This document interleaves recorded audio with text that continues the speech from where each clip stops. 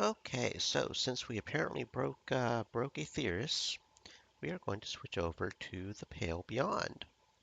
I don't really know anything about this game, so we will be discovering it together. Apparently, it's gotten pretty good reviews on Steam. It's even been nominated in the Steam Awards for 23 for Outstanding Story-Rich Game. So we may be um, borderline VN again, like we do sometimes, but it's also a survival simulation RPG thing. So I don't know. I don't know what we're about to get into, but we're getting into it. So first things first, settings. I don't like exclusive full screen. Does that mean that we can do this without doing that? No, it's being grumpy, or we didn't apply it. Can I do? Okay, now I can click off it without it doing that weirdness. That's nice. Stream elements. Said. Stay moist, my friends. Hydrate. We're going to start off on ultra graphics and see if we start breaking things. If I remember right, store page. The recommended minimum, it doesn't even have a recommended, the minimum is 4 gigabytes RAM, so we should be fine on ultra graphics. Volume, zooming speed, no idea what that is. Text size, that's nice. May up that so our phone viewers can see us better. And there's even an achievements thing right here. So there are 47 achievements. Cool. Okay, so I guess we'll just start a new game. Again, no idea what I'm doing, but we're doing something. Start a new expedition. Branches 1 out of 40. Okay.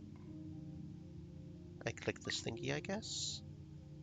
Normal game balancing. Lower temperatures across the whole game. Original launch balancing. We'll go normal, I suppose. The air bees cold. Am I supposed to click? Doesn't seem like. Oh. Oh, the air bees cold. A flake and white as a sailor begs their pledge. We're already getting a choice. Okay. To the ice they'll pray that leads reveal. Out in the ice they'll stake a claim. That in the dark they'll brace themselves.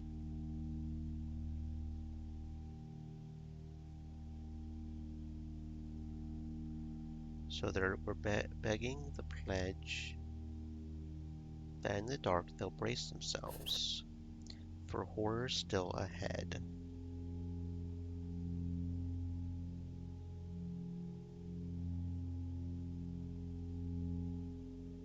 Of homes they'll dream, of warmth long lost and chased to Frostworld's edge. A hunger draws the desperate here.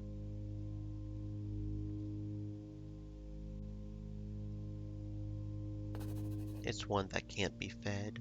What will ye do when steel hearts break and courage does abscond? I'll do what must be done indeed out in the pale beyond. Okay, I'm already really liking this. We get ourselves our own little poem that we start writing at the very beginning.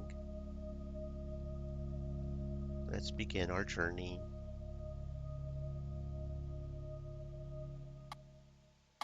Crew wanted, able-bodied crew wanted for dangerous expedition. Months of darkness, low wages, slim chance of safe return, glory to be had in the event of success. That sounds fantastic. You're alone in the office.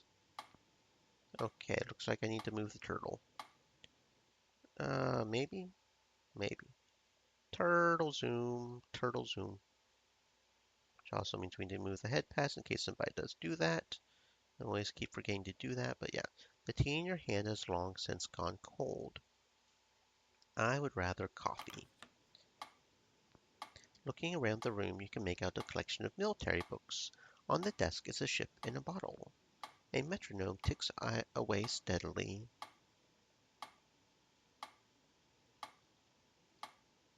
It's insufferable.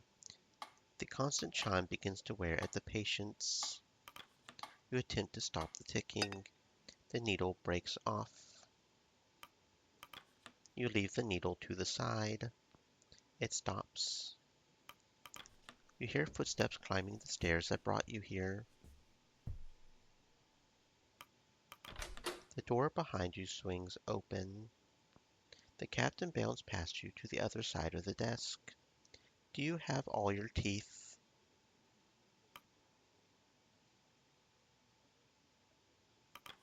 I have enough to get by. Can never be too careful. The captain sits down. It's the little things you can lose people to. Speaking from experience, how many people have died under your supervision?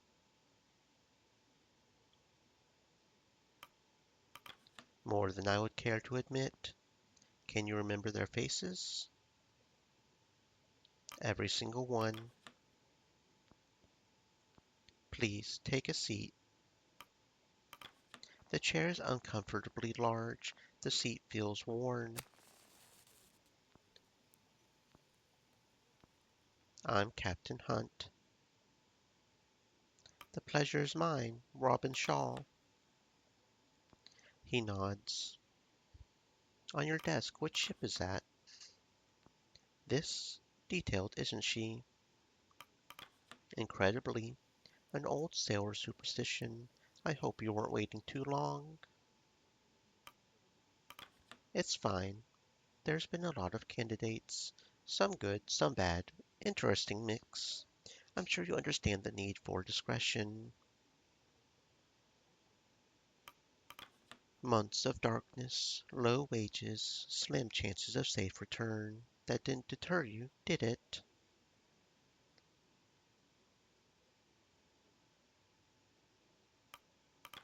It's to be expected, surely. I thought it blunt, but it's proven remarkable at weeding out the weak and the pretend. I have a few questions. First, he looks down at his list of questions.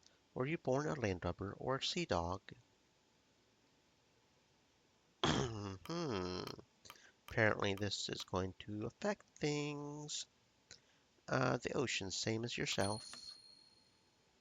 The oceans. I'm salt born and bred. Military experience? Hmm. Royal Admiralty. 2 tours. Under what circumstances did you leave? Honorably. Well, we've no stewards to wipe your arse out here. You best get used to doing that yourself. Have you ever fired a weapon? Yes. Have you ever killed a man, directly or otherwise? Yes. I see. You're not married, are you? Of course not. You better not have a death wish. One must believe they'll return to justify leaving in the first place. Any less and you're doing yourself a disservice. We're here to find the ship in that bottle, the Viscount. Heard of it? No, enlighten me. He clears his throat. 5 years ago, she set sail on a research expedition towards the Dead Peninsula. They were trying to find and study the absolute magnetic south. Did they? If they found it, I might have heard of them. She never came back. Her last known location was 200 miles south of land, presumed lost to the ice. And we're supposed to be chasing this ship. Exactly.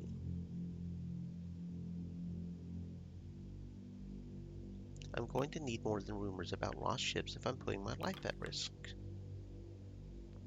Naturally, here's what we do know. Not one person or thing has been heard from the Viscount since it first left port. Until now. Until now. Someone was found who claims to have been on that ship. Where are they now? Dead, but their testimony seems to have outlived them. Those with more money than sense want that old ship. That's the job. If I don't pick the first mate, somebody else will, and, well, my judge of character's gotten me this far. What of our crew? Quite the mix. Some I've known for years. They get on trust and experience. Others, well, they interview. You don't have a full crew already. Not entirely. A different undertaking than usual. We do have transport, though. We'll be traveling on board the Temperance. She's a beauty, Greenwood, generational. Not many like it left these days. The Viscount and the Temperance. They're sister ships, built together, sent out into this world to die alone. Poetic. Indeed, I like to think one calls out for the other. The captain looks at the bottled ship. So, what do you think?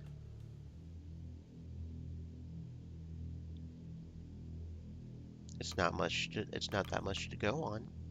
No, it isn't. The captain checks his watch. Anyway, I think I've heard enough. The captain stands up. We leave in a month. Welcome aboard, Shaw. Proverbially speaking. So I have the job? What do you think? I'll see you on the Temperance. I've a good feeling about you, Shaw. The feeling is mutual. I broke your metronome earlier. Oh, don't worry. This isn't my office. Oh, oh, oh, okay. The captain makes his way to the door and you follow. You arrive at the docks a month to the day. Before you lies a ship. The letters on its side read Temperance. Oh, okay. You walk the cobble to the boarding ramp. Beside is a sharply dressed man overseeing the loading of cargo. He turns to you with a stern expression. You can feel his eyes assessing you. A military gait. You must be Hunt's pick for first mate. I figured he would keep it in the ranks. Good man. He extends an arm. Richard Templeton, a pleasure. You accept his offer of a handshake. It's considered a shake. I shall be operating as the chief science officer on this expedition. I am also the incumbent representative of our benefactor. Do, however, consider myself and my team at you and the captain's disposal. What did you specialize in? Applied botany. I look forward to working together. Mr. Templeton, I expect you to be up for the task. Some of the layabouts Hunt hired are questionable at best. No doubt I needn't inform you of your duties. You're second only to Captain Hunt himself. Though I must warn you that you have quite the task ahead. The rabble I've spent the afternoon sorting are the same that you'll have to whip into shape. Punctuality, schedule, a strict adherence is what we need if this expedition is to succeed. I expect you to be the organized sort. You would not have been assigned the role otherwise.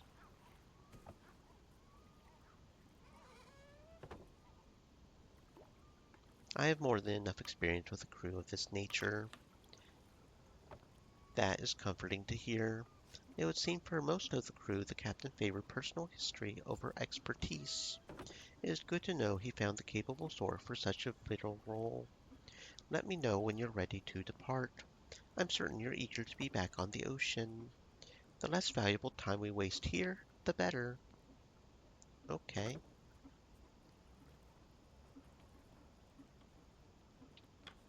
A young man stands at the ramp, steeling himself for the journey ahead. Hesitantly, he begins to drag his feet up the ramp and onto the ship. Okay. You'll be gone for quite a while. It'll be some time before you see the city again. Okay. Hunt's description of the ship was accurate, near identical to the Viscount, barring some modern additions.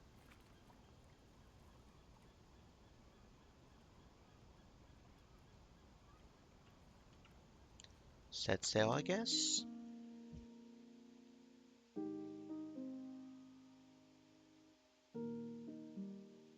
Week 1, 1 week on the Temperance.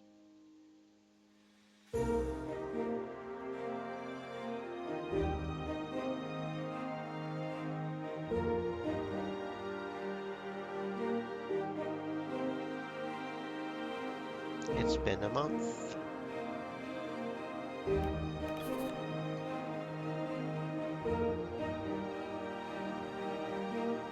First Mate Shaw personal log. It's been a month since I signed on, and 1 week since we've set sail aboard the Temperance. I'm told the waters will get warmer as we pass the hemisphere before they turn colder. The Admiralty had nothing like this. A technical marvel, elegant machinery expertly weaved through one of the fastest hardwood ships of its day. Reborn for this mission, breathing again with life, she's simply magnificent. I can't help but wonder who's footing the bill for all this. Certainly not the captain. Such exquisite modifications to the ship must have come cheap. It's none of my business really, but the question still lingers in my mind. As for its master, he's mostly kept to his quarters so far. The captain seems a trustworthy sort.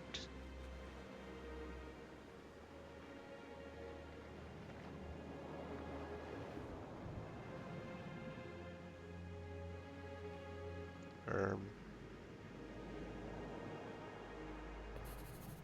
Experience alone justifies his position. There aren't many who make it out the other end of naval military service with all their limbs, let alone his vigor.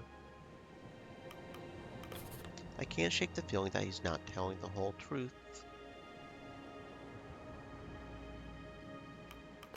But perhaps I'm too quick to judge. As for the rest of the crew, there are now 22 of us, including the captain. Our next port will be our last before we enter the ice, to pick up the remaining 4 members of the crew. The scouting team. Hunt is also keen to work out a deal on a pack of sledding dogs.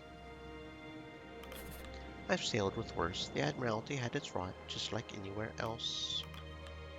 One of Hunt's sailors approaches. Captain wants you at the helm. I'll head there now. He leaves.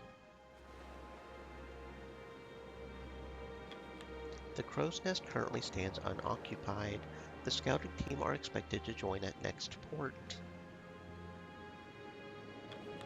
The door to Hunt's cabin is shut tight. The captain himself is busy at the helm. The forecastle door appears to be locked. You ascend the stairs to the stern and find the old captain manning the helm of the ship. Ah, Robin. Lovely day for it, isn't it? It is indeed, Captain. Indeed. It's days like these I make sure to do my share of the sailing. He winks. He thinks for a moment before stepping aside and stretching out a wrinkled hand. Did you ever take the helm in the Admiralty? Never felt right not to for me. Here, why don't you have a try? You grip the wheel of the ship and feel the weight of the waves in your arms. The memory in your muscles rear themselves as you begin to move in time with the ship and the wind. Easy. There, you have it. The captain pats you on the back. Fantastic. Now try to get a sense of where we are. Get some perspective. Peaceful, isn't it? Panning and zooming speeds can be adjusted in the settings menu. He takes the wheel back from you. I think I'll drink the morning in a little longer. Would you mind preparing my quarters for the day's work? There's much to do. Okay. How far out can we zoom? Well, we can zoom way on out, can't we? We can also use the arrow keys to get to the different things. Okay. Okay. A pristine furnished tub secured to the floor, a luxury to be had on the ice. A classical painting depicting sailors doing battle with a kraken. An ode to an old folk story of the great Captain Seamus's dance with the Salt Kings. On the desk you make out a variety of papers, notes, and maps, as well as a sealed letter with a stamp you don't recognize. The desk itself is suspended with ropes to keep it safely in place.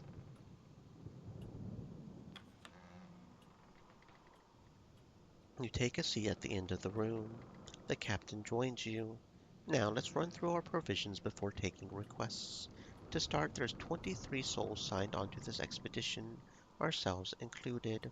That's 16 free to be assigned to tasks if they aren't already busy. The rest are deployed to their permanent stations. You are only able to deploy crew you have discovered. They must be in good health and not otherwise deployed to another post. We'll be picking up the scouting crew at next port. The lot of us also seem to be in good spirits. The expedition will end tearing itself apart if you'll end the week with no decorum left. Or moral, I'm guessing. We have enough provisions for at least 6 months in case of emergency. If you cannot afford the minimum food rations at the end of a week, crew will become malnourished, which I'm sure is a very bad thing. Unless cured, the malnourished status will develop into scurvy, a severe status defect that prevents crew from working, eventually killing them at the end of a week. And more than enough fuel to see us there and back again. Colder temperatures will increase the minimum fuel required at the end of a week. If you cannot afford that minimum fuel, crew will become freezing. Unless cured, the freezing status will develop into frostbite, a severe status effect that prevents crew from working, eventually killing them at the end of a week. The sledding dogs. Well, they're still a matter of negotiation. Dogs will be needed to send sledding teams out to gather resources on the ice. Sending hunts out further requires a greater amount of dogs. They will rest and become available between the weeks. Now, on to work. Okie dokie. Cordell and Corvid. A sailor enters. We found a stowaway in the lower hold. Bring them in. Another sailor enters, leading a young man by their side. You know, you're not the first stowaway I've had. The captain studies them further. You know where we're heading, don't you? I do, sir. The ice. Did you know that before you climbed inside the crate? I did, sir. How old are you? You're hardly a useful pair of hands. Not true. I can pull my weight, sir. Do you know your jibboom from your bowsprit? I do. I learned it all from a Da. Your Da. He's Ward's son. Followed him on board back in the city. What should we do with him, Captain? Well, Shaw? Hunt eyes you up. Your first mate, what should we do with him? I would keep them aboard. Hunt squints. Why?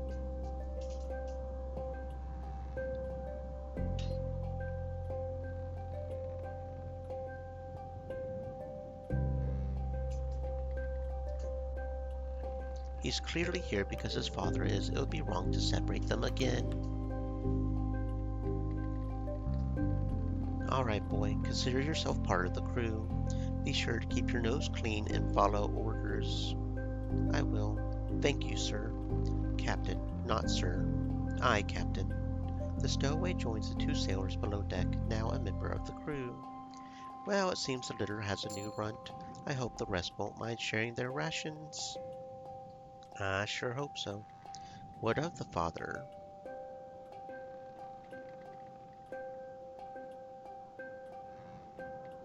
Simple. Split their pay and their rations. Any rations the boy takes should come from his.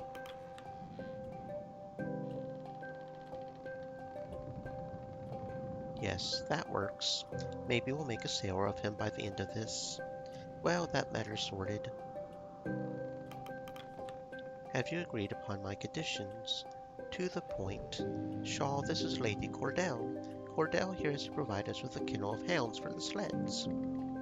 And our agreement was that she would train them up until we part ways at the nearest island, but you neglected to inform me that you were bringing my dogs through the Pale Passage. I had no intention of sending the pack to its death. You seem to have good faith in this expedition.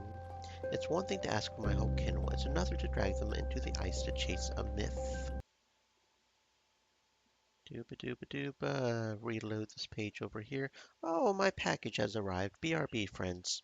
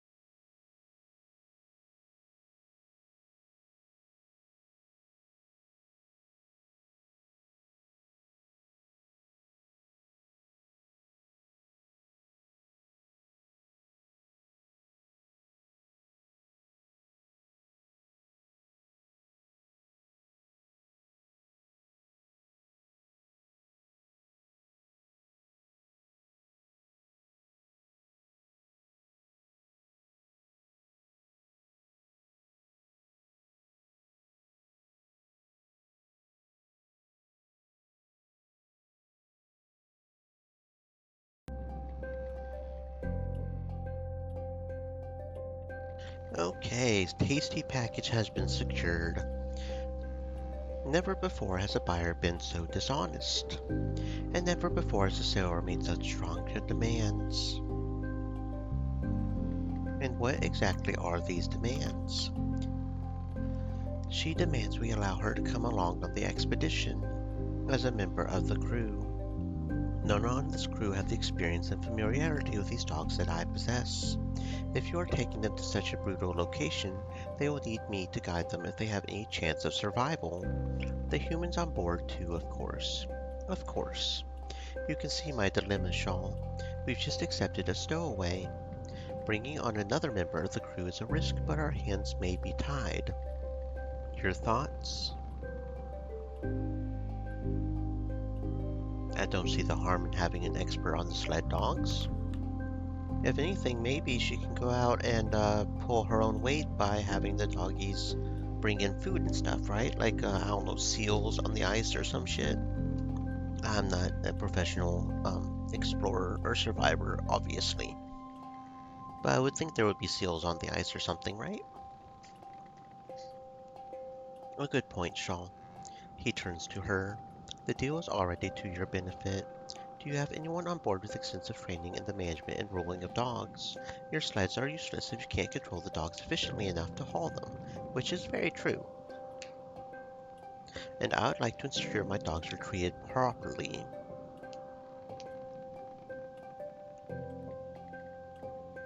Welcome aboard, Cordell. Your knowledge should prove valuable. Invaluable. I'll have a room prepared for you, below deck. No need. You'll find me in the forecastle with the dogs. She leaves. I hope I'm not making a mistake. I hope so too, but we got our doggies and we got an expert on how to do the doggies, so that'll probably mitigate any potential issues with the doggies that we may run across. Finish the requests, I suppose. Now that that's all settled, I have one more errand for you to run. Could you grab the Stoke brothers and order them to meet me up deck after dinner? Hefty lads, red hair, you couldn't mistake them for another.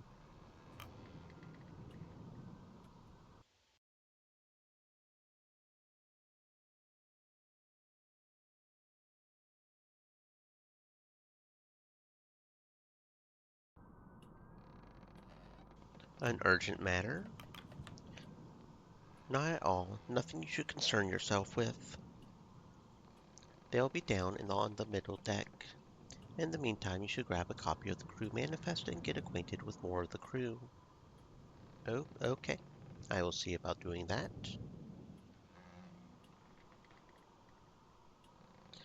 Uh,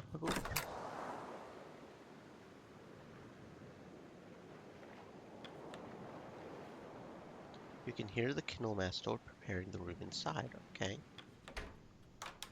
I see. Upon closer inspection, you make out the ship's photographer, Kasia Belford, balanced on the ship's mast with her camera lining up a photo.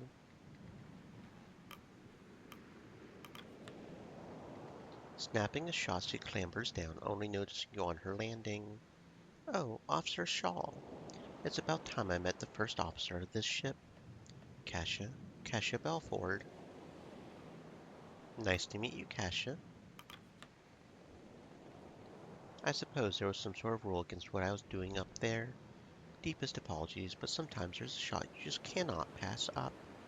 An accomplished photographer, Kasia Belford won the Fittler Prize, the highest honor in journalism, for her work covering plague outbreaks and riots in the capital.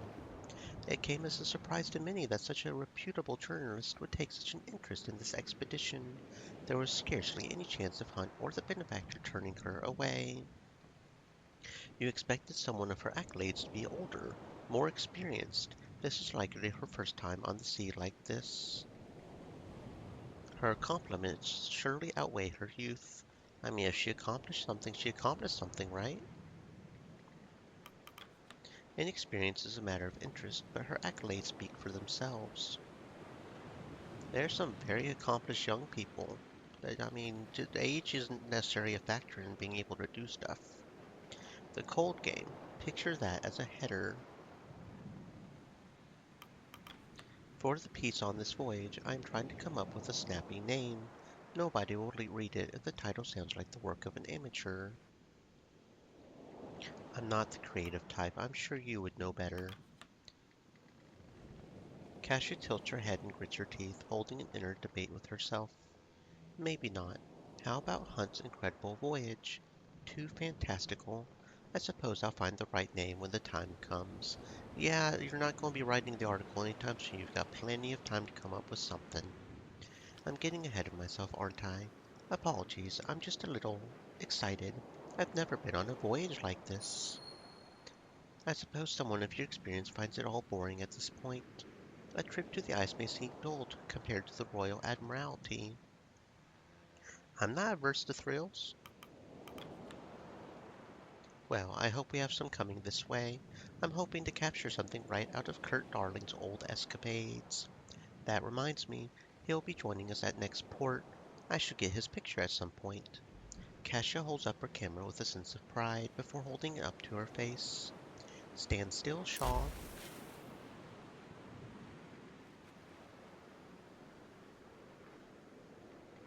How long do they take to develop? Only a day or two. I've made a makeshift darkroom in the hold.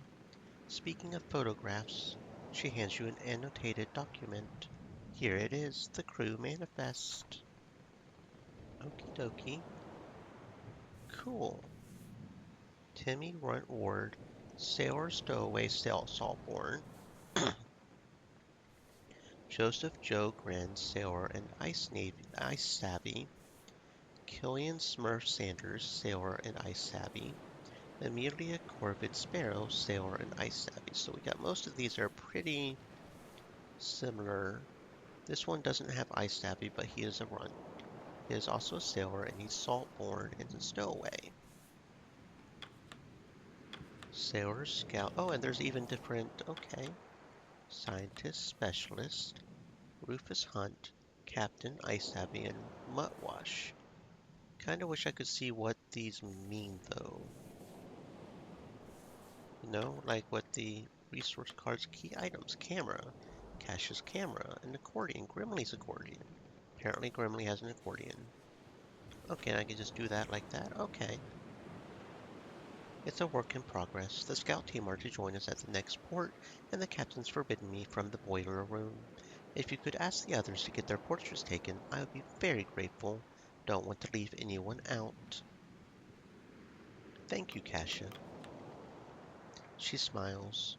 I'll not disturb you or of your work any further, officer. I have a few more shots I want to get before the sun lowers anyhow. Safe shots, officer. Don't worry. It's your head that'll die if you know you fall into the water or some shit. You leave her to her work. I mean, that'll be one less mouth to feed if you do, so. Forecastle is still locked. Okay. You spot a large man with a youthful gait, carrying a heavy crate over his shoulder with relative ease. Oh, you're Officer Shaw. He gives a bright, warming smile. Two Johns. That's what they call me. I'm sure you'll get your nickname later. Two Johns attempts to offer a handshake but loses control of the crate. He struggles before firmly holding it in place with both hands. Maybe later. Work awaits. Okay.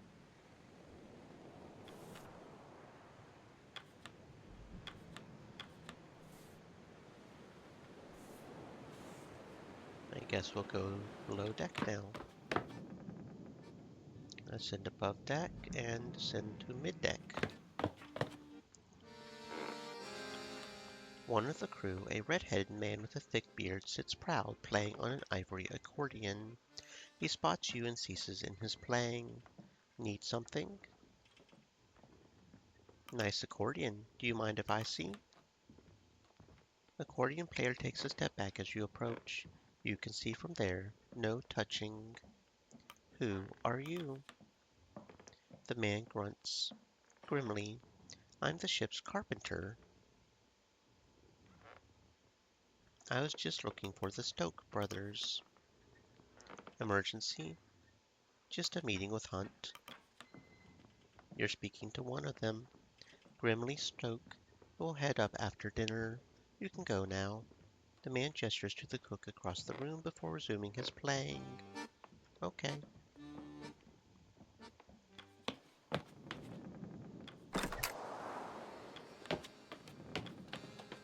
I guess we'll call for dinner then. The crew have their meal. It passes in relative silence. The crew return to their post. The hammocks are unfurled in preparation for the evening.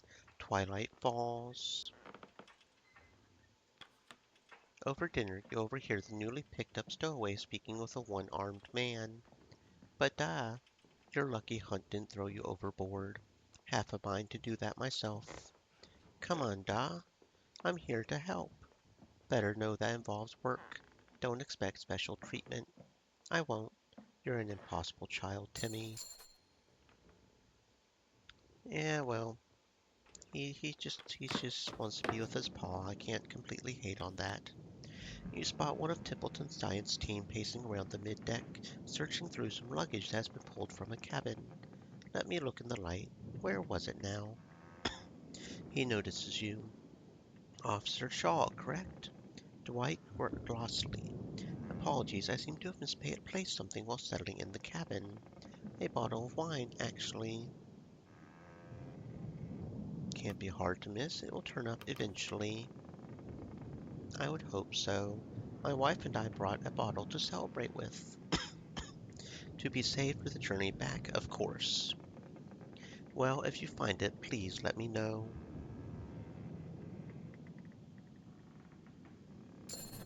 Okay, I'll keep an eye out for that. Make sure it's not like down here or something, I guess. And then we can enter my cabin. Okay, here's my cabin. And then we can look at our journal, I guess. Okay. And then go upstairs. And then Templeton's right there. As you look over the railing out to the ocean, a wisp of smoke flies past your face. You turn to examine and spot a sailor with a pipe in his mouth and a sheet of paper in his hand, overlooking the stirring waters. Looking at something? Who are you? Tashi. After introducing himself, Tashi falls silent and begins to read the letter. Trying to draw conversation from him may be similar to extracting teeth.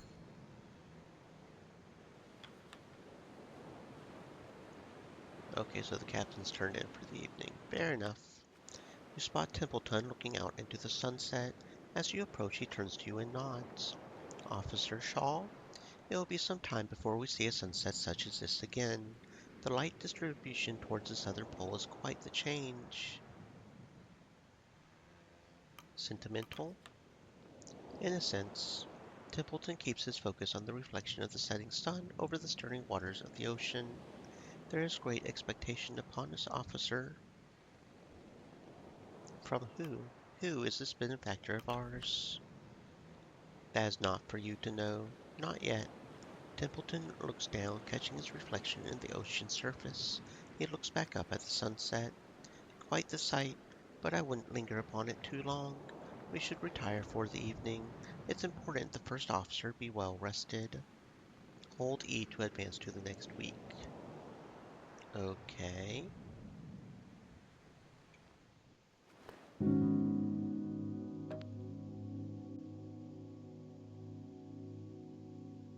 Food rations, normal 2 per. The fuel spend of the week, normal 2 per. Okay.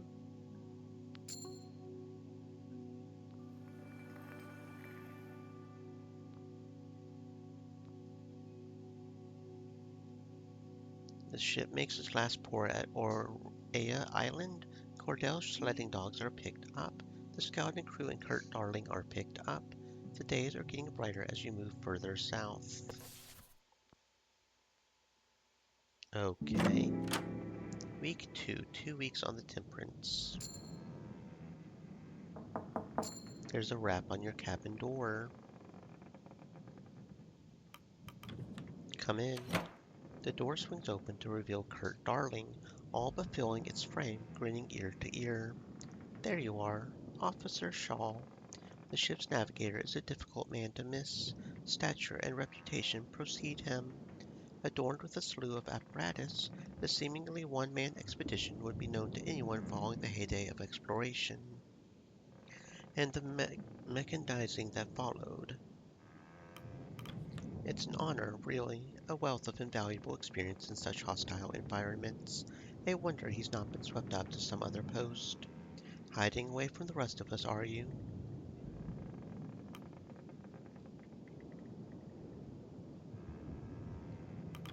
Are you always this early to rise?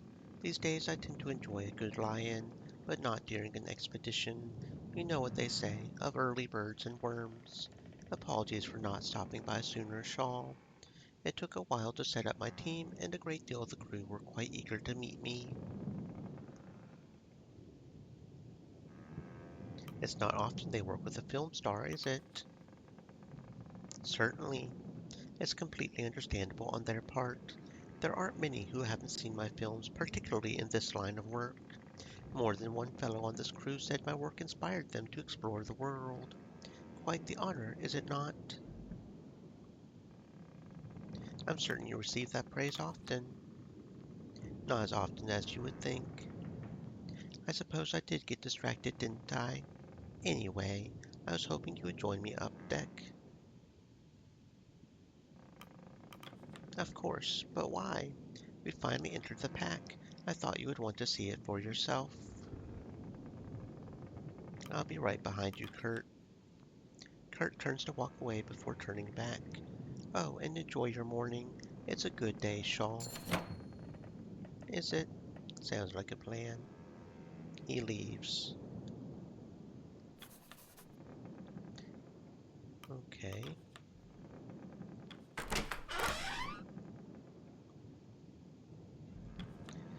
You note one of the science team returning to their room. Mrs. Gloss, did you have a good rest? She nods to you. Hello. I did not expect Minnie to be up this early. Harriet Glossley. I believe I've met your husband. Yes, Dwight made mention of your encounter. He's still fast asleep. He's adjusted to the ship well. I believed a walk around the ship would help acclimate myself to the waves. Perhaps it'll take some more time. With that, Mrs. Gloss makes her way back to her cabin. The science team aren't used to the sea, or the sailor folk. Quite the culture clash, isn't it? Well, I'm sure they'll grow used to them over time. The door to the doctor's office remains locked. Seems the good doctor isn't in, or perhaps enjoying his sleep. You are yet to come across the ship's doctor, even after all this time.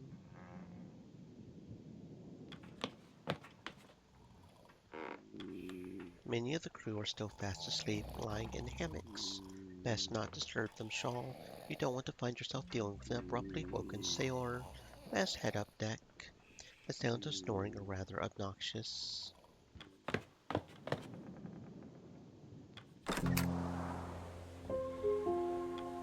At the stern, you notice an older sailor at the helm.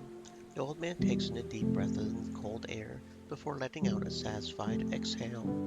Morning, and a good morning to you. He eyes you up.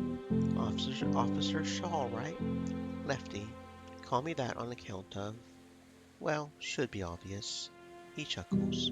Don't worry about the bad sight. This is all feel. Just keeping her steady.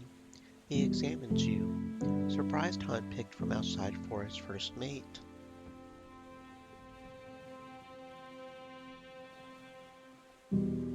I assure you I'm more than qualified for the role. Oh, I don't doubt that. You must be something special for Hunt to look outside the ranks. Hunt doesn't have much fondness for the military, but it at least means you've got the work ethic. Mornings like these are about the only peace I get from the younger lot. You should take these moments when you can. Lefty returns his attention to the helm. As you get older, I suppose you learn to value the quiet moments. Let us hope we're just as diligent when we're old and gray. Myself before you, of course.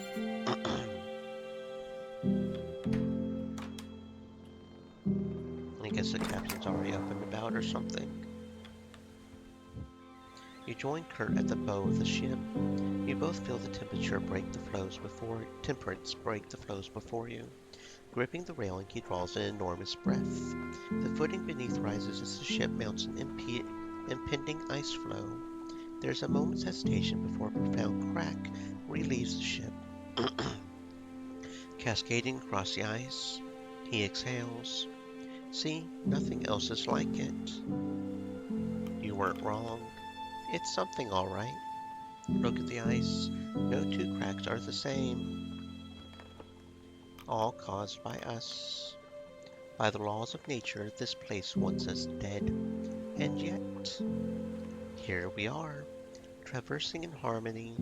How fantastic is that? How far are we from land? We're about a week's sail from the last known location of the old Viscount. Assuming she isn't exactly where they left her, we can't take smooth sailing for granted. Same goes for this daylight. It won't remain this bright for so long once winter encroaches. Beautiful as the ice is, on this course it's going to get thicker. He looks out across the white. We won't be so confident when the leads dry up and we're stuck here till the next cycle. We need to change course. Avoid the pack.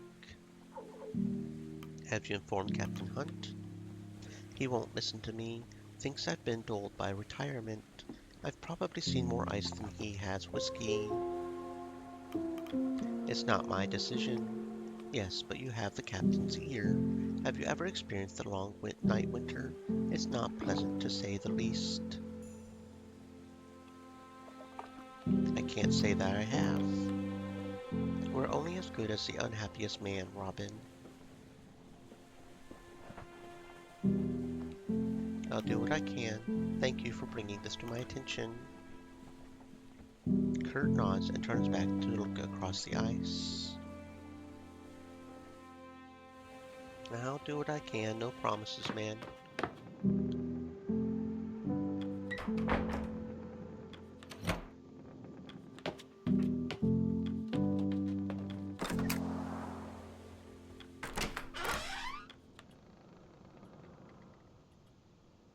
Shaw, ready for another day of work?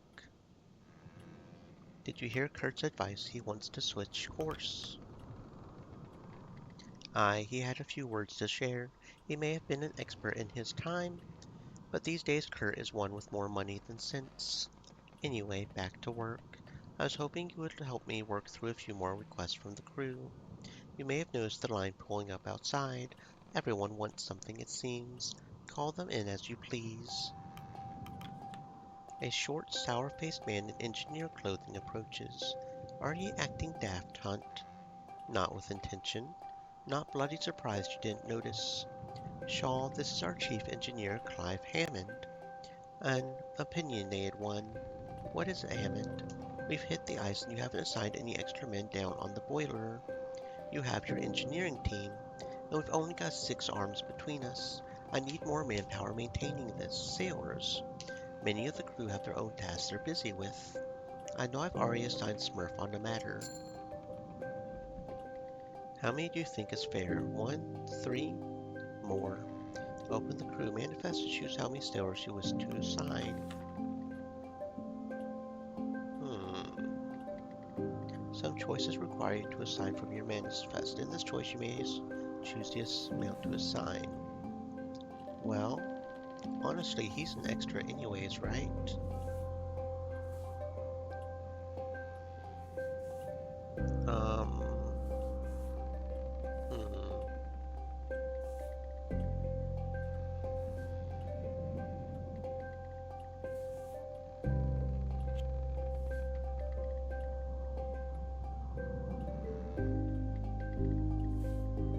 I don't know if there's like someone we're supposed to specifically pick, you know?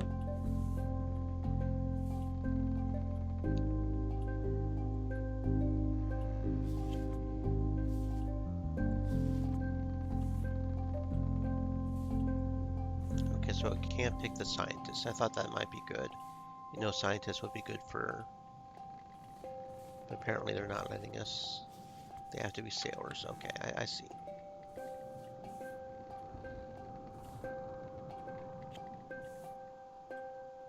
Um,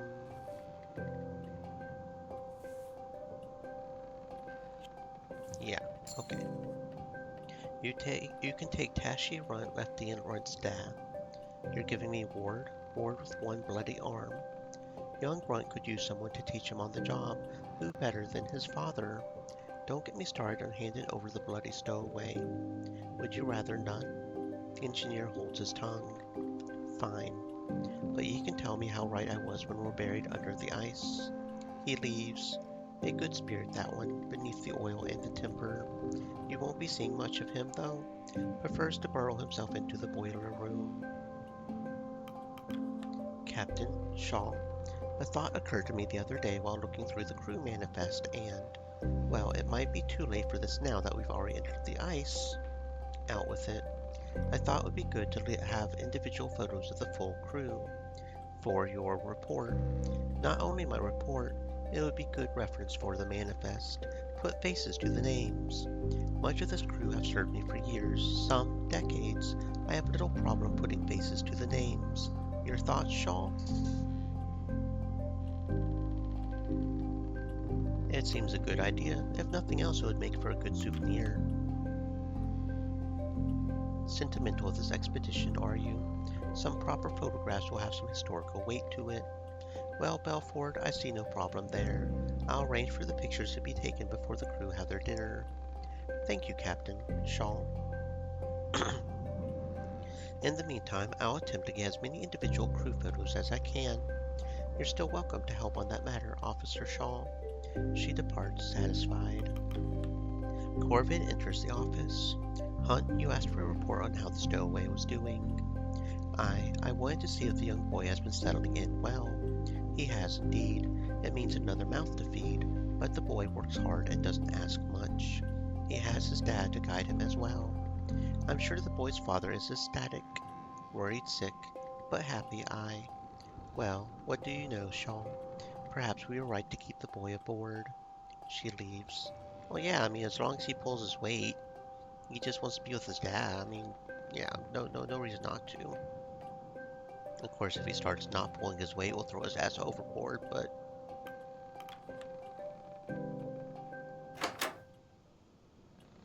Good to have all that settled, then?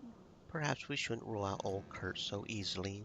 If the man thinks there could be an alternate path through the ice, he's free to search for it. Shaw, meet with him when you have time.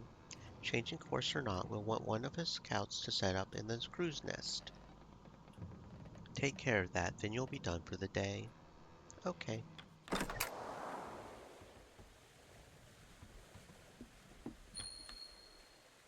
You spot a youthful-looking man leaning over the side of the ship, his head slumped as he looks into the icy pool below. It appears he's been visited by a spot of seasickness. You make your way to the man and reach out your arm to pat the sickly fellow on the back. As soon as your hand reaches him, he jolts upright in shock.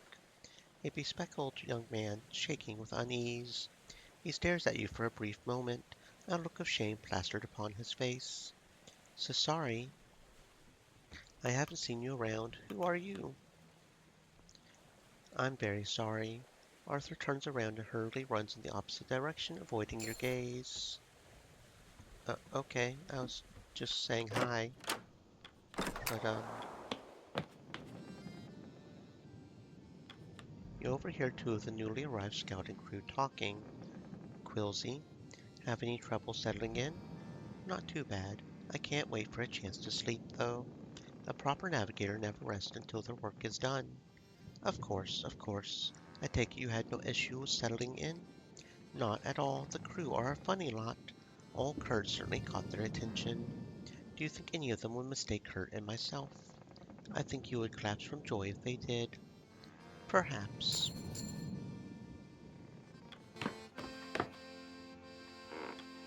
You spot a suspicious-looking sailor emerge from the pantry. The hooded sailor spots you, keeping their hands firmly in their pockets. Not what it looks like, Officer Shaw. Pleck, but call me Gnomes. I'm not thieving anything. I hadn't considered that, but now... You think I protest too much then? No worries, I was just setting up a practical joke. And what is this practical joke? Not going to spoil the surprise. It's not your expense if that's your concern. Have to get some enjoyment around here, don't you think? With their mysterious traps set, Gnome scurries off to the upper decks to return to work.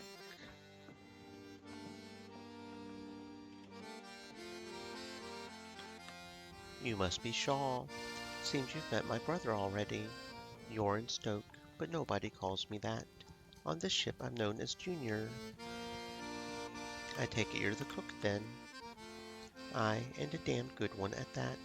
Hey Shaw, can you grab some tins from the pantry? It's nearly time for dinner. Well, I think I know where this is going. The moment you enter the pantry, a big bag of flour drops on your head, scattering all over your officer's uniform. The hells was that? Gnomes. You wipe the flour off you before continuing.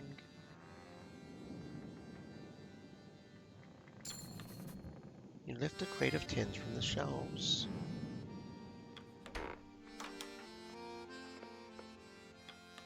What's on the menu this week? Oh, resource items may be spent here for instant effects, increasing food or changing the status. Crate of 10 food. Sealed sustenance prepared by the Apperton's Tinning Company. 20 food and 3 furnace. Okay, that's interesting.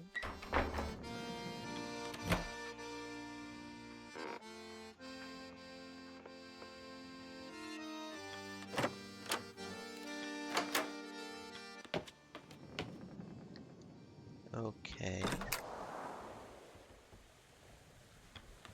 While examining the rigging of the ship, your eyes notice a figure darting by, climbing on the ropes with ease.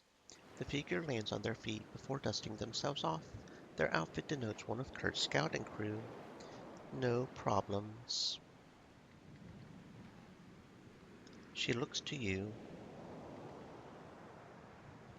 And you are? Officer Shaw, yourself? Flick. I'm one of Kurt's crew. Don't worry about my safety. I know what I'm doing. Trust me. Kurt doesn't just hire anyone. Well, he didn't hire me for no reason. Got the medals in gymnastics if you're worried about my credentials. Flick jumps up and returns to scaling the rigging of the ship. Send me up there, I'll get you a reading. The scientist eyes the man's cane and turns to you. I believe the navigator means you to send one of his scouts. The navigator clears his throat and taps his cane. Of course. If you find one of mine, they'll get us a reading rightly.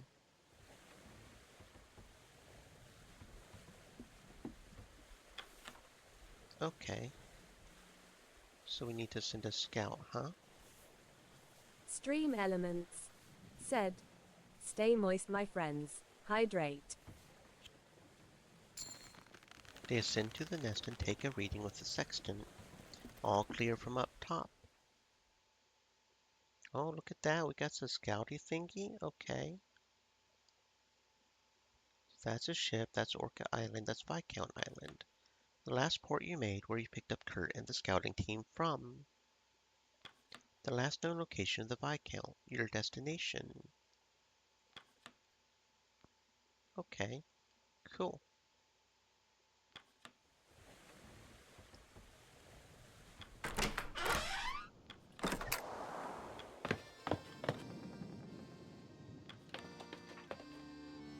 I guess call to dinner is the last thing we need to do. The crew have their meal. Shall we toast to the ice?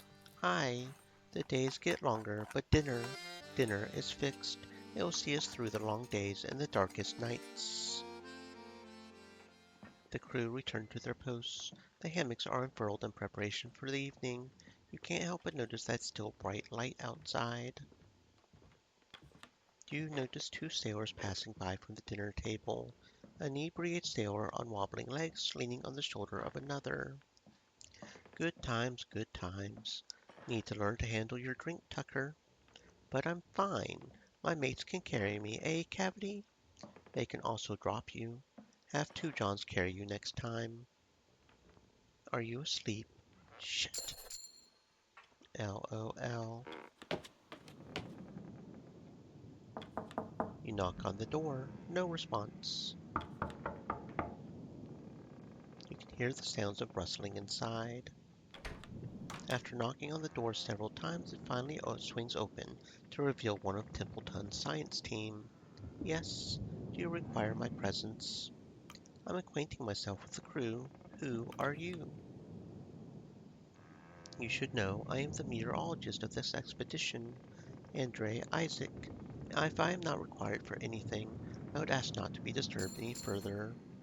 Okay, I was just checking on you, bruh.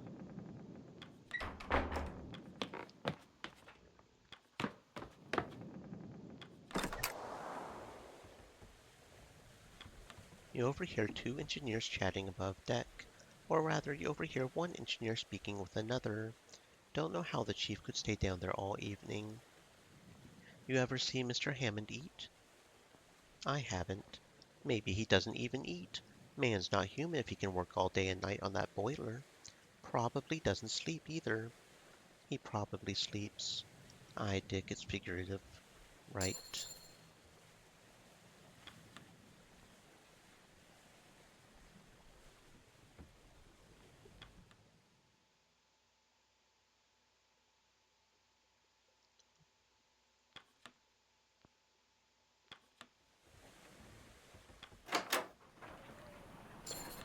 The dogs regard her with rapt attention as she paces between them, bowl in hand. The largest joins her side as you approach. Okay, you nearly burn your mouth on the hot broth. It's surprisingly palatable. You feel yourself warming up. You seem to enjoy it. I'm afraid there's only so much. If you want more, it will be among the dog's leftovers. Penguins, some blubber, fats and proteins. Easiest way to hydrate them. Was there something you needed? Just inspecting the animals. They belong here more than we do. Unlike us, they need the ice. It cools them through their paws as they run. They would overheat otherwise. Strong creatures. Very. They handle stress differently, adapt quickly. There's plenty to be learned from them. You love these animals. They need me, and you'll need them. You ruffle its head. It tries to lick the broth from your fingers. Oh, you're a good puppy. Yes, you are. Good doggies. Okay, so I guess we need to go to the cabin and rest. Or I'm not sure. I'm not seeing any other golds.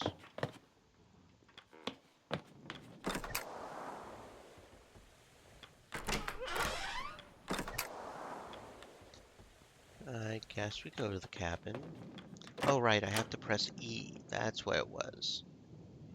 Okay, so we'll progress.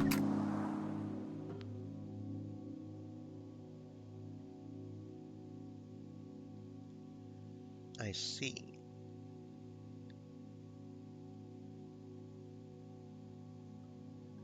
I guess that's good enough.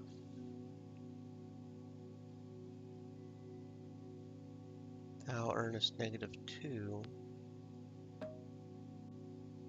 I see. But we don't have enough for normal fuel rations.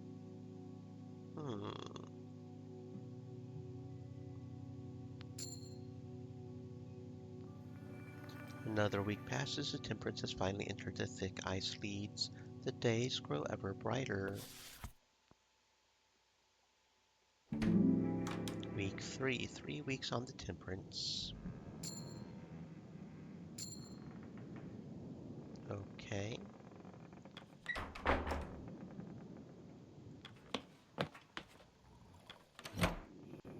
Nothing in here, it looks like.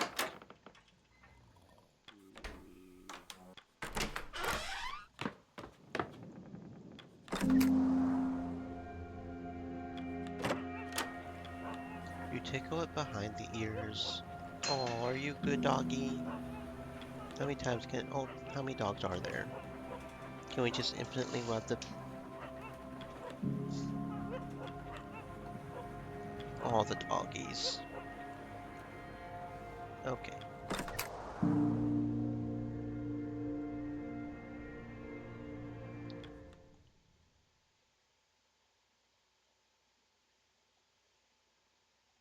Viscount Island, Viscount Island. I don't know why it was golden over here. I don't know.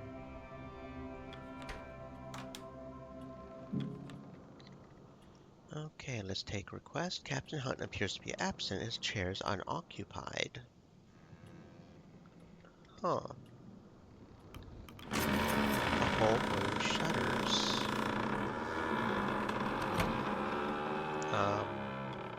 What's going on? What in the... Well, I was worried about this. Look at that ice. We could be trapped for a while. Strong pressures, as if we didn't have enough bother. Well, no need mucking around. Let's get to work. Where's Hunt? I'll grab him. I'm sure he felt it too. Shaw, check the boiler room. I'm sure the mole man has problems of his own. Not to worry, everyone. We'll be free and moving again before you know it. Back to work. Oh dear. So he was right pretty much. Officer Shaw, it would appear we've stopped. Curious. Hunt was warned of this pathway, was he not? Even I could see the risk, yet an experienced sailor carried on. I wonder what goes through that man's head. I don't know. Officer Shaw, what happened? Ship's come to a stop. I almost flung my camera into the wall. We didn't hit anything, did we? Have you seen Hunt? Not since this morning. He was going to speak with Grimley about the lifeboats last I heard. Okay.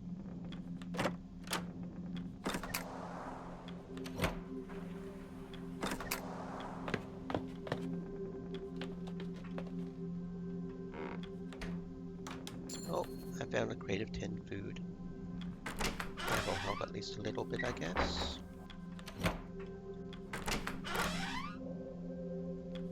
Ship stuck then? If you're looking for Hunt, you just missed him. How? We didn't cross paths. Don't ask me. I'm going to check with my brother. Okay. Oh, I got a stack of biscuits.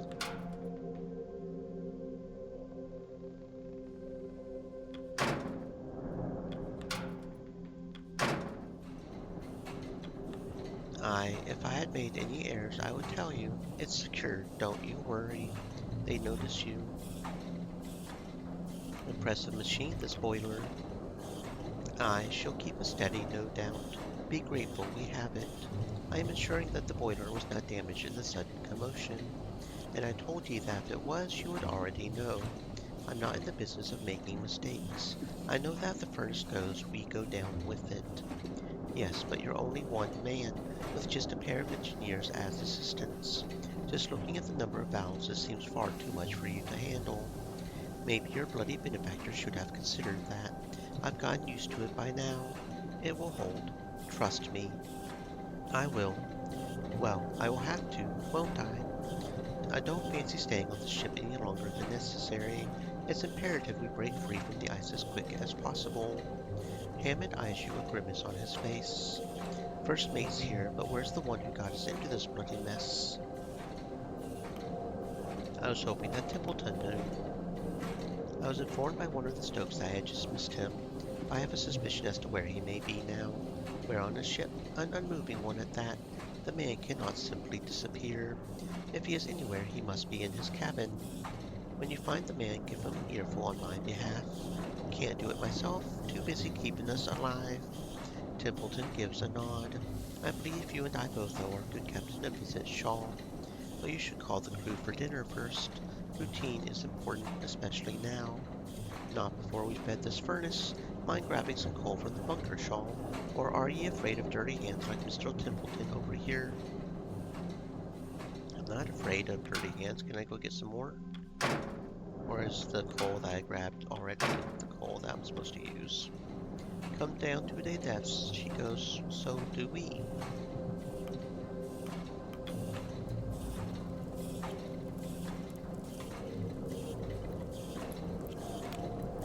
Interesting, so we could do that.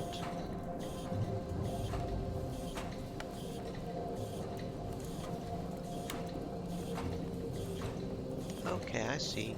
So if we put in the hoosh, it gives us 20 food. If we put in the furnace, it gives us 3. That's what that's saying. Okay.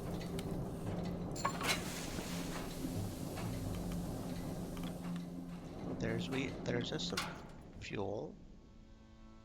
I guess I'm supposed to go over here. You emerge mid-deck to find the crew readying themselves for dinner despite the ice. Some seem nervous, others as if nothing has changed at all. Alright, well here's some tinned food.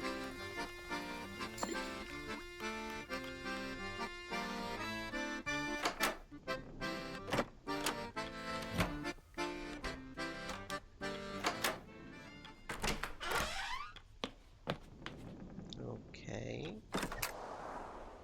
Doesn't seem like there's anything else we can really do.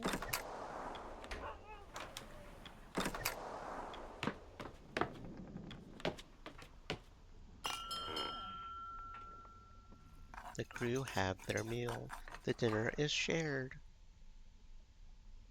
The crew return to their posts. The hammocks are unfurled in preparation for the evening. You can't help but notice that still bright light outside. You didn't see him either. He didn't pass by, but his cabin door was locked when I checked. Slippery bastard. What are you thinking, Hunt? Hmm.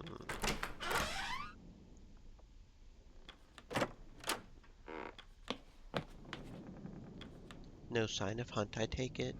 Mr. Templeton passed by, but he wasn't exactly willing to take questions. Yeah, he seems to be giving us the slip for some reason. One would think Hunt would be taking action at a time like this. Instead, the man has squirreled himself within his office. An odd one.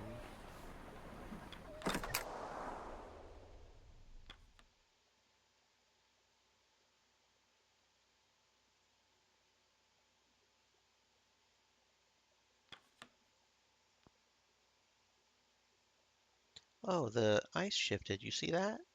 The ice shifted a little bit there. Interesting.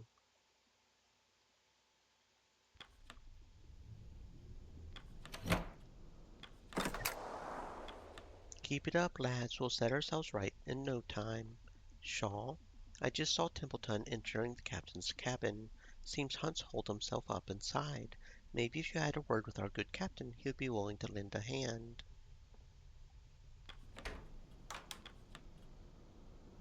I was informed that he was here. Where could he have hidden himself? Maybe he's gone overboard? Templeton glares at you. This is not a time to be making jokes, Shaw.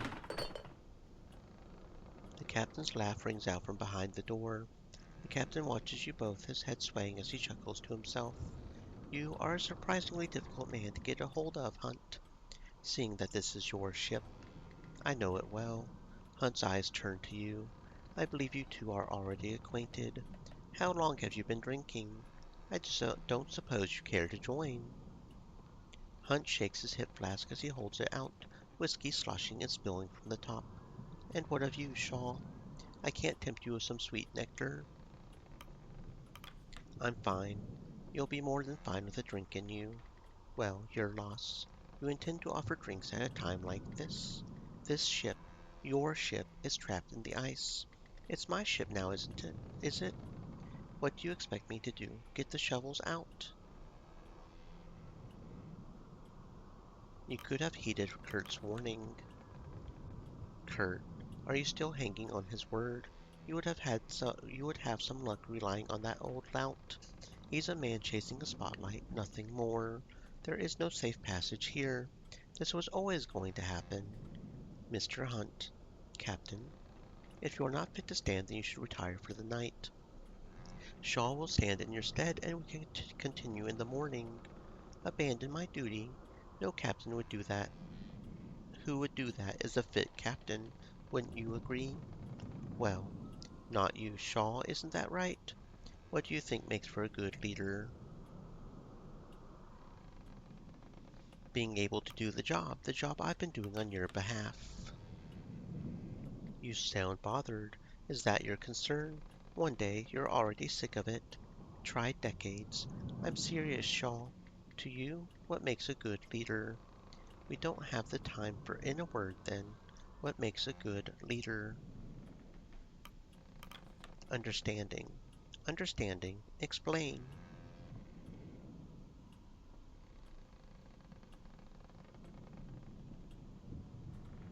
To understand what needs to be done to know your next course of action. And that's something you can know, is it? Perhaps you would like to step above deck, look over the bow. Nothing but ice surrounds you. You can't see 5 meters from your face through all the mist. Do you know the next course of action there? Speaking in platitudes will do you no good.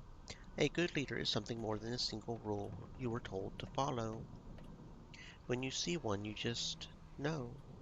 You have wasted enough time pining philosophical. My apologies. I'll ask the real questions. Shaw, look at where we are. Do you honestly think we're going to survive this? I have no doubt we will. Well, I suppose someone has to carry faith with them. The captain laughs. Shaw, nobody knows we're out here. That doesn't leave this room. No, no, wouldn't want to upset your employer. Our benefactor. We all want to be paid after this, don't we? Enough. If you weren't fit to lead this expedition, you should not have agreed to it. You you shouldn't be. None of us should be here. Old Kurt paid handsomely to join. You're just a botanist sent to keep an eye on me, our doctor. And then there's me.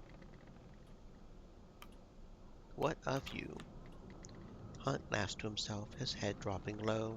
Templeton opens the door. The captain needs his rest. We'll discuss this once he's of sound mind.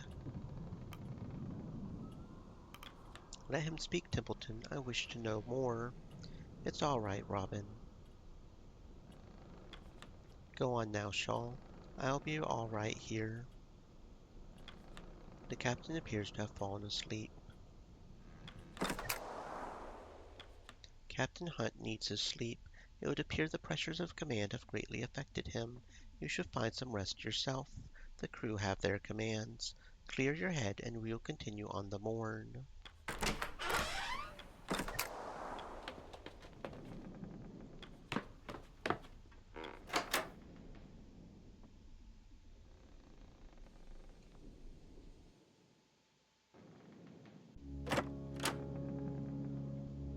You awake to a room awash with green. There is a loud banging on your door and a familiar voice speaks from behind the wood. Shaw, are ye in there? Shaw.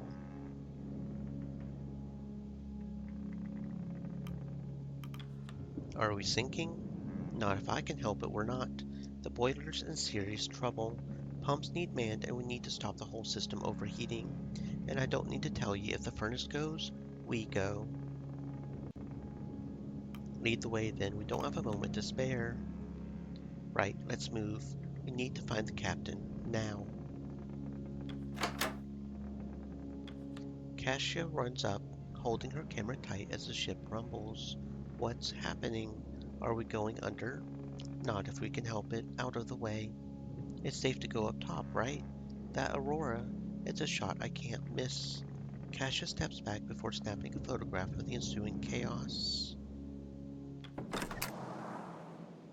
The lights of the aurora flicker over the pale ice. That is honestly really fucking pretty, though. For real, for real. The animals are barking furiously at the green that has invaded their territory. Calm, Stanberry. What is happening to the ship? Nothing I can fix. Don't fret. Then I shan't stop you, Mr. Hammond. Have you seen the captain? I've been resigned to this room, and I'll have to stay as such, lest you wish to add a frightened kennel to your current problems. No, I just didn't know if the captain had come in here, or if you had seen him. Nothing. Visibly perturbed, he takes a moment to compose himself. Even the tub is empty. Why would ye expect him to be in the tub? Not important. This doesn't make sense. The man seemed barely fit to crawl himself into bed earlier. What? Hammond turns to you. All right, Shaw. Captain's missing. You're in charge. I'll try my best. Ye best. Yes, indeed. The crew are no doubt waking to it at this moment. They're no doubt scared, confused. It's your duty to keep them calm, to maintain order. Hammond glares at Templeton. It's Shaw's job to get down to the boiler room. Now. We've already wasted enough time looking for that bastard Hunt. If you storm down to that room, all you'll be doing is inciting a panic. We need to calm the fears of the crew, maintain an air of focus. Lie to them as the ship goes down. Not at all. Instead, to assure them we know how to remedy this matter. You do know how to remedy this matter, Mr. Hammond. Aye. And we need to be quick. I don't have the time to worry about stupid sailors' feelings. We've got a bloody ship to save. Well, it's as you said. Officer Shaw is in charge. The decision is yours. Hammond is right. We can't waste any more time. The boiler won't wait for us. And frankly, if the crew can get that upset over us coming through, then I mean, they know. They know how rough this shit is getting. Hammond is right. We can't waste any more time. The boiler won't wait for us. Fine. I will keep the crew at bay then. Mon, don't worry about him. Let's go.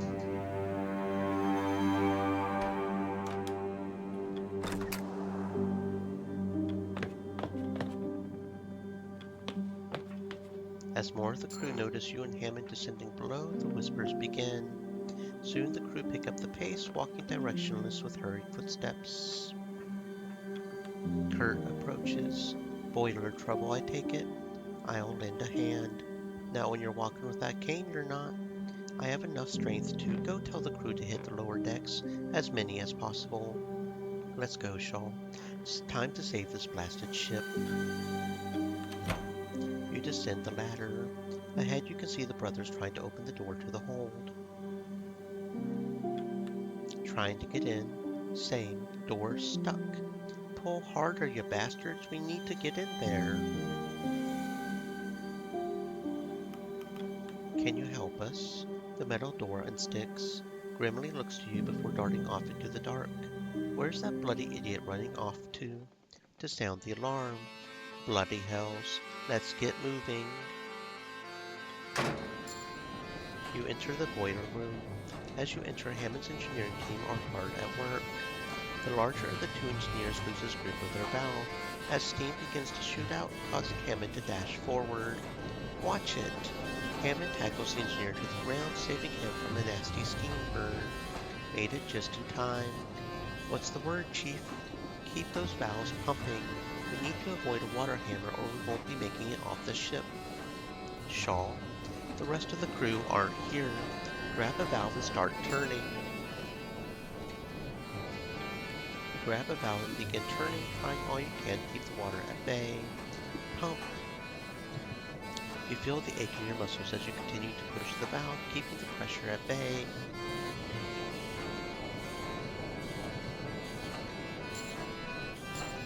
The furnace rumbles and sputters, hemorrhaging fuel. You keep turning, doing the best you can to keep the pressure at bay. We could be at this for hours. Shit, where's the rest of the crew? Brought help. The furnace rumbles and sputters. Get me coal and turn those valves.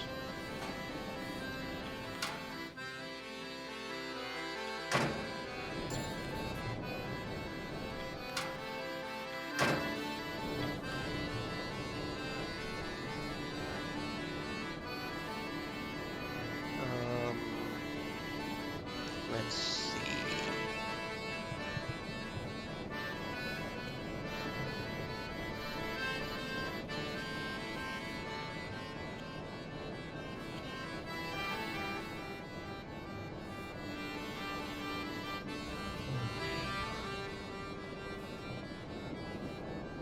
I don't know if it really makes a difference, you know?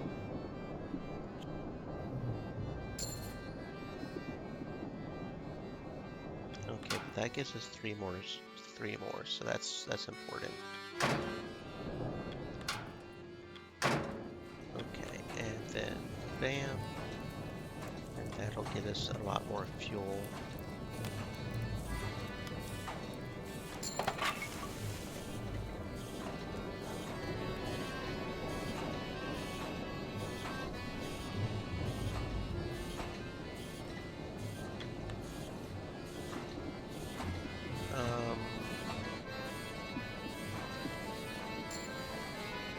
They grab the valve.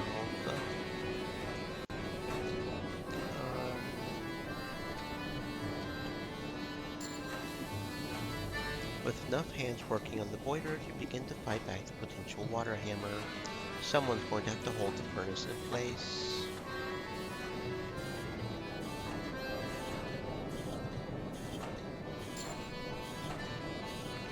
Tucker approaches the furnace, the boom shakes.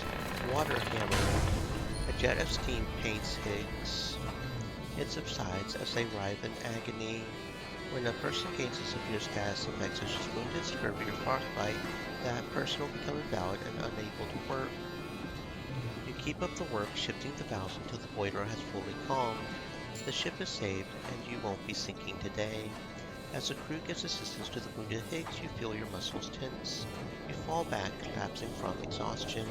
As you lay back, all you can hear are a pair of panicked voices. Where the hell is Captain Hunt? He's gone. No, like for real, where the fuck is Captain Hunt? Yeah. I'm starting to think we maybe should have done half rations sooner, but okay, this is starting to go downhill quick. The Temperance is saved from sinking. The Aurora passes, leaving only the bright light and white.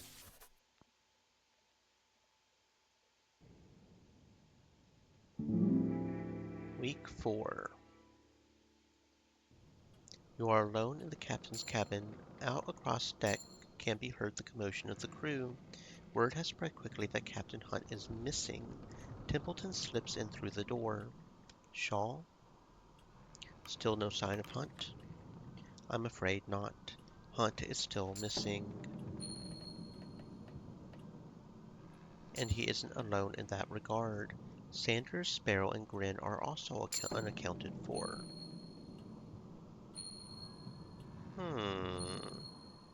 That is curious, as is a sizable food and fuel supply, one of the larger lifeboats. Shaw, you and I are not naive. It is quite clear what has happened here. Why would Hunt abandon us? That is a question I cannot answer. I doubt we'll ever know at this stage. The former captain is no longer with us. You understand what that means, Shaw.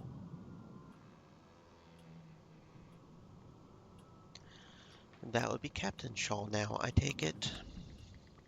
Not quite yet. A new captain must be selected by the crew. As first mate, you have the most clear argument to take that role. And how do I argue for that role? Your presence in the face of Hunt's absence is an argument in itself. They will hold a vote as soon as possible. That carpenter, Grimley, he is still loyal to Hunt, and many of the sailors will follow his vote, if not all, though I can assure you, have the vote of myself and my scientists. Kurt and his crew are like to support you as well. I am unsure where the engineers will side. They're likely loyal to their pay. Higgs is still recovering from their steam burns, which may end up working to our favor.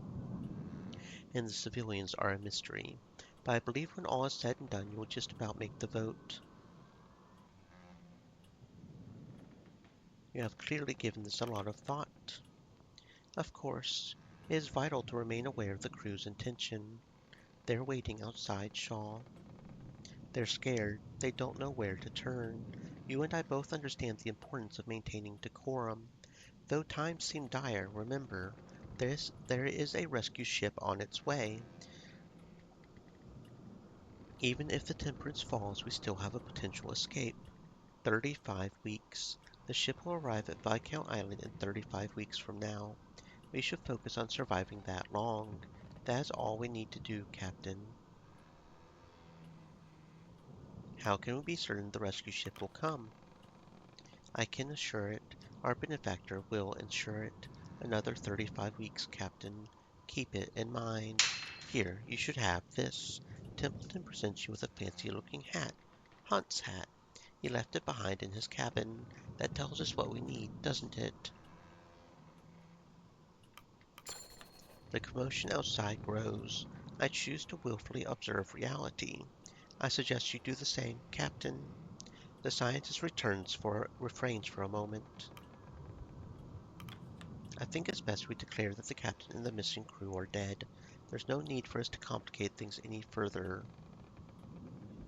I won't lie to them, Templeton. Leaders lie. Get used to it. The crew are waiting for you on deck.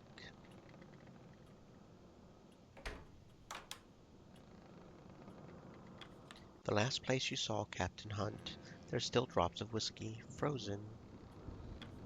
Hunt's ledger is gone.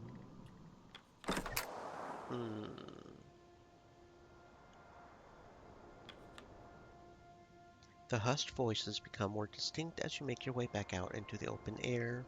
You notice the absence of Higgs. The crew members notice you and stop. Their attention ripples across the deck. Attention! It should be clear by now that Captain Hunt is no longer serving his post. As such, we should vote in the new captain. I nominate Officer Shaw for the role, the clear choice as first mate. And what of Hunt? I do not see him among us, do you? Don't see a body either. He's still out there. We don't know what happened. Something we can discover. For now, someone has to take the reins of command. All in favor of Officer Shaw? So Rufus Hunt. Hmm.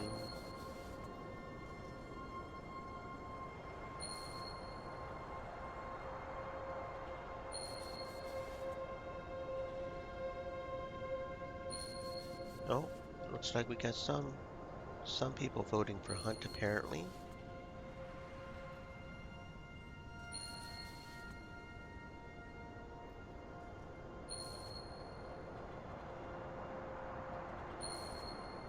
Oh, just barely managed that vote, didn't we?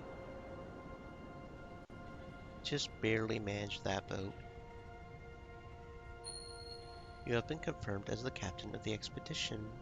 Well, the ayes have it.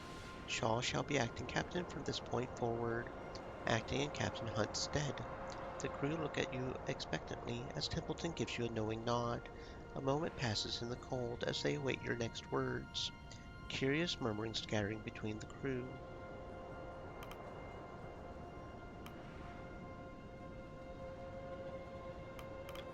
Captain Hunt is no longer with us. As they look to you, it's not long before the obvious question spills from a crew member's mouth. Where is Captain Hunt? Captain Hunt abandoned us. You notice Templeton's eyes widen. Whispers begin to roll throughout the crowd. He appears to have left this expedition along with 3 missing crew and one of our lifeboats. A silence hangs in the air. As long as we keep our wits, there's no reason we can't survive this. The crowd began to bubble up once more, with more and more questions coming to the surface. Members of the crew start speaking out one by one, with questions thrown your way in quick succession. How are we supposed to survive out here? Is help coming? What about our pay? Will we still be paid? We'll have to rely on each other out here. We can't afford to stand at each other's throats. Divided we are weak, but together we are stronger than the elements.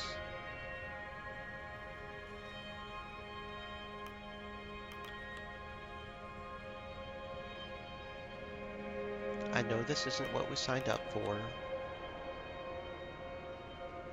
Stick with me and I will see us through. What of those lost, Captain?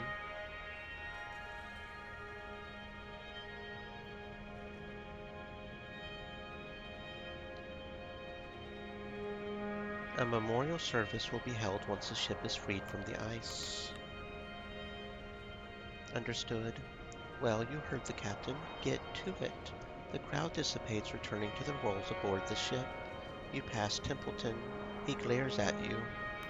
I told you I won't lie to them. If we can't be honest with each other, what chance do we have? I hope you're right. He looks up at your new hat. Suits you. I mean, they're going to wonder where the food went. They're going to notice that the food went missing. They're going to notice that Hunt's not here. Just covering it up is going to make them more unhappy later on down the road. I have no doubts about that. Shaw, or should I say Captain Shaw, that Hunt. He didn't seem the type to just leave his crew behind. Still, no good dwelling. I have confidence you'll take up the mantle well. The crew are counting on me. I don't intend to disappoint. That's the spirit. We need some optimism at a time like this. If the captain has faith, so too will the crew. I'm certainly planning on doing my best. I suppose congratulations are in order. I would hope you're prepared for the task at hand, Captain Shaw. Don't worry, I understand the responsibility. You're confident, but we will see. None really understand responsibility until we are handed it. That is completely fair.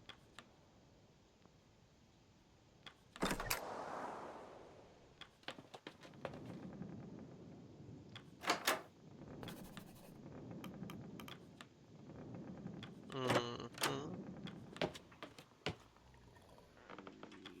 Okay, looks like we've got some tinned food over here. Oh, we can do some more tinned food. Oh, okay, so we can assign people to get the tinned food. I see.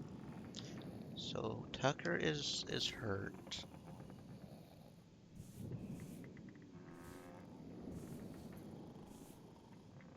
Interesting. Royal to junior. Okay.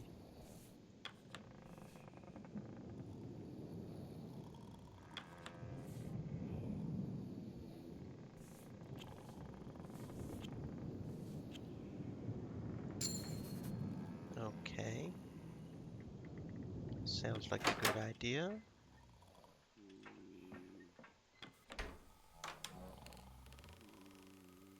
Okay, so this is in case we get flooded or something, but we don't have any flood water, so we're fine. Red room. What is the red? Oh, that's the photography room. Okay. Um,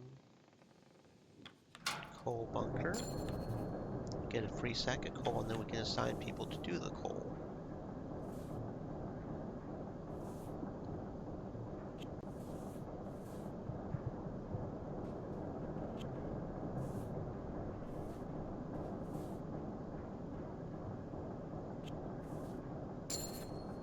Okay.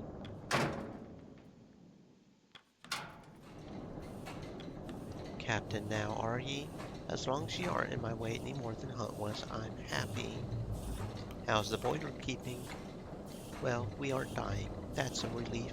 Don't know how well the furnace will hold. I'll keep her going as long as she aren't distracting me.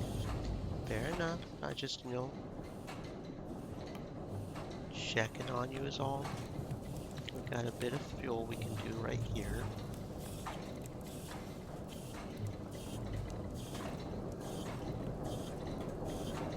Okay, go ahead and feed the furnace. We've got lots of fuel now. I don't know if there's a limit to when we can do that or not. But if we can go ahead and max it out, that sounds pretty much a good idea to me.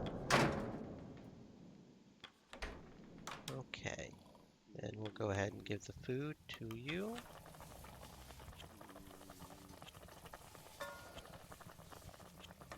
There we go. Looking pretty good.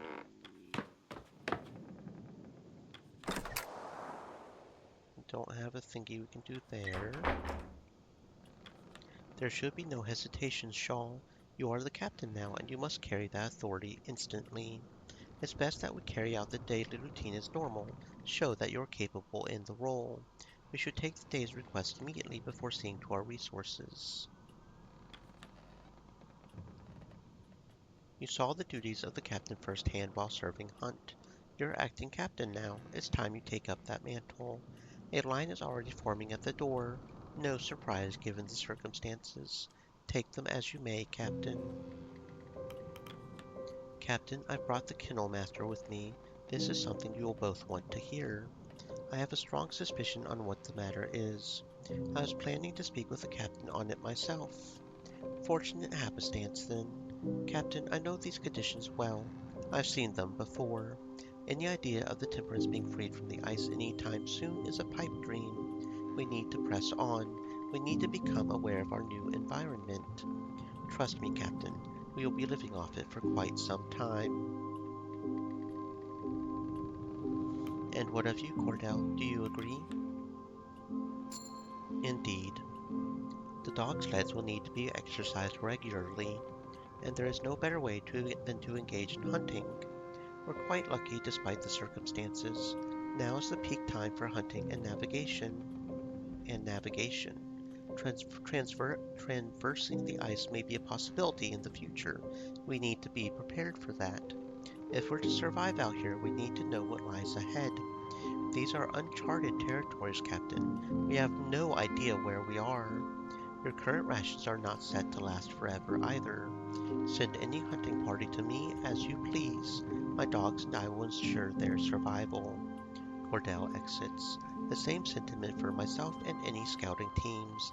If you wish the great unknowns to be braved and charted, I'm your man. We need to know what lies ahead. Keep looking forward. That's very fair. Saving that boiler was only the start of our troubles. Have you seen the state of this bloody ship? It has certainly seen better days. She's bleeding the lower decks. I believe the older Stoke is attempting to rectify that. We need to stockpile as much fuel as we can. If the furnace runs out by the end of the week, we die. If we spend too long on this ship, we die. If we don't stockpile enough fuel for the winter, we die? Aye. Get me some coal, get it in the furnace. I'm afraid he's not wrong. That coal bunker is our only source of fuel for the time being. Until we can procure alternatives, we should assign crew to shoveling whenever possible. Shaw, the ice looks unbudging, doesn't it? It would seem that way, yes. Crews seem to think so. They think if we don't intervene, the Temperance will never get freed. If you're suggesting breaking the ice, I can assure you that won't work. I'm not. They are. No intervention is going to break up the ice enough to free this ship. Putting others to work on that is simply a waste of manpower. Aye, maybe. They're scared, though. Worried. They just want to feel like they tried something. If it will raise spirits, it's worth the attempt, I guess. 3 to 5.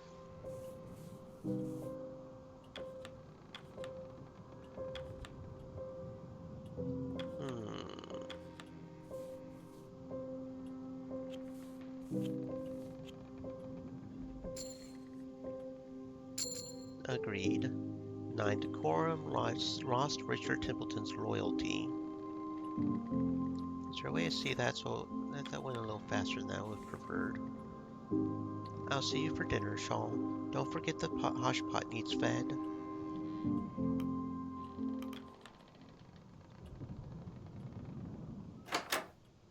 Before dinner, you should see to sending out your first sledding team. I also believe it's time you gave our good doctor a visit. We still have wounded from the night of the Aurora. Their wounds will need attended to before they're fit to work. And I doubt I need to remind you of this, but we need every hand available. Don't be afraid of signing my team for some manual labor. They'll complain, but they'll work. Well, I just did. I just told them to go dig. You did seem familiar. I finally placed you. You have you? Yes, I remember seeing you compete. Soren Kilber, you were quite the gymnast. I'm surprised to see you in this line of work. Not too many gymnasts carry long careers. You did quite well when I saw you at the summer games. I recall you placed. I don't recall winning. Well, just getting to it can be pretty amazing in itself, really. I can't believe Hunt is gone. What happened? Who knows? He was drunk. Whatever he was thinking, he definitely wasn't in the right mind. And what about Smurf and Corvid and Joe? Who knows? Corvid owes me 5 gilst. I don't think you'll be seeing it soon. Okay, so we can go and scout with the doggies. That's interesting. Find the crab eater seal migration path. Find the emperor penguin migration. So we can find migration paths or we can scout. That's interesting. Okay. I'm not completely sure how I want to do this quite yet. Lots of choices, and now we're getting into the choices section. We don't have any fish. So probably we should focus on trying to find some fishy for the doggies. That's probably a good idea. Robin Shaw, recognize that name somewhere. Royal Admiralty, right? You've heard of me? Yes, I have. I think we served on some of the same ships. You probably wouldn't have seen me, though. Didn't get much time out of the engineering room. Good to know the new captain has some experience. I'm glad you feel comfortable with my experience. You enter the ship's infirmary. Your presence seems to startle the young man inside, the rattle of dropped forceps ringing through the room. Oh, goodness, it's you. Captain now, isn't it? You're the doctor, I take it? Lost Arthur Nutley's royalty. Right, yes, I am. Arthur Nutley. Dr. Nutley. Dr. Arthur Nutley. That's it. It is good to meet you, Arthur. Nutley gives a weak smile. Thank you. It is good to properly meet you. I suppose I seem a little scatterbrained at the moment. It isn't the norm. Recent circumstances have been trying, and the inclination towards seasickness is no help. Higgs. The steam burns they suffered from the furnace are severe. If you'll let me take a look, I could do my best to alleviate their pain. Is there nothing more you can do? I'm trying. I wish there was, but there's no cure for these kinds of injuries. I'm afraid this is the extent. At this point, all we can do is wait. Nutley lets out a nervous cough. Captain Hunt, do you think he may still be out there? Did you know Hunt well? Not at all. Rather, he knew That's not important. Apologies, I'm rambling. I suppose you wanted an update on the crew. Have you had time to look at them? Time enough. Mostly scrapes and stuff. As for the dogs, you're better asking, well, the kennel master.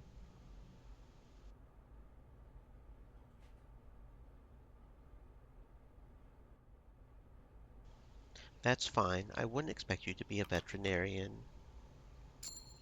Good. Please don't, because those are two very different job occupations. I haven't taken well to the dogs. I'm unsure how to carry myself amidst most people, and animals are quicker to judge. And Cordell herself is harsher still. But you can rely on me for any human medical issues. Nutley pauses for a moment.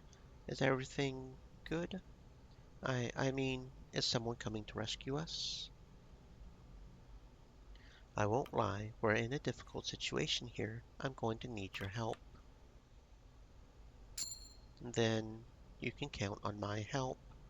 Nutley keeps his head low. Is there anything I could do for the crew?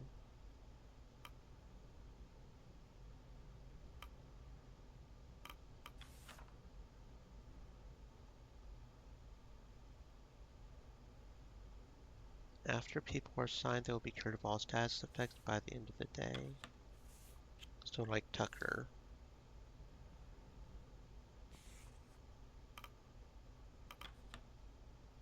Okay, go ahead and rest, Tucker. You got burned. Okay, so we can go ahead and call the crew for dinner. Officer, Captain Shaw, I suppose I should get used to calling you that. I was asking the crew if anyone had seen Hunt or any of the deserters last night. Not a single soul. I know the man knows this ship well, but that seems odd. Do you think the crew could be lying? I wouldn't accuse anyone of that, but it is very unlikely that he wasn't seen by anyone.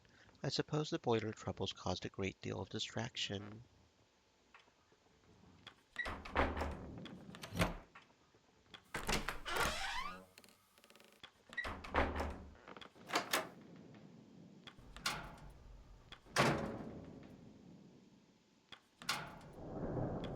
Okay, that's probably all we can do right now, right?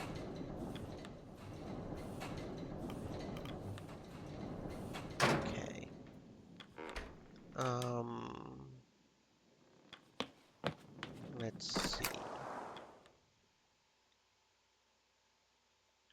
I wonder if that's two different things. The scout and it's probably two different things, right?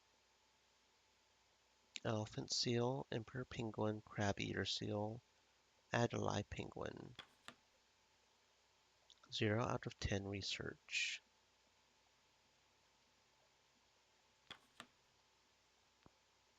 So I need research. 0 out of 15. Okay, so we need research in order to do the migration paths, and each one is more complicated than the next. I see. I bet I get research from these thingies, right? Probably. Assign a scout. Where are the scouts located? Okay, so I need to make sure to keep the scouts open. I don't remember assigning the scouts to anything, but I guess they are deployed already. Okay. Okay.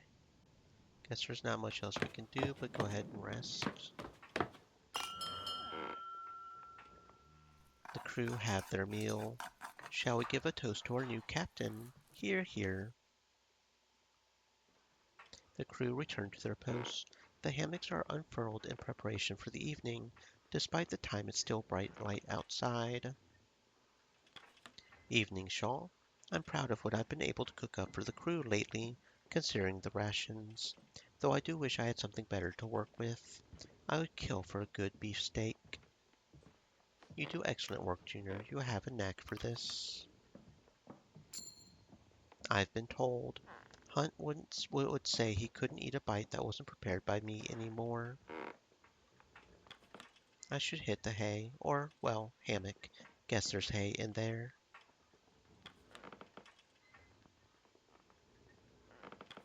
So tired. You'll get used to it, lad. Dad, it's far too much work. Thought you wanted the work. If I can do it with one arm, you can do it. You're always saying that, Dad. You're a tall one, aren't you? Thank you for noticing. Been this big since I was 15. You ever considered doing films? You have the stature for it. I can't act. Acting isn't part of it. You stand there, cut a nice silhouette, you would be a star. That sounds awfully easy, doesn't it? It can be. Did you need me for something?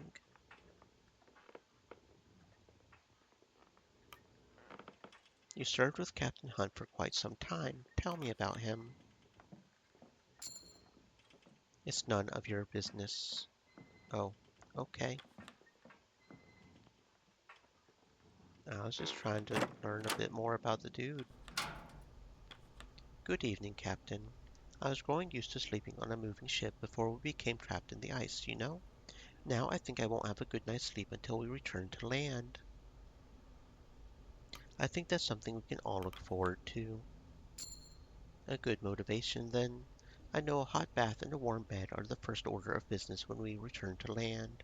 I may stay bundled up for several days. Truly savor it. That is fair.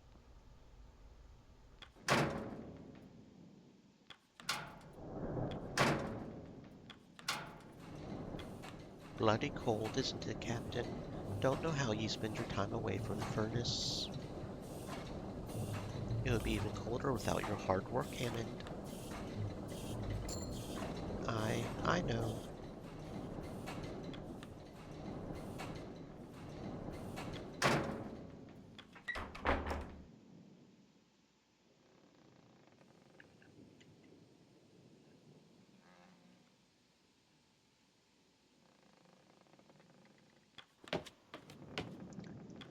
Awfully loud, aren't they? I don't mind it all that much. They've worked hard all day. They're owed their leisure. Those sailors ought to remember we all need our sleep. Evening, Shaw. Cold one, isn't it? I used to think I was growing used to the cold, but as the years have gone on, the elements have only grown harsher on the body. I'm sure you can handle it, Kurt. And you would be right. I can still complain every now and then. Yeah, that's about the only thing you can do sometimes, so you gotta do it when you can. Good evening, Captain. It will be some time before we see rescue. Perhaps you should be endearing yourself to your crew. For now, I would like to learn more of you. You needn't do that. I prefer to continue with our work. Fostering personal relationships is not a concern. So it looks like I've got a couple people that are just going to be really difficult to become friends with. That's nice.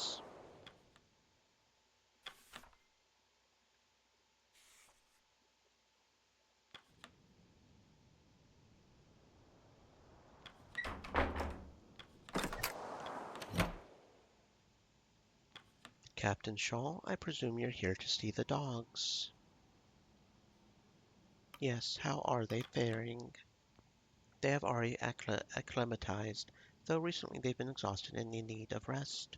It's no surprise, our conditions keep changing. They grow used to one state before being thrust into another. One refuses to eat and has been losing weight rapidly. I assume the change in scenery has affected it. They need their rest just as any person. They tend to be more reliable, however. Are you speaking from experience? With people or with dogs?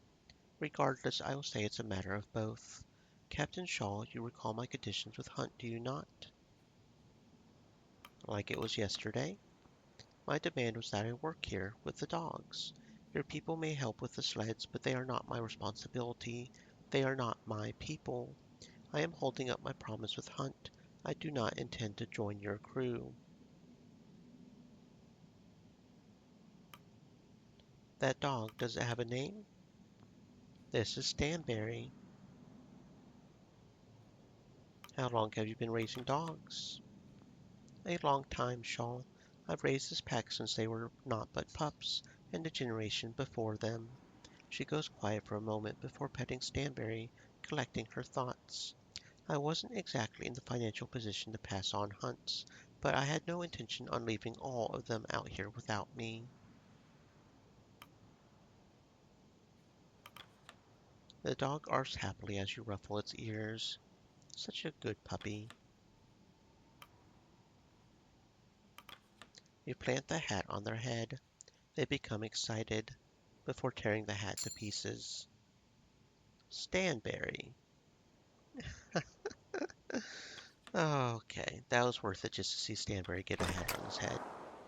I may have lost loyalty with somebody, but you know what? It is Stream okay. Elements said, "Stay moist, my friends. Hydrate." Okay, yeah, he's just not happy, period. He's just gonna have to deal with not being happy, I suppose. I wonder why there's a golden one for the mid-deck. I don't know. Alright. Crew member will be cured of their malnourishment. Crew members will be cured of their freezing. Okay, so the red part is when... I see.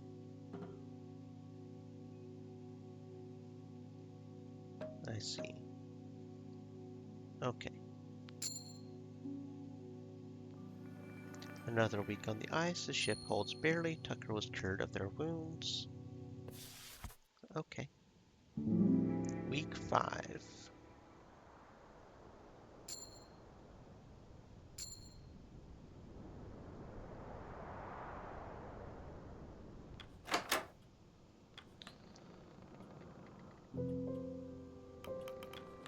Shaw, Templeton, word back from the attempts at freeing the ship. Is such a report necessary? Well, as you can see, we're not moving. Crew kept at it for a week, but now we're calling it a day. A waste of time and resources then, as expected. I wouldn't be so sure. End of the day, at least now the crew can say they tried, gave it their all. There's something in that. Yes, there is. Good day, Captain. Well, as good as can be under the circumstances.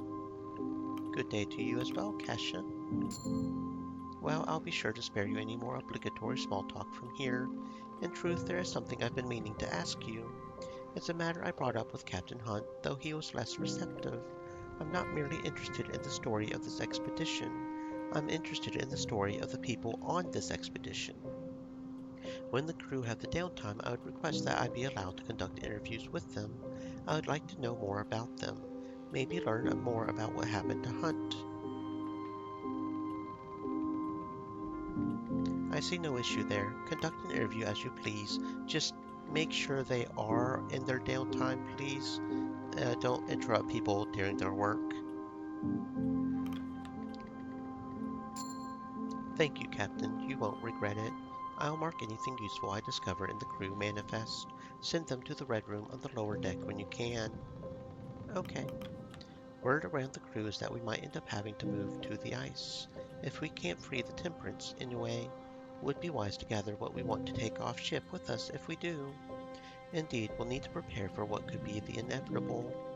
Most of the tools are in the lower deck storerooms. The metal doors need some work to open. It's worth what's inside. Captain Shaw, Mr. Templeton, it would appear that some of the crew have taken an interest in the transmission radios we have on hand. It is likely many of their first time seeing this technology, and they have odd ideas of what they're capable of. They believe another ship may pick us up if we monitor them. Ridiculous. They do not have the range to pick up another not out here. I said as much, but Mr. Turner was adamant we spend the night monitoring them regardless. He even sent me to run the concept by you, Captain. It's worth the attempt, even if it's just to assure the crew. You know what? That's fine. Mr. Who was it? Mr. Tent, was it? I don't remember who he just said.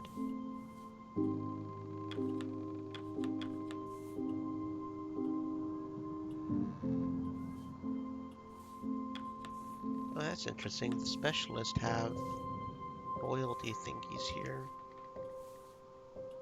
And Kurt is just absolutely loyal to me. Okay, so that's how they vote, is they vote depending on who they're loyal to. Interesting.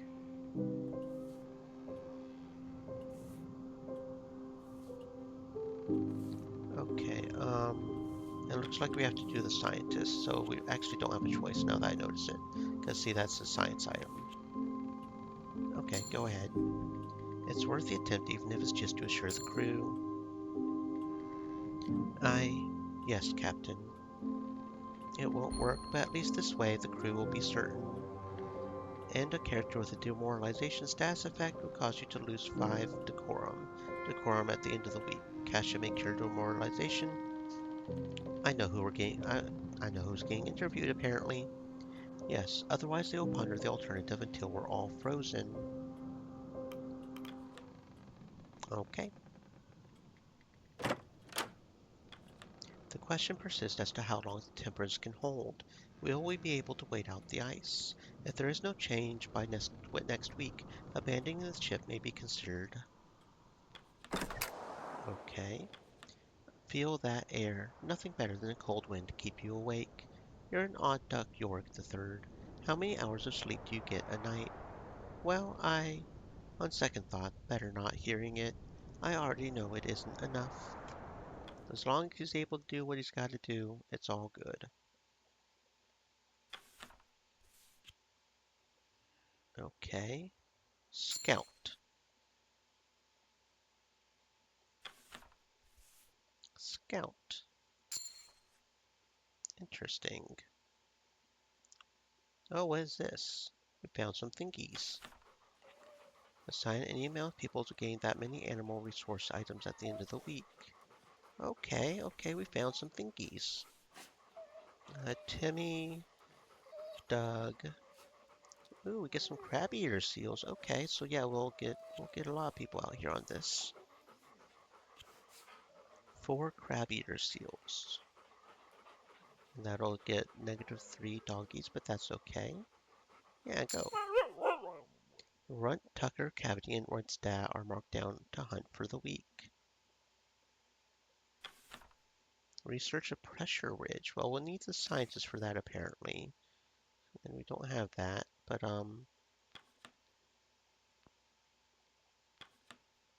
okay. Cool.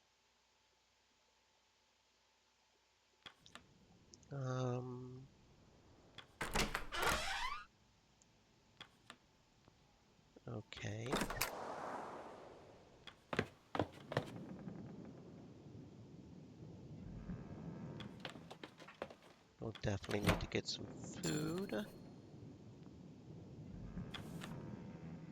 So let's stick you, and you. Confirm.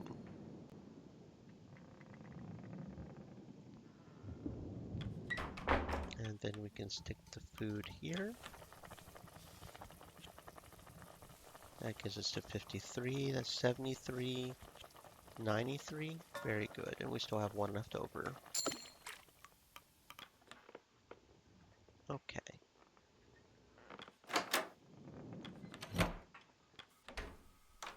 We don't have any rooms that are flooded. So let's descend to the lower deck. Well, there's a food store down here. Okay, that's interesting. Weapons hold. Oh, these are the doors that the guy was talking about. They're like holds or something. Okay, so we need people to like break them open, I guess. You and Two Johns charge into the room. With the water flooding in from behind, you have to grab time to grab 2 items. Medical comforts plus 2 consumable item instantly cures all people assigned to the med bay. Camp upgrade reduces science required by 1 for medical comforts at the med bay. Research. Every 10 research brought home will be proof of success to your employer. 10 morale and 10 story items. 10 lemons. 4 supplies of 10 lemons. Each of them can be used to cure a person of scurvy. So I think we're definitely going for the research. Reduces scientists required for medical comforts. But that doesn't matter if we don't have medical comforts. Right? Instantly cures all people assigned to the med bay. I guess I'll go ahead and do the camp upgrade, I guess. The room has flooded with freezing cold water, rendering any remaining items inaccessible. And it makes him freezing. I see. I see. The water pumps could help you access the rest of the items. Okay, so it's not like we lost the items. We just have to water pump it. Plum flood, and it's from all the rooms. So it's probably better to go ahead and do the rooms first and then do it. Okay, first things first though, let's get some coal.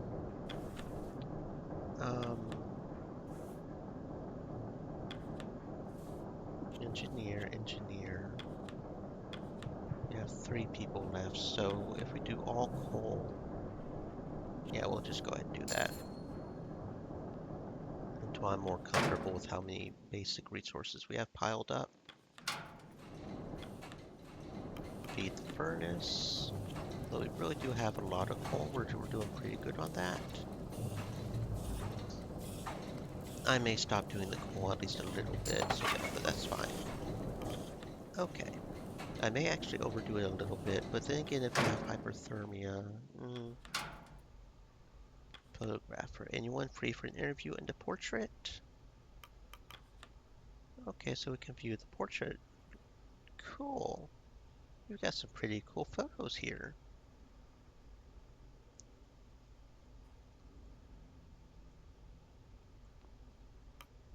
Okay, how do we know who is negative morale?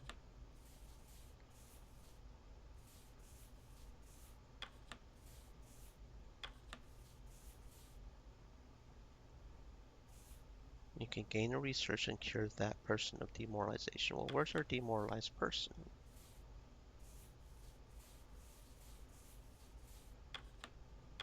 It was the old man, wasn't it? Or freezing?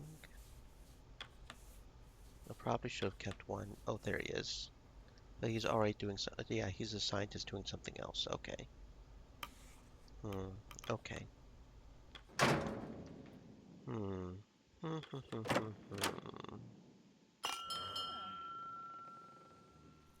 The crew have their meal. The dinner is shared. The crew return to their posts. The hammocks are unfurled. You're pretty old, aren't ye? Good eye, lad, better than mine. Why are ye still working? Ye should be at home with your family. Don't have one. Do ye not have any children? I might do. Don't know any, though. Hmm. More of the same tonight. We'll have to get used to it. Not much you can do with the ice. We'll figure out something to do, won't we? We'll have to. You know, as far as rations go, this is good. Junior sure knows how to prepare dinner, doesn't he? He's too good for a ship like this. Evening. Before we took off, Grimly and I stopped into a Greasy Spoon in the city. Their sausage and eggs were as perfect. Best I've ever had. Now I'm trying to remember its damn name. It's left my head. It was likely by the docks. Just look around once we return. You'll find it. If it's still there when we return, who knows when we'll be back? They could have closed down or fired their chef by then. It's getting harder to play. The cold makes the fingers stiff. Have you tried playing closer to the furnace? Not the same. Besides, Hammond would just throw the accordion in. I could see him doing that, yes, actually.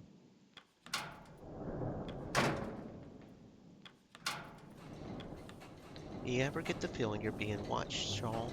Couldn't shake the feeling there was a pair of eyes on me while I was working there. You're overworked. You should get some proper rest. I get sleep when I can, and I often can't. That's just how it is. Not going to get rest anytime soon, are we? No. Could have used more hands. Hammond is worth 5 men, but even then.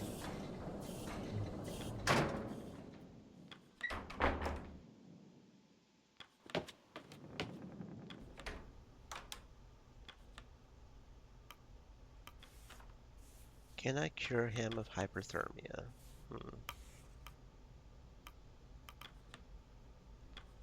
Good evening, Captain. Was there something you needed?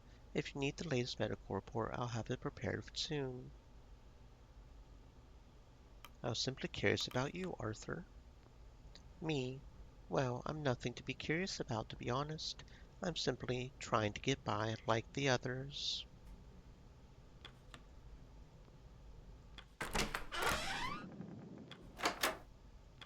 Evening, Shaw. I've been thinking about our pay once we return to land lately. Don't mistake me for the avaricious sort, but I do have expenses to pay. Before we departed, I received a letter from one of my daughters asking to cover the cost of her stage school.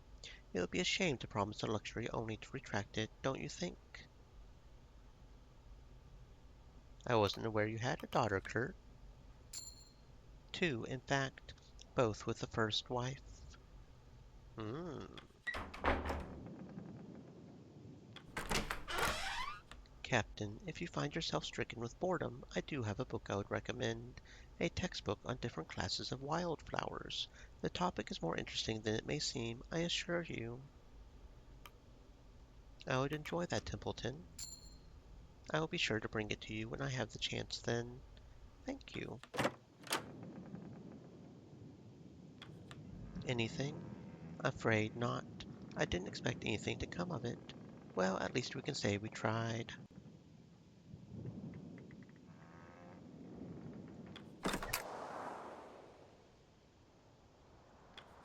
At the bow, you spot Kurt measuring for any changes in the temperature.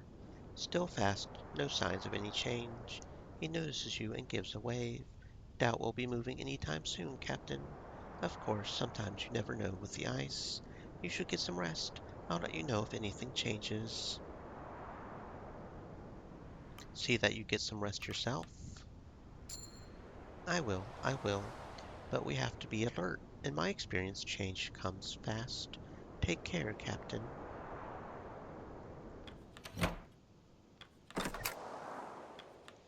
Captain, a word. I felt now as good a time as any to review the wording in our contracts. You do remember what was written in your contract. Why is that relevant now? Consider Article 3, and I quote, The member of the staff shall throughout the period of such expedition obey all commands of the captain and shall use his best endeavors to promote the success of the same. And in the event of anything happening to the captain, shall obey all commands of any member of the staff who shall be appointed by the captain in writing before his death. It being understood that the rest of the staff shall hold the same relations towards any member of the staff so appointed as towards the captain, as appointed by the captain before in writing before his death. What are you trying to say? The vote we held settled was only a temporary arrangement in the eyes of the law. Even then you only made it through by a hair, unless you somehow managed to wrestle a written transfer of captaincy from Hunt before his departure. In the eyes of the law, you are simply acting in his stead with no legal recourse to call upon. There's a chance Hunt and the deserters are still out there. Should we be reunited, your captaincy will indeed be called into question. I see no issue in that. Wouldn't it be good to have our captain return?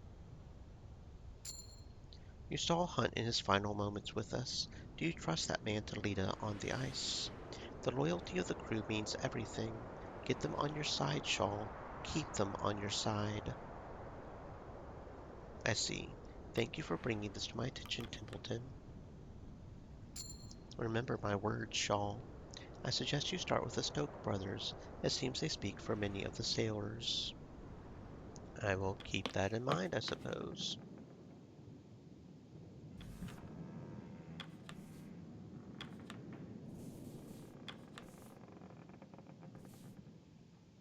We're having the biggest problem with Grimley. He really just does not like us. Junior, we're getting pretty much on our side, so that's interesting. We've almost got Clive on our side. Templeton is actually not that far away from... We keep sort of bouncing between on him. The biggest one seems to be Grimley. And she just is kind of off-standing anyways. But we've mostly got people on our side other than Ingrid and Junior, I get, or Grimley. I don't think there's anything else we can do.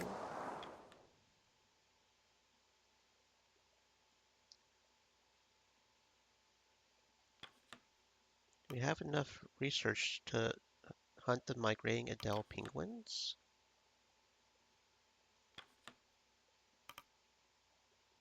That would require 7 puppies, which we don't have. Okay. That's fair. I guess that's good enough for right now.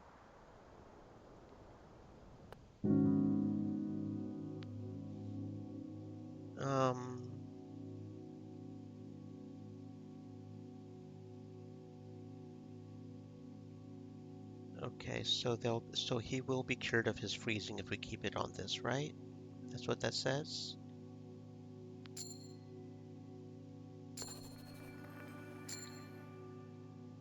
Rent, Tucker, Cavity, and Runt's dad return from hunting with 4 crab-eater seals.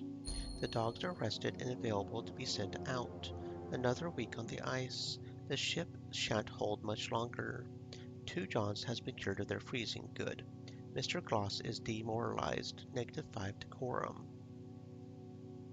We'll just have him do the interview then. That's fine. Week 6.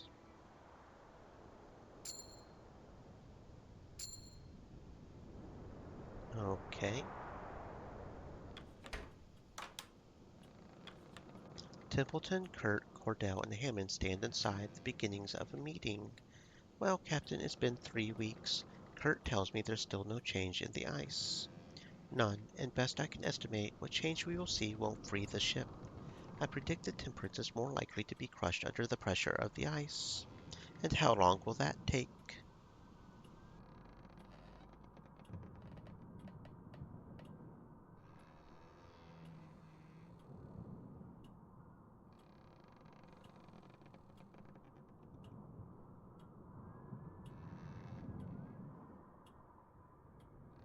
A few weeks at most.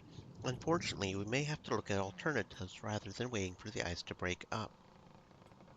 Such as leaving the Temperance and making camp on the ice is something we will have to consider. The longer we stay on the ship, the more fuel we're having to burn. not to mention risking another boiler incident. Yes, that matter almost cost lives. Heating a smaller camp burns through much less oil, and without enough fuel to survive a winter, we're dead. Don't think I need to tell you that.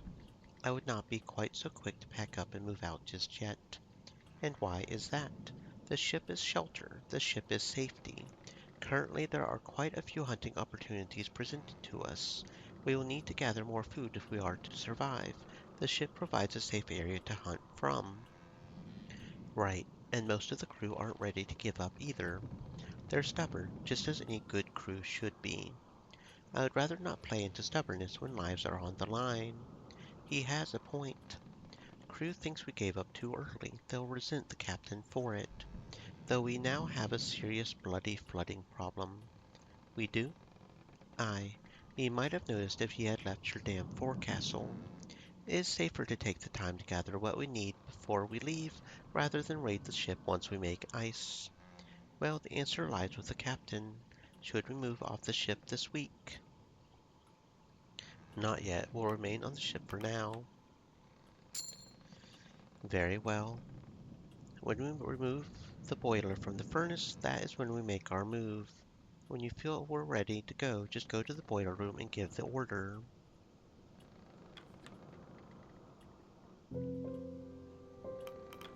Captain, we tried to use the radios to pick up any signals every evening for the past week. Nothing, I take it? Afraid not. As we expected. I have to say, though, I expected a worse reaction from the sailors. I suppose there's a relief in trying a method and knowing it to be unsuccessful. Now they can move on to the next venture with little reservation. They are a resourceful people, I must say. Well, I suppose anything that puts the crew's mind at ease is worth doing. Thank you, Mr. Glossley. Captain, my dogs appear to be struggling in the on-deck kennels. They require a more secure form of shelter from the environment. Dogloos, I believe they are called. Yes, I will require some hands to work on constructing them.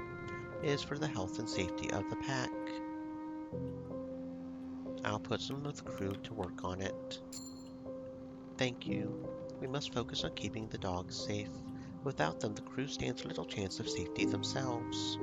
That's very true. Mast was damaged when the ship was being tossed a while back, Captain. Best get someone to fix it before the Temperance is freed.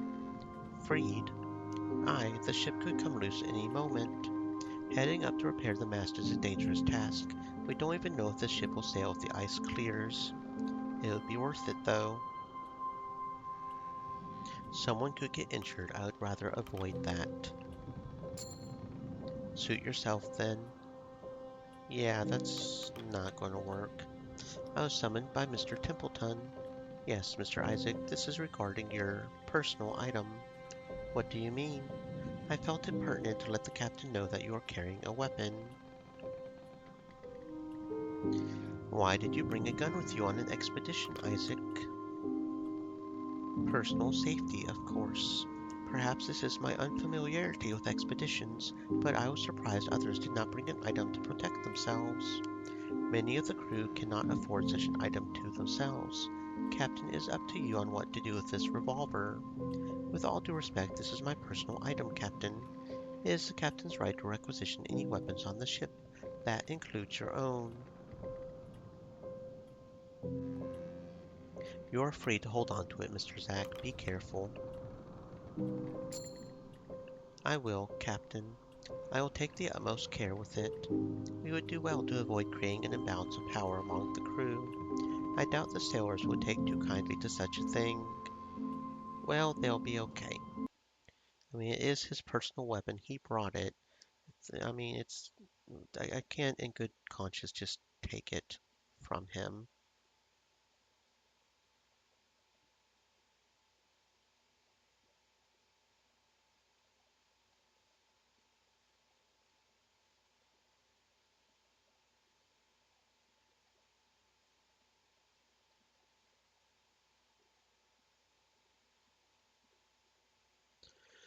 Do do do do do.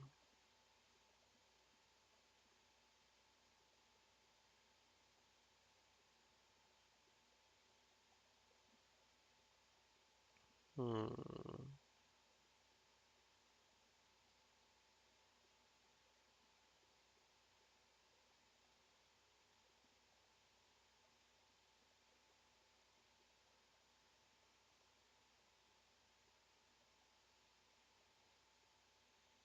Decisions, decisions.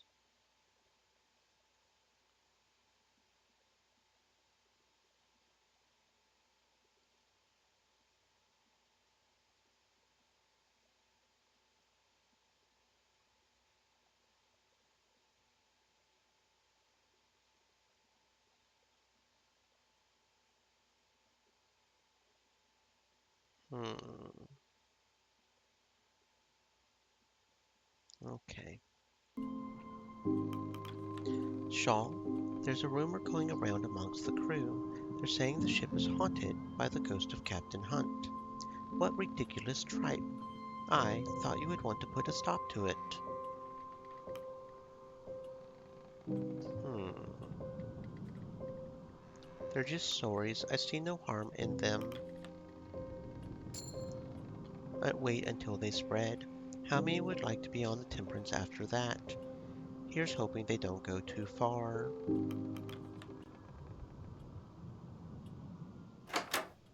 Head to the boiler when you wish to abandon the ship. I suggest we do so sooner rather than later. I'm sure it's fine. We shouldn't abandon the ship too quickly, I don't think. Because if we abandon the ship too quickly and are too quick, I mean, it's a solid shelter. We don't want to abandon it too quick, right? Um, okay.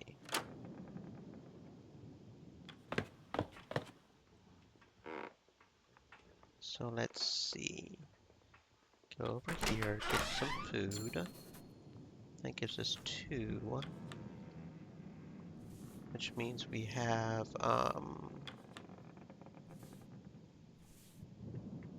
okay, despite their name, these seals don't eat crabs. They eat krill, Euphausia superba, moderate source of blubber, medium-sized game. We can actually put it in either the furnace or the hooch for an equal amount either way. That's interesting. Wait, rations spoil? Sogly exhumed from the Temperance. Causes malnutrition. I guess we'll throw that in the furnace. I don't want to cause malnutrition. That could be bad. We can't be doing spoiled food. I didn't realize food spoiled. So I guess we'll have to be careful with that. I mean, it makes sense, of course, but um, each one gives 20, right? So if we throw that in the food and then throw all the seals in this food, that would give us 20 plus 6 times 4, that's 24. So that would be 44. That would give us up to 87. So yeah, that's fine. I actually won't put anybody on that quite yet, unless we just have a surplus of people for some reason. Now the question, of course, is do we want all the seals for that, or can we give the doggies some seals? There are no fish to feed them. Okay. I'm not sure how to get fish for the doggies then. Kinda. Wait a second. Where's that arrow pointing? Oh, that's the dog loos. Okay. I like the fact that they have arrows on the edge to show us. So yeah, we definitely need to make sure to build the dog loos. We need to make sure the doggies are safe. We'll have the... I like putting them together. It just feels right to have both of them work together. And I guess, Tashi. And that gives us some more sledding dogs, actually? Okay. Cordell shows the crew how to assemble the snowy shelters. Very good. Okay, so, feed the hoosh pot. We've got the can of tin food and the crab eater seals. So that gives us 44, so that'll give us up to 87, yeah. Very good. Okay. Then we'll go down to the red room and we'll assign a crew for interview. And we'll assign Mr. Gloss. They joined the photographer. Okay. Okay, and coal bunker, we're doing pretty good on that, honestly. I kind of want to go ahead and unlock all these rooms. Just go ahead. Oh, okay. Oh, okay. John, I know I keep having you help me, but timber, consumable items. Much of this room has become buckled by the ice, allowing it to be easily stripped for timber, worth a total of 102. Fuel, ooh, that is a lot of fuel. Okay. Reduces dogs required by one on locations. Ooh, okay. Spoiled tin food. Ale kegs. 3 kegs of ale can be used to cure demoralization. Okay, so let's go with digging tools and timber. And he gets the freezing thingy. Okay, that's fine. I'm going to go ahead and do the rest of the rooms though. Gnomes. Bolt action rifle. 1 large animal killed at each hunting location. Okay, that's definitely good. Medium animal killed. Consumable items, 4 flares for luring humans and alarming wildlife. Can be carefully disassembled for fuel. Ale kegs, 3 kegs of ale, each of them can be used to cure demoralization. I'm going to go with the bolt action, and I almost feel like this would get really ruined if we left it down here. I know it probably says that it's probably fine, but I feel like we should probably make sure to get the flares. And then we'll enter the food store with Harold. We've got spoiled tin can, tinned lemons, spice crates. Feed the hooch to gain 3 food for each person with malnourished or scurvy. Okay, so that would be a bonus for making people malnourished or scurvy? I don't like the idea of that. I'll get it anyways, just for the shits and giggles, I guess. Tinned lemons. Okay, there we go. We've got a bunch of people freezing. But that's fine. We'll feed the furnace. I almost feel like we should try to keep a hold of the flares, though. Like, there could be something that could be very good for that. So let's go ahead and use the coal and the crate of spoiled rat rations. That'll get us up to 31. That'll get us up to 74, so yeah, that's good enough. Okay. Okay, so now we've got all that done. We've got 9 people.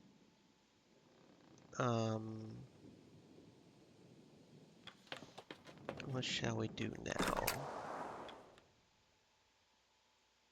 Okay, there was one here specifically that was for scientist, wasn't it?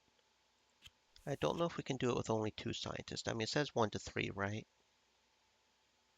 So go ahead and research. Mr. Zack and Mrs. Gross are marked down to hunt for the week. Okay. Okie dokie. Find the Adele penguins. And we need 1 to 4 people for that. So Tolson, Tucker, and Cavity. And the engineers. Yeah, that sounds good. We'll get some Adele penguins. Adele. We still have 3 people. We don't have enough research for that. Let's go over here. We do have our scouts available. Go ahead. Oh, look at that. We got some food maybe. I don't think we have enough doggies though. Do we have enough doggies? No, we don't have enough doggies, so that's fine. We now know where Thinky is though. Okay, I think that's about all we can do. I still don't know how to get fish for this thingy. Kinda wish I could feed the doggies. So I guess we'll go ahead and Call the crew for dinner. The crew have their meal.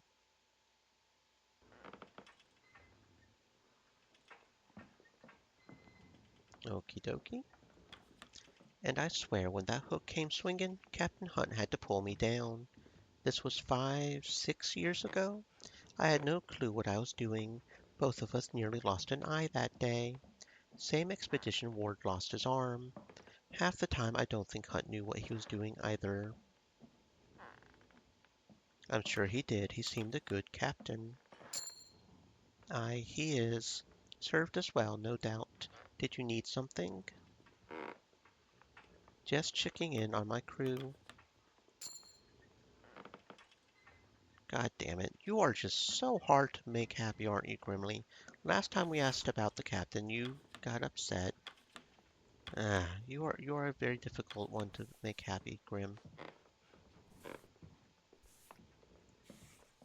Worried about the vote, aren't ye? Is that it, Shaw? I don't care about that. I genuinely am checking in. Are you now? All right, let's leave it at that, Grimly. Nice of you to check in, Shaw, but I think it's time the crew called it a night. Is there an issue I'm not aware of? A word to the wise, Robin. I have nothing against you, but we sure don't know you yet either. It's going to take more than simple pleasantries to earn Grimly. Yeah, obviously.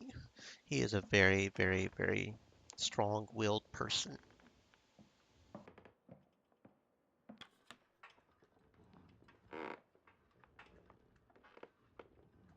Miss the water. Got used to playing on a rockin' ship. Start to feel sick when I'm off too long. I miss it myself, that sense of constant movement, nothing else like it. You get it. Don't like stillness. I like feeling like I'm going somewhere. You ever have pancakes, Shaw? Served some for Captain Hunt once, and he started demanding them every time. Can only have them early into a trip, though. Ingredients don't keep that long. You're making me hungry. Well, don't expect me to whip up anything this late. That's fair.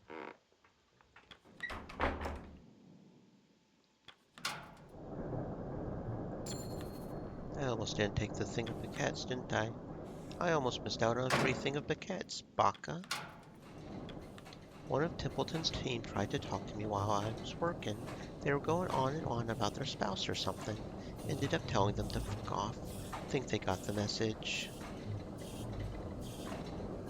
You have full permission to do so anytime your work is interrupted. Didn't need permission, but I knew he would understand. Yeah, don't worry. If they come up to me bitching about your lack of manners, I'll just tell them. What is the engineer's or cabin?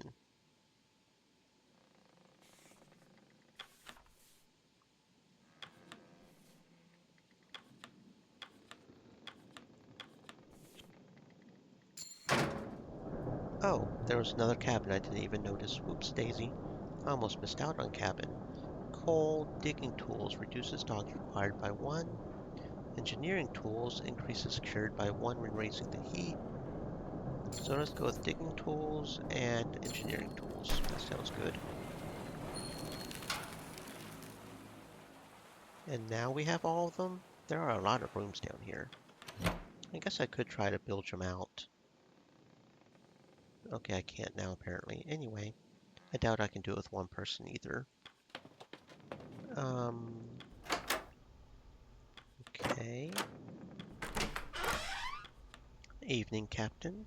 Have you been reading that textbook? I understand if you do not have the free time. I have been reading. It's quite the interesting topic. Good. I had hoped you would enjoy it. I suppose the topic does provide an escape from the ice as well.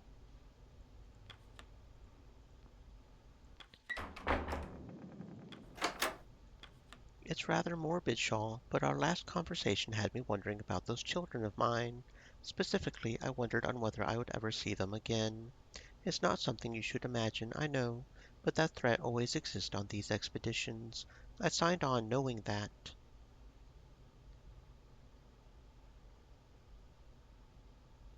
They must be proud to have a famed explorer for a father. You would think. A famed man makes for a busy man, and a busy man makes for an absent man. There are only so many gifts you can send from across the sea, Robin. Okay, I guess that's fair. That is fair.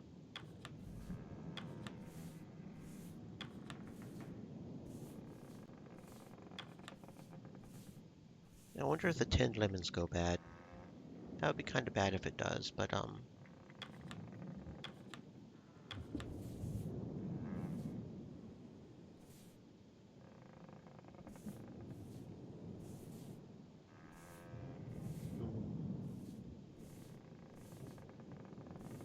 I don't know.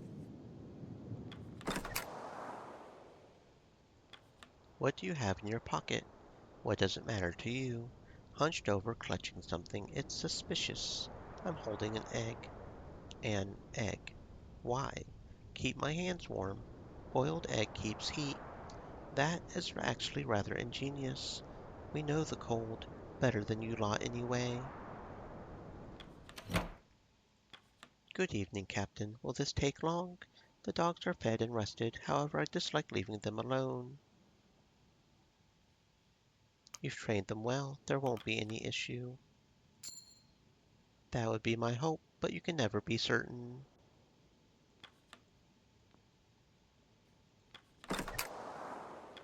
Still no signs of change, I take it? Afraid not, Templeton. The ice is yet to budge. Moving to the ice looks more and more to be a necessity as I see it. You may just be right, chum. Your team of scouts best be keeping their focus. If we cannot find a way from this pack, the two notice you. Captain, I wouldn't worry about the ice. My team will find a path, I have no doubt. At ease, Kurt. You're doing good work. Thank you, Captain. I promise my team won't grow lazy. This is certainly not the place for it. No, it certainly isn't.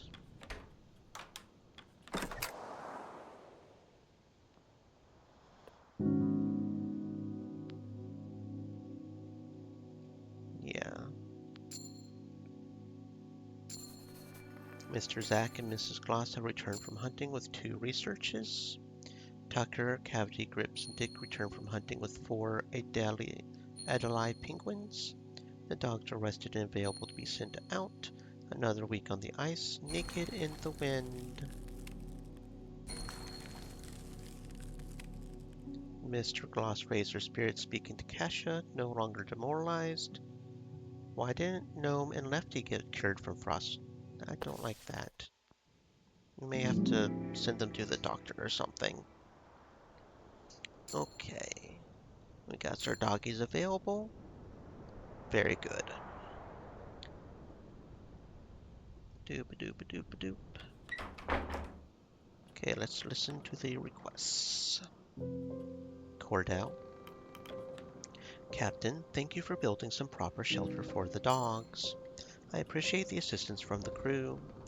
Well, the dogs are an important factor in this expedition. I'm certain you and your kennel will repay us in kind. You need not worry about that, Templeton. Again, thank you, Shaw. Yeah, no problem. No problem, my friend. Captain, I would find it wise to have a word with a journalist among our crew. For whatever reason, Hunt allowed for a photographer with no sailing experience to tail alongside this expedition. As it stands, Kasia Belfort's record is what will stand the test of time when this expedition is spoken of, and it would seem she has not made allies of the crew. How so? The sailors of this crew are a privet lot. They do not take kindly to the prying eyes of a landlubber, as they would say. Remember, Captain, she controls the story. She controls your story. Best to have a word.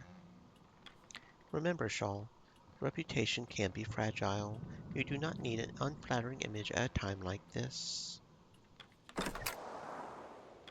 Fucking hell. What's it this time, Tucker? Those bloody cigs aren't worth the shit I stepped in. You're the only man I know who can step in shit on the ice, mate. Bloody right. How did you manage to step in shit on... Did somebody shit... Was it a dog shit? Like... No, like for real, how did you manage to step on shit on the ice? For real, how'd you manage that, bro?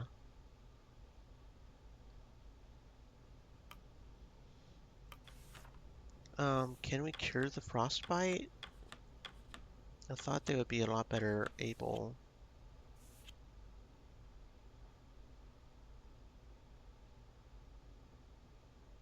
Yeah, go ahead and maybe that'll cure them of the frostbite. I don't know why we got frostbite there. Okay,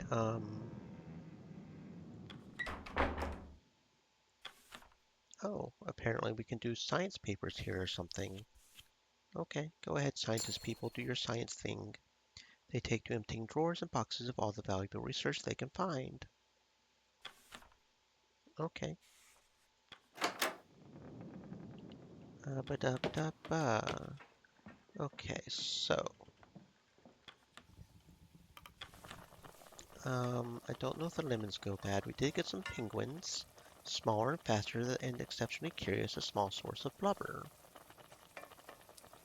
So those are 6 hooch each. So we've got 24 hooch there. That sounds like a plan. We're using, what, about 50 each, I think? Oh, that's where we got the spoiled rations from. Why are we getting spoiled rations from here? I don't know. Well, we've got that camp thing. But then again, I don't know if I want to do that.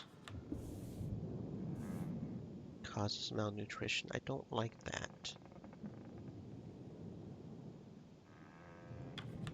But don't we have the tools?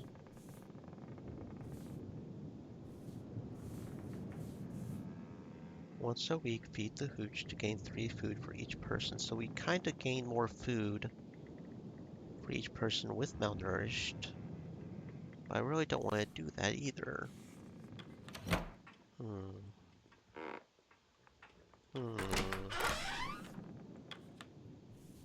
So we've got 24 from that. I think that's honestly good enough. I may stick some people on this either, though. I don't know, I may. Okay, so yeah, the rations are just spoiling, period. We're just getting spoiled rations at this point. So that's how they change that. The rations start getting spoiled is what it is.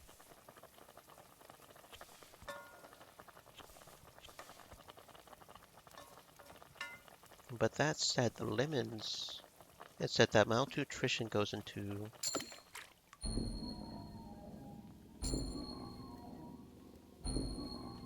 Okay. So that's probably fine, right? We're probably fine. Probably fine, maybe. Pumps. So we have to have 5 people on the pumps. Is that what you're saying? Okay.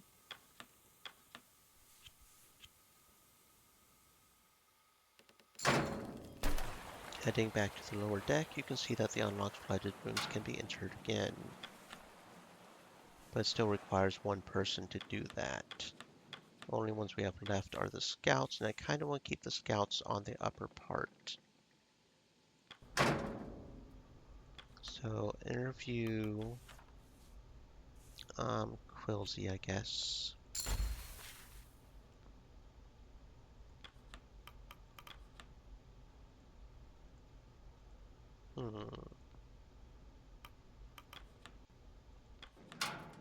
I don't know if we can interview multiple people over and over either. That's something else to keep in mind. Okay, how are we doing up here on the scouty things? We could go hunt the crab-eater seals. That could be good. Kind of want to wait on that until we're more... We could also go over here and hunt the fishes, I guess. Or we can continue scouting over here.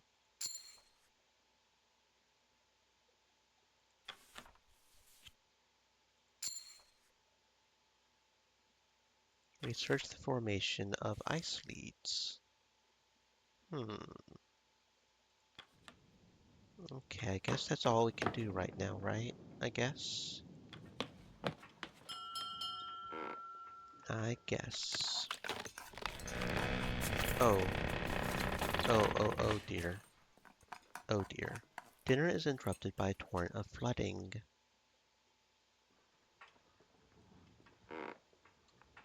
Oh dear. The crew are alarmed. Frantic arguments break out. Some even now insist on staying on board. Most argue to take the furnace from the boiler and abandon the ship right now. Oh my. Well, that happened. That happened. Okay.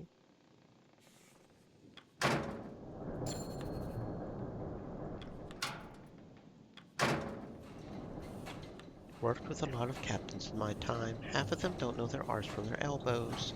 They're different from most of them. Better or worse? Different. We'll see, won't we? Coal goes in, we stay alive. Really is that simple.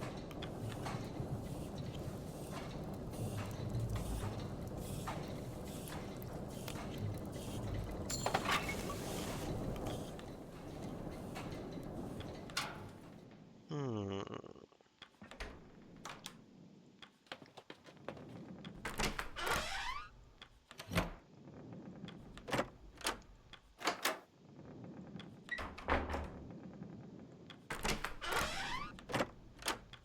You're not married, are you, Shaw? Take it from me if you ever do find yourself wedded. It's never as easy as it looks. What brought this on? Late evenings on the ice grant you quite a lot to look back on. I've had a long life to look back on, Shaw.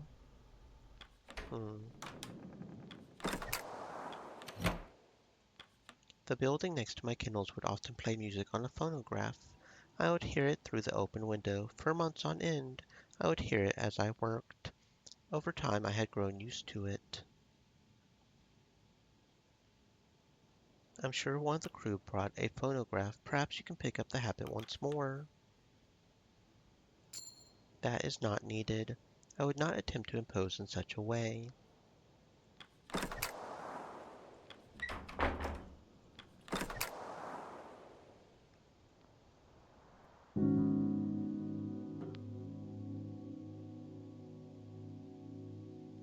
Will develop freezing. Looks like I didn't quite put enough in there.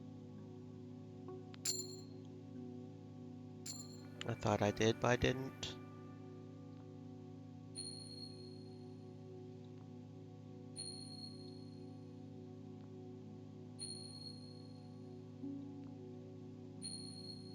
Looks like we are curing a lot of people malnourished, though. Although Tashi's got frostbite now, Tucker is demoralized. Frostbite, demoralized. And now we've got some scurvy. Fantastic. Week 8.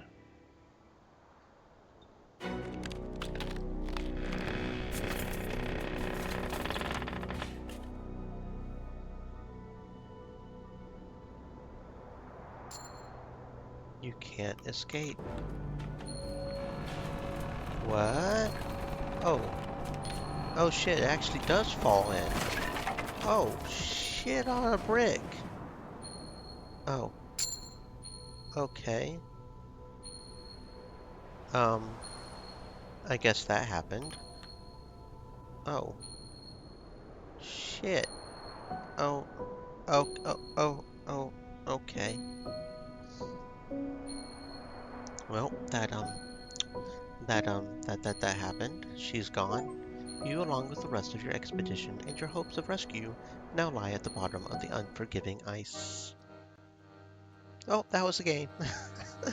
Okay, I was not actually expecting them to just murderize me like that. That's nice.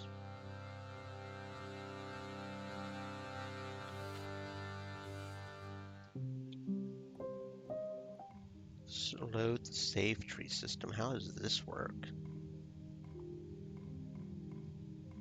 Hmm.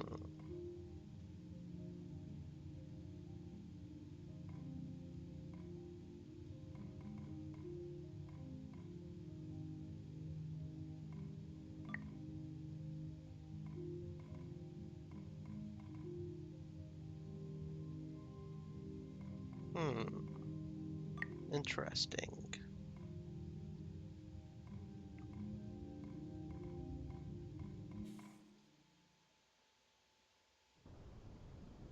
Okay, so where does that put us at now?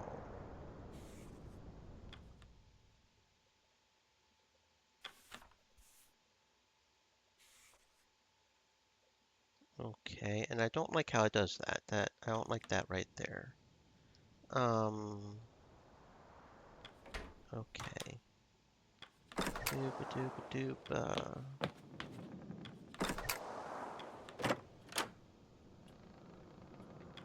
Okay, so this is the meeting where we have, are you certain it's a lost cause? Are you certain it's a lost cause? You never know. But from what I've seen, I wouldn't take the chance. Leaving the Temperance and making camp on the ice is something we will have to consider. Aye, the longer we stay on this ship, the more fuel we're having to burn, not to mention risking another boiler incident. Yes, that matter almost cost lives. Okay. So apparently it does indeed go down on week 8, apparently. And week 7, I guess, in the afternoon, it starts flooding. So like before we break for supper for week 7, but we can still do week 6, right? Not yet. We'll remain on the ship for now. For now.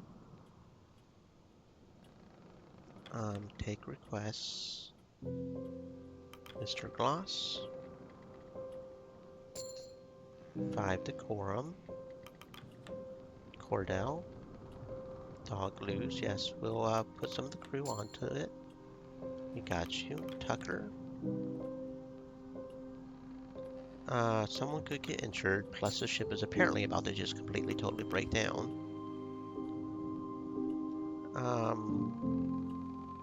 Why did you bring a gun with you? You're free to hold on to it. Go ahead and keep it, friend. Grimly.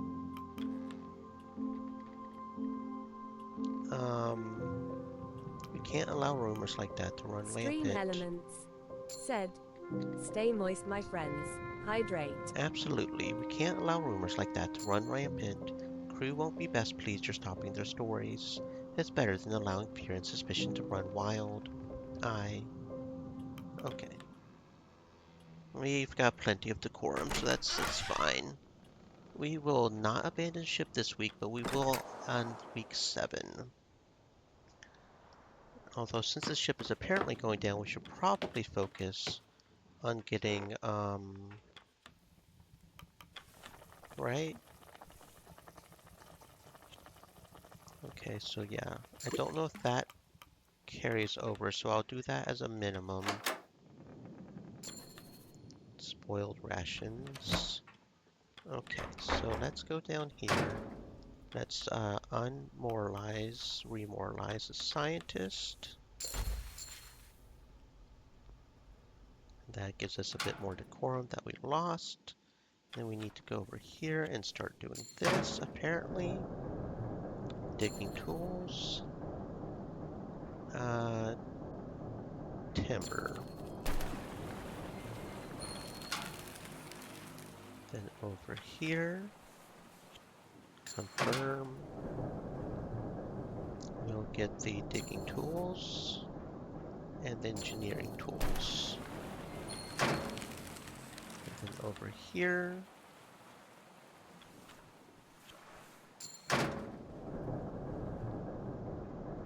we'll get the shotguns, I think. Just in general, the shotguns. Hopefully that will be fine. And then over here,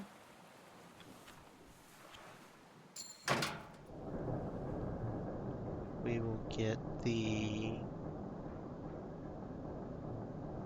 spice crates and the 10 lemons. Okay.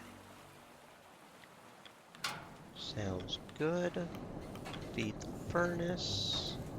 Crate of spoiled rations. And then timber. Yeah, that should be fine. Okay, 17 each. That's pretty good. That should have us good.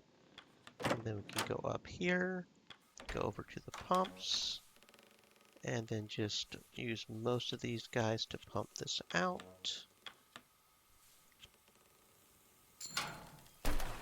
And then we can go ahead and get the stuff down here.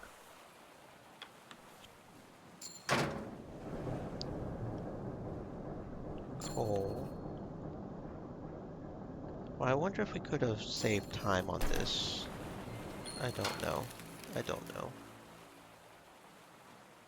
The room is destroyed. Okay. And you know what? I probably shouldn't use the scouts for this, but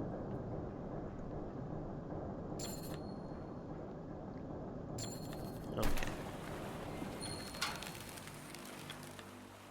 Da ba da ba da. Who else do we have available? Scientist. Med comforts and the 10 lemons. There we go. And then the other scientist. We get the 10 food and the spoiled 10 food.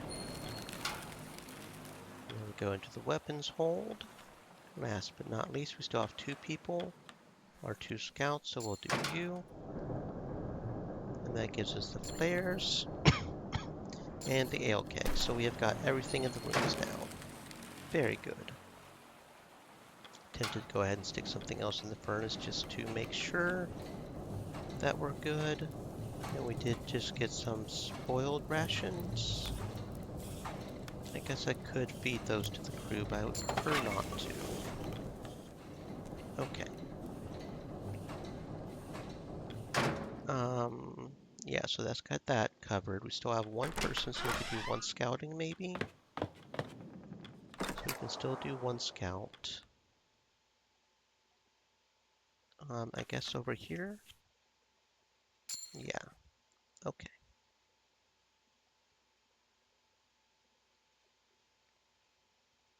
Good enough, I suppose.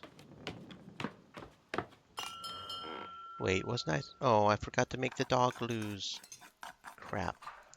The crew have their meal.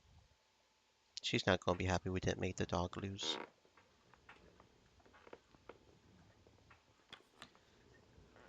Okay, and then he does that, and we do not. He seems like a good captain. I had heard stories about Hunt, and I was curious. I'd like to know more about the man. Didn't get your fill while he was here.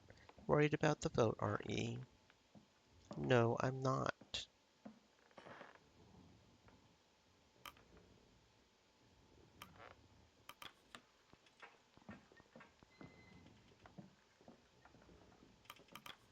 This crew is awfully fond of Hunt. Is. A word to the wise Robin. I have nothing against you, but we don't know you. Okay. That gives us a bit more loyalty there. Pancakes. Hunt was fond of your cooking, wasn't he? Oh, there we go. We've got Junior's loyalty. He hired me. It would be odd if he wasn't. He didn't take me on as charity shawl. Hunt's not the type for that. Fair enough.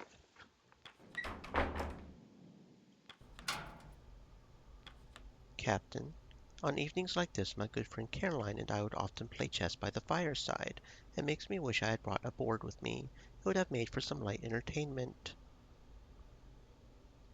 A shame you didn't. I would have enjoyed a game myself. Indeed. Well, we can't turn back time, can we? We'll just have to make do with what we have. Perhaps Mr. Templeton brought something along. He seems the jigsaw puzzle sort.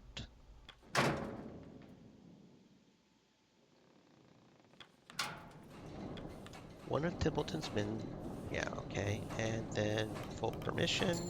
Get the 5 royalty.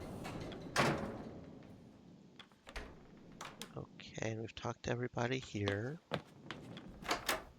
He apparently is not interested in talking. And this is about the book, right? Yeah, I've been reading it. It's quite interesting. Get that 5 loyalty. Go over here to Kurt's room. Best not to think these things, Kurt. We need to carry faith that we'll survive. Of course, of course. Don't mistake me for a lost soul who's given up all hope. Still, I would be a fool to pretend there's no risk out here. Very true. Okay. A warm egg.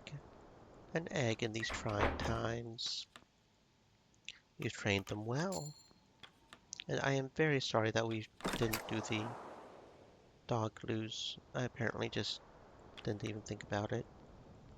Maybe we'll have time to do them tomorrow or something. At ease, you're doing good work, Kurt. You're good, you're good, brother. Okay, and then that's that for this week, and we'll have to make sure to evacuate the ship apparently next week, because yeah.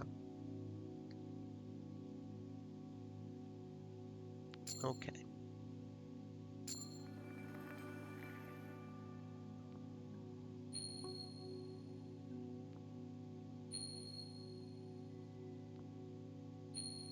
Okay, there we go. We've got a whole bunch of people that should have been cured from freezing. I don't know why some of these freezings are not being cured of freezing. Why did that not... I don't know why that didn't work. It only cures like a couple of people, I guess. We did have a lot of people that got freezing. I guess it only cures 2 people at most. Well, we're going to have to make sure to evacuate the ship here, but that's... we can handle that.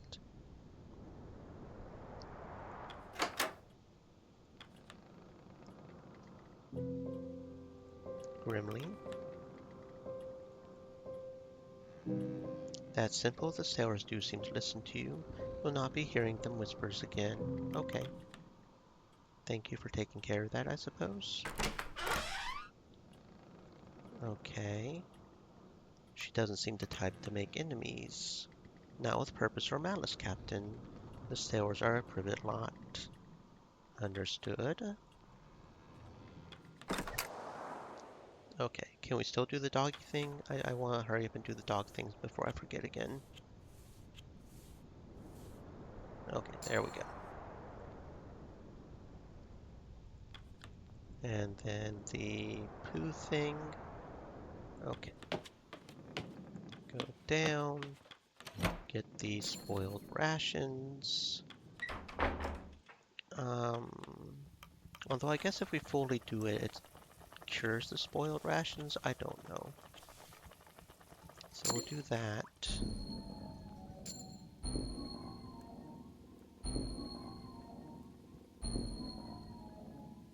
Although they should be cured by the... I don't know if there's a limit to that either, though. There might be.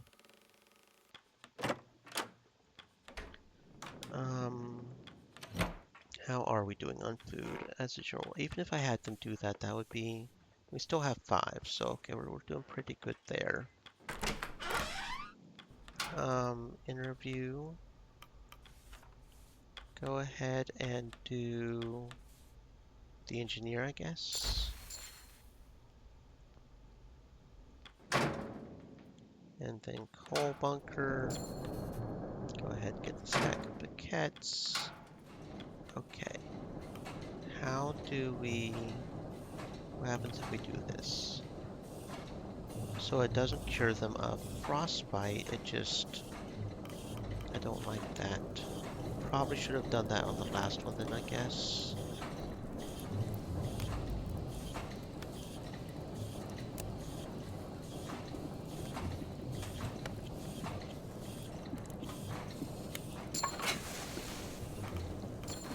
Okay. The furnace is torn from the boiler. We're heading out then? Best tell it, lads. Best tell the lads. We're moving out. Yes, Captain's orders. For now, we should focus on setting up a campsite on the ice. Leave the equipment hauling for later? No worries, I'll get them to work. We'll have a camp set up before you know it. I certainly hope we do. You're taking that with you? Aye. Can't go a day without it, can you? Oi, the crew like the music. Fair enough, you better get to hauling them lifeboats next. They're a bit more important than an accordion. I know. Calm, Stanberry. We're simply moving to the ice. Yes, yes, it's all very exciting. If the rest of you behave yourselves, you'll be treated to an extra helping of soup. Well, there we have it. The heart of the ship ripped clean from her chest, but she still beats for the crew. How long were you waiting on that one? Well, 'cause it was shite. No time for poetry. Captain, let's get this bloody furnace set up on the ice. Okie dokie.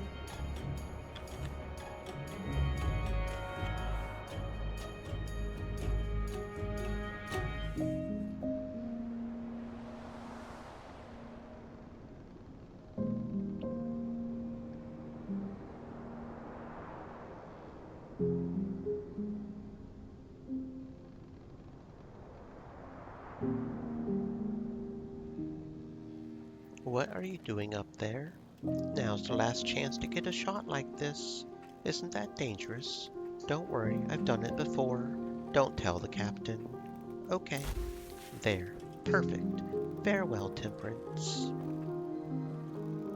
Captain, I hope your new lodgings are to your comfort. If not, I'm afraid you'll have to power through until rescue.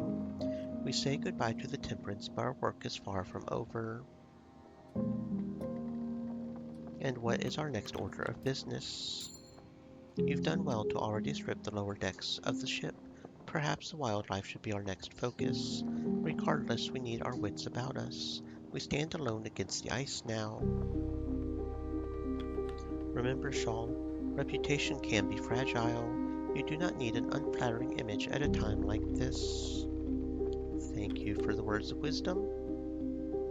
Okay, so we can still, let's do this ship right now. Even with, I guess. And that's the medical tent. Kennels have their own thing over here. Cool. And that's the map over there. That's the hoosh pot and the furnaces all together. I see. Okay. So let's, okay, so the medical kit and the photographer are combined now. Med bay. We have quite a few people with frostbite here that we really need to cure. I really should have done that before, but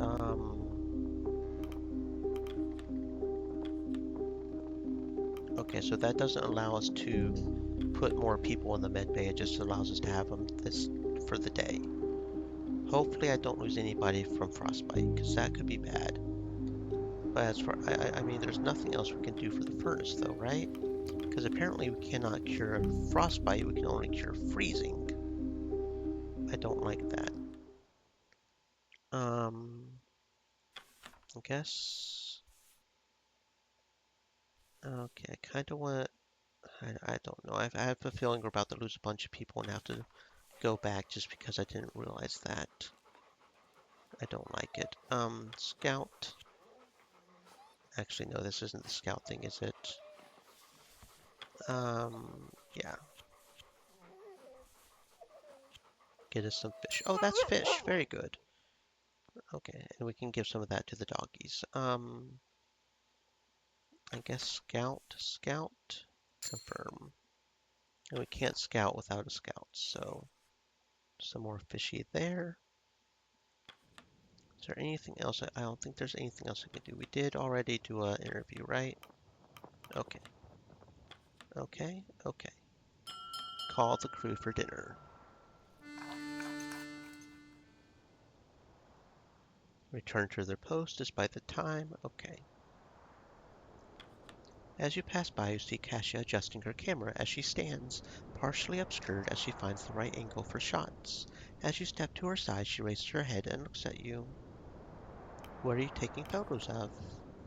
The crew, of course. This is quite the unique situation we're in. I want to capture the mood. Maybe I could place it beside our initial crew photos. Compare and contrast. That's brilliant. I'm sure many of them have stories to tell. Cash's eyes dart to the crew, briefly lingering on the stature of Kurt, then back to you. Of course, I'm sure many of them have plenty to share. For now, though, I think I'm better off in the background, taking pictures from a distance. Intimidated? Of course not. Why would I be intimidated? Is it really that obvious? It's simply that I followed Kurt's expeditions a lot as a child, so seeing him in person is odd. Kurt doesn't bite. He certainly barks, quite loudly at that. But you're right, I'm just being nervous. It's more that, up until now, he's been an idea. Does that make any sense? Kurt is just another person like you or I suppose so. Well, I'll leave you be. I'm still looking for the right shot. Okay, you good luck with that, friend. Dooba dooba doop. Okay.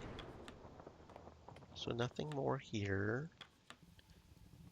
And we don't have a conversation there, apparently. Hopefully nobody dies from frostbite, because otherwise we may have to go back a second. I wonder how my editor will find my report in its finished state. It was a nightmare getting my plague story published. Only the Daily Appeal was willing to pick it up, and they were hardly the most reputable of papers. You did it wonders for the reputation, I understand. Yes, and they're more than willing to coast off mine. Not that I mind. People buy the Daily Appeal just for my reports. I prefer that to being drowned out by other voices. Dr. Nutley. Mr. Templeton.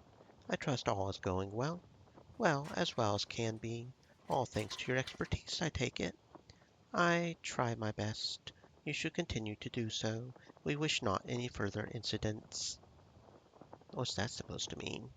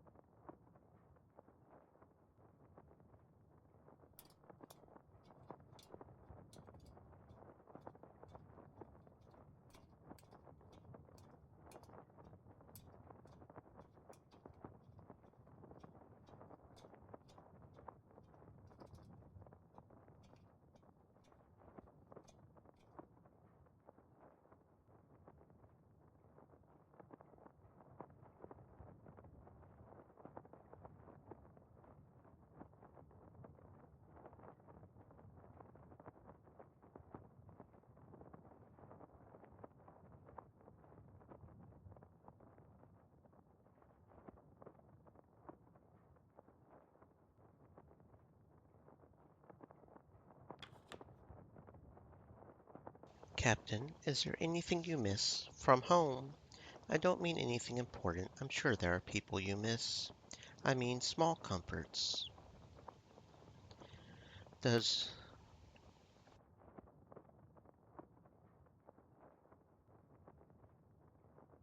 does warmth qualify as a small comfort? Well, you certainly aren't alone there. I doubt I'll ever grow used to the cold. Personally, I miss tea. I would drink a cup every morning and right before sleep. I didn't think I would miss such a simple habit so much.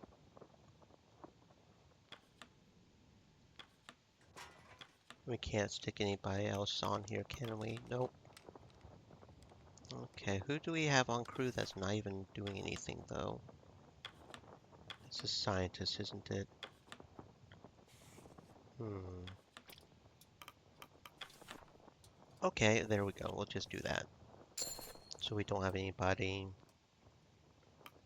um, idle.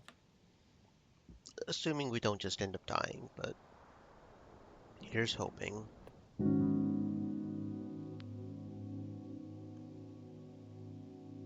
Maybe if we...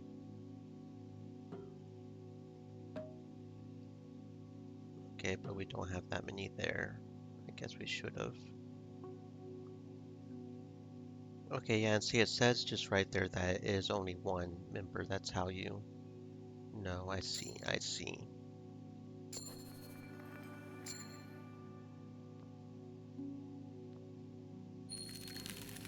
Cavity became freezing on the sled hunt.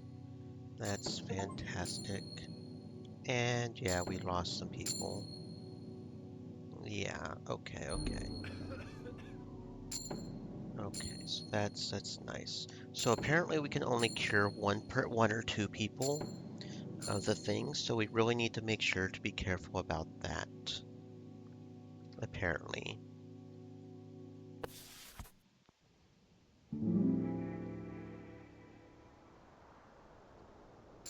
Okay, so I don't like that. So I know exactly where we messed up.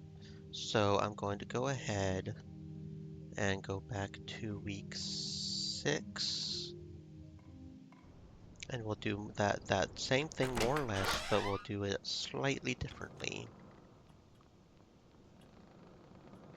Okay, such as... Uh-huh.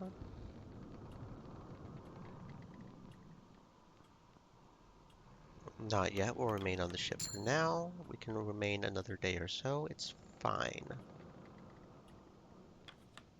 Okay, and then we take the requests. Mr. Gloss. Cordell. And I will make sure to put some crew on that. Tucker. Honestly, someone could get injured. I would rather avoid that. Zach. Excuse me? Perhaps this is my unfamiliarity with the expeditions. Okay. You're free to hold on to it, Mr. Zach. Grimly. Okay, that gives me some with Grimly, but we do lose decorum, but that's okay. Maybe I can make friends with Grim. That would be nice if we could. Because I highly doubt we will, but Grim seems like a very hard man to get along with. Okay, finish requests. And then we'll just focus on just going hardcore on the... But then again, we do have an extra day, maybe, apparently, so... Something else to think about as well. Okay, there's the sledding crew. And then really I should probably focus on also having the scouts do the scout thing here as well.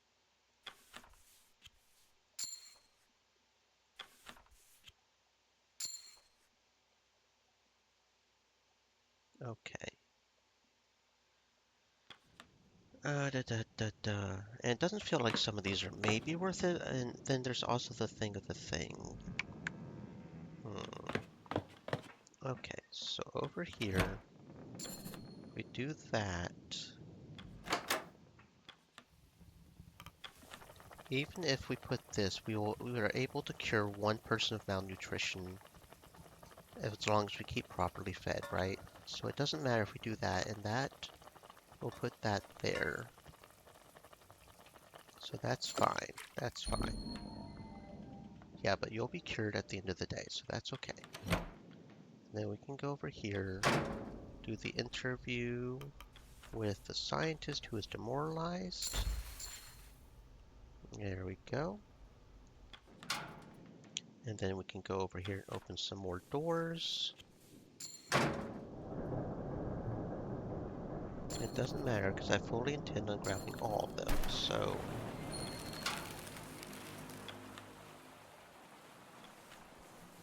At least I plan on grabbing all of them. I don't know if we can do it today, though.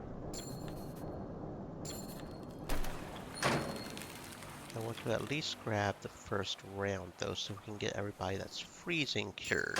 Since apparently that we can't cure frostbite nearly as easy as we can cure freezing. And frostbite leads to death pretty fucking quick, so that's not something we want. I want to try to keep everybody alive. Okay, and that's got all those done. Only problem is, in order to do that, we will need all 5 people to do that.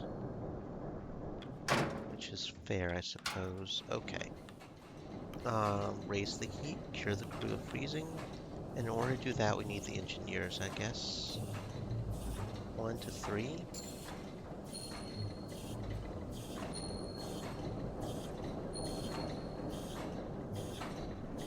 And we still have 1 person freezing, okay. I guess. That's okay because we heal 1 at the end of the day. So that's fine, that's fine, that's fine. That's fine. Okay, feed the furnace. Go ahead and do that.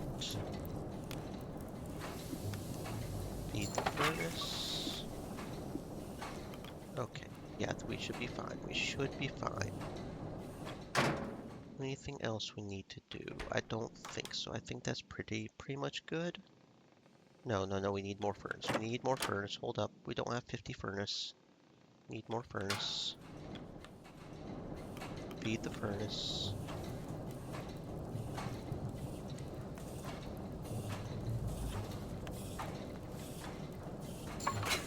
There we go. Okay, we're good now. I think we are good. Hopefully we'll be able to get everything out of there, but we'll have to do it on day 7, not just on week 6, not just weeks time 6. Anyway, okay, let's see. He seemed a good captain. Gives us some loyalty there. And we know the middle one doesn't give any. I want to commend you both for keeping spirits high. Well, there we go. We got Junior's loyalty at least. Well, it's still business as usual. I can still cook up a good meal. Nothing has changed there. Why would I be worried? The vote passed and I am captain. Okay, so that was apparently not the choice. Ah, Grimly, you grumpy bastard. Yeah. Okay. Yep, this one was the one that gives us loyalty. And that's the one that gives us loyalty. Not that we're probably going to get him loyal to us, because he is a very grumpy person. And then, a shame you didn't get the loyalty. Of course, she's so loyal that I don't have to worry about unloyalty from her. And then you, full permission. I don't think he's loyal yet. I think we made him a little unloyal because we decided to stay on the ship for too long. Grimly's the main one that's just not okay, though. That's okay. Okay, boop, boop, boop, boop. And then upstairs. No conversation here. Conversation with you about the book. Thank you very much for the book, friend. Over here to Kurt's room. Apparently the correct choice is right here. Very good. Get that loyalty. Yeah. Okay. I don't know if the overhearing conversations has anything to do with anything, but we're going to overhear them just to make sure. Oh yeah, because this one does have the loyalty for Kurt. Again, somebody we don't really need loyalty for, because we're like maxed out there. Okay, are we good? We're good, we're good. Ending the week, end the week. Okay.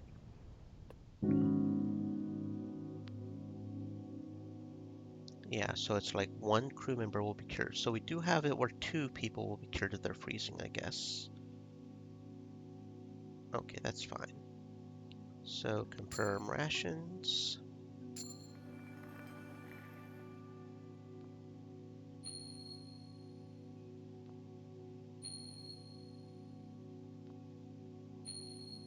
There we go. Everybody's all healthy. Very good. Very good. Week 7. 4 weeks at the Temperance Camp. Okay. Cordell? Yeah, no problem. We got you. Put those rumors to a stop. Okay, very good. Although I kind of wonder if he is actually hidden in this wall somewhere. That would be kind of weird, but...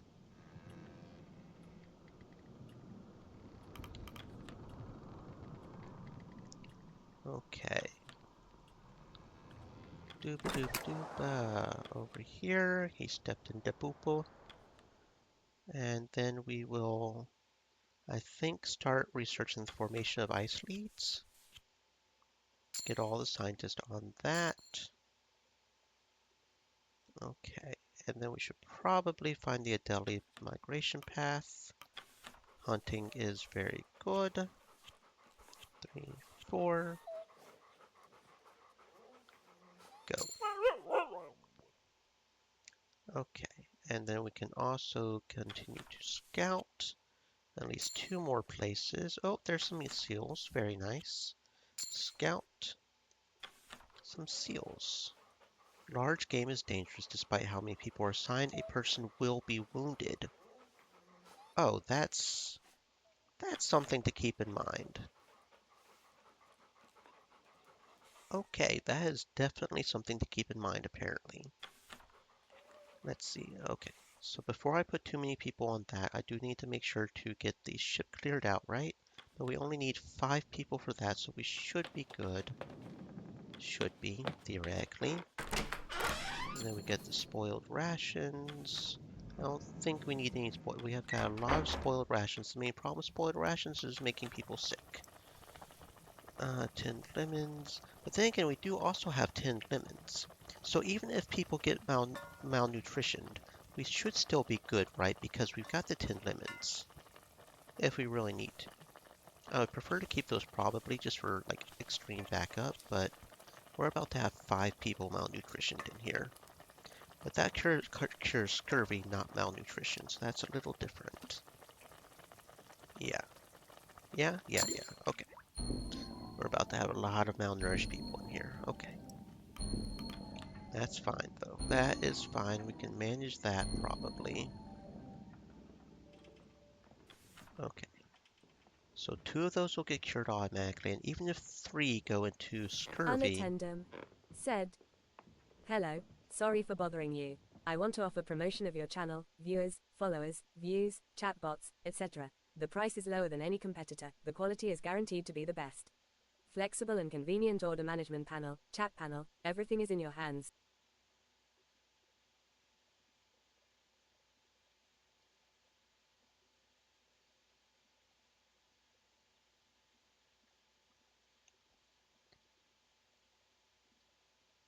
Anyway, we can potentially cure the scurvy that way as well. So that's like 3 things we can do with scurvy if we need to, but we can also just do 2 people in the med bay as well.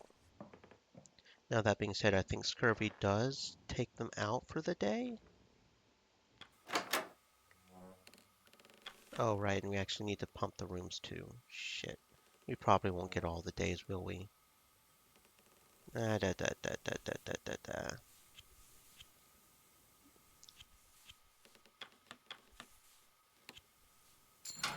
Okay, that's fine. We can figure that out.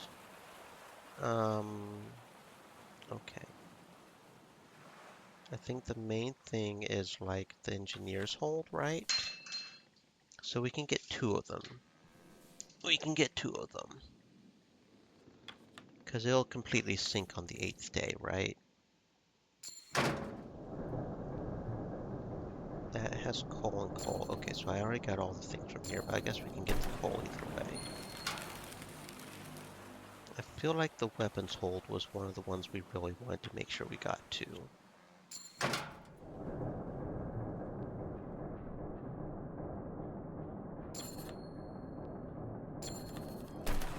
Yeah, because the weapons hold had the flare.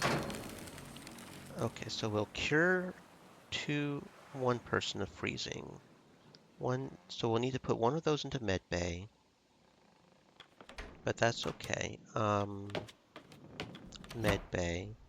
We'll put the guy that's in freezing and malnourished in med bay.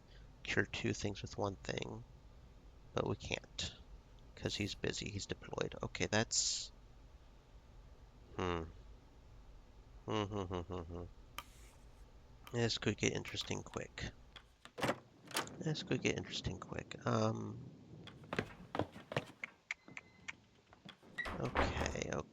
So let's just get the sack of coal over here. Wrong button.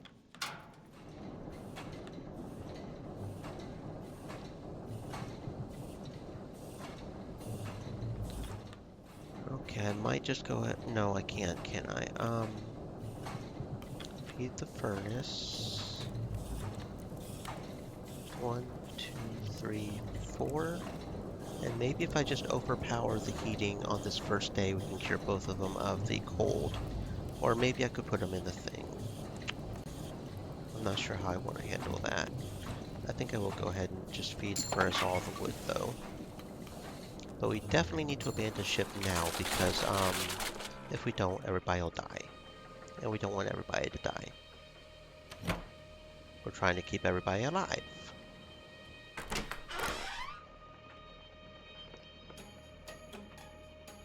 Maybe if we give them a whole bunch more food, we can cure more people of the as well. Only problem with that is, of course,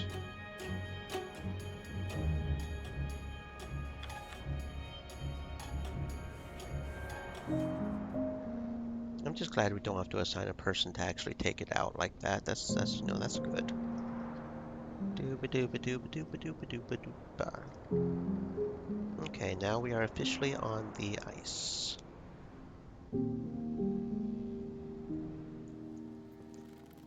And she's taking a pretty picture. Very good. What is our next order of business? Gets the loyalty. Okay. So let's see. How could we do the food if we wanted to overpower the food as well? I don't know how much we would need to overpower the food, but you know what? Let's just go ahead and put the seals in there. That'll get us up to 87. Since apparently that does carry over. We get one more malnourished, of course. Okay, is there anything else I want to do before we end the thingy? Yeah, okay, so go ahead and do the food. Okie dokie. Then we've got a conversation over here. Did she come snooping around your tent as well? I caught her prying a couple of times. I can guess she found nothing on you. No, she did not. We could all learn something from you, Tashi. What's up with that? I don't remember that being a conversation. What are you taking photos of? The crew. Kurt remains in good spirits, I see. Kash's eyes widen as she looks to you. Yes, I suppose so. Seems a good attitude to capture. From a distance, of course. Intimidated. Kurt doesn't bite. Silly. Kurt is another person just like you or I. Okay, bum. Good to see you don't hide away from the crew in the evening, Shaw. I suppose you're more at home with our lot than you were back on land. I'd like to know more about me and my crew. Your crew. Suppose it's best for you to get comfortable. Yes, it is. Got a problem with that, boy? Okay, apparently I need to... How do I move? Okay. I'm a little uncomfortable with how they've got the map thing. So I guess I need to zoom in to do that. Shaw, it's been quite some time since we met. When I first met you at the docks. To be honest, I did not understand Hunt's decision. Are your thoughts different now? That remains to be seen, doesn't... Oh, we got Templeton's loyalty. Can we keep it? I don't know, but we've got it for now. I can say I did not see this turn of events ahead of us. I cannot seem to figure out how to properly... Oh, there it goes. Okay. Okay. A crew member approaches you during dinner. Captain, you look like you could use some more to eat. Taking up the responsibility of captain is as admirable as it is unenviable. Please help yourself to some of my own rations. Frankly, I'm stuffed. That's rather kind of you, thank you.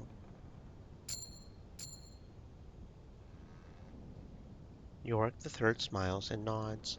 Others in the crew roll their eyes and let out heavy sighs on your acceptance of the offer. They don't seem to approve of the attempts at gratifying command. You get your photo snapped by that photographer too? Aye.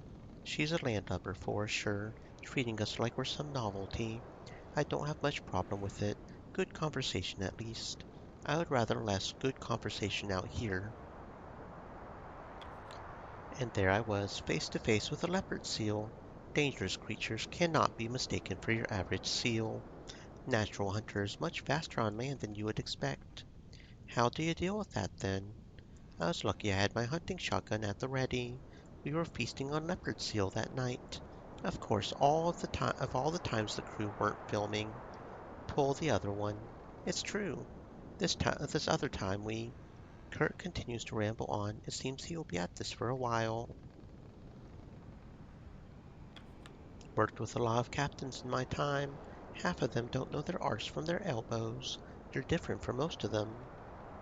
I'll try to live up to your expectations. Ye better. But don't bloody do it for me, Shaw. Okay. Good evening, Captain. Will this take long? The dogs are fed and rested. However, I dislike leaving them alone.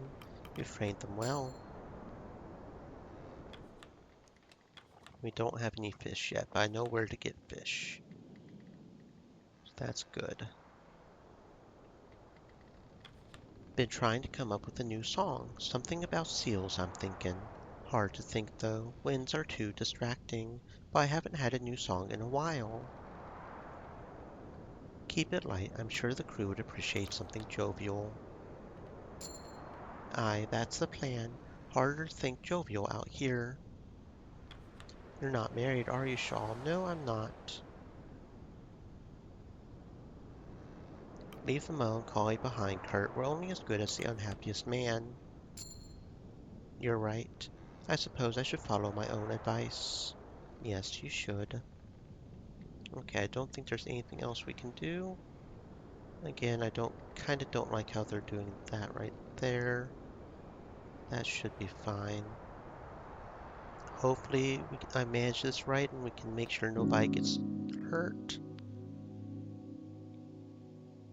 Okay, so let's see. What would happen if we... Why won't it let me move the rations thing?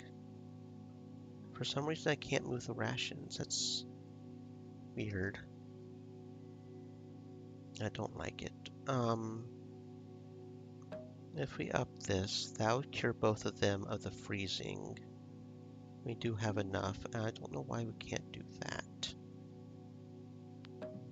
There it goes. 2 members will be cured of malnutrition, yeah. And that requires 75, but we've got enough. That would cure 2 people of their malnutrition. 1, 2, 3, 4, 5, 6. That would still be 4 more of malnutrition, but we can put 2 people. Yeah, that's probably fine. Because we get the Adele penguins there.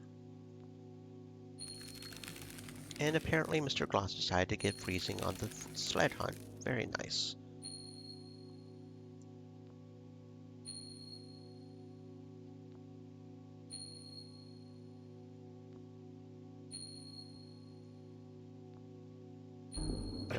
Scurvy. A couple of them are going to progress into scurvy. That's just not something we can do anything about, since we used a lot of the spoiled. So the idea probably is that we have to use a certain amount of spoiled, but only enough that it would be cured, you know, naturally. I guess that's probably the idea there. Okay.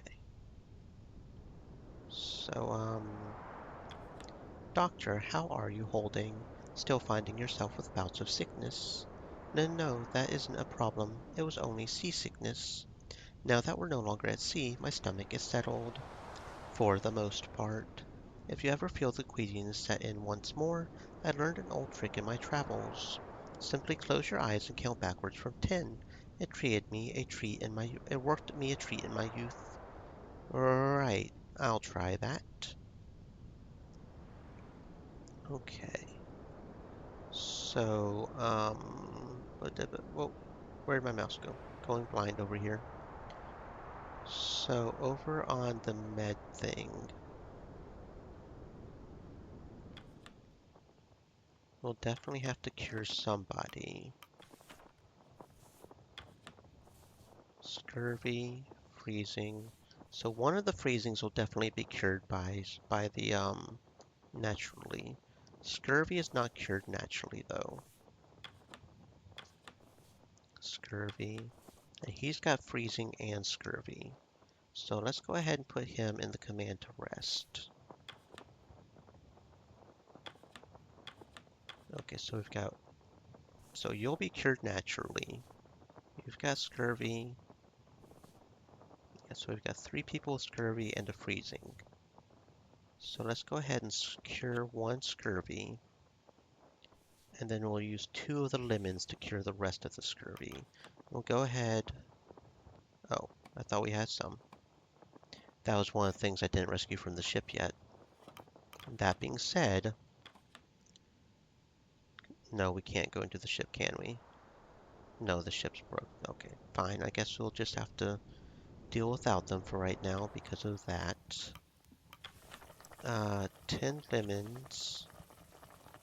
Now, does that cure? Yeah, it cures 1 person of scurvy, right? I'm assuming it won't be silly enough to cure the ones that I've got in the thing. So we only need 1 more tin lemon? Yeah, okay. Okay. I'm assuming, okay. Yeah, so we should be good. We should be good. Because both of the people getting cured right now. Yeah, so he's getting cured. He's going to be cured tonight. And then he's getting cured. Okay, yeah, so we're good. So I can have 1 more malnutritioned with the ruined stuff, and that'll be cured normally as well. And we still got 2 tin lemons for scurvy if we need to. Oh, we actually don't even have any more ruined food. Okay, I thought we had more ruined food than that. Small game. So we need at least 50 unless we want to lower the... That's 50 right there, isn't it? I guess I could go and put the last penguin in. Yeah, it's got us up to 56. Okay. So now we're starting to have a problem with food. Now we definitely need to go out and hunt. This is where the food starts getting low. I'm assuming there's a way to do that, though. Okay, a furnace could also be interesting. We could add that to the furnace for 10, I guess. But we do have 10 things of coal.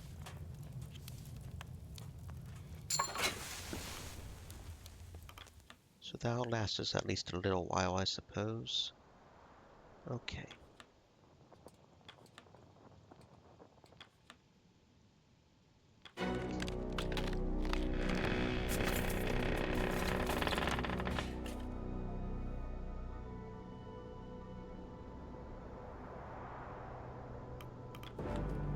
Yep, there goes the ship. There goes the ship.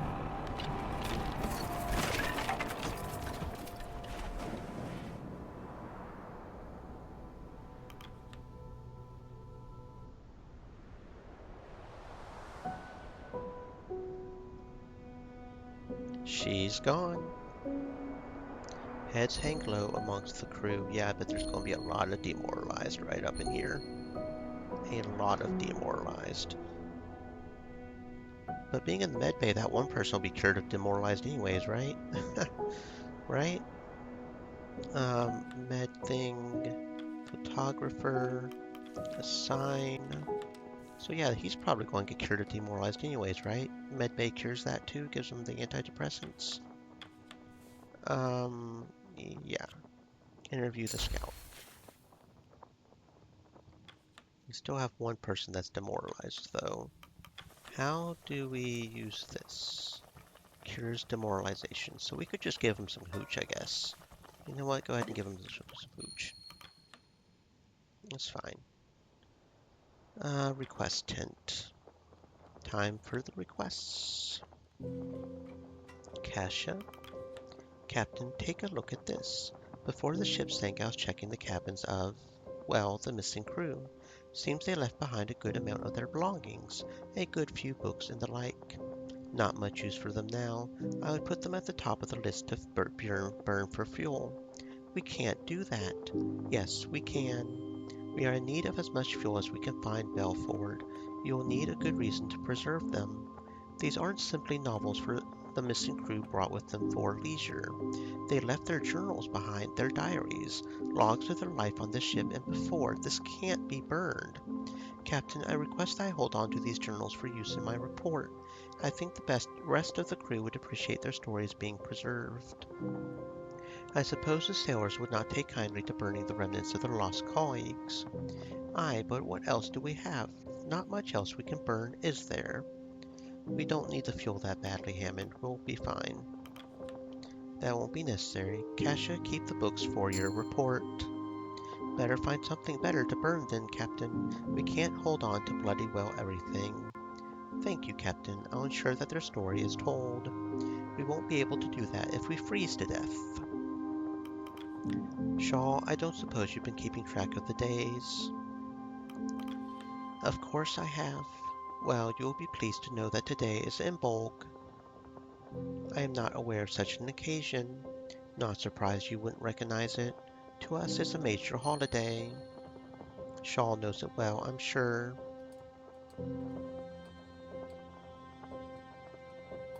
It's one of the most important days of the year, Templeton.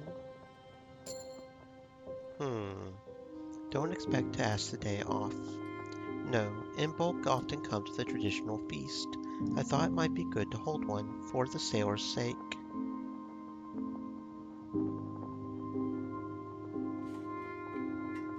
A nice idea, but we cannot spare the rations. I thought that would be the case. Well, was worth asking. I mean, really, until we get a more secure thing of fish, yeah, I'm sorry. We've got enough decorum. We'll be fine. I think everybody will completely understand if we don't do a feast again in this current circumstances. Okay,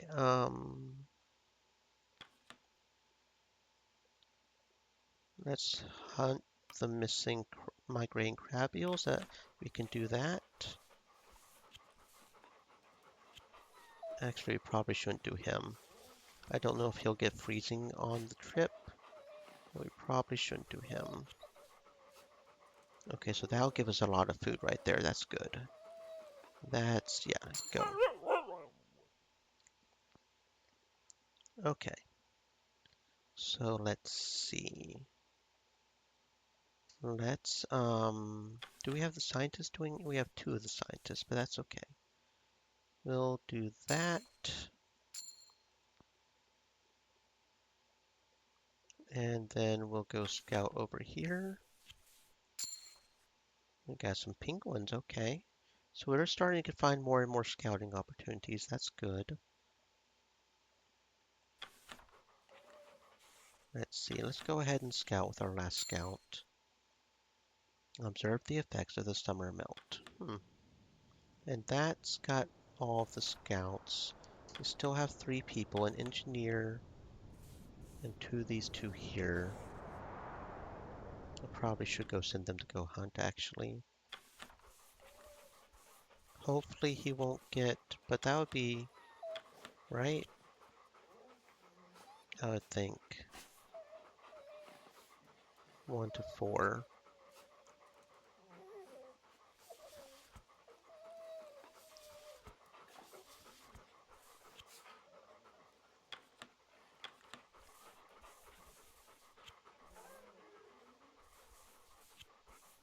Oh, we don't have enough doggies.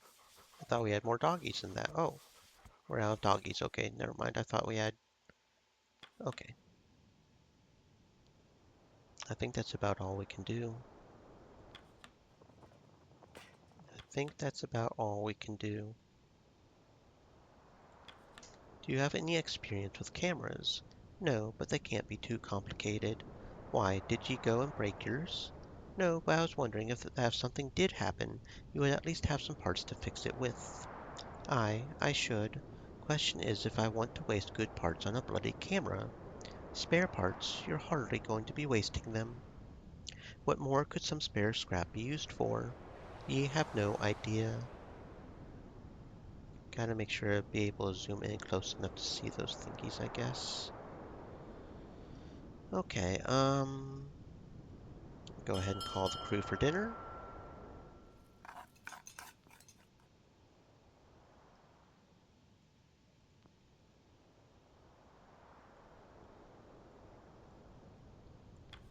I must retire for the evening. I'll see you for the morning's requests.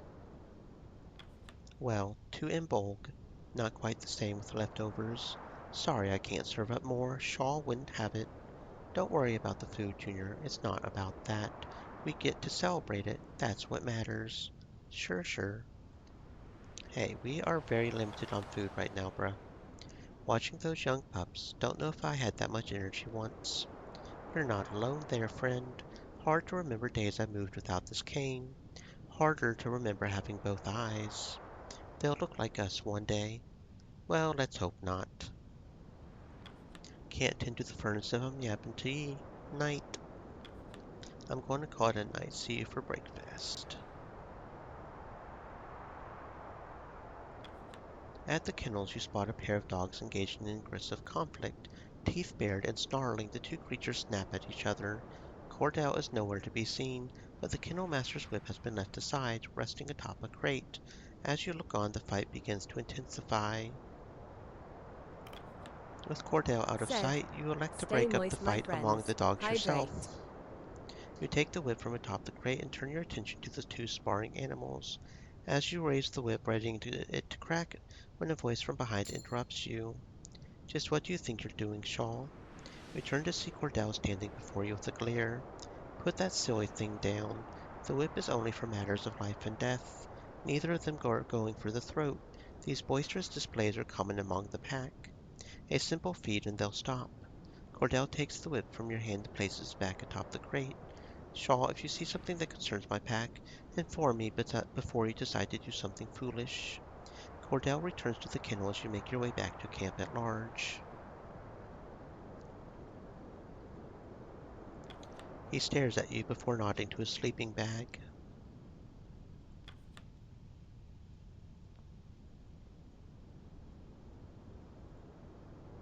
Now, what is the minimal that we can zoom out before we start not seeing things? Okay, I think we've done all we can.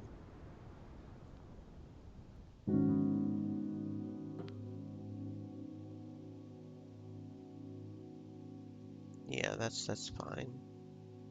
That's probably fine. 5 crab eater seals, 2 research. Yeah, that's what I thought. I guess the sled hunts. Do the sled hunts always freeze them? That's, I guess, what I've got to ask.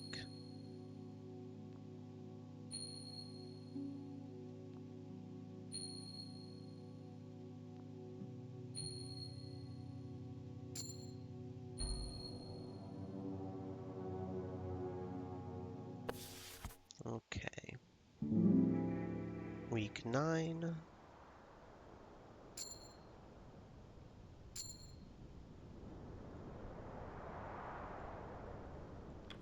Well, seems that the crew are adapting nicely. They're getting on with their jobs like clockwork. Feels like we're back on the open ocean again. They know we're in for the long haul. Well, I'll see to it that they're keeping up the good work. And you see to it that they're entertained when the work is done. Aye, you're short on words, aren't you? Prefer to talk through your music. A sailor with the heart of a poet. Sure. You see Hammond hard at work on the boiler. Shh. Is there a problem? No, force of habit. Don't need me asleep at the post. You need something, Captain? Just checking in. You don't need to. If there's any problems, you'll know.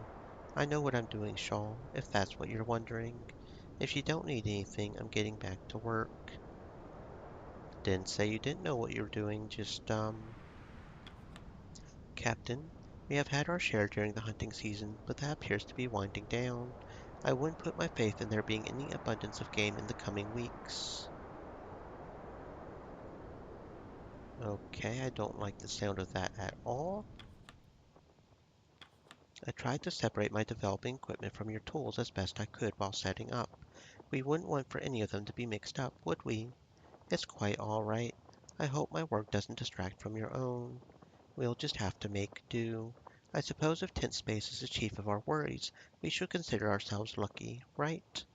Yes, I suppose so. Do you prefer to go by Dr. Nutley or just Nutley? Well, I still think of Nutley as my father's name, mainly. I see. Perhaps you prefer Arthur then. Arthur is also my father's name. How unfortunate. For now, I'll stick with Doctor. Is that okay? Of course. Okay, I need you to interview our demoralized person so they can stop being demoralized. Medbay, we're going to go ahead and put our guy on there to cure his cold, which I think is how that works. Okay.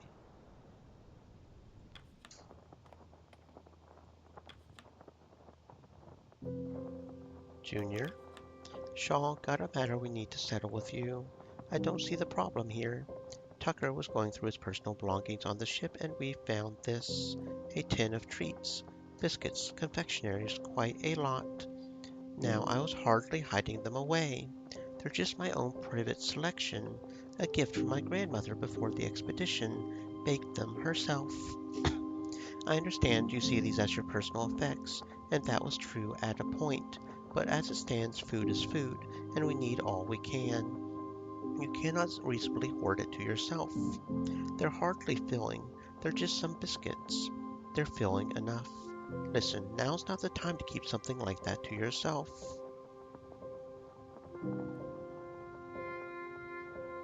I will not deprive my crew of their sentimental object. Tucker is free to keep the 10. Thank ye, Captain.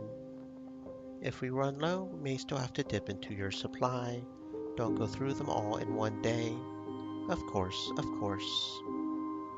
We're not that desperate for food. We've got quite a few places we can go hunt right now, so I'm more worried about the fuel, honestly, right now, than I am the food.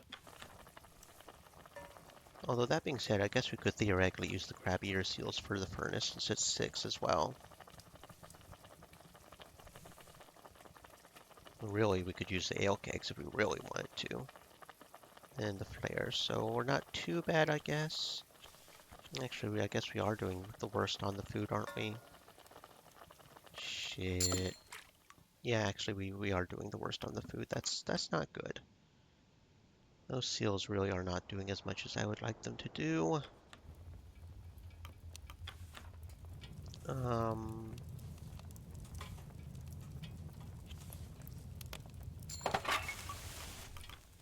okay. Okay, yeah, that's actually looking kind of bad now. Go to the map.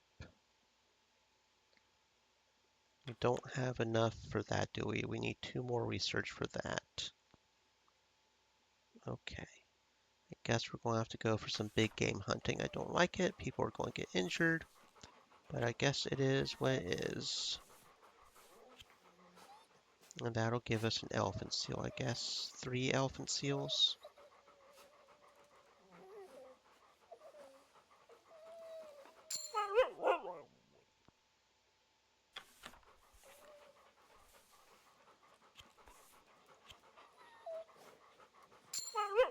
And that's going to have 2 people injured for next week, which is not good.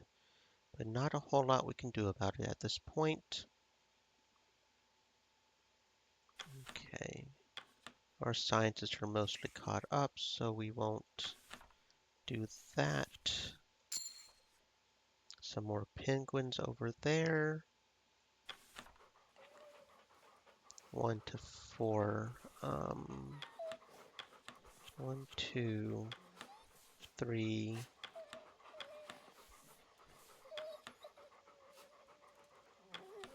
4. I'll guess 4 Adelaide penguins. Problem is, that's probably going to get a lot of people with the cold, right? Because of how that works.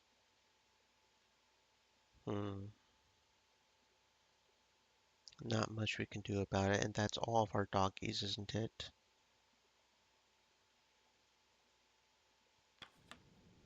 Okay. Not much else we can do, though. I guess we could do that, but we don't have the scientists for that. Oh, thank you very much for the head pats. They were, I didn't move them quite far enough, but thank you very much for the head pats, Morier. I guess that's about all we can do, though, isn't it? I don't like the fact that we're low on food. That's not good.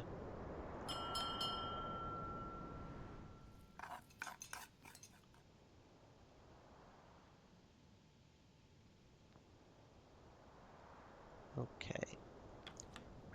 Reading, Mr. Templeton? Yes, though it's difficult to find light. Do those your age still read, or has intellectualism passed us by? Well, I haven't read chilling horror like yourself. Is that a collection, Mr. Templeton? It is a good read nonetheless. I must retire.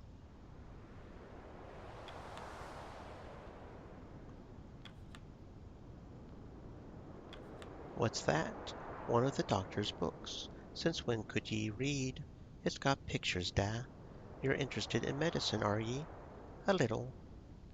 Better work than this, anyway. Barely any taste of these fucking cigs. You mentioned before. What brand are they, anyway? Apperton. Same group who tends those peaches. Yeah, at least there's plenty of it. Would rather there wasn't. You would rather be craving at a time like this? Suppose not. There's just... I don't know. What do they know about tobacco? Fair point. The building next... Yeah, the phonograph thingy. I'm sure one of the crew could help. Of course, your loyalty. I messed up on the whip. I should have known better on the whip, honestly. I should have known better. We're barely on Arthur's good side, so yeah, Ingrid. We're still on negative with Hammond. So just our usual suspects, I guess.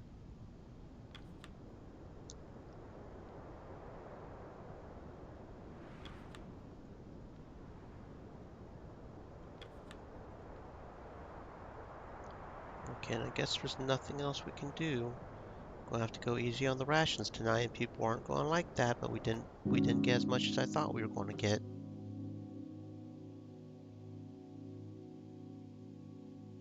Yeah, one crew member will become malnourished. I don't like it, but there's not much we can do about it.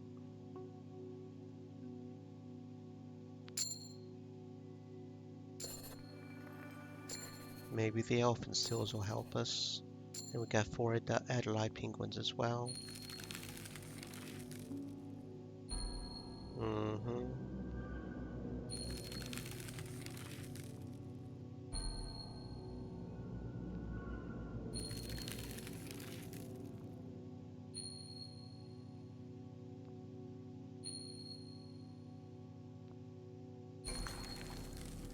Mm-hmm.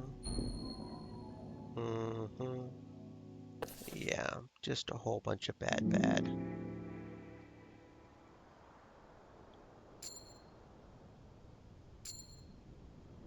Okay.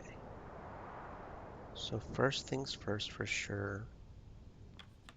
We definitely have to cure the 2 people who got injured.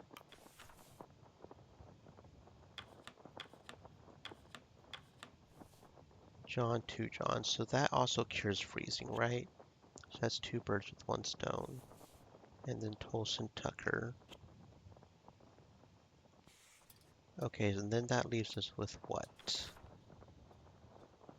I have a feeling we're about to lose somebody. He's got frostbite. There's nothing we can do about it. I probably should have cured him. What does Wounded do? Wounded we can cure later on, right? Only way to cure frostbite is by that. Actually, yeah. Actually, yeah, hold on. Um, week 10 is where we're on. But that starts us off back at the beginning of week 9, doesn't it? That's okay. Rewound to week 9, it's okay. Making hard decisions. Hard at work, I see. You should get some rest. Okay, I thought maybe I could get some positive out of that, but maybe not.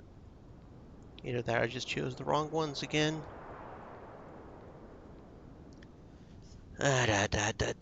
Okay. Let's see. So food. We've got our seals, which will not be enough, but it is what it is. And then go scouting. We want the seals. Go scouting for the seals. Okay. And then go for the penguins.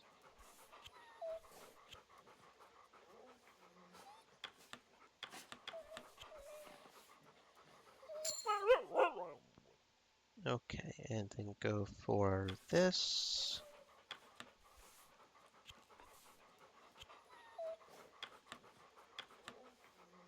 I may just let that one guy be demoralized, actually. 1, 2. Yeah, okay. Okay. And then we should cure 1 tonight with the boiler. Okay. And then we need to put 1 in the medical tent.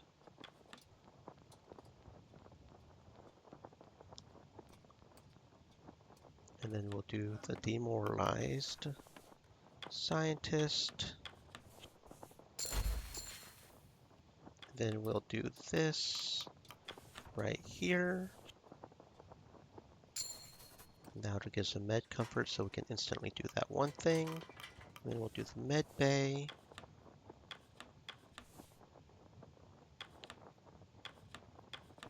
For you, so you can cure your freezing.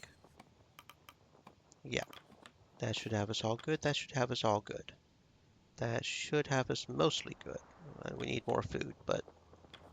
And then the requests. Junior. I will not deprive my crew of their food. Finish requests. Okay. And then we're good there, and start the dinner time. Hopefully we won't get frostbite again, but if we do, we can handle it. I don't like that the only thing to cure frostbite seems to be, the doctor, because there's a limit to how much the doctor can do, apparently. Okay. Okay.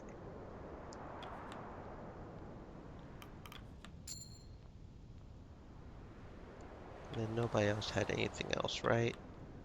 Okay. Okay.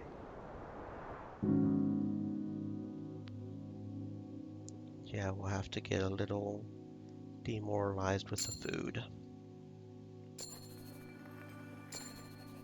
But hopefully these elephant seals will really bring in the food here. Hopefully. Problem, of course, is that we end up with more people freezing.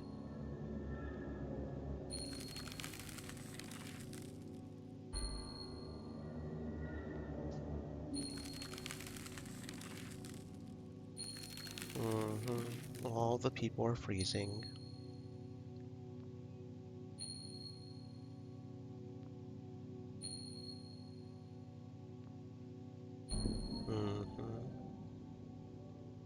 Okay, but we actually didn't get anybody with frostbite that time. So that's good. That's good. That's good. That's good. Okay. So, how did that help with our food situation? Elephant seal. Okay, so yeah, elephant seal is a lot. It does make them essentially unable to do anything for a little bit, but that is still a lot, so that's good. We'll have lots of food now. There we go. And then we still have a fair amount of on the furnace. A fish apparently causes malnutrition. That's interesting. But we still have plenty of sacks of coal, so we should be fine on that. At least for right now. Maybe I should be backing off on that a little. Maybe I should be. Okay. So one of those malnutritions will get cured tonight, right? As well as one of the cold. So we really need to do that and that since we don't have a frostbite. I don't think I will use the medical comforts actually right now. But one of those will progress to frostbite if I don't cure him of the cold. But that's okay because we can cure him of the cold next turn, right?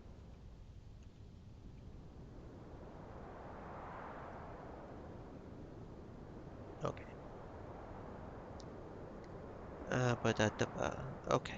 Okay, okay. Yeah, so let's go check out the request first, just see what we got here. Stanberry. Should you not be with your master dog? Please do not bother the captain. Apologies, Shaw. No doubt Stanberry smelled the scent of the last catch on you. The latest catch? Some fish was added to the stores, I take it. Stanberry has quite the taste for it. Are you suggesting we feed it to the dogs? If you wish. I assure you they have enough to eat, though. I'm certain the pack would enjoy that, but we cannot allow them to grow spoiled. Come, Stanberry. Odd creatures.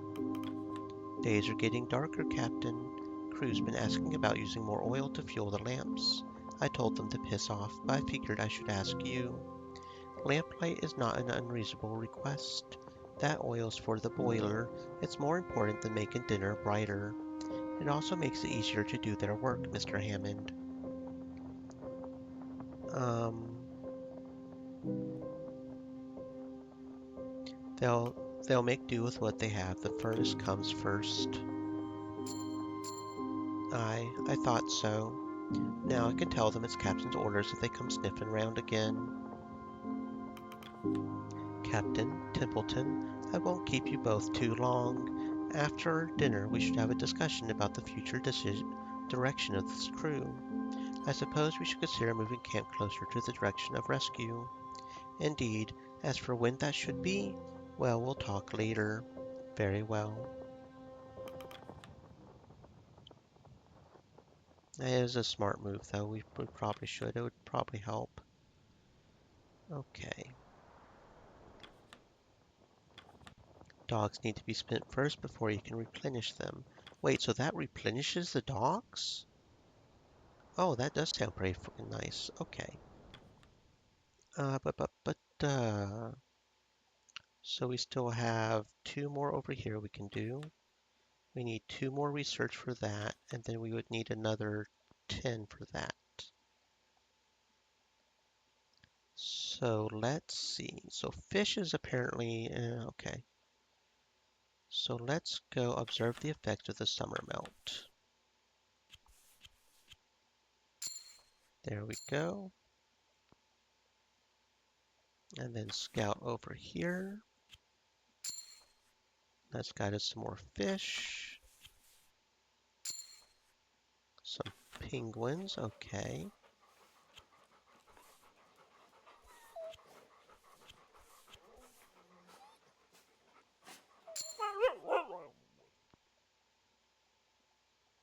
Okay.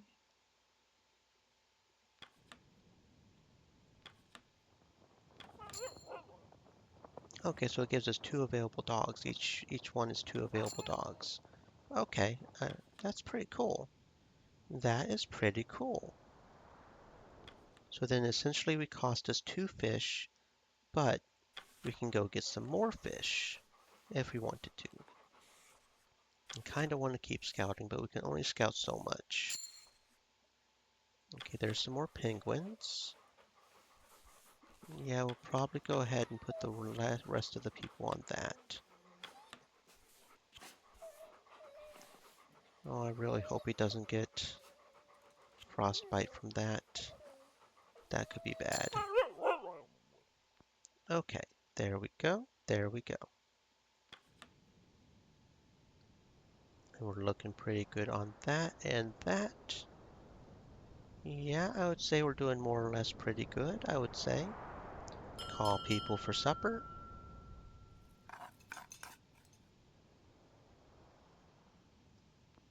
Okay, now we can do the dialogues if there are any. You wish to speak with us, Kurt? Indeed, I did. Have you noticed anything about the ground beneath our feet, Captain? It's not about to give way, is it?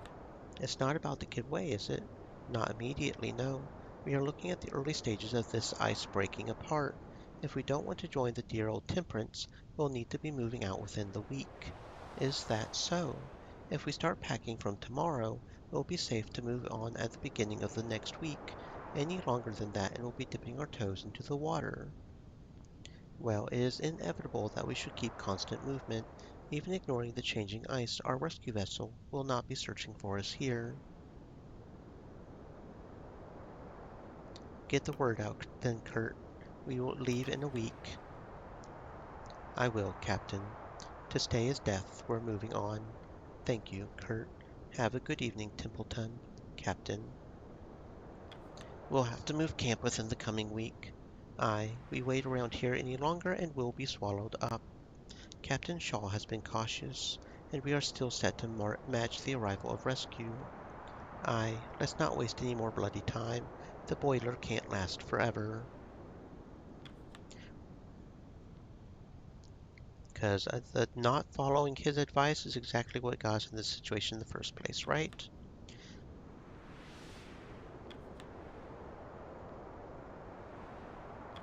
Doctor, you seem worse for wear this evening. Sorry, I've not had much sleep lately. Something disturbing your rest? Just some bad dreams. A shame, a shame. Get some rest early, Arthur. I'll inform you if an emergency arises. Thank you, Kurt. You can thank me with a good night's sleep. Evening, Captain. There was a song that found itself stuck in my head earlier. The dogs were pleased when I began humming it. I fear I may have to make it a habit. Music reminds me of home. I take it to be the same for you. There is no home to be reminded of. I prefer to keep moving. Perhaps the ability to do so is what I miss. Maybe. That is a home of a sort.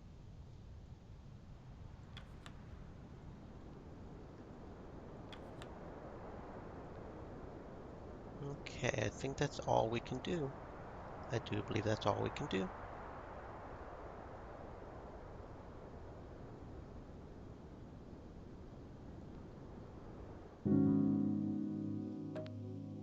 Okay. So yeah, one person will be cured of malnourishment. I'm tempted. We don't have 75. I probably should have boosted that up. One person will probably end up getting frostbite, which I guess we'll have to deal with that.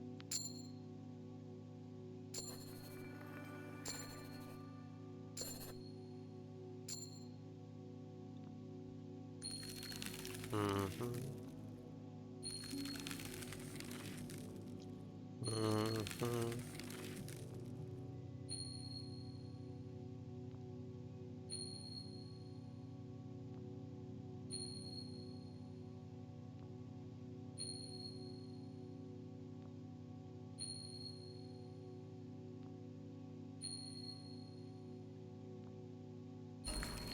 Mm-hmm. Okay. Week 11.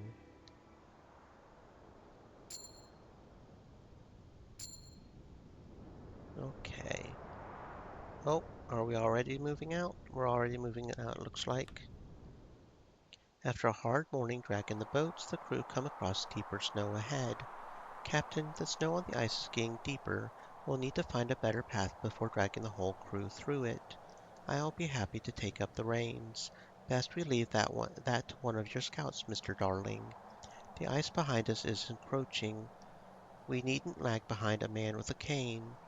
The old limp isn't that bad, Templeton. It's bad enough. Time is of the essence. Very well. You can't go wrong with my team anyway. Any one of them are capable of finding the path in this ice. Captain, if you want to judge the course yourself, you should go ahead with them. Ill-advised. We don't know what lies ahead. Best to not take any unnecessary risks. Hmm. No, Kurt is right. I should head with them. Well, no, we'll side with Templeton. Templeton is right. I'll stay back here with the rest of the party. Because we have more loyalty with Kurt. We can lose Kurt a little bit. But we really need to make sure we're still good on Templeton, right? Yeah, because we've got a lot of loyalty with Kurt. I don't think we're going to get Grimly or Lady Ingrid anywhere near it. These two apparently are very difficult to get on my side.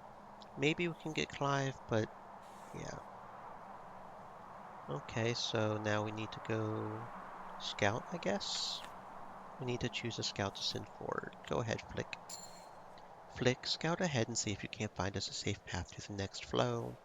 Flick nods to you and Kurt before trudging ahead. I think I hear something. The eggshell surface of the flows erupt, revealing a large, slimy creature, mouth agape with flies of razor-sharp teeth. Expectant. Leopard seal. Oh, well, there we go. We could use the flares if we wanted to. You grab the hunting shotgun and steady it as you aim towards the beast barreling towards Flick. The beast continues unhindered, fear mixed with snow freezing Frick in place. The animal is gaining speed, closing the distance. There is now about 10 yards between Flick and the beast.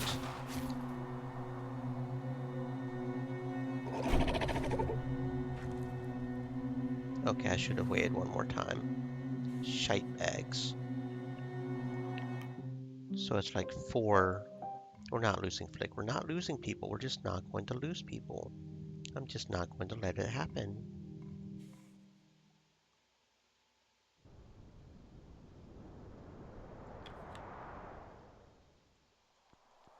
I just refuse to lose people. Templeton is right. Suck up to Templeton a little bit, even if I honestly kinda don't like him. And then stop. Okay, leopard seal, so we'll use the hunting shotgun. We'll wait. We'll keep waiting. We'll keep waiting. You crack the hunting shotgun. It still keeps charging. Okay, so are we supposed to fire twice or something? How the heck do we kill this leopard seal, man? Stupid. Do I need to use a different weapon? Oh, I think the hunting shotgun would be the best one. I mean, it's a hunting gun, right? I would think. Stop. Okay, so... I mean, it's a hunting shot. It's a shotgun, not a hunting rifle. That could be what we're... Reload. Reload.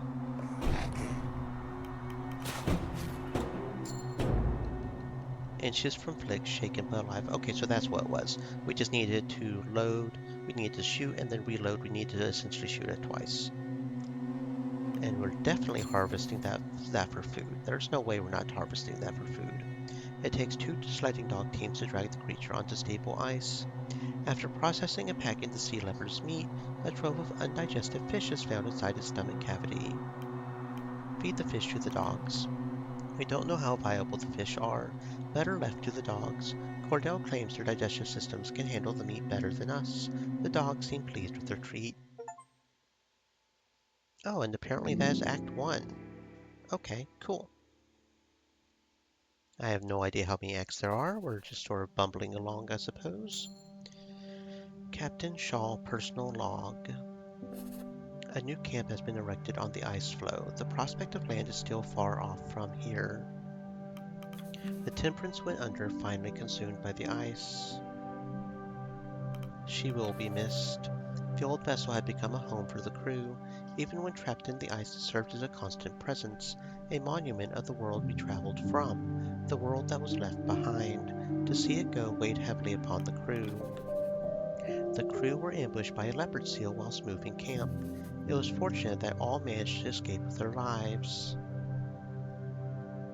We survived because we were prepared. It was quick thinking and the appropriate resources that went out the day for the crew. That vigilance is to be kept up at all times, lest the crew meet with true disaster. That leopard seal was but a warning of the dangers that rest on the ice. Tracks were found in the snow, a frozen coat. Proof that if nothing else, Hunt and his group were able to survive beyond the boiler incident aboard the Temperance. It is too late to raise concerns now. The crew may whisper, but Rufus Hunt is a dead man. To have made it this far means little. The likelihood of Hunt and the deserted survivor remains remarkably slim.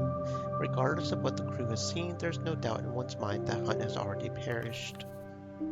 By all estimates, it appears that summer has arrived on the ice, a prime occasion for hunting and comparable respite from the truly freezing temperatures, the worst of which are yet to come, which with the arrival of summer comes the promise of winter. I must consult my crew on the best course of action. The navigator, Kurt Darling, carries the most experience in these extreme conditions, and has seen the southernmost winters firsthand in his time. In turn, Chief Engineer Clive Hammond has a keen, focused eye on the crew's fuel supplies. No two best understand what will be asked of the crew going forward. They must be consulted before a decision is reached. Captain, close one yesterday, wasn't it? Let's hope there aren't any more beasties looking to make dinner of us. We can certainly hope. That beast was quite the specimen. I wonder if we'll encounter another of its kind. It was so big. Do you think there's another one out there? The dogs have been on edge since that creature attacked. They prefer to be the hunters on the ice. Let's hope we never see a repeat of the situation. You and me both. Feed the furnace. You know what? We're going to go ahead and just throw the ale kegs in there.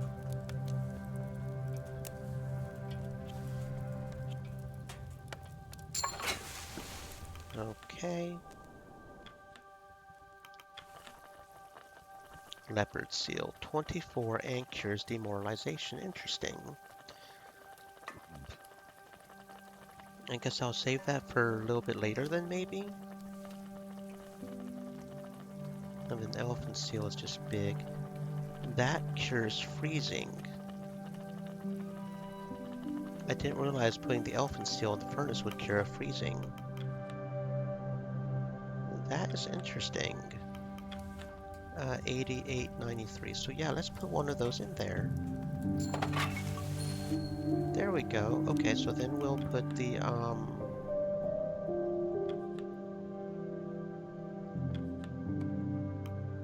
med bay. And then we'll put the person with frostbite in the med bay.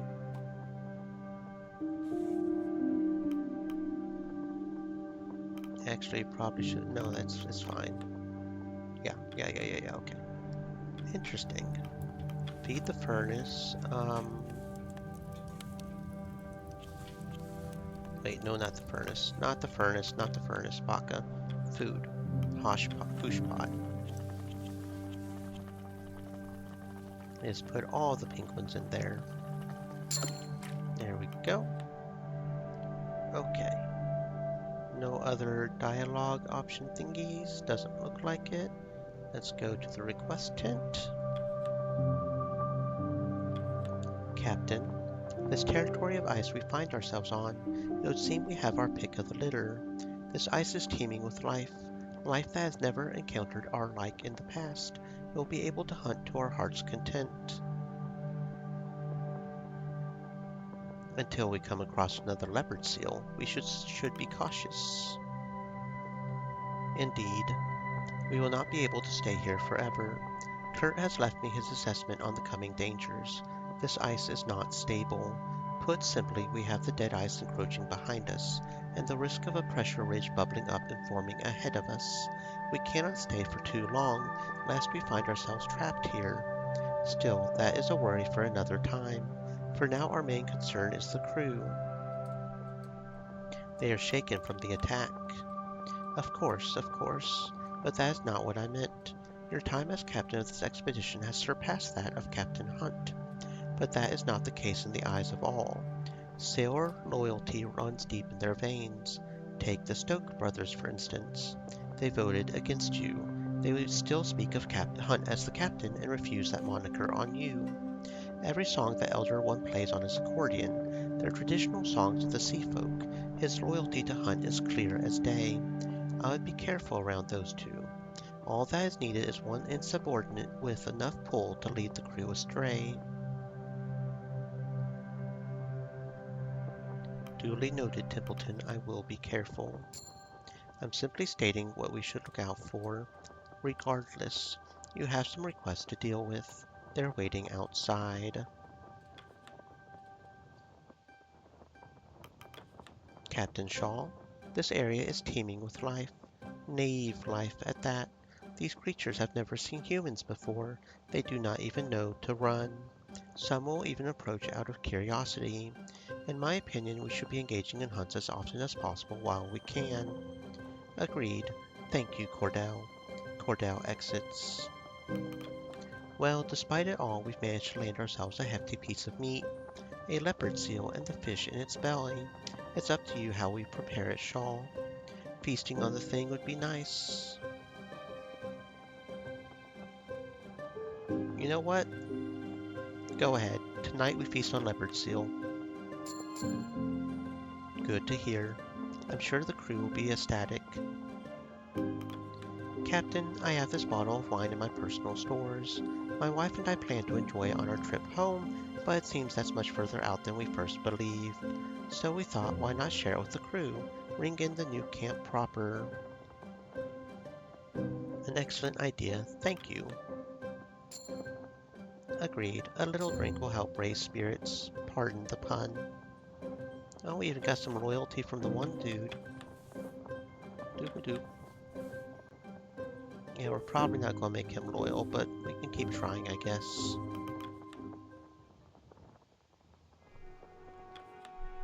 Okay.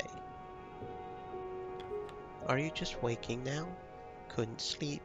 Scared of another seal attack? Aye. Well, at least you're honest about it. Yeah, that's pretty fucking scary. I mean, seals.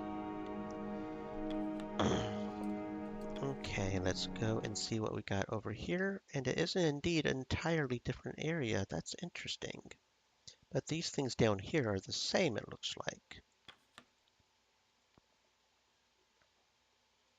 Interesting. We're almost getting kind of close to the Viscount. Wonder if we'll make it over to the Viscount. That would be kind of cool.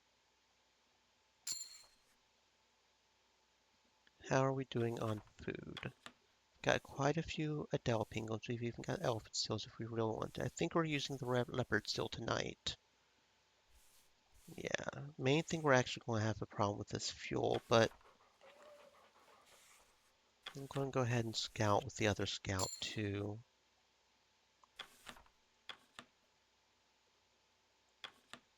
And scientist, yeah, we might as well use our scientists. There we go. Okay, so we don't have any more scouts, so we can't scout even if we wanted to. So we'll go ahead and hunt.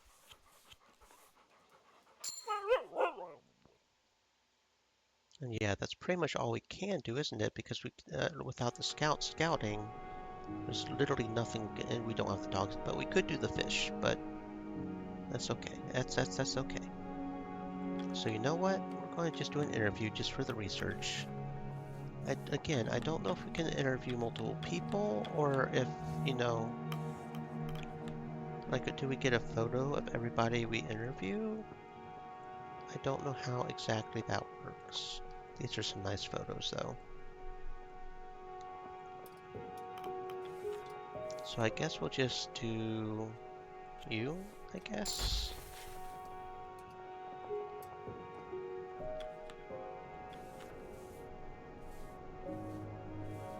Okay. Okay, go ahead and call the crew for dinner.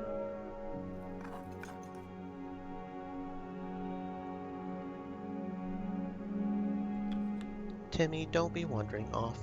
I'm fine, Dad. Stick close to me. Don't know what's out there. I said I'm fine. You look a bit shaken, Chief. Worried about another attack from some beastie. Aye, more worried about one of them getting onto the spoiler. If it's wrecked, we're done for. Think we should have an overnight watch then? I'll handle that. Of course you will. That was definitely Joe's coat we found, wasn't it? You think they're all still out there? I wouldn't be surprised. Hunt's tough for an old man. We don't know how long that jacket was there. Don't get your hopes up. Captain, tell them not to get carried away. I don't know. We can't know anything for certain. Exactly. Don't run wild with theories. That jacket means something. It could mean Joe froze to death. Well, don't you have a sunny disposition? I'm being realistic. Lost in thought, our encounter with the wildlife has left me rather perturbed. We can only be thankful that none were harmed. Indeed.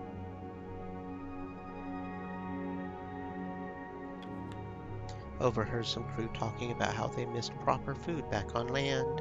Ungrateful bastard. Should have smacked them. Can't blame them though. We've been out here quite a while. Their complaints are ridiculous. There's nothing wrong with your food. I know that, as do they, I bet. Still, they miss something. That's fair. For me, it's the sea I miss. Evening. That rescue ship better be comin'. Don't trust the benefactor to follow through. Do you trust Templeton? Nope. Man knows what he's doing. He's loyal to the business first and foremost. Can't say I blame him. And we got him loyal to us, so that's good. Captain, you needn't call me here so frequently.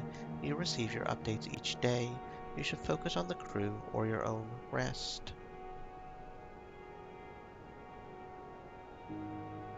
This is my rest time with my acquaintance, Mr. Templeton. Flattering. I do not deny that we are partners in this endeavor. I suppose the act of survival goes beyond a simple professional relationship. Shaw. Heard the photographer call my songs poetry earlier. Never thought about being a poet. I can't even write.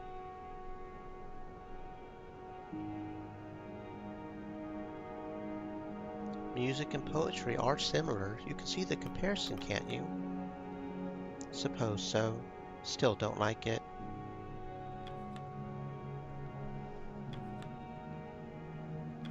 Come, Josephine, in my flying machine. Apologies, the tune has not left my head in weeks. At the very least, I have found a manner to calm the pack.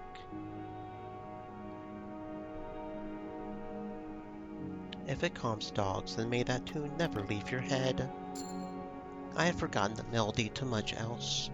It is a relief that I can retain something from before this expedition, anything that can carry my mind from the ice. You make your way towards the main camp, approaching Kurt as he speaks to Nutley. Well, it's not that I find use in it. I understand. I know the struggles of having so much pressure put on you at a young age. So, you're saying you were nervous when you were my age? No, of course not. I was a 6 foot 5 inch hooker in rugby. But, of course, I can emphasize. You approach and you notice Kasia following close behind you, a few steps back with some hesitation. Kurt's eyes catch you and he calls the both of you over. Captain Shaw, I was just helping our good doctor. Our first trip out onto the ice left him shaken, and I'm set to calm his spirits. Kurt, you haven't spoken to Kasia before. She's quite the fan. Well, there was no need to say that, Captain. Oh, is that so?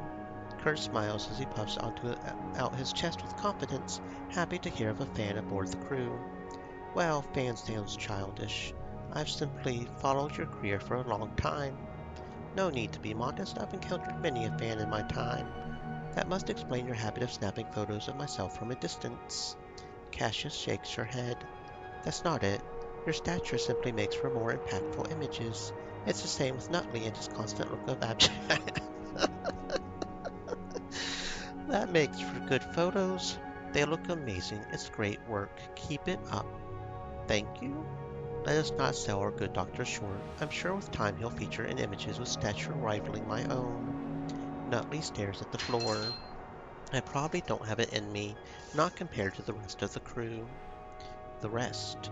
Yes, I look at someone like Hammond rescuing the boiler, how Kasia covered the plagues in the streets, and you with your famous expeditions. What do I have? Kasia steps forward into the conversation. Is that some kind of jape? You're a doctor. You perform surgery. That's brave enough as it is. Thank you. You're a trained surgeon. None of the rest of us can say that. It's true, Nutley. You're a valuable part of the crew. I cannot overstress that enough. I am? I am. Right, yes, I am. Thank you, Captain Shaw. Aye, we're all doing a good job of pulling our weight around here. Nutley returns to his tent as Kurt begins to share stories by the campsite with Kasia. The young journalist is keenly taking notes. Aww. I'm not sure when the game saves. It feels like it only saves during the one sections. Evening, Shaw. We've been here quite a while, haven't we? Longest I've been on the ice, no doubt. What was your previous record? No, we're close. Not even a month. Few stay this long and make it out. Apologies, Captain. Didn't mean to cast a dark cloud. That's okay. It is pretty intense.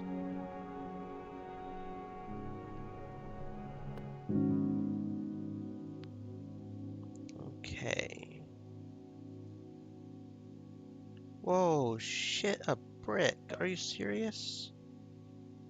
Okay, so apparently it's so fucking cold that we're going to have to really... Oh, that's wonderful. That's wonderful. That's wonderful.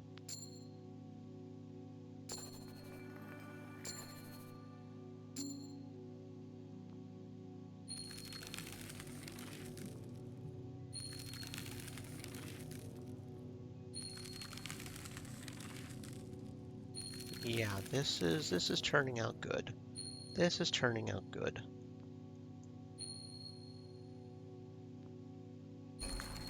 Mm-hmm. Mm-hmm.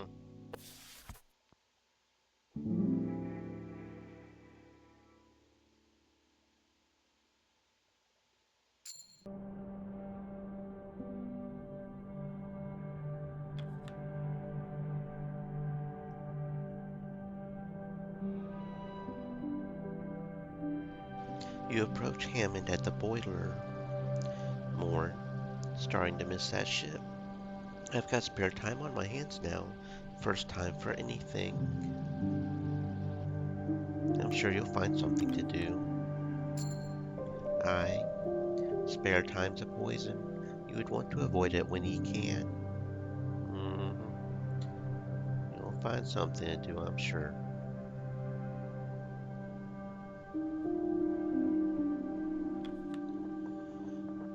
Okay. I'm not accusing you of anything. Then why Why do you keep launching questions at me? I told you on the ship the engineering was impeccable. Then why did we sink, Hammond? Why am I sentenced to the ice? I've more important things to be getting on with, Templeton. I just need to know what happened to the Temperance. Was it sabotage? They stop and turn to you. Captain, good of you to join us. Templeton was just interrogating me. Not an interrogation. We all have questions here, Mr. Hammond. Tell me, who's paying for this madness? Now that's a bloody good question. The scientist frowns. Does Shaw not even know who the benefactor is? Templeton looks between the two of you and considers the moment. The scientist scans the room before moving to pick up a food tin from the corner. He lifts the tin and throws towards you. The Apperton Tinning Company. Tinned fresh peaches. Consumed within 3 days of opening. Are you serious? That's who is paying for this. We might die in the middle of fucking nowhere for a tinned food company, Shaw. They have additional investments. I've seen wars won with food, no shame in it. It's no matter anyway, the money is good. This changes nothing about the mission. The mission is still our survival, not money.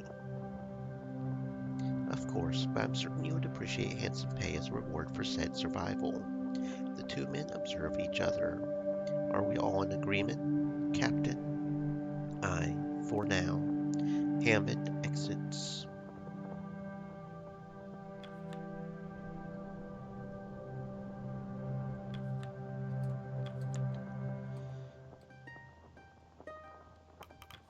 Shaw, I did a stock on our current food after leaving Temperance Camp. We're burning through our food stores at a fair rate. Luckily, game is in abundance here. It should not be difficult to stockpile further food stores. For the time being, yes, but winter is fast approaching, and with it the game will start to dry up. We need to make the most of our time here if we're going to survive the winter. What is your estimate, Mr. Stoke? It's hard to say, but we'll need enough to last us 12 weeks. 12 weeks, and that's at a bare minimum, assuming the tightest rations possible during winter. Understood. Thank you, Junior. Junior exits. Captain, we have a great opportunity to increase our food stores by a considerable degree, but we must consider the encroaching winter.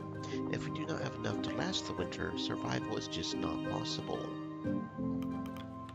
Captain, this sunlight won't last forever, you know. No time like the present to play a game of rugby.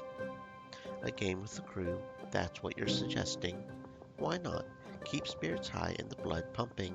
An active crew's a healthy crew. A simple game always did wonders on my old expeditions.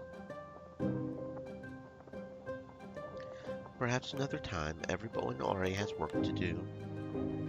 Well, work does come first. Maybe if the summer keeps, we might have another chance. Don't think it will, though.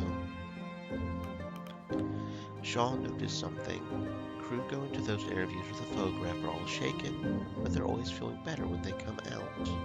It seems speaking with Belfort helps alleviate some of their stress and trauma. Thought you should know. Well, Captain, we should continue to send any shaken crew her way. Captain, pleased to say I have quite the headache this morning. The crew greatly appreciate the wine. It's only a shame that we'll have to wait until we're back on land for more. A grand celebration for our return home is in order. Well, now we concern ourselves with getting home. Best not celebrate early. Of course, of course. Still a good time to be had. Captain, perhaps you may have noticed some discontent among the crew. Sideways glances and the like. Yes, why? You may thank the elder Stoke for that. Perhaps you should listen to what he's been playing as of late for the crew. Songs of disrespect, songs of mutiny. He seems intent to sow distrust for you among the crew. He is becoming a problem. What do you suggest we do? I cannot say. Stokes seems to have dug in his heels. You'll need to find some way to appease him. Either that, or remove his accordion from the equation. Surely that would cause more conflict. Would you rather the tension bubble off, or would you rather cut it off here? The crew will not be happy, but perhaps a forceful show of authority is necessary.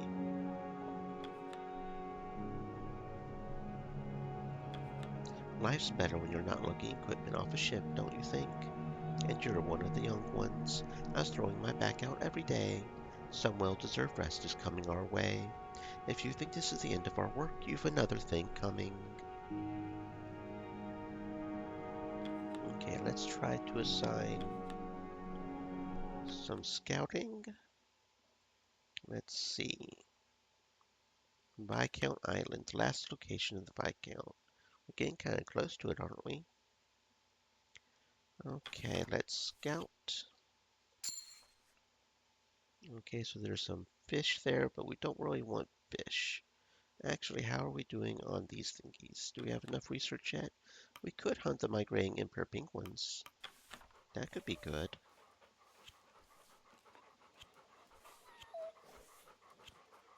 That should give us 5 emperor penguins. That's nice. Yeah, send beyond. Okay.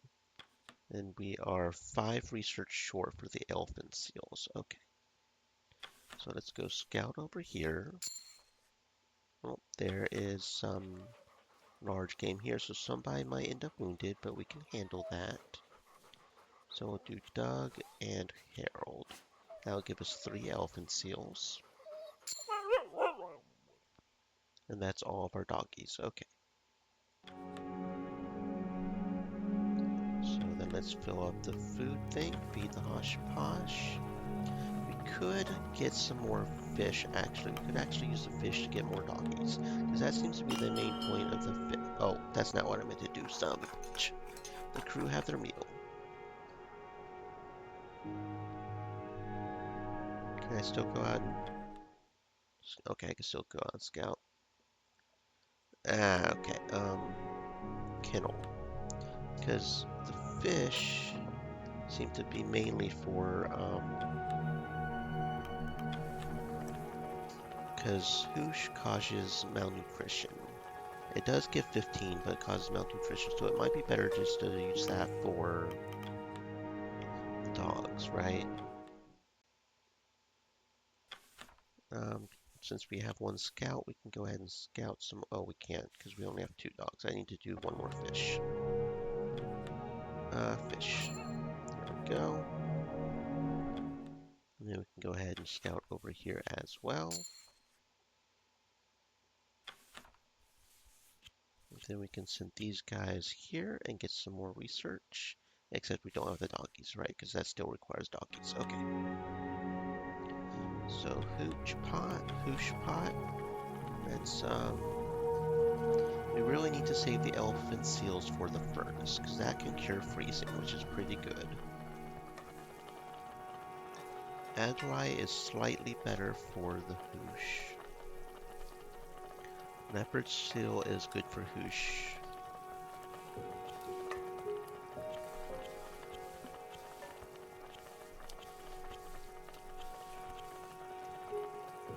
Yeah, okay, so there we go, there's that. And then the furnace. We could just ask the engineers to raise the heat. Because there's no reason not to, that could cure a lot of that.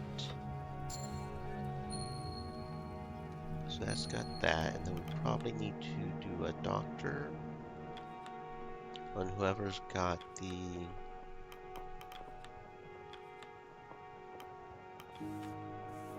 frostbite. So that'll cure the frostbite. Still have 2 people with freezing, so we might end up with somebody with or maybe not, because we could just cure that and feed that, and then that would cure that. Okay, so then if we make sure to do full thing here,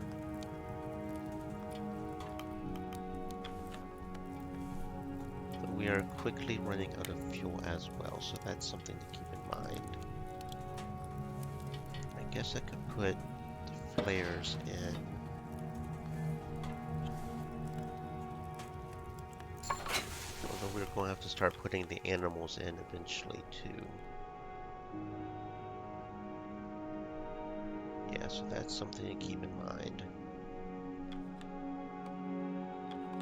I wonder how my editor will find my report in its finished state. It was a nightmare getting my plague story published. Only the Daily Appeal was willing to pick it up, and they were hardly the most reputable of papers. After your award win, I'm sure any other paper would take you on. That's true, but I don't know if I would accept. The Daily Appeal is far from a perfect newspaper, but they trusted my writings when no other did. Faith like that shouldn't go unrewarded, I think. Captain, is there anything you missed from home?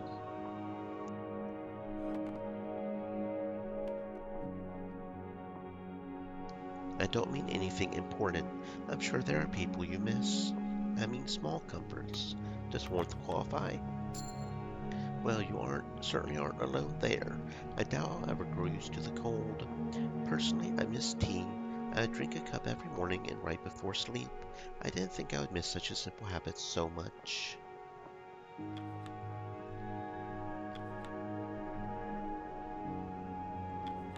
Enough time has passed. Our benefactor may have realized that disaster has occurred. I've known our benefactor for quite some time. Rest assured they will not be giving up on this expedition. Let's hope not. Our hopes ride on their rescue ship. We can trust them to send rescue. Responsibility on our end lies on surviving long enough to see it. How are we doing on loyalty anyway? Yeah, we've got Clive loyal. Grimly's the main holdout. He's going to be difficult. Junior. Ingrid isn't either, but she seems to be a bit difficult. So the only ones we don't have are Grimly and Ingrid. And Grimly just seems like a pain in the butt to try to get friendly to us. Crewmate just asked me if the dogs could serve as emergency fuel. Don't think they were serious. But I had a bloody good laugh imagining the Kennelmaster's face if we suggested it.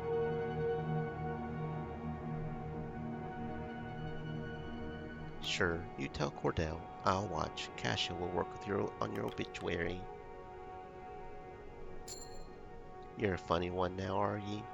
Pretty sure it's the captain's job to pass on that message. Ye should try it. Yeah. Have you ever attended the theater, Captain? It is a luxury I have not indulged in quite some time. A good 10 years at least. I have seen a few plays in my time, yes. That is good to know. Perhaps we can create experiences at some time. Enjoying the craft of the theater is quite the escape, Captain. It's a shame that is a luxury we cannot carry with us on the ice. Honestly, so far Cordell is one of my favorite characters. I just like her. I guess it's because I emphasize with her. She just wants to chill with her dogs and just, stay alive and shit. I kind of like her. Sean, do you look at me as an old man? Don't mistake me. I know I'm getting up there in years, but I'm a father, not a grandfather. You're perfectly capable if that is what you're asking. In a way, yes, I suppose that's more pressing than the gray hairs. It's all right, Robin. I don't mind being seen as the old man, just so long as I'm not the useless old man. That is fair. You notice the sailors are still seated around the campfire, listening with rapt attention as Grimly plays on his accordion. As he continues to play, the crew join in on the song.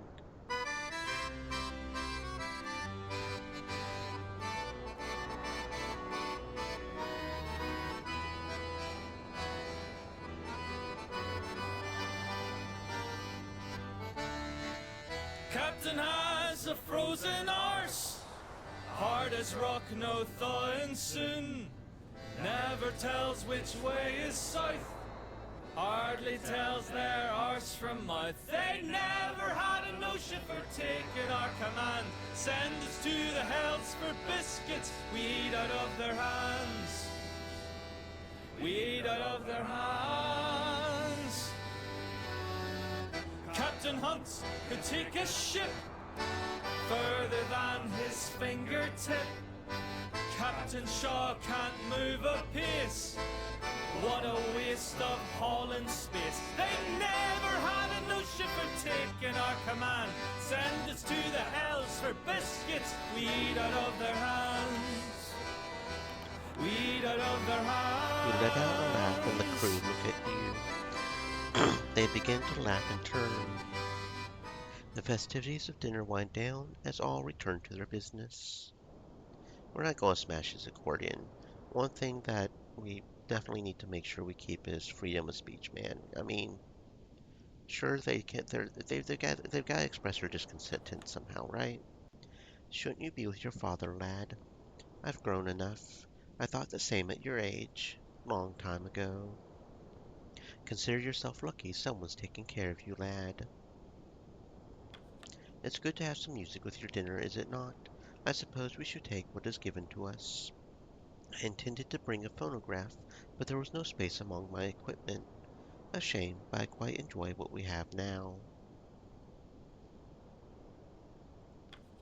You know, I used to be much taller than Grimly when we were growing up. It would piss him off something fierce being the older brother. Even Hunt would poke fun. Don't know why I'm remembering that now, though. I'm sure you are happy to have something over him. You make me sound so malicious, Shaw. Well, I was. You have me there. Can't tend to the furnace. Okay.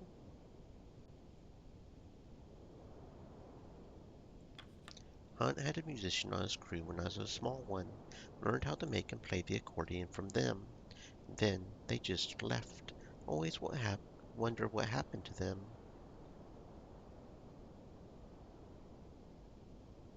I take it they were carpenter as well? I took up both roles. I was the only one who showed interest. Oh, looks like that we actually got some loyalty from him. Cool. We've been out here too long. Mrs. C, I just don't feel right on solid ice. Captain Hunt would tell me to suck it up if he were here. I feel the same. The ice is no home. Agreed. Sooner we get off the ice, the better.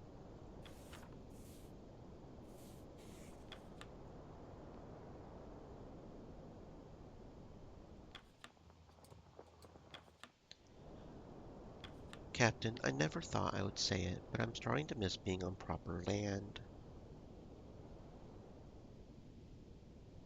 There's more drink back on land. It does have that going for it. A lot of bad memories back on land. Captain, you haven't any children of your own? I do. You miss them? Most of the crew don't know what it's like. Mm-hmm. I think that's all we can do for this week. We've got enough food, we've got enough fuel. I guess it's time to call it.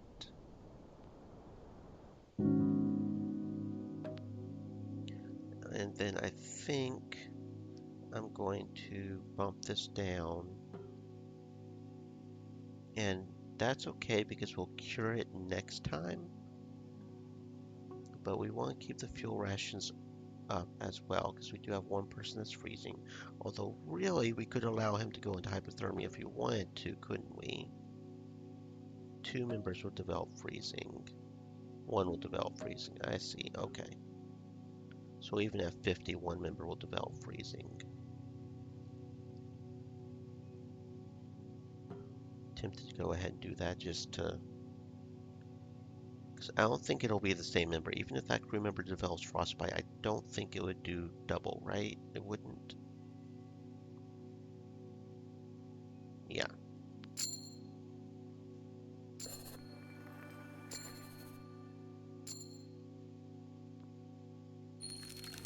Yeah, the problem also is that they become freezing on sled hunts and stuff. That doesn't help at all, of course. then the wounded.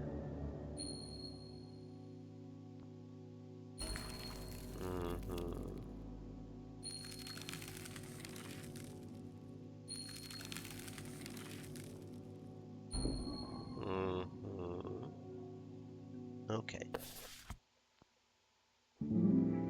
Week 14, 3 weeks at second camp.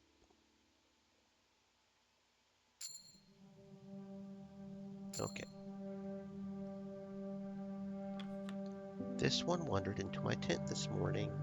Come along, Pascal. Don't bother the doctor.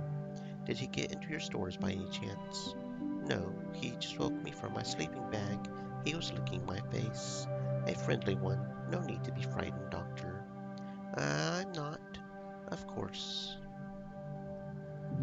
You know, Richard, I much prefer a hearty dinner of wild game to what we had before. Never could stomach those tinned rations, least of all the peaches. Is that so? I admit I might be a little biased. Where I'm from, you could get fresh peaches by the bundle, right off the tree. Bite into one of those, and it takes me right back to my childhood. Yes, peach is a native to your home island, as I understand. Apperton didn't quite do the flavor justice when they decided you all should have them. It's all too processed, I say.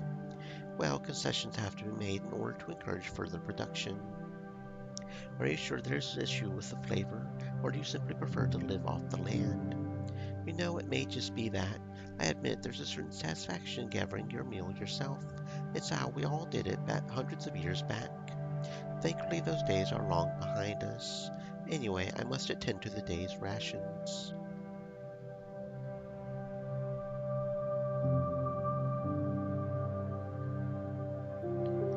Morning, Captain.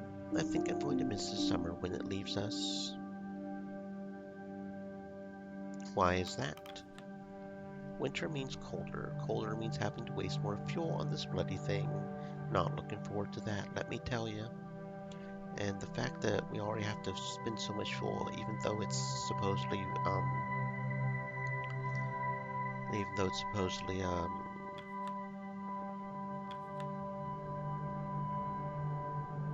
summer, is kind of bad. Okay, so first things first, let's organize this. We need our injured boy, Doug. And now also cure his freezing. Now who's got... We have one person with frostbite, right? Scientist, okay. So we'll do both of those.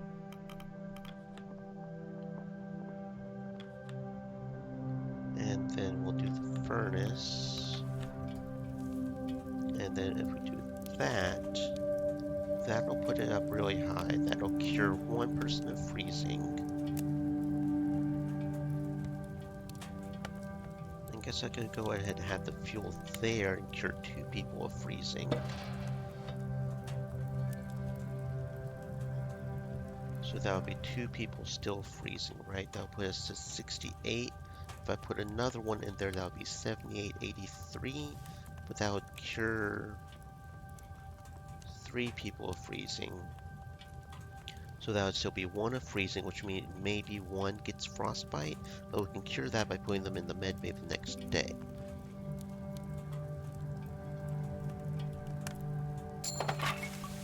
That sounds good.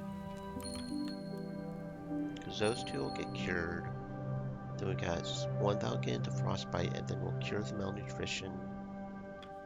Actually, do we want to cure the malnutrition? We do have the hooch, which will cure scurvy, so even if they get scurvy, we can put that in there for that.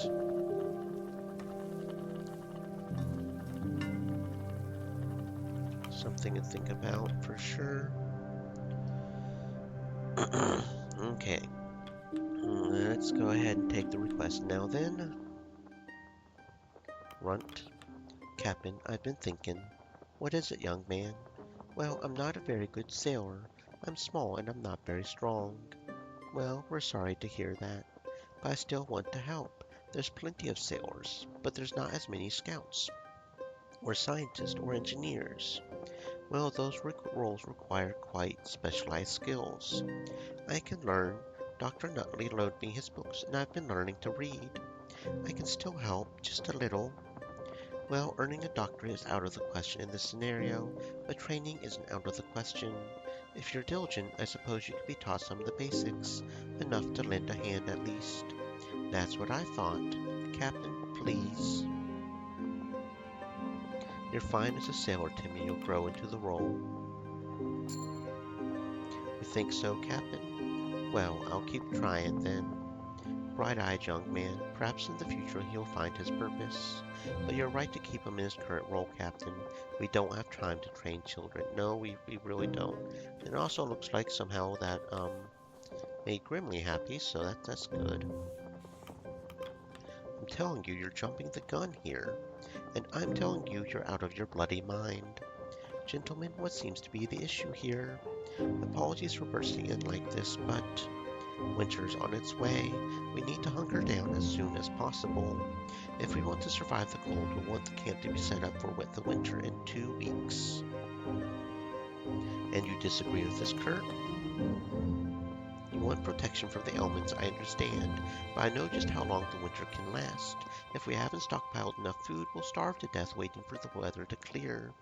So you would suggest a longer hunting period. Much longer. 5 weeks if we can. 5 bloody weeks. Winter will have hit by then. Are ye mad? We have enough to live off. 2 weeks is all we need. I'm sorry, have you been on the ice before? You talk like you have. Don't need experience to have common bloody sense, do I? Men, calm down. There's no need to turn this argument personal. Captain, your thoughts? Well, why not make a happy medium? You're saying 3 weeks, you're saying 5, let's do it at 4. That's good compromise, isn't it? Well, after things are over, you both make good points. And that just pisses them both off. Okay. You can't sit on this, Captain. You have to decide. We can't afford to be hesitant. But I think both of them are pretty loyal, especially Kurt.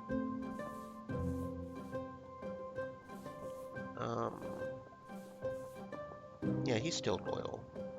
Barely. We'll have to keep an eye on that, but that's fine. Enough, both of you. Captain Shaw will think the matter over.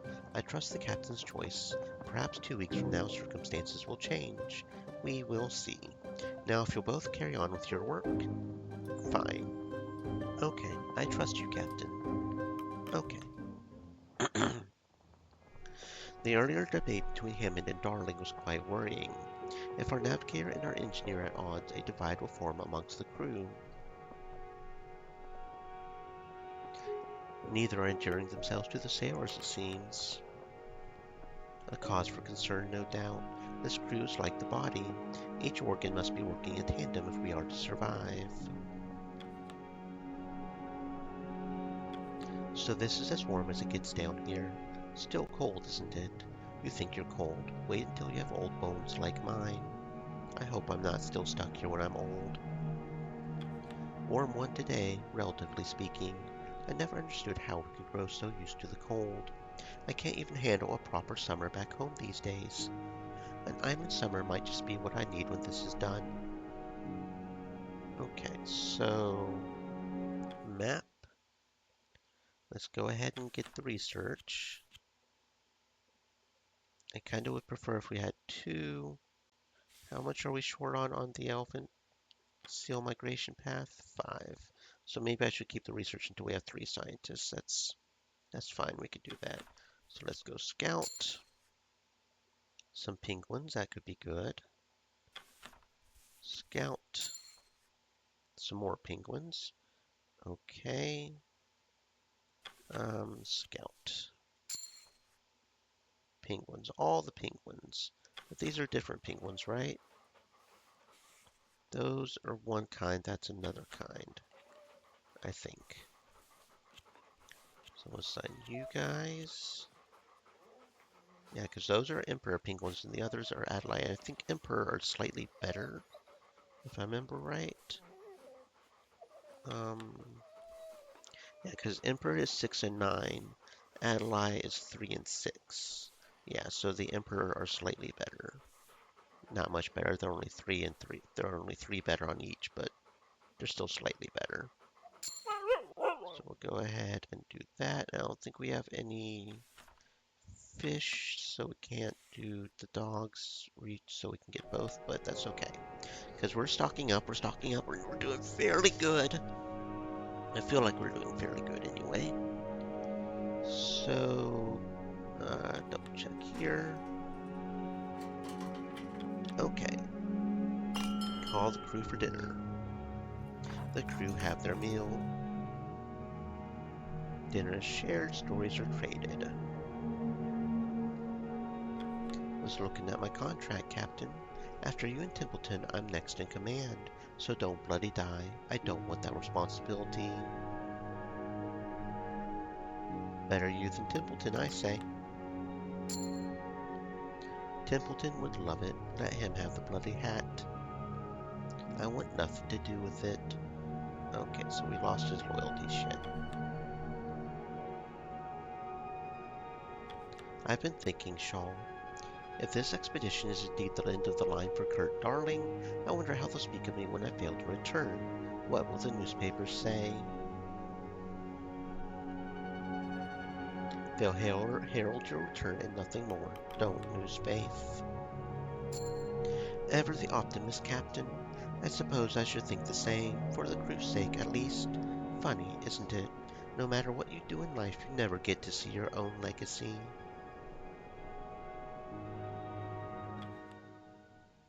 You notice the sailors are still seated around the campfire, listening with rapt attention as Grimly plays on his accordion. The same song from last week. More of the crew have since joined in.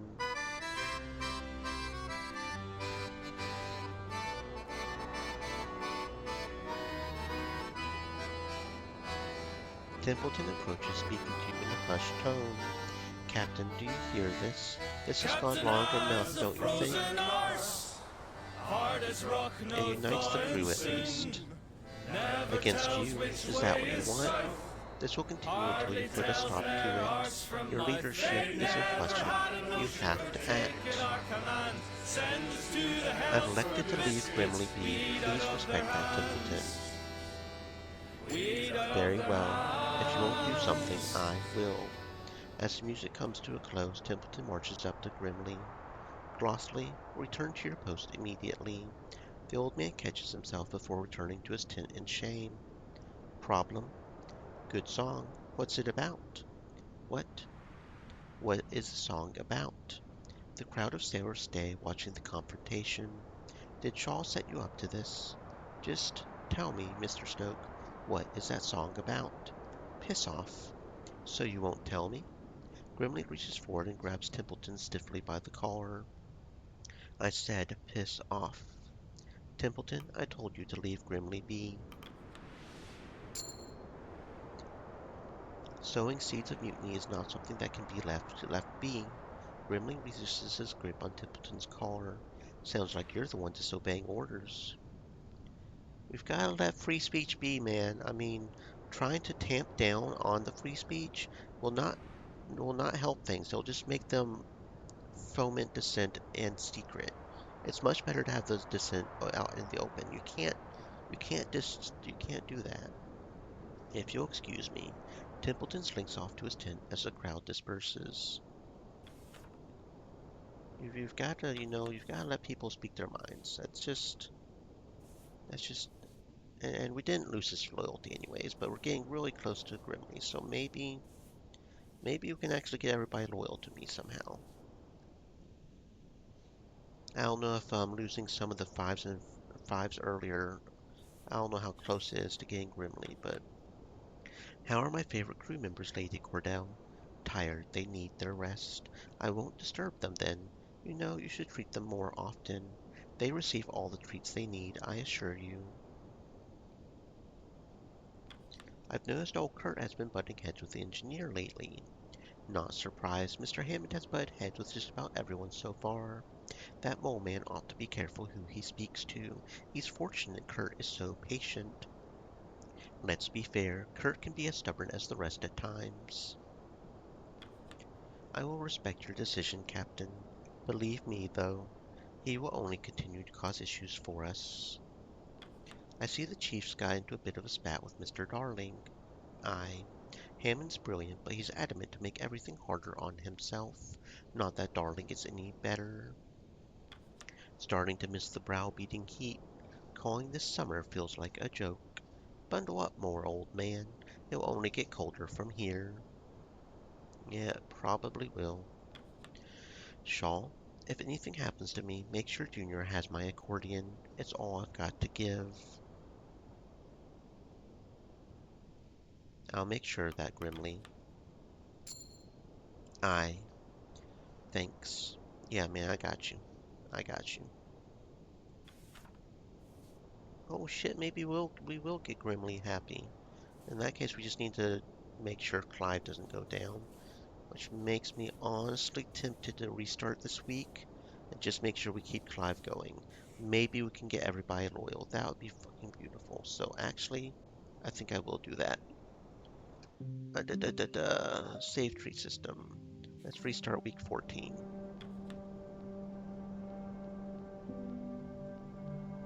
Okay. Doop-a-doop. Doop-a-doop. I don't know if actually listening to these conversations changes anything. Never took you for a summer man, Hammond.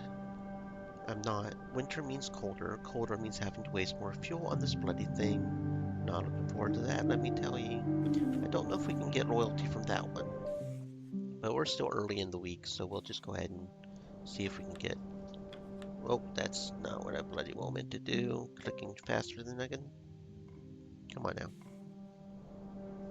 Okay, put the mouse over here. I say bring on the winter, let this place show the worst it has for us. Okay, so the only thing there is a potential negative loyalty, which is the opposite of what we're trying to do. That will definitely not work. Okay. Why is that? I was hoping maybe one of those would just give us some loyalty, but no. And again, I don't know if these listening, eavesdropping things has anything to do with anything other than just, like, good dialogue, you know? Which we do love. We do love good dialogue. Okay, so then put Med Bay, the injured guy, and the frostbitten scientist. And then in the cooking, we put the Emperor Pink ones, right? Or did we put anybody? I don't think we put anything in the hoosh, did we? No, I don't think we did. Okay, and then the furnace. Feed the furnace, and that's where we put the elephant seals, because we cured 1, 2, 3, right?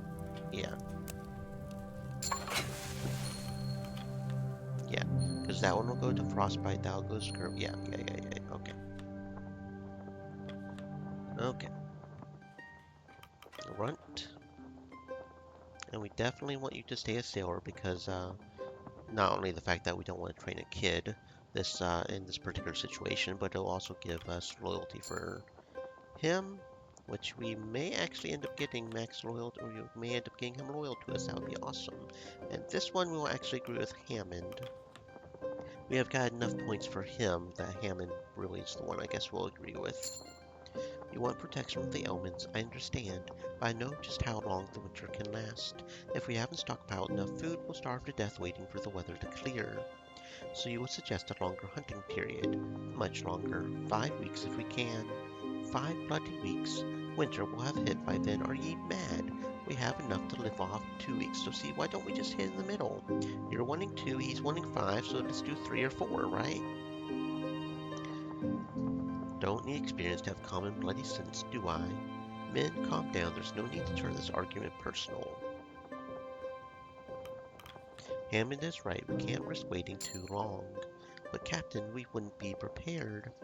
Mr. Darling, that is enough. The decision has been made. I trust the Captain's choice. Perhaps 2 weeks from now, circumstances will change. We will see. Now, if you'll both carry on with your work. Yeah, because that puts him really loyal. And he's still got a lot of loyalty, so it doesn't matter.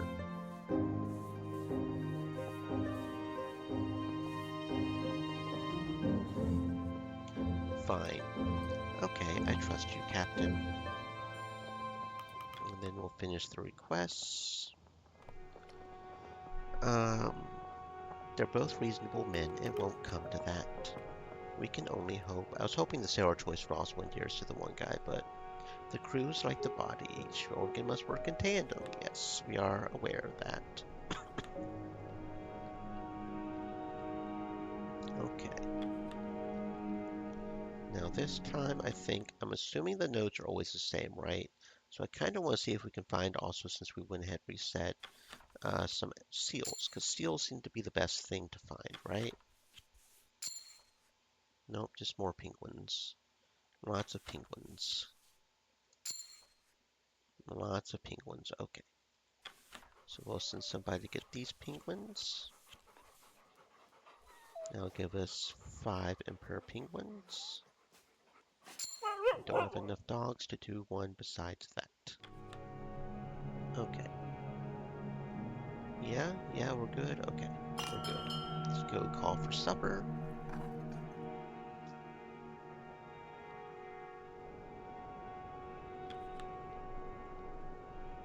Okay. Um. Well, now I can't die. I don't want to subject the crew to your leadership. You've got that bloody right, Captain. Okay, good. And then the incident with the accordion. He certainly can play that accordion, though, can't he?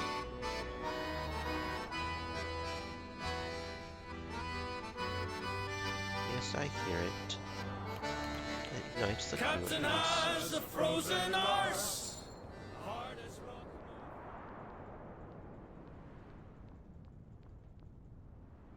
I told you to leave Grimly be. 20 loyalty, very nice. Dooba-dooba-doop. So yeah, that's got him loyal. That has got him almost loyal. I don't know how long the game runs, but as long as maybe we can get Grimly loyal to us. Maybe. That would be nice. Then that would only leave Ingrid, and we have done literally nothing to piss her off. She just seems to take her time. So that's the main reason why I think maybe there will be more events for Grimly to get him up, because we still have to get Ingrid up. And hers just seems to be a matter of time, pretty much. They'll herald your return, friend. You'll be fine. Something occurs to me. I know startlingly little of your life. You have invited me here several times now, and I have given little thought into asking about your own affairs. A staggering lack of etiquette, wouldn't you agree? Hmm. I don't care much for etiquette. I haven't been offended. I suppose one wouldn't expect the kennel master to concern themselves with such matters to begin with. Rest assured, I will not be tying myself to the matter of etiquette in the future. You are Captain Shaw. That is all I need to know. Yeah, you don't need to worry about it, Boo. You do you. I've noticed old Kurt has been butting heads with the engineer. Yeah, the mole man. Okay. With Mr. Darling. Mm-hmm. Browbeating heat. Okay. Okay. I will make sure of that Grimly. Don't worry, he'll get the accordion, I promise. Yeah, we are almost there on Grimly. Maybe we can get Grimly loyal to us, which would just leave her. That would be fantastic. On a ship with Grimly and Hunt, to be honest, that's all I've ever known. Half of my earliest memories are of that. When this is over, not sure what to do. You and Grimly can carry on. This isn't the end for you. It's the end of something. That's what matters. We aren't going back to the same comforts after this. Those days are over now. Wish I knew ahead of time. We've got enough loyalty with him, even if we mess up a little, it's okay. Okay. Captain, the sailorfolk among the crew seem resistant to my report. Saltborn people are rather privet about their culture, especially when someone like myself is asking. I'm wondering, is my report invasive? Am I taking advantage? You know their ways, Captain. I'm sure you understand them.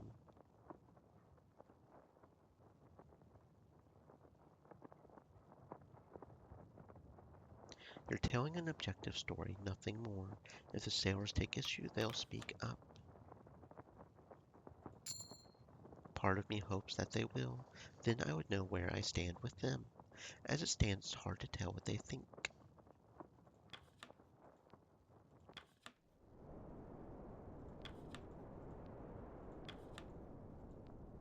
Is that all the dialogue options I think? I do believe so.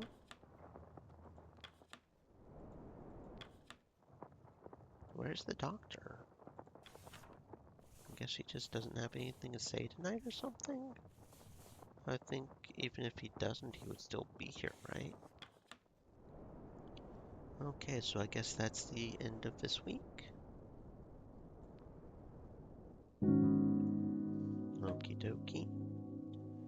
Okay, so we want to... Yeah, we'll go ahead and let one become malnourished. We'll go ahead and do 2 freezing. That's fine. That should be fine. Yeah.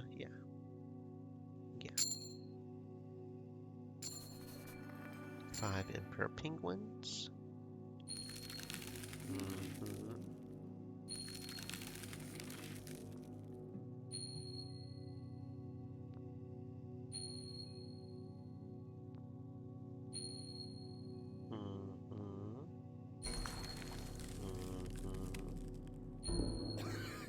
But we have the lemons for that.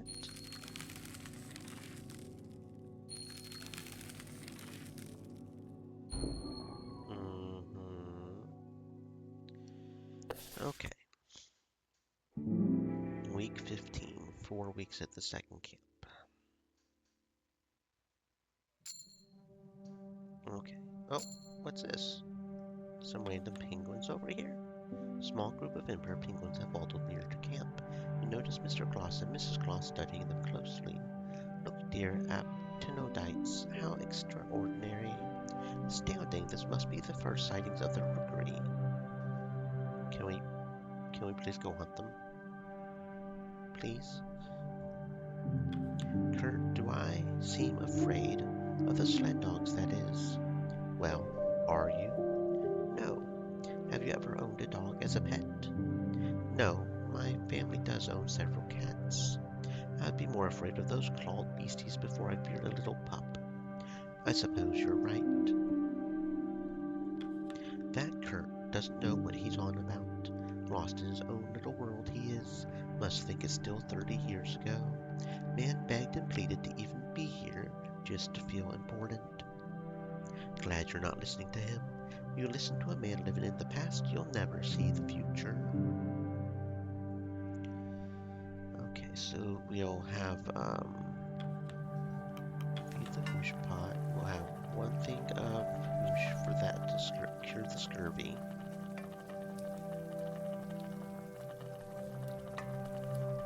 And I guess I can throw these in.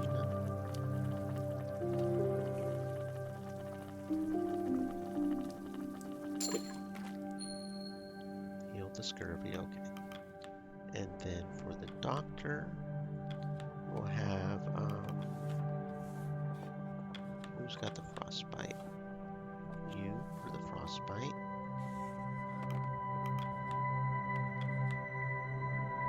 And then the furnace, we can cure 1 freezing, just like that.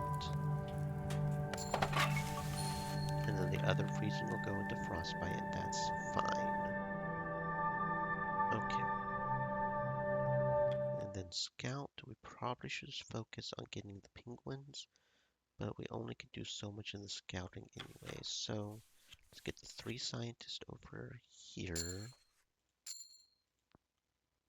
And that also raises decorum, which will help. Scout. Fish. Scout. Here we go. Here's some of that good stuff. 3 elephant seals. That's what we were looking for. That's what we're looking for. Okay. So we're still 5 short on the research here.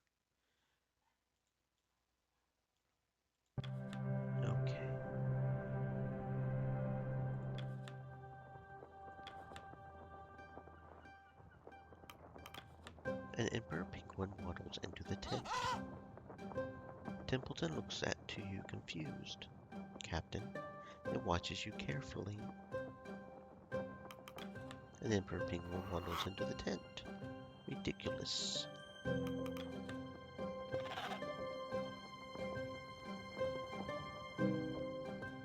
Oh, okay.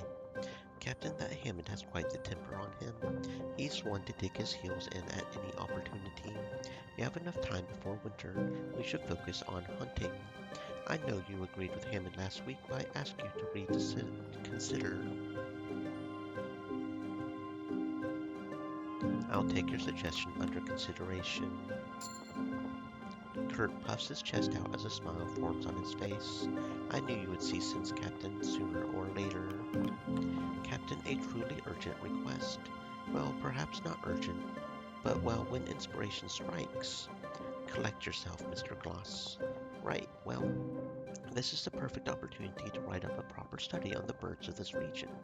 I asked that some of the science team be allowed this week to write up our findings. That may risk us losing the opportunity to harvest as many of them for resources as possible.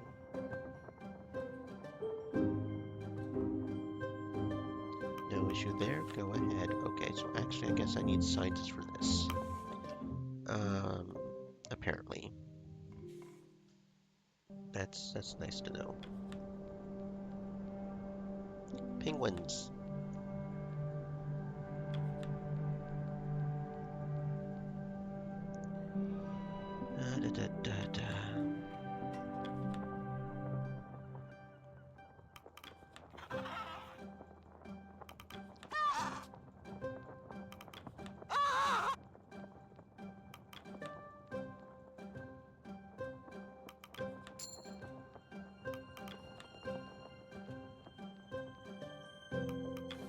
It's not like the scientists are doing much, if we're being honest.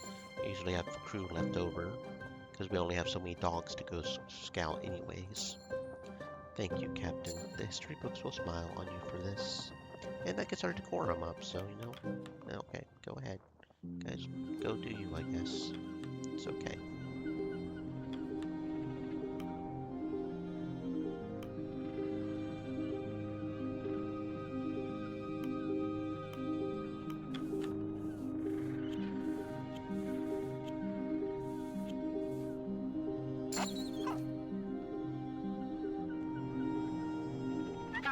You hear a baby penguin sneeze. It's still sneezing. More sneezes. More sneezes. More sneezes. You hear a long penguin call. It's still calling. Arf. Calm, Stanberry. They're just curious of our presence here. Okay.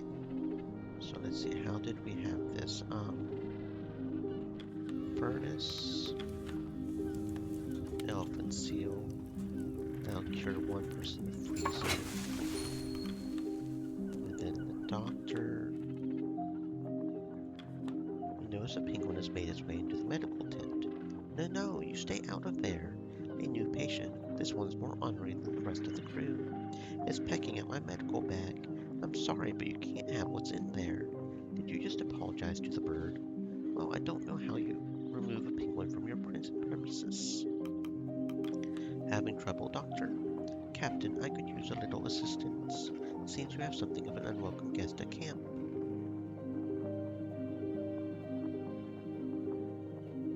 There are many more outside, you know. What? Okay, this shouldn't be an issue. Nutley gently grabs the bird by the sides. The squawking of the penguin ceases as he gingerly leads it out of the tent flaps. There, done? 3 cheers with triumphant Dr. Nutley. I do suppose I was getting worked up over a small issue. That's normal on the ice. If you'll excuse me, I'm going to grab as many shots of the colony as I can before they're gone. If our tent has another vicious, bag-pecking intruder, let me know.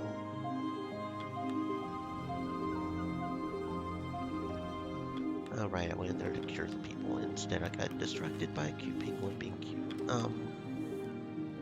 So we don't need to worry about the scurvy.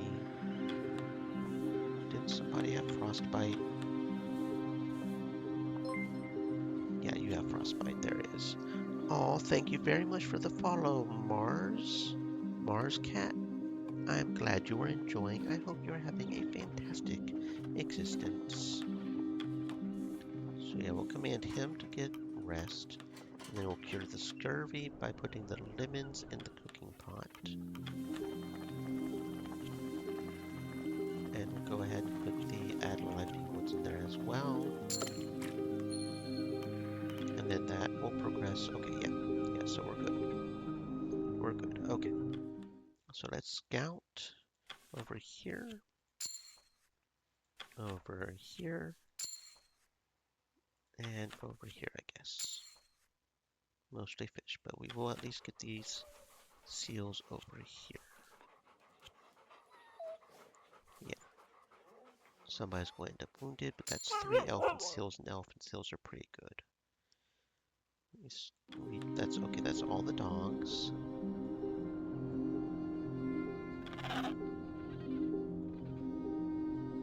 Okay. I think we're doing pretty good, so we'll go ahead and call the crew for dinner.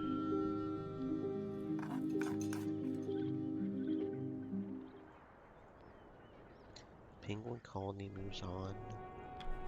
Those two are bickering again over dinner, Hammond and Kurt. Both of them are talking shite. Someone should talk to them. I know when a punch-up is brewing.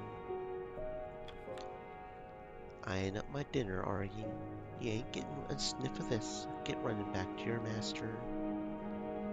All right, just a bite. Our air's a bit tense these days, isn't it? Not surprised. Time's catching up to us, right? Can't take another week looking out at nothing but the ice. Seems Kurt and the mole man are still going at it. Not surprised the chief doesn't bend in disagreements. Maybe he should. A simple apology would allow us to return to our work without issue. What makes you believe Hammond should be the one apologizing? Common sense. Nice dogs. Do you not have to work to do, child? What are their names? The one you're petting? That's Maxwell. That's a person's name, isn't it? Are they all that boring? No.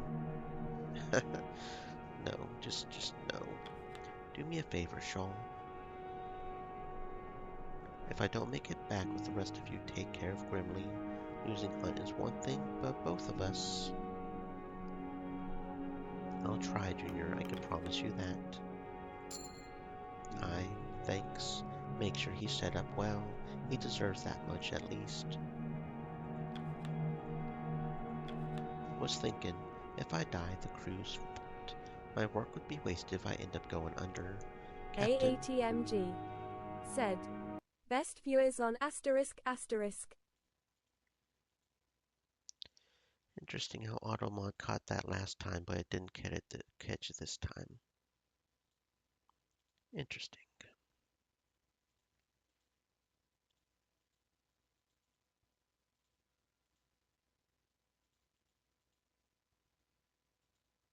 Anyway.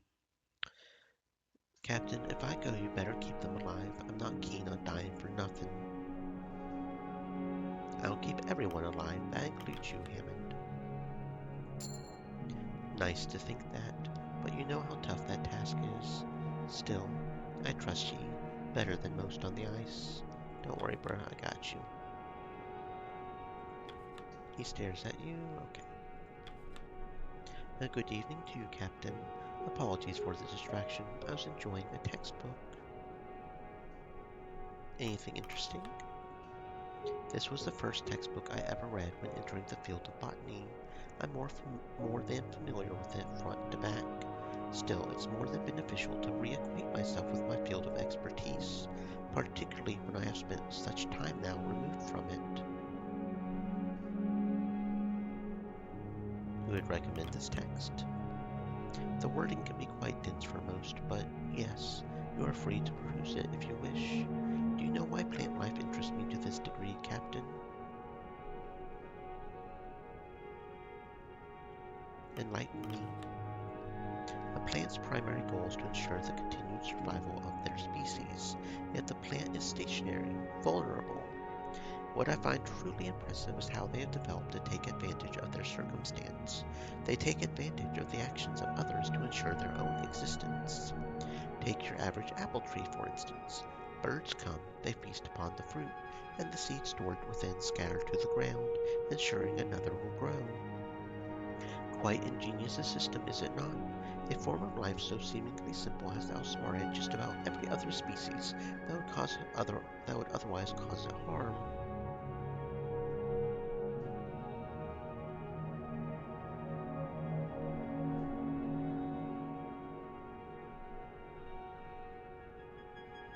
Perhaps you should look into a different line of work.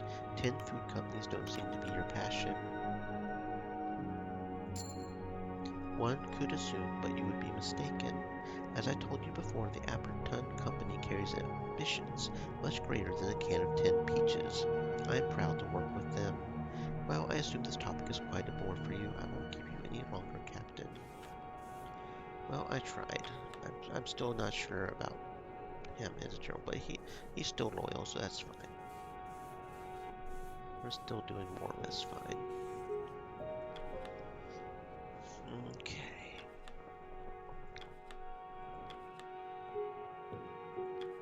Kurt and Mr. Hammond are still at odds, I see. The engineer, the navigator butting heads. That's not a good sign, is it? They're smart men, Doctor. I'm sure they'll reach a peaceful agreement in time. I would hope so. There's no need to worry. This will pass. Captain, something worrying occurred to me. Enough time has passed that those back on land will know something went wrong. My parents are optimists, but they've no doubt done their research on expeditions such as this. Statistics are not a guarantee, Kasia. Maintain that optimism. Of course, but they're much less easily comforted. Evening. I found some old tickets in my luggage to a play I planned to see before we departed. Unfortunately, it was delayed due to several accidents. People were beginning to say the production was cursed. I never believed in curses, but after this expedition, oh well. You're a man of science, Doctor. Try not to give in to baseless superstition. Of course. Shit. Oh, he is just barely there. I suppose that line of thinking is irrational. I won't bother re-saying the day because he's still loyal, but that was maybe not very good. He should be fine though. I just assume, and I'm having a hard time getting a read on Nutley too. Both Nutley and Templeton, I'm having a hard time getting a read on. I don't know if that's just me, but I don't really understand them very well. Stanberry and Pascal were engaged in a fight this one. I did get one negative on Cordell, didn't I? I just remembered that. Yeah, I have gotten one negative. Hopefully that won't mess me up. I mean, surely one mess up won't be bad, right? A more serious matter than the usual scrap. I put a stop to it, but it is concerning. Those two often get along. Perhaps the pressure is finally getting to them.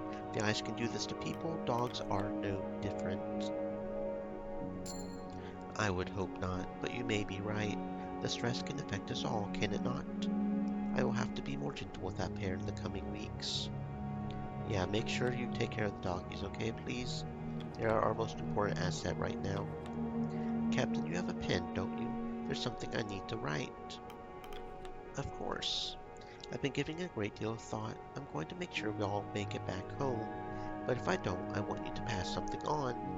Should I die, I want the ownership rights of my films divided up among my children. It will set them up for many years. Could you pass that on for me, Robin?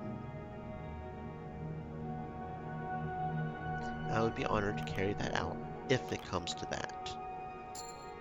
Thank you, Robin. I mean, it won't come to that. I'll make sure of that, but if it does, I knew I could trust you. Yeah, I got you back, man. You're good. Okay. I think we're good. I think we're good. So, in the evening? Yeah.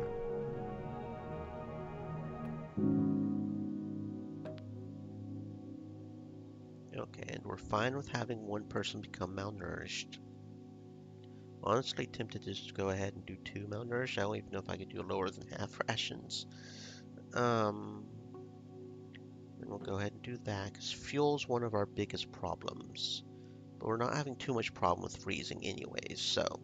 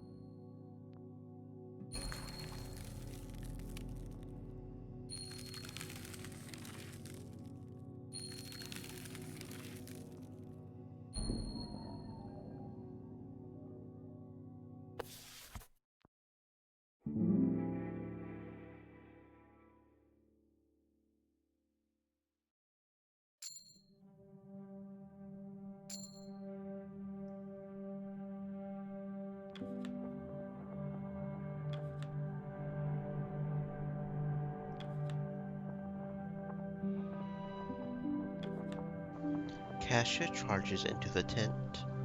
Captain Templeton, you're out of breath. What is it? It's Kurt and Hammond. They're about to knock each other out. Come quick. She bolts out of the tent. Best see to it, Captain. Oh dear, oh dear, oh dear, oh dear. Oh dear, oh dear, oh dear. You rush over to the commotion near the boiler. Do you have any idea how much you're jumping the gun? I know how much you bloody want to keep playing in the snow. Playing? I take my work as seriously as you. You don't actually believe that, do ye? Fine, we'll do things your way. No preparation, no stockpiling. We can all starve to death, but sooner.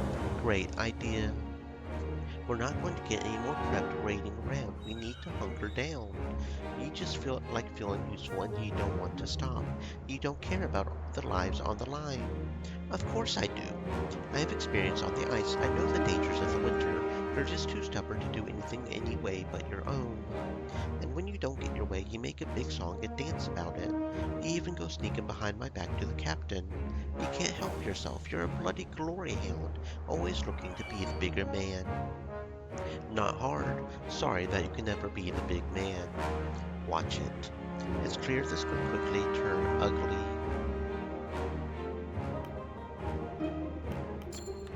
Kurt and Hammond notice you. Kurt eyes you before scanning the audience as assembled.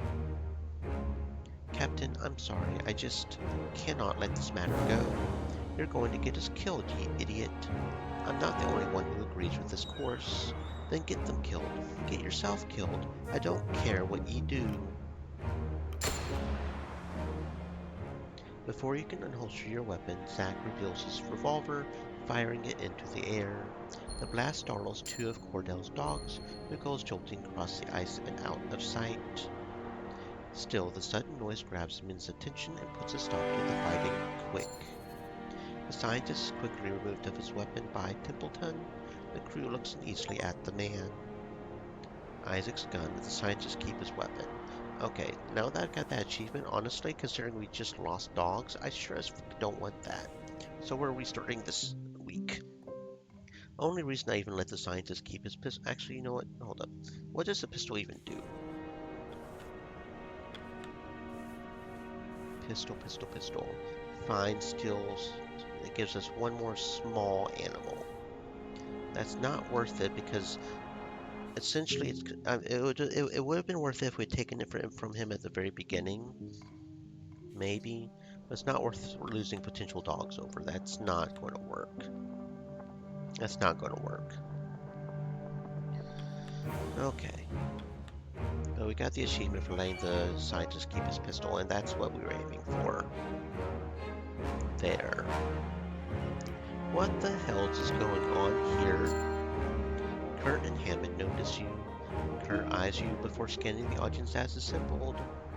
Captain, I'm sorry, I just cannot let this matter go. That's enough, both of you. The two refuse to listen and continue their argument. You think you can just come marching into the middle of camp and... Kurt laughs. Marching? Unlike you, it only takes me a few steps, cane and all. You could have brought this up in private, but nah.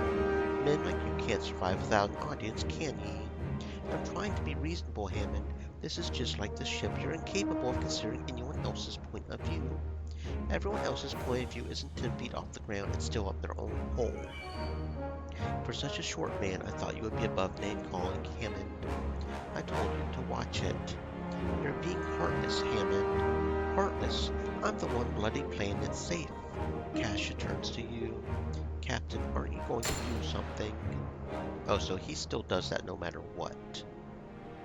So that still goes on. So pretty much no matter what, that's going to happen. Okay. That kind of sucks. After the exchange, both men look to each other warily, their aggressions taken out. The two of them left only with a glow of shame from their actions. Hells, that certainly could have gone better. Despite his jovial comment, Kurt isn't able to bring a laugh to anyone, including himself. Did you both get that out of your system? The two men let out weary sighs, almost in unison. This is a waste of everyone's time. You walk away, making your way to the tent, the two men left to wallow in their shame. As you walk away, you are stopped by Templeton. Captain, I must apologize for the insubordination of Mr. Zack. We should not have left him keep that weapon. It's a liability. We're lucky no one was hurt. Just don't let it happen again.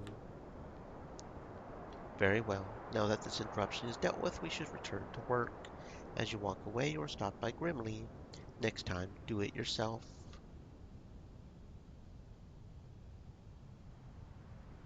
There won't be a next time. If you say so.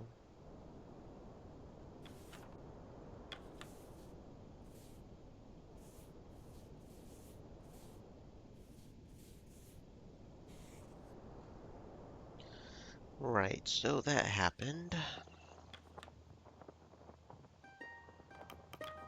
Captain, it would appear that little stunt earlier scared off two of my dogs. I would hope you'll have someone assigned to bringing them back.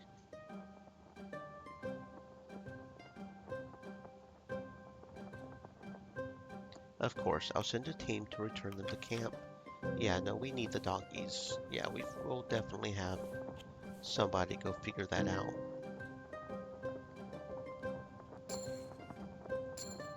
Thank you. Leaving an erratic scientist with a firearm certainly feels like an oversight. Okay, good. We got our doggies back. That's good. That's good. Captain, good news. My penguin write-up is complete. Oh, that's good. Oh, and we got 6 research. You seem awfully proud. I most certainly am. Thank you for allowing me the time, Captain. Yeah, no problem, man. Shaw, any spare timber? Crew want me to carve up some totems. Totems. Aye, for good fortune on the ice. Some feel uneasy after what happened. Can't believe that landlubber had a gun on him. A good idea, but I'm afraid we're out of timber. Shame. Aww. Could we have potentially gotten loyalty points if we had timber? I didn't realize that would happen. I guess I shouldn't have burned all my timber. Well, the more you know, I guess, right? The more you know. Okay, definitely need to add to the food thing. Now that we've got people that are demoralized, we'll go ahead and add the leopard seal. That'll cure one demoralization. Get us up to really probably what we need to be.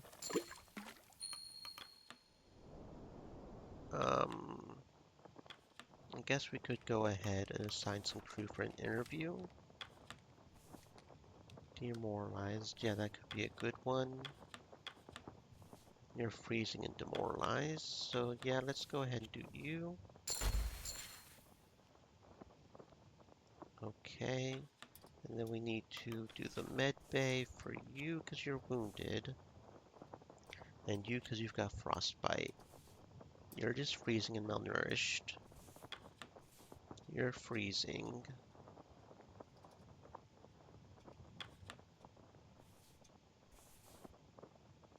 I don't think anybody's got scurvy or frostbite.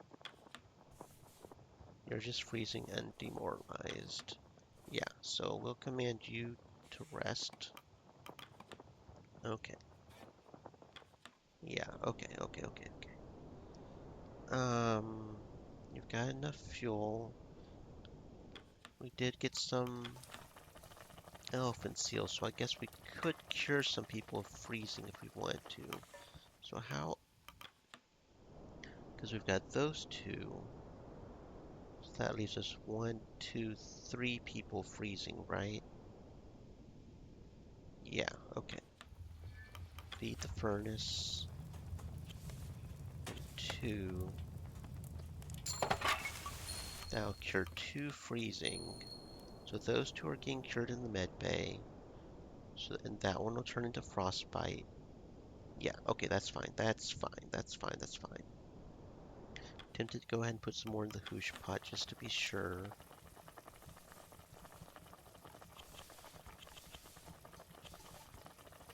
It's not like we'll actually use it, but I feel good having it up there anyways. Okay, now scout. We can go get the migrating elephant seals. Assuming we have enough people. You and you, yeah. So that'll give us 1, 2, 3, 4, 5 elephant seals. Very good. That's good. Okay. Now the question is do I scout or do I just go ahead and hunt these penguins? I'm tempted to just go ahead and hunt the penguins, actually. Do we have enough people to hunt the penguins? That I do not know. Because we need 4 in order to properly hunt them, right? Yeah, 1, 2, 3, 4, 5, yeah. So if we do that, then we'll still do 1 scout. Yeah, that sounds good. That sounds good. Scout over here, I guess. Penguins, fish. Really don't want to send people to do fish because fish is not really worth it, I don't feel like. But okay.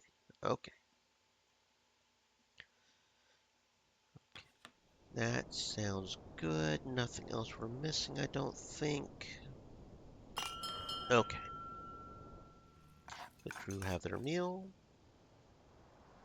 The dinner is shared, stories are traded. Should have known this would happen. The chief was bound to fly off the handle eventually. I can't say I feel bad for Mr. Darling anyway. At camp you notice Kurt hesitantly approaching Hammond. I should apologize for what happened this morning. You should, or you want to. We shouldn't give in to immaturity. We should be bigger, more mature men. All right, let's leave it at that. I'm not going to be starting on ye again. Right. Good. Aye. The two share a brief silence. Ye can be on your way now. Right. Of course. The two return to their duties as you return to your own. You have been bothering my dogs for some time now. They're having fun. Are you shaken by the morning's events? That? I've covered much worse incidents in the city. Yes, but you could return home after that. Grant my dogs a rest, and grant one to yourself as well. Can you believe the nerve of that Hammond fellow? He's lucky Kurt didn't just wallop him. Kurt could have handled it better, but Hammond is a prick, yes. Captain, I've noticed a decline in my writings. At first I blamed the cold. Then I realized I would often drink coffee as I write. It's becoming more difficult to keep up the energy without it. Perhaps it's your mood affecting your work. Understandable in the circumstances. I can assure you I am not lacking in motivation. Though the stress is likely a factor, I agree. I have found little sleep as of late.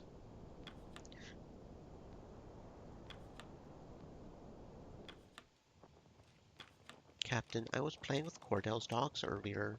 I think when I return home I'm going to get myself a pet. Not a dog, though. Maybe an exotic bird like a parrot. There's that optimism. Good to hear. Better than worrying about what I can't control, right? I can only speculate on what's happening thousands of kilometers away, and speculation does me no good. Evening. I've been thinking all day about my mother, my father, my sister. It never quite struck me, but there's a chance I'll never see them again, isn't there? Sorry, I shouldn't bring up such things. We'll get you back home, Arthur, I promise. Thank you. I appreciate what you're doing, Robin. Captain Shaw.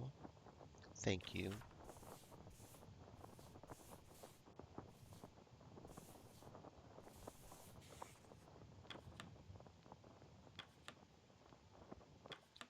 Okay.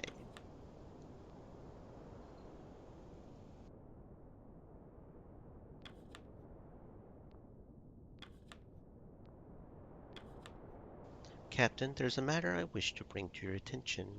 I intend to train one of the crew to handle the Stream kennel in case Elements said, "Stay moist, my friends. Hydrate." Well, if the worst should occur, I do not wish the crew left without a kennel master. A good idea, Cordell, but let us hope it doesn't come to that. Thank you. I will ensure someone suitable is chosen, but we will speak more on this later. This is your time of rest, correct? Yeah, I mean, it won't come to that, but good thinking anyways, I suppose. I'm flattered. Okay, so that's all we can do right now, I believe. I believe we're all good on everything. Okay.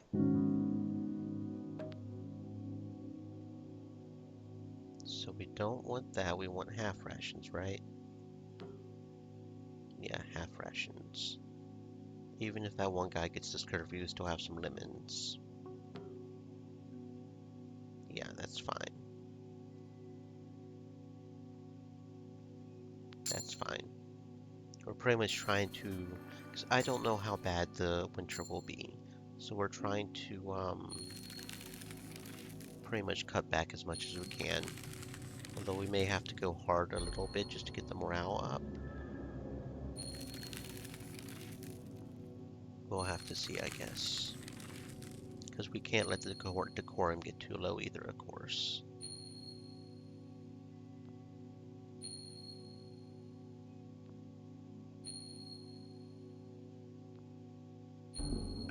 Mm-hmm. Mm-hmm. Mm-hmm.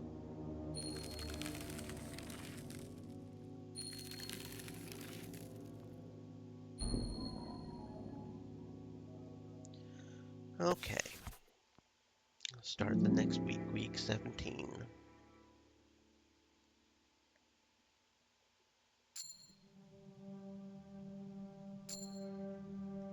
Okay.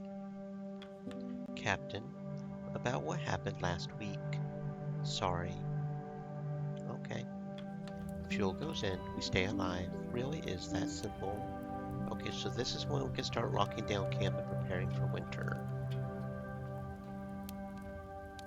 That's something to keep in mind, I suppose. Not sure when the best time would be to do that. Oh, absolutely no request. Okay. So the one is it, this was 2 weeks later, right? That was on week 15. So I think I'll do it on week 18. We'll still do one more week, and we'll do sort of a happy middle ground between the two. Because we do want to make sure we have as much food as we possibly can. But we are stocking up pretty good, I feel like. So we'll feed the scurvy. That sounds good. And then we'll go over here to the med bay. And somebody has an injury, don't they? Yeah, you have an injury. So we'll cure you. I don't think anybody has anything serious that really needs to be med-bayed. I don't think. No, because they're all freezing or just slightly malnourished. I think. So we'll assign our... Oh no, that guy has frostbite. Shoot. And once I assign someone to medbay, it won't let me. Even if I only assigned one person to medbay, which I don't feel is appropriate, because if I only assigned one person to medbay, I should be allowed to assign a second person to medbay, right? Right? Since you can assign 2 people to medbay. Anyway, no request. Okay. Anyway, medbay. I guess this guy does have frostbite. I didn't realize he had frostbite. And then you've got the wound, so we'll put both of you there. I don't know if that'll cure demoralization. I don't know if medbay cures demoralization.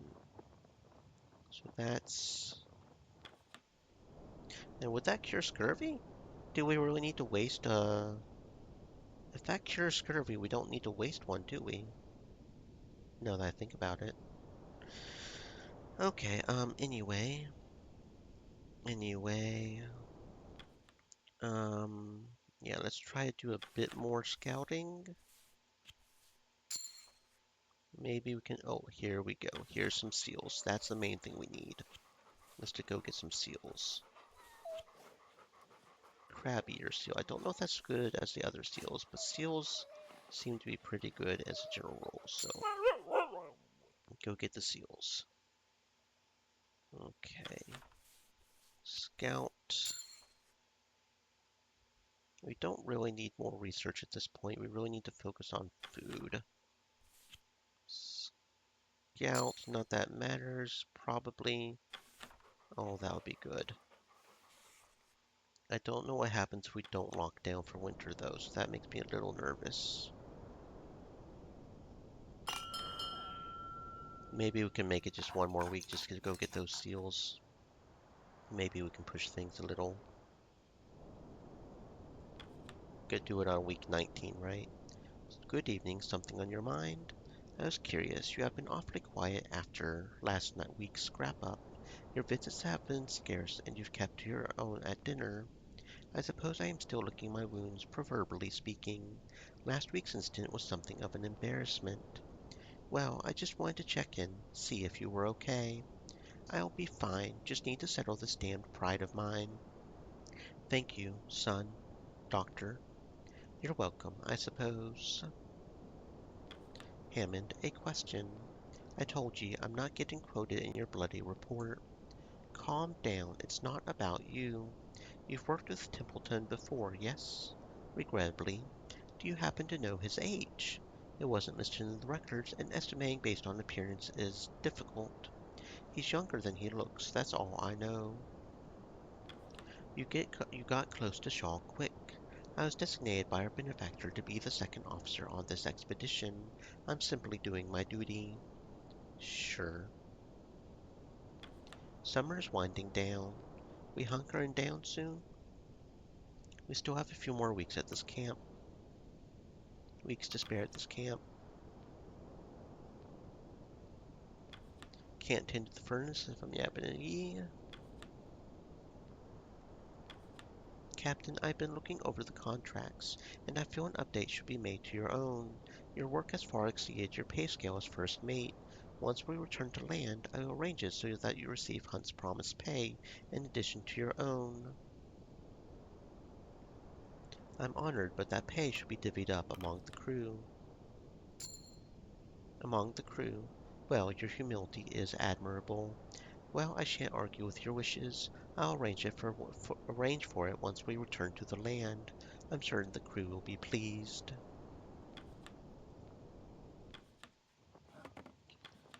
Before I joined this expedition, I was concerned with how my report would be received.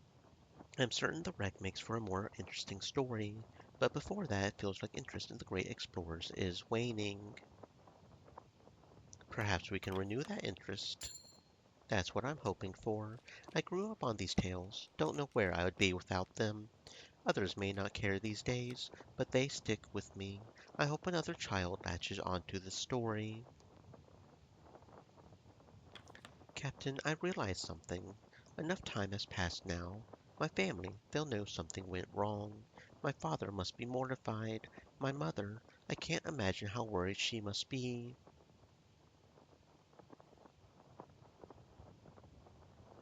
I'm certain your father is more concerned for his son than he is mortified. Yes, of course. But he pointed me in the direction of this expedition. That must weigh heavy. Yeah, it probably does. But we'll make sure to get you back safe to your folks, man. We'll make sure to get you back safe, I promise. Hunting season seems to be winding down. It would seem we likely have a handful more weeks before the wildlife begins to clear up. Do you ever share your rations with the dogs? They do the hunting after all. Only right they reap some of the spoils. They have their own rations. I'm sure they would prefer my cooking to that broth. You may try them. I won't stop you. Okay.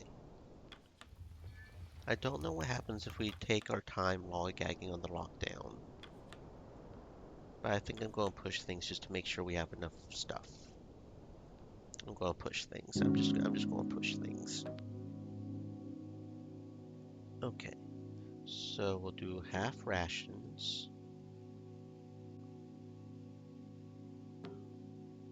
Yeah. Although we really need to be careful about that negative morale, but we'll probably be fine.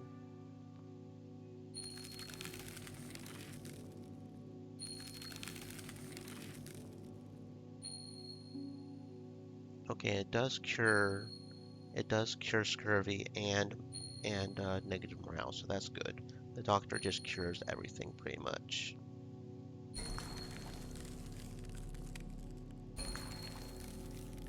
And we have more frostbite than I was aware of. That could be bad.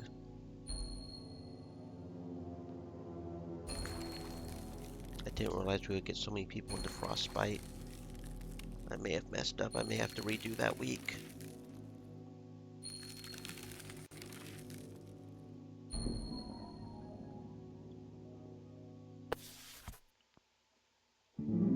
Week 18. I may have to redo week 17, but we'll also take this advantage to push things a little too. Templeton, would you happen to know if Kurt has any children of his own? I believe he does, several. I understand his oldest son is a lecturer of natural histories at Cranford. Why do you ask? Well, I noticed he tends not to mention any family. It's hardly either of our business, Doctor. Right. Apologies for my curiosity. What are we waiting around for, Captain? Can't keep up like this much longer. Winter's coming in. We better cover up before the cold takes us. And I don't think that cures frostbite. It doesn't cure frostbite, right? I don't think it does.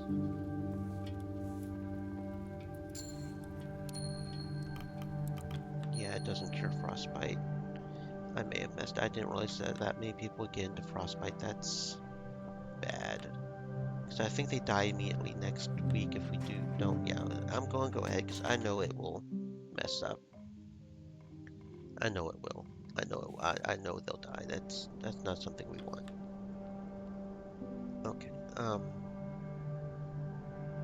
Okay. But the doctor does cure demoralization, so you and the wounded. So that's good. I know exactly where I messed up actually, because I didn't think about it. What I messed up on was the elfin seals. I didn't put the elfin seals in like I was wanting to. Yeah. Yeah, okay. That's where I messed up.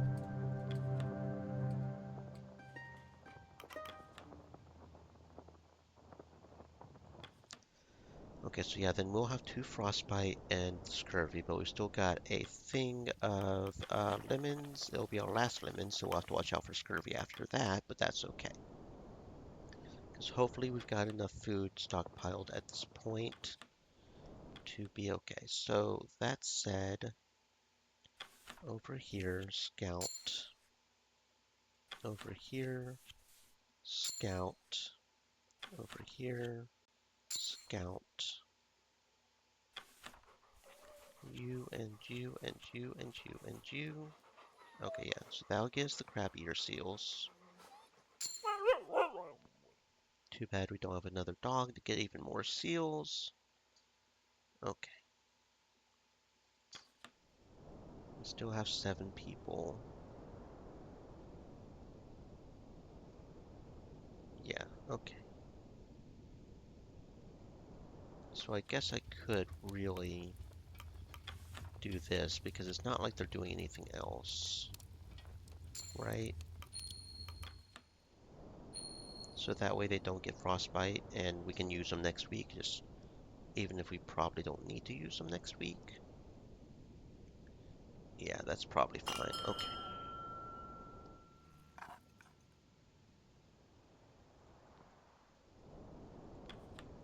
Like I said, I don't know if it matters if we listen in onto these conversations or not, or if it's just a little lore thing. I don't even know if our decisions will change. I forgot that one had a decision on it. Okay. Pay should be divided by crew. Give you some more loyalty for that. We can renew that interest. Not that we have a problem with your loyalty either. More concerned than mortified.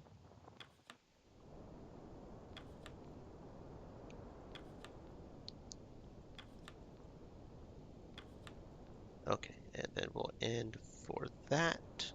Hopefully I won't regret trying. I don't know what happens if we don't lock down. So we'll have to keep an eye on that. Half and half. We're starting to lose the thingy, but that's okay. Because I'd much rather, at least for that. Although we could also have somebody be interviewed, because that's supposed to up it too if we have extra people anyways, right? That's something else to think about, I suppose.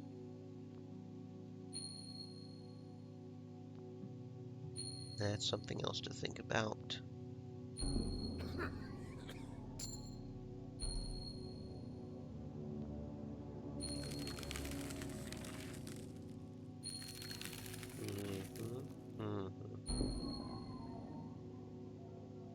Okay. Week 18. Okay, okay. Now we don't have people with frostbite, so that's not going to be an issue. I forgot to put those seals in there is what I did.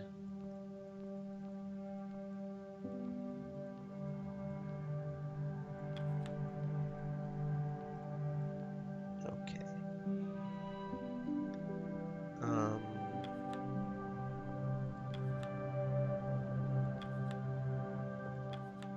I don't know how long I can push this for. I'm going to push it some more. Okay, that's not what I want. No, we don't want that. Scout. Scout. Here we go, and that's some even better. That's big game. Very good. Now I'll get some leopard seals. Now I'll go ahead and get these seals and maybe call it next week, assuming something doesn't happen, which will make us, yeah. So hopefully I don't push it too, but I'm kind of curious also, but, you know, it's a catch, like, yeah. No request again. Interesting. Wonder how hard we can push it. I'll go ahead and feed the hoosh pod a little. Yeah, because crab eater seals don't have the same thing as the elephant seals. Emperor penguins are slightly better than the seals actually for the...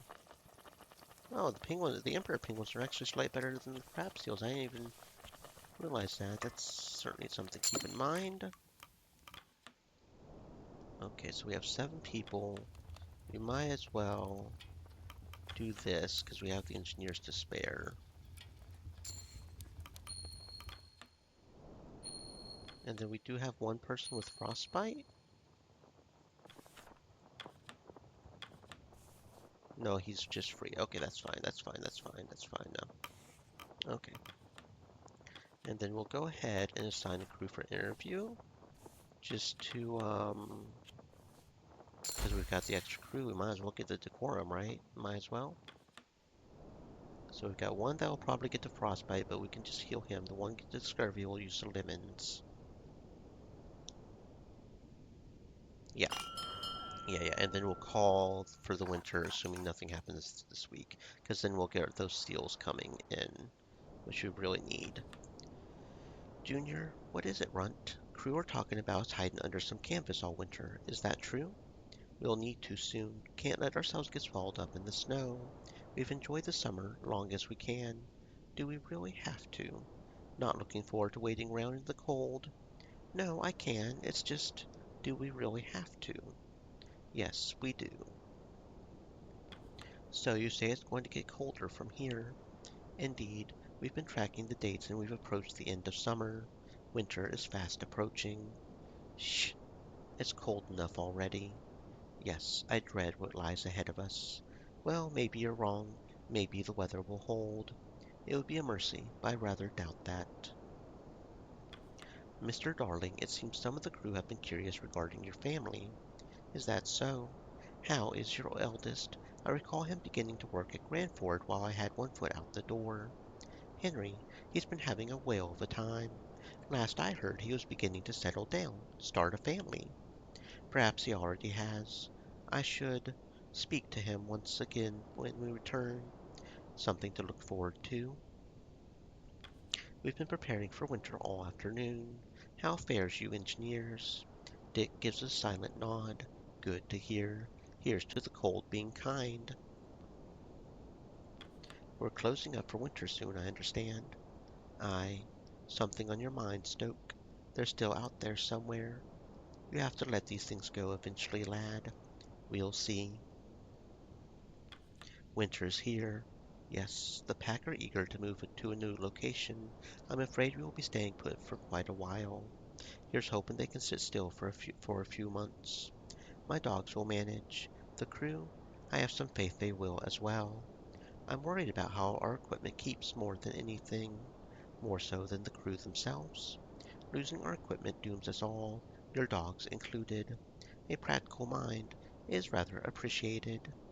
I thought you would understand. The dogs need their rest.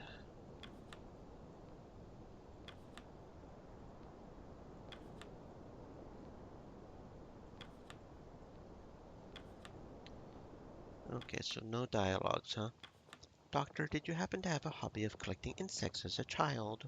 As a matter of fact, I did. I grew up by the countryside, so I often prowled the forest before and after school. The prize of my collection was a stag beetle. I would show it off to anyone who inquired. Sadly, they only lived for 7 years, just as I was growing out of the pastime. But why do you ask? No reason, I just had a suspicion. You seemed the sort. I know better than to ask for elaboration. I've made a decision, Captain. I know enough of these expeditions. There's no guarantee I will return home. My writings are inside a case alongside Dr. Nutley's equipment. If the rest of you return to land without me, I want my writings to be published. Finished, unfinished, it doesn't matter. I'll make sure of that, Kasha, I promise. Thank you, Captain. Thank you. I'm only following this crew's story. It shouldn't die with me. Captain, I've made friends with this crew. Kasha, Kurt, Jr., they've all treated me with kindness since I arrived. Sorry, I just had to say that out loud to someone. I I suppose it sounds awfully childish to brag about it, doesn't it? Not at all. I'm happy for you, Arthur. Thank you, Captain. I'm just happy I can admit something like that. It's kind of you to listen. Yeah, I got your back, man. I'm the captain. We have to have each other's back, right? It's all good, man. Okay, hopefully I won't regret having one more week, but I really want to get those seals in, so... Again, I don't know what happens if we, So, half, half, and half.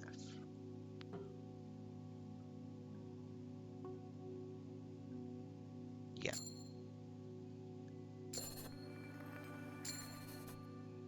3 leopard seals and 5 crab ear seals. Very good.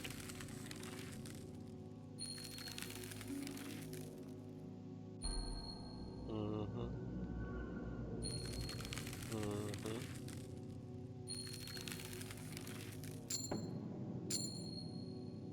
What? When did we have somebody that had scurvy? We didn't have anybody with scurvy. We had somebody that was malnourished, right? Hold the fucking phone. No, no, no, no, no, no, no. I thought we had somebody with... I thought somebody was just malnourished. When did they get scurvy? No, we cannot allow somebody... Give me my escape button. I don't like that we can't have the escape button right there. Since when did we have anybody... Actually, hold on. What?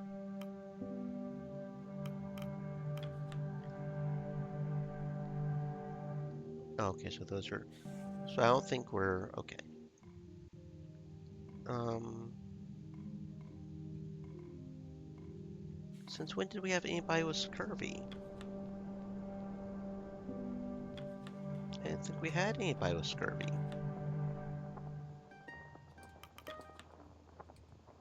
Didn't we put them in the doctors? I mean, we do have the one guy with scurvy, but we put them in the doctors, didn't we?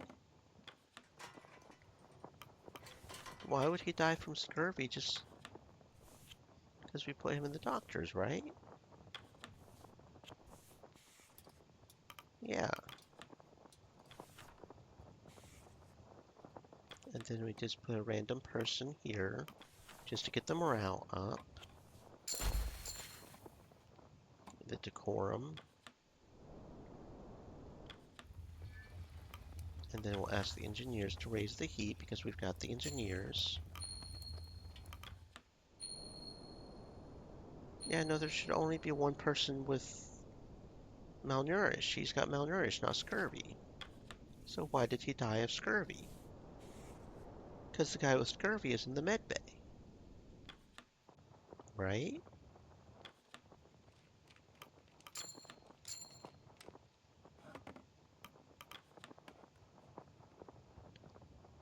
Why did it not cure the...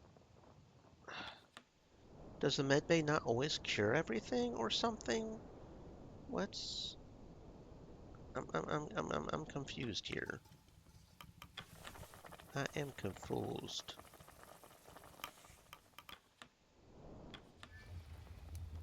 Feed the furnace. I genuinely don't understand. Okay, Scout. Scout.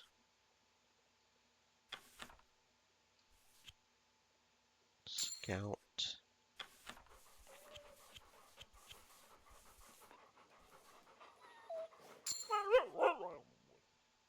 Okay. It was week 19 that we were, yeah. I don't know. I don't know.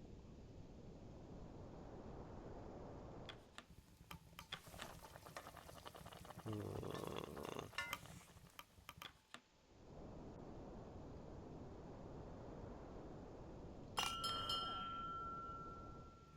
Nobody should have died of scurvy, though. I'm confused on how that happened. It's going to bug me until I figure it out.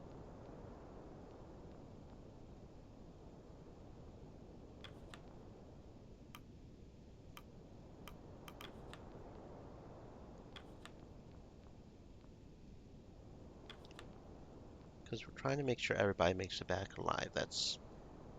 We're trying to do our bestest right here.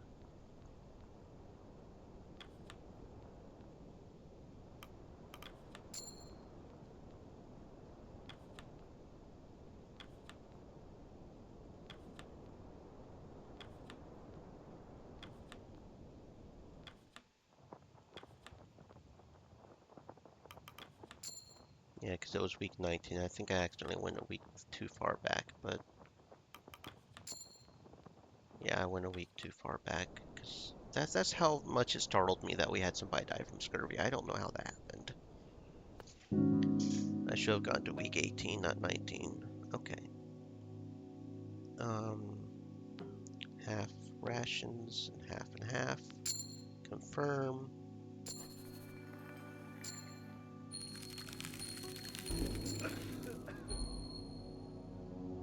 Yeah, because that now he's got scurvy, but okay. Week 18.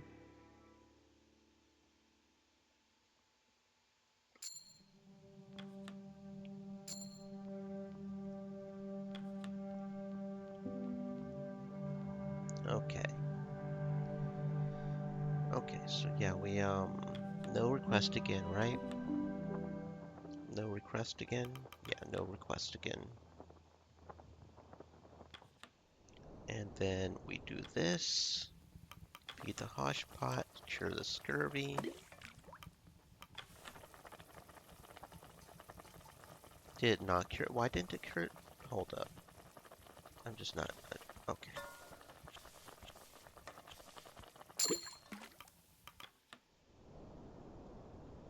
Fine. I don't.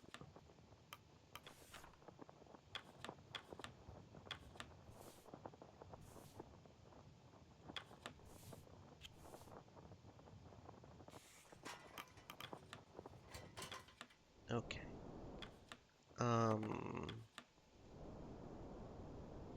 Okay. Over here. There's those seals we really need to get. That'll give us some leopard seals.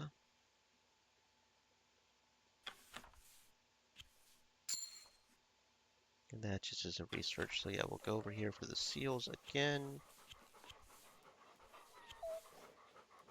Yeah, that's crabbier seals, a little different, but that's fine. Feels odd that we have 14 dogs instead of 15. I really wish we had 15 dogs, because that does feel a little awkward, having that specific number. We have 2 left over. Go ahead and raise the heat since we've got the engineers to do that. And cure the freezing, and that one guy's getting cured of scurvy. Yeah, so that should be good, right? And then we'll have the seals come in, and maybe we'll have enough to last through winter, and maybe nobody will die from scurvy tonight for reasons I don't even know why we had somebody die from scurvy. Was I just not paying attention or something?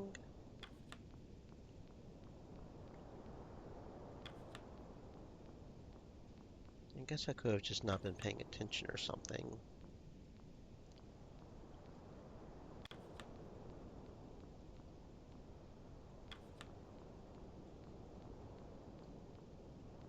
Okay, yeah, so that's all the same. Nobody has any loyalty things here. I also don't know if there's some specific reason we should save the flares, which is kind of making me nervous as well.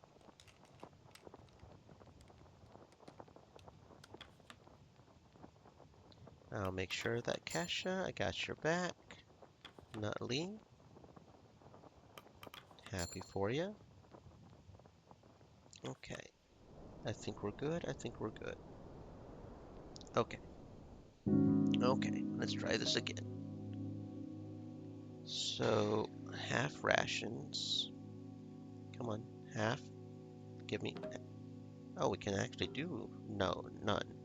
Interesting. I mean, that would cause us to have the. Can you please? Thank you. Okay. Yeah, that should be fine. Should be, right? Should be. 3 leopard seals, 5 crab eater seals. Okay, okay, okay.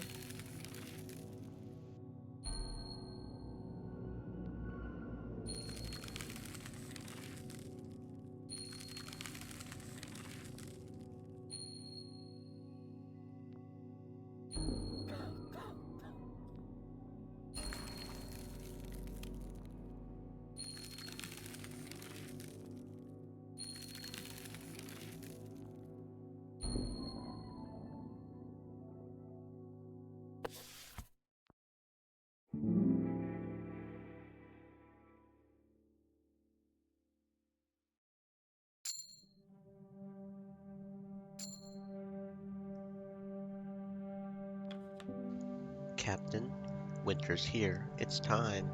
Okay, yeah, I think it is about time. Let's lock down and prepare for winter, y'all. Let's do this. Let's do it. We're locking down. We are locking down. I'm getting negative 10 loyalty for some reason. Oh, wait a second. No, I need to put things in the first. Actually, shit. Come on now. Come on. I don't like how it locks me into it once I... Okay. Okay, just... Can you please allow me to go back to the save because I... Okay. You're just being a bitch right now. Thank you. Thank you.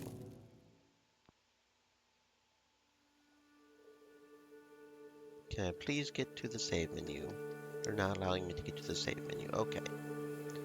You're being fantastic. Thank you for being wonderful.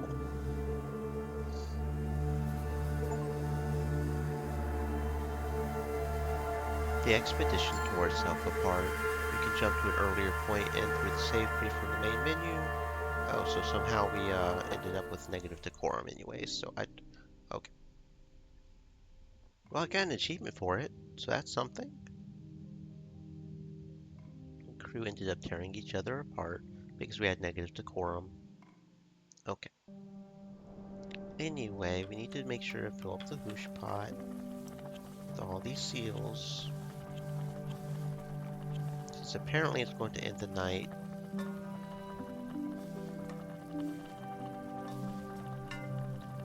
So that's 80, 91. Yeah, that's fine.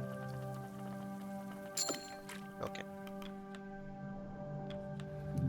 And then engineers, please do that. And then over here, med bay.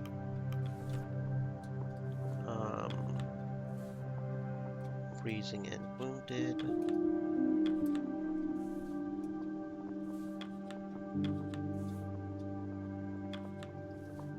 Yeah, scurvy. Probably should do the scurvy one, right? Says almost like there's more people with frostbite. No, because he's freezing. Nobody else is having any problems, right? He's freezing. Okay, it just looks like a darker blue for some reason. I don't know. That's weird. Okay, and then feed the furnace.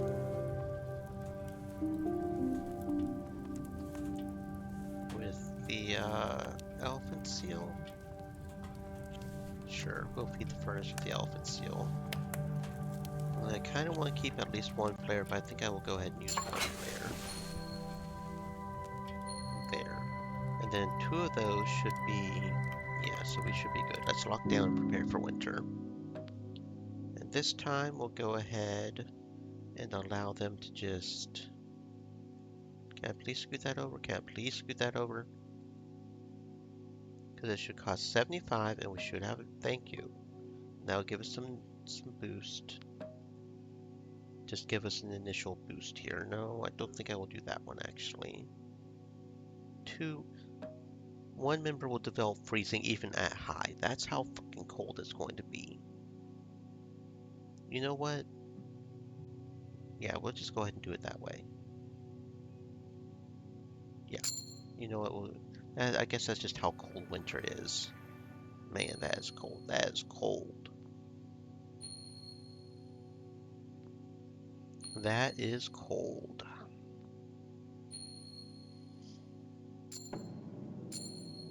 What? How did Mrs. Gloss succumb to frostbite? There was nobody else with What the actual fuck right now? There was nobody else. Am I just imagining things? Where was she with the frostbite? Where? I saw nobody else.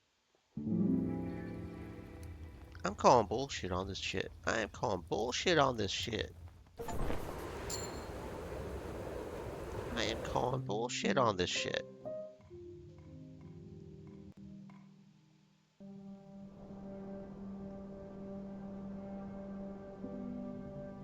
I am calling bullshit.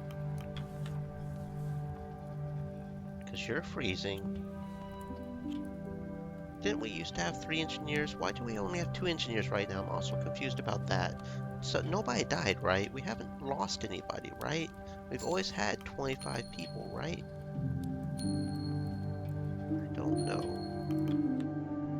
I don't understand. I just genuinely don't understand. Freezing. Frostbite. So we do have somebody with frostbite. I wasn't imagining things. Freezing. Freezing. Scurvy. Shit. Did we just mess up in general? What happens if we don't fix the wounds? They won't die from the wounds, will they? I didn't realize that do we actually have to go back to week 18? Did we just fuck up somehow? Because I don't remember having that many people on week 18 be bad. I'm genuinely getting confused here.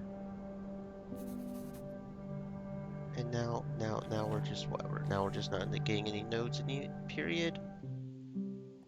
Okay, you're just gonna bug out now? Where the fuck are my nodes? Thank you. Okay, raise the heat. Confirm.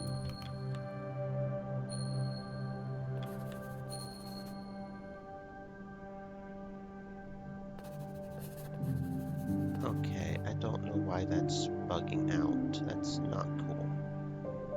Okay, medbay. Medbay. Scurvy. Command to rest. Okay. And then week 18, we're still scouting, right? Because there's some seals over here that we want to go get. Right here. 1, 2, 3. 1, 2. Good enough. 3 leopard seals.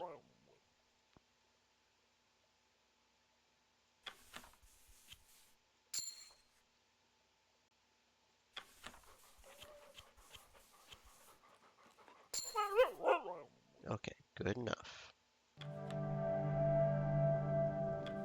And then there are no requests.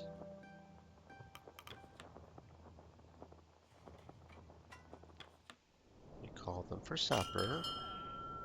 The one guy is getting cured of scurvy. We'll have another scurvy and we should have 1 frostbite next turn, right? So then the person with scurvy and the person with frostbite on week 19 will rest. In the med bay. Right? I don't know why the dialogue choices aren't popping up. But as soon as we start week 19 and get the save, I'll go ahead and exit the game completely and maybe reset the bug. Maybe I just reloaded saves too quick.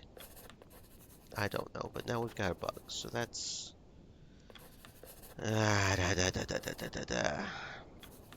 Management skills, right? Management skills. Yeah, the dialogue boxes are just not popping up right now. I don't know why the dialogue boxes are not popping up.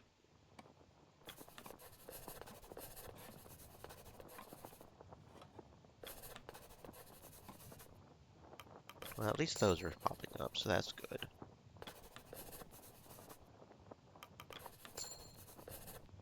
Okay.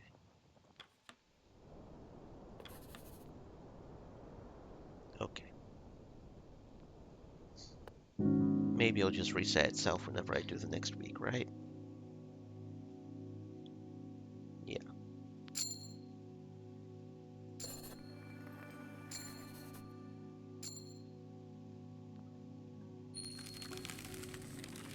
Because I'm determined we're not going to lose anybody. I am highly determined of that.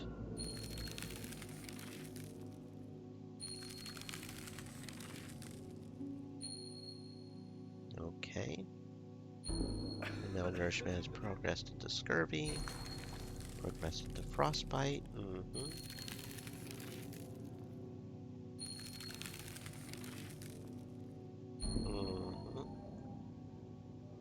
Okay. Week 19.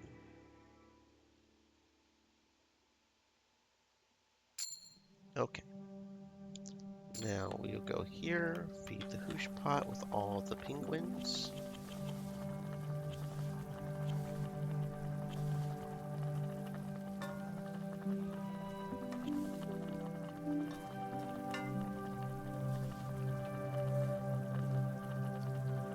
Yeah, that would actually do it perfectly, wouldn't it? 81. Yeah, okay. Yeah. Okay. And then the furnace, engineers, cure some of our freezing. Over here, get the wounded.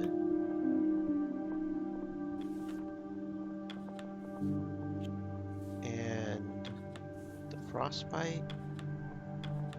So we have one person with frostbite, don't we? Or do we have, is it scurvy that we need to do? Because you're just malnutrition. You're freezing, malnutrition, freezing. Then you're the one with the scurvy. Yeah, that should be fine, right? Because that'll cure the scurvy and the freezing. And then feed the furnace. Go ahead and feed it with one of these. 2 of these. Since apparently we'll be having freezing anyways. 3 of these. No, do we have somebody with frostbite? Why did I not see them?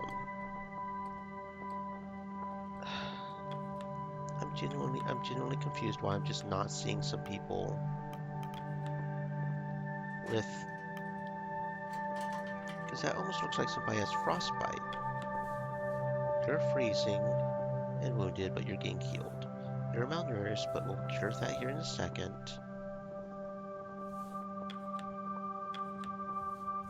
You guys aren't injured at all. You guys aren't injured at all. You have frostbite. You do have frost. But why didn't I see her on the medbay? I didn't see her on the medbay, did I? She's not the one I put in the medbay. I'm not losing my mind here. Like, sometimes she shows up in the medbay, sometimes she doesn't, right? Frostbite. And then the wounded. Cure both of those. Because it's the dark blue instead of the light blue, right? And then we have the engineers cure a lot of our freezing problems. Still not able to cure 2 of them. And then the hooch, we need to do the scurvy. But it's not curing them of the scurvy. Why is that not curing them of the scurvy?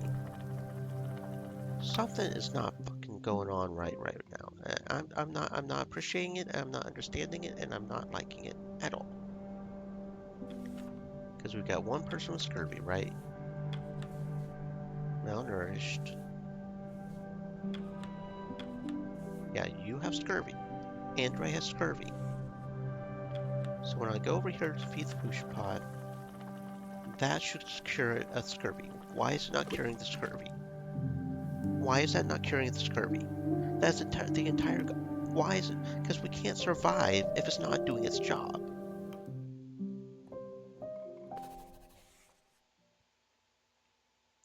And that is throwing the entire thing off. Are we just bugging out? Like, what is going on right now? The entire reason of having those lemons is to cure somebody of scurvy. Why are they not being cured of their scurvy? Because that can kill people, and we don't want people to die. We're trying to keep everybody alive. Because I need to cure the one person of their wounds, and I need to cure the other person of their frostbite. I can't do that if you don't give me the cure of the scurvy of the lemons. And there's no reason why it wouldn't give me the cure, right? Because that's what the lemons do.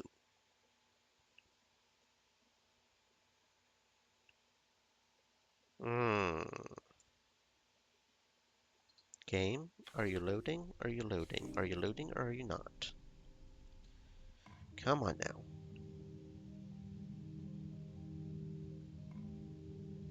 Okay. Now, will you please cure the person of scurvy? Please and thank you. Please and thank you. Thank you. Okay, don't know why that was doing that. I don't know. We're just not going to ask, I guess.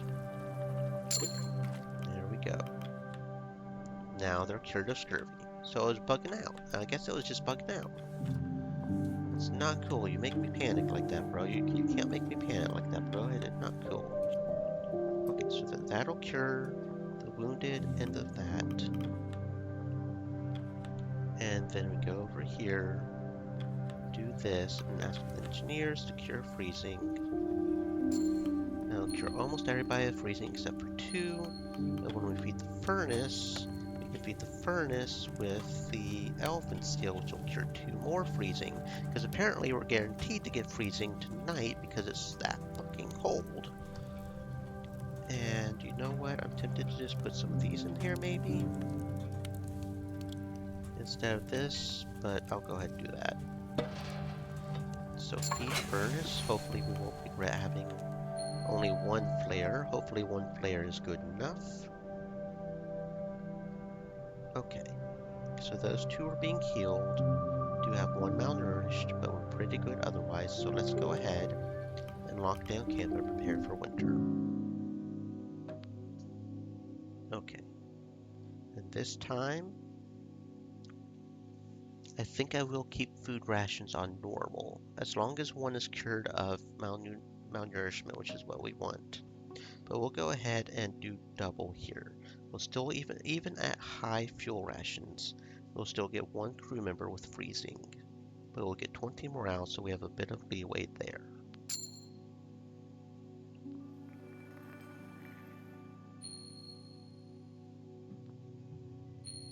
Okay.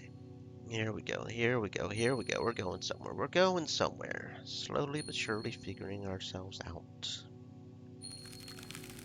Now the question is are we going to have enough to last us during winter?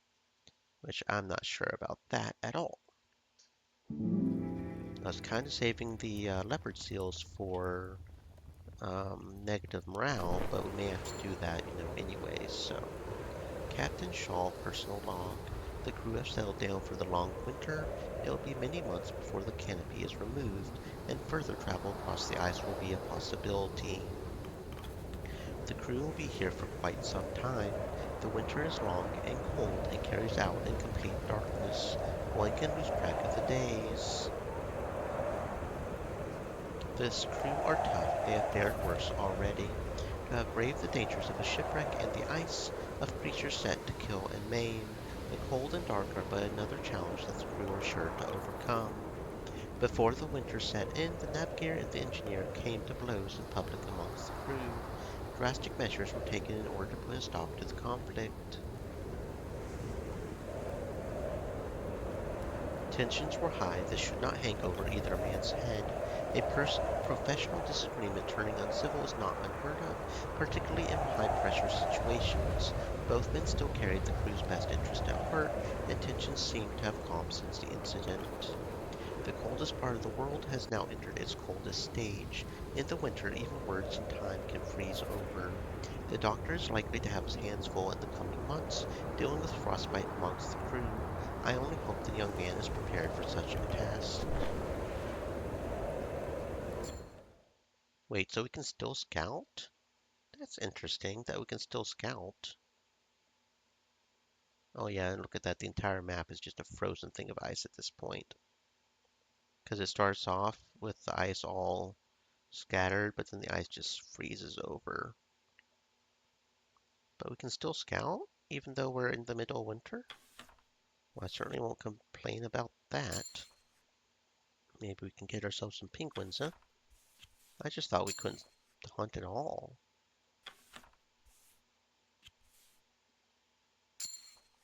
Oh, look at that. We got ourselves some seals. Y'all go get them seals now.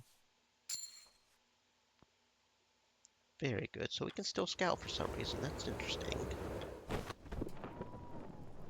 Okay. We'll be holed up here for a while. At least it means some rest. Finally. You say that now, but you'll miss the chance to stretch your legs before long. Most likely, but for now I'll embrace the quiet. Do you hear those winds?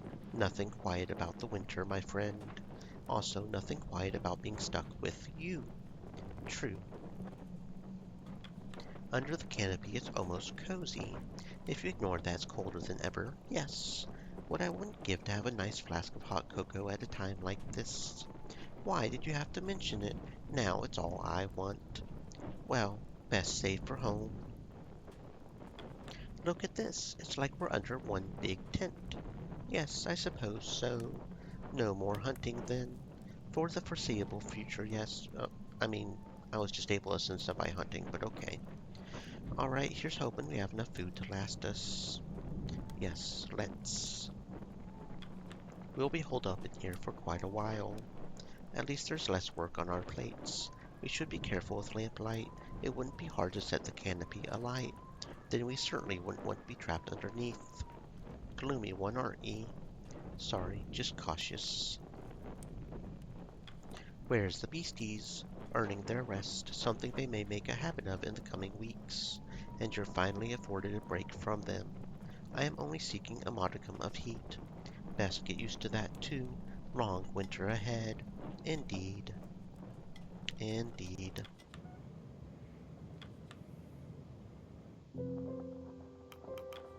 Well, Captain, sun won't be getting up for a while. Welcome to our new home. Aye, this canopy ain't purty, but she'll do us right. Better than being stuck out in that blizzard. That, I believe, we can all agree on. It's a strong one, aye, worse than any I've ever seen. We'll have to keep an eye out for rips in the outer canopy. Don't want the heat seeping out, or the cold ripping in. You see a single hole, you grab whoever you can to fix it. Best we heed their warnings, Captain. This tarpaulin is old and has certainly seen better days. Now, keep an eye out. Captain, I hope you're becoming accustomed to our new setup. It will be some time before we can leave this canopy.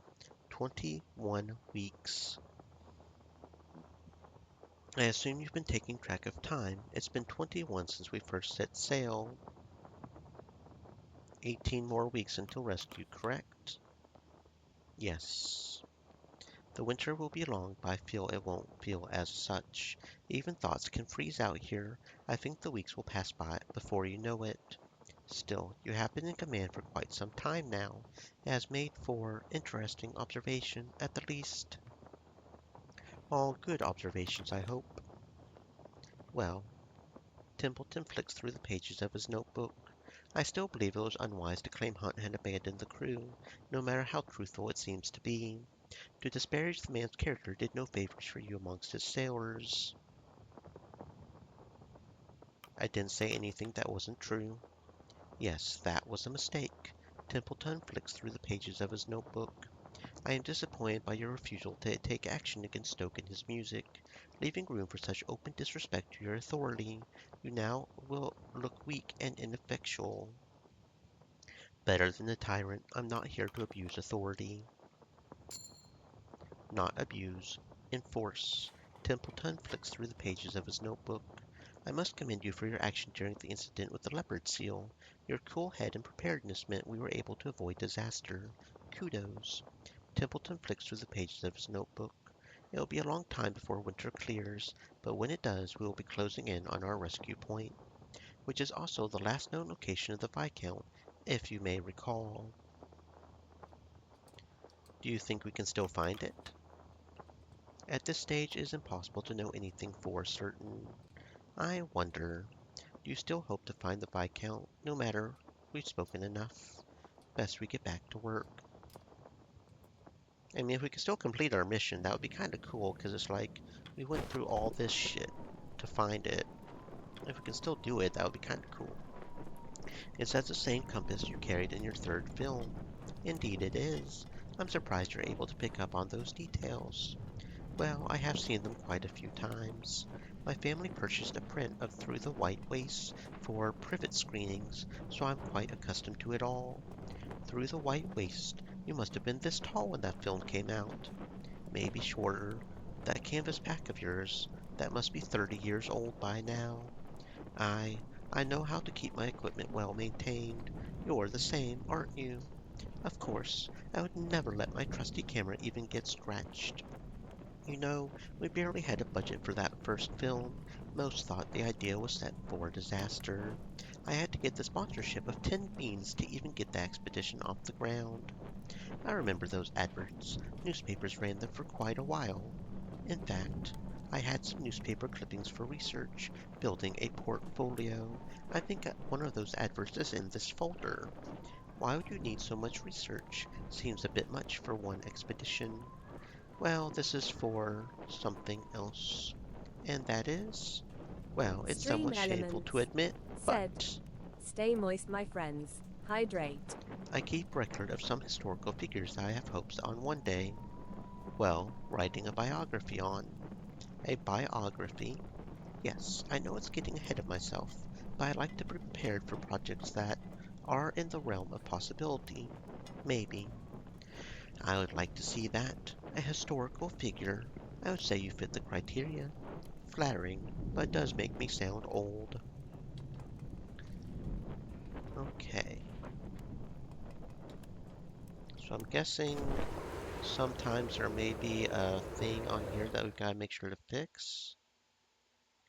I like how it says that we're not able to hunt, but we're still able to hunt. That's interesting. We definitely need to fuel the furnace. Kind of don't want to use those. Let's see.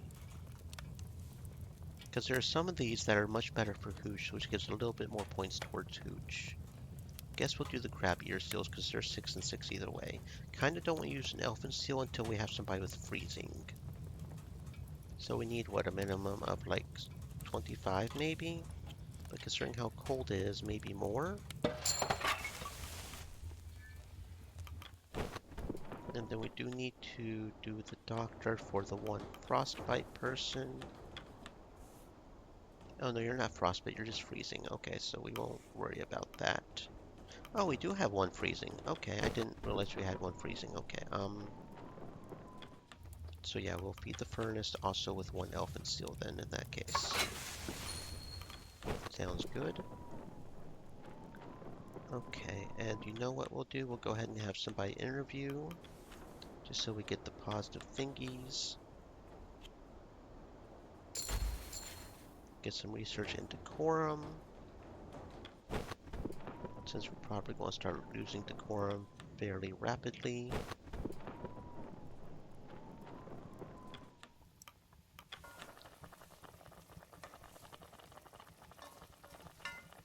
Okay.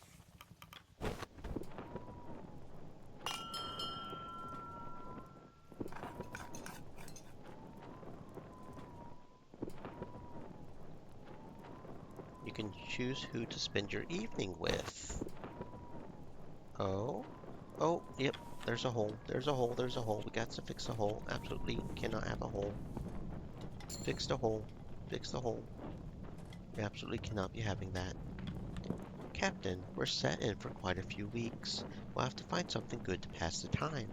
All sports are out of the question considering the circumstances. Perhaps we can share stories of expeditions past. I have quite a few up my sleeve. That would be nice, Kurt. I would love to hear some of your tales. That would be just spiffing. Though we may be here for quite some time, better I get through them at a reasonable pace. I wouldn't want to waste every story I have in a single evening, would I? Well, I'll let you get back to your work for now.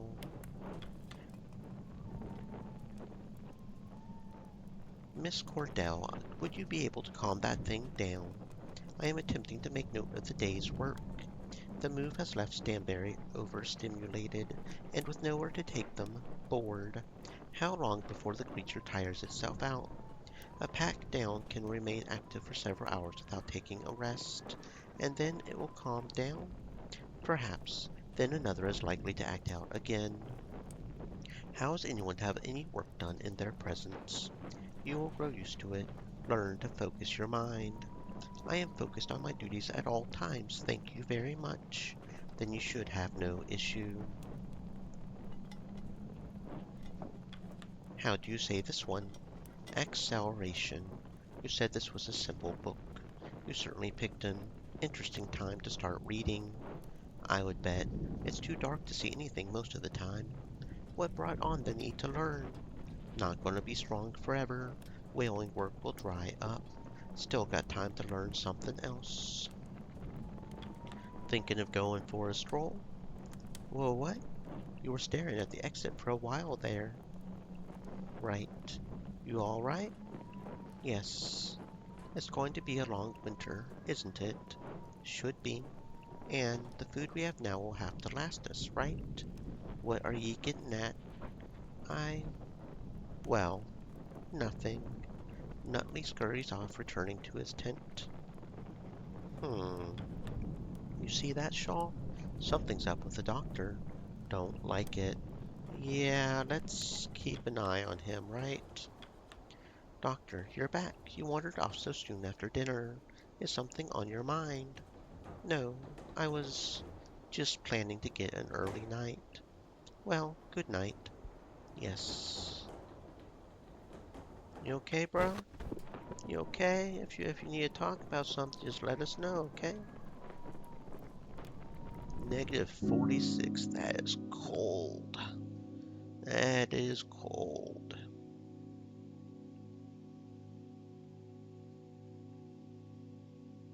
Three crew members will develop freezing. That's a lot of freezing.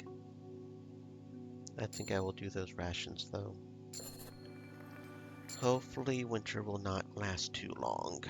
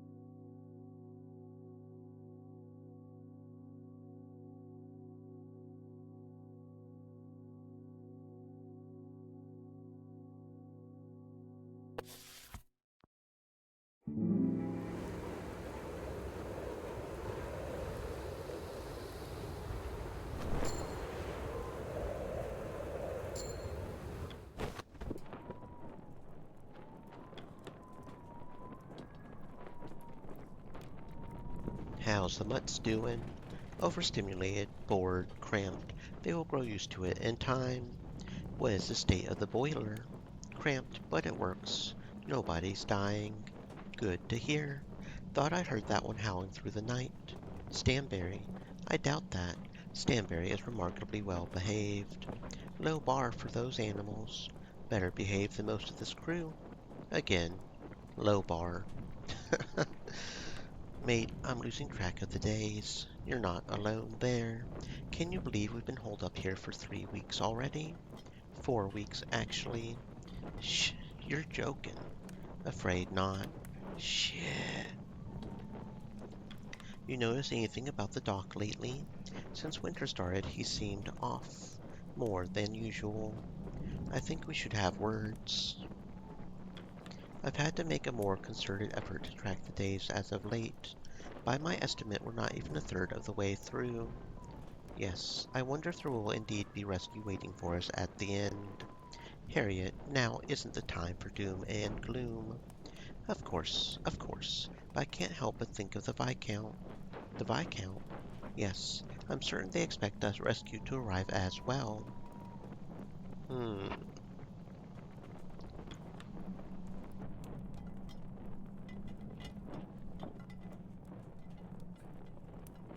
Templeton, you wouldn't happen to have a spare pen, would you? It's so cold the ink in my own froze up. I'm afraid I have the same issue. Blast it. I'll have to warm it up by the furnace then. That is cold.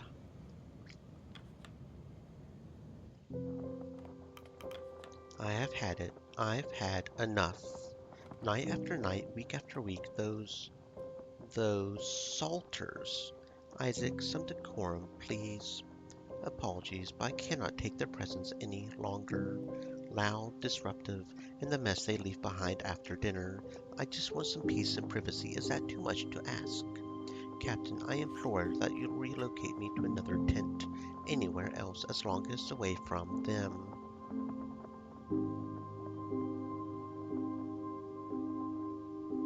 We are a crew. If you can't live peacefully with the sailors, you will have to learn. Learn? Captain, please. Captain Shaw is right. We are all working together. A little professional conduct will go a long way, Mr. Isaac. Right. Apologies. Captain, hate to do this, but do you mind moving me to a new spot? It's getting awfully cold and these old bones are starting to crack. I'm not owed special treatment, but I would like to be moved closer to the boiler for warmth. Everyone is cold, Lefty. That's no good reason to move. I figured you would say as much. Well, it was worth asking.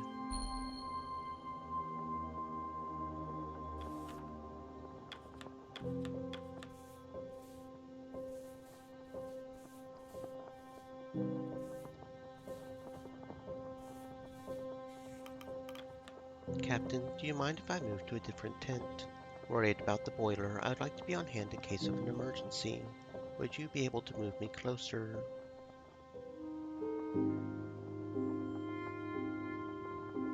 It muddies the waters to move you now. Please make do with your current position. If you say so, Captain.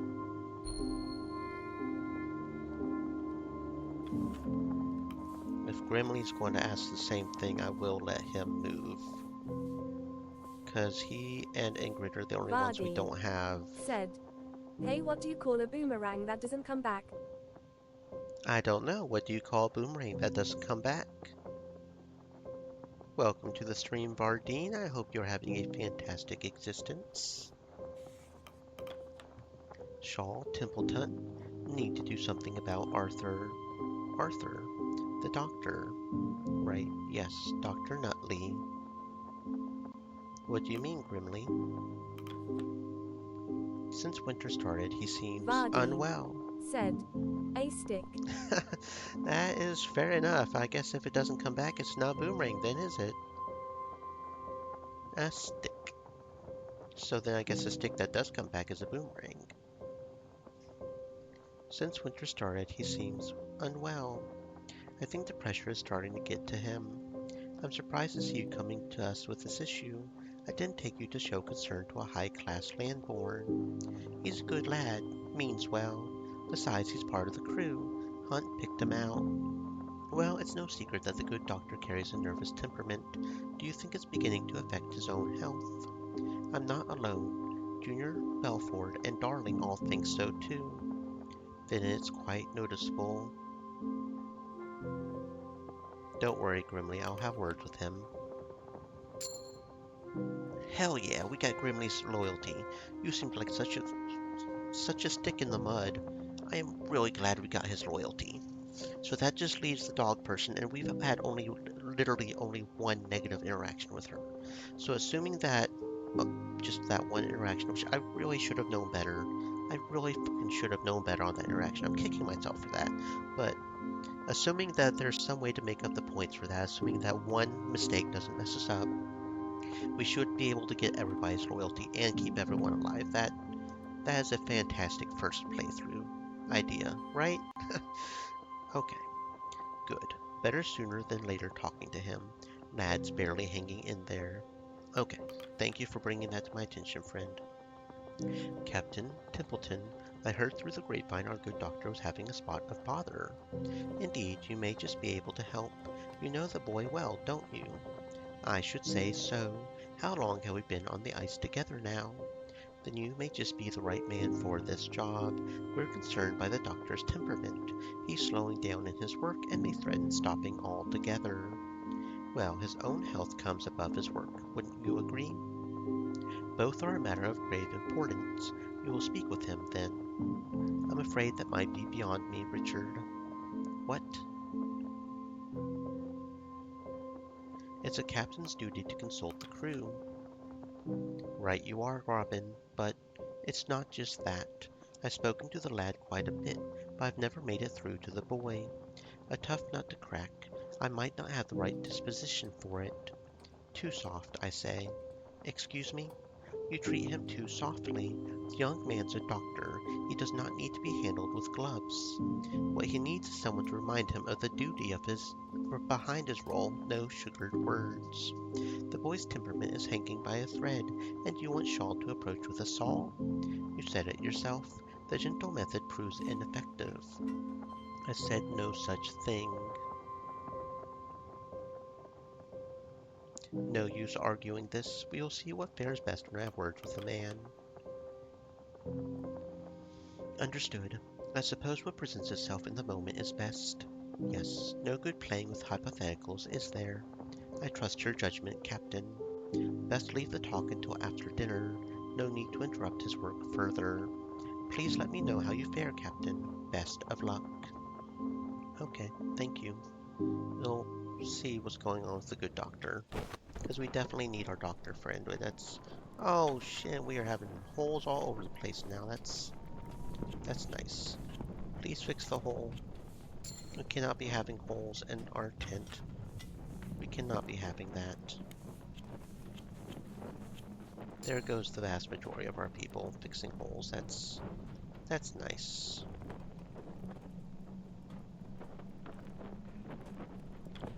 I always meant to ask, Mr. Templeton, what precisely is your area of expertise? Botany. Odd. How so? Botany is the study of plants, correct?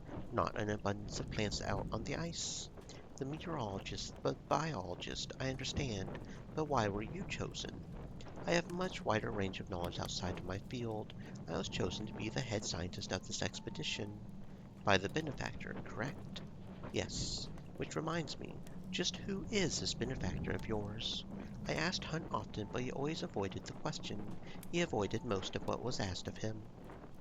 You ask many questions, Miss Belford. Exactly what Hunt said. You seem adamant not to answer. I do not see it as relevant information. Everything is relevant, Mr. Templeton. You can only hide secrets for so long. We will see about that. About a quarter of the way into winter by my count. You have a different count by any chance? No. Damn. Was hoping you might.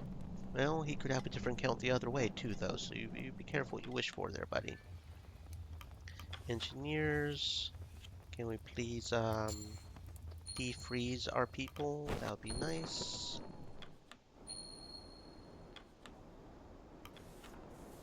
Okay.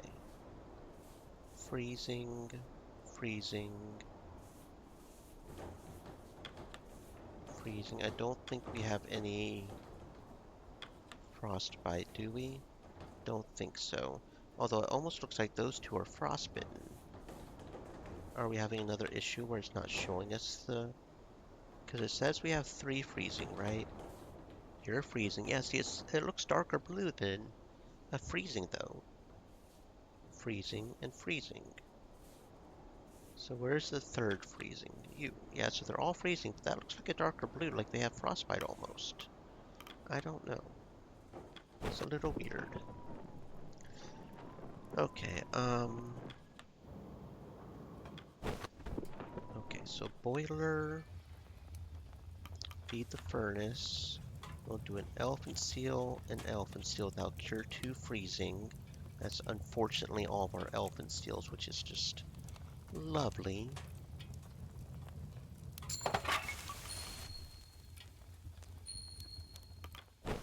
Okay, then the hoosh pot.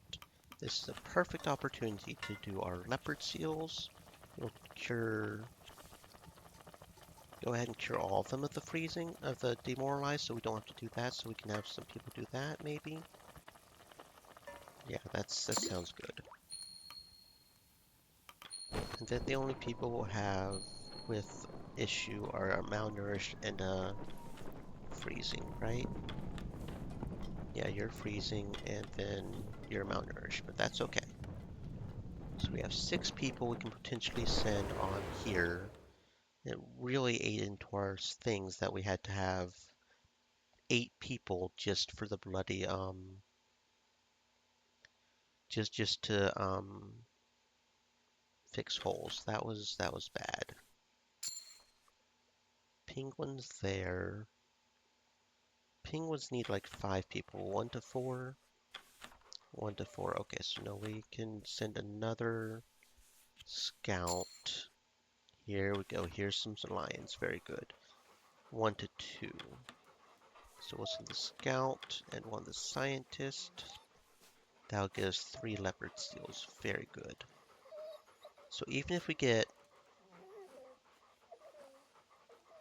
Okay, that could be potentially bad. Actually, because if we get somebody wounded, then because we would need the scurvy and the... Or maybe I'll just go ahead and have a full food and cure the malnutrition, and then we'll have the frostbite in the wound for the med bay. Yeah, I think we'll do that. I think we'll do that. That's probably the better option anyways because of our moral status. Right now, we probably shouldn't go too hard on that because of the moral status. Yeah, we'll do that. We'll do that. In which case, it is actually better to go ahead and have that. So we have 2 people in the med bay. Yeah, okay. Okay, and hopefully we won't have as many holes in our tent next turn, so we don't have 8 people dedicated to fixing holes, because that's not good either. Almost wish we had 1 more scout. Actually, probably if I had done that smarter, we would have 1 more scout. We could have scouted better. Show us more scientists on the hunt. Okay, that's that. We'll handle that though. We'll handle that.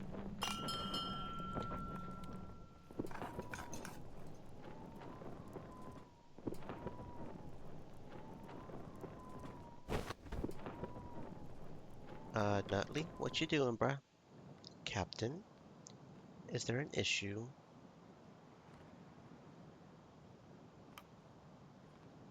I hope not. It's time to evaluate your work thus far.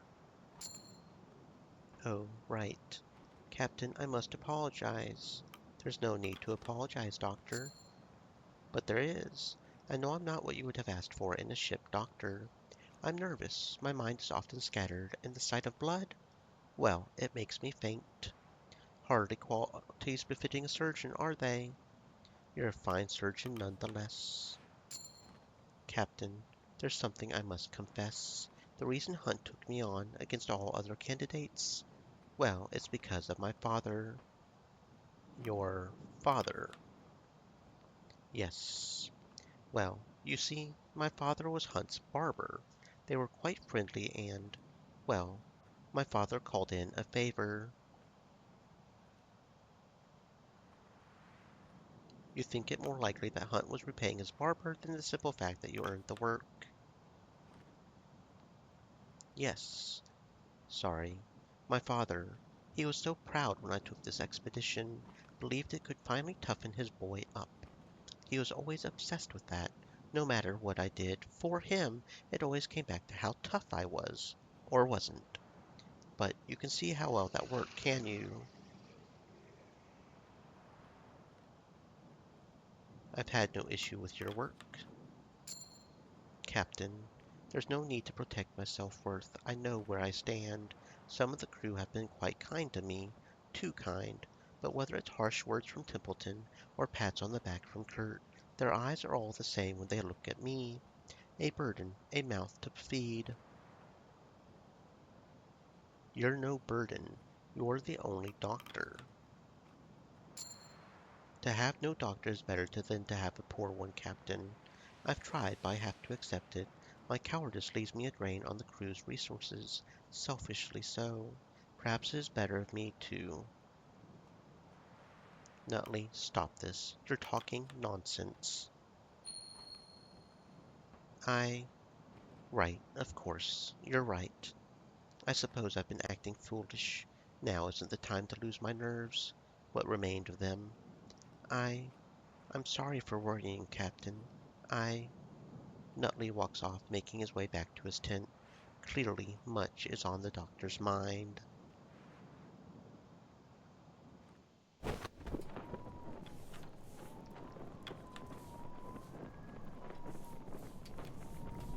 I really hope that one decision is not enough to screw with Radioly.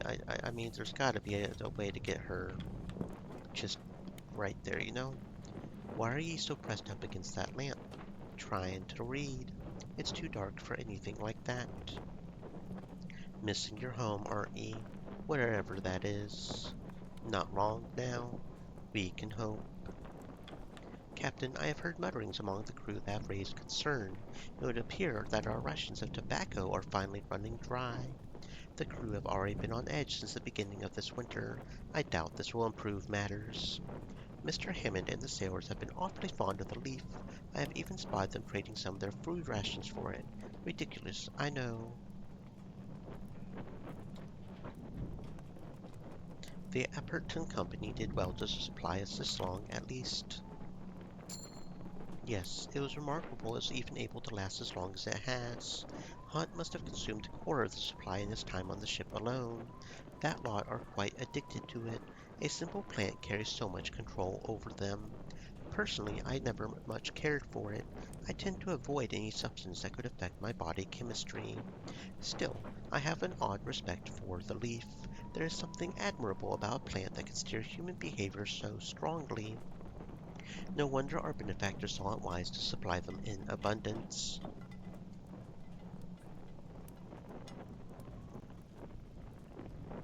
Tobacco, tinned foods. Our benefactor has her hands in many affairs, don't they?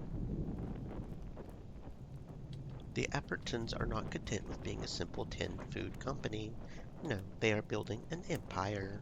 Just as they funded this expedition, so too have they funded countless ventures, countless discoveries. That is how their business operates. Do you believe they were simply fortunate enough to have peaches grow in their back garden? Of course, I'm not naive. Of course not. You may have your doubts, Captain. I understand that. Do I approve of their eagerness to mine natural resources, to sell them off at the cost they do? No. However, I also understand that commodification is the vehicle to scientific study. I have all the money I need to research these plants. I have seen several breakthroughs and discoveries that would not be possible without their financial aid. If in return I must provide them with a commodity to mass produce and sell off, then so be it. I consider that a mutually beneficial arrangement for all involved. I see where you're coming from, Templeton. The good outweighs the bad. I am glad you understand that, Captain. I find the nuance of this arrangement is lost on most. I apologize, Captain. It's not like me to ramble like this. I suppose the tension of this winter has begun to affect me as well. Perhaps a cigarette would help even myself. Or perhaps I simply need a good night's rest. Good evening, Captain. 2 Johns, wait till you hear this. The winter's finally taken Tucker. What now? It's nothing. Man's so lonely he started talking to the women on the tin cans. She's got an elusive look. It's a bloody drawing, Tucker. What's her story? Once upon a time, someone needed to put a face on their tin peach can. The end. Don't take Tucker to one of them galleries. He'll lose his bloody mind. All right, that's enough. We're not even halfway through the winter yet.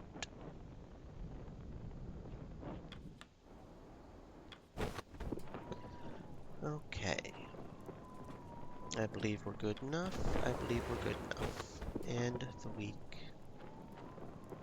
24. Okay.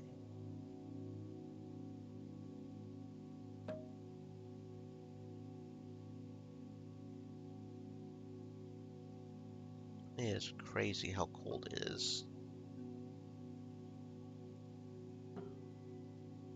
You don't have enough to do that. I almost should have, but I guess I'll have to do.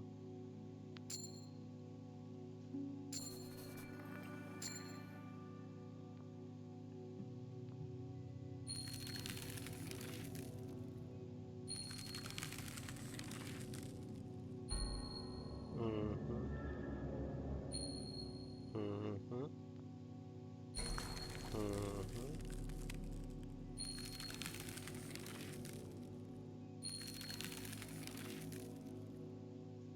Okay. So we'll make sure to cure the wound and the frostbite.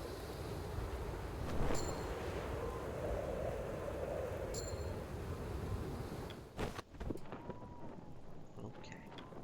Mr. Hammond, in my hands is a write-up I have been working on over the winter, intended for our benefactor. It would be good for you to have a look over the material. Let me know if there's anything missing. Aye, sure thing. Without dripping oil everywhere if you can. My research is quite important. And my work isn't. Of course it is. Could you attempt to clean your hands at least? With what? Bloody ice water? I'm certain I have a cloth somewhere. Here, take this as your own. Thanks. That hand cloth is actually embroidered by... Don't care. Just don't care. The med bay, okay. Freezing, freezing, frostbite, so you and you. And that should cure the freezing too, right? Should, at least. I think it does. Okay, let's go ahead and go to the request tent. Runt. Captain, could you move me to a new tent? I'm stuck with my dad all winter. I thought it proper to place you with your family. I'm not a child. You most certainly are. Well, I don't need him looking over my shoulder all the time, sir. You need your own space, then. Aye. Can ye, Captain?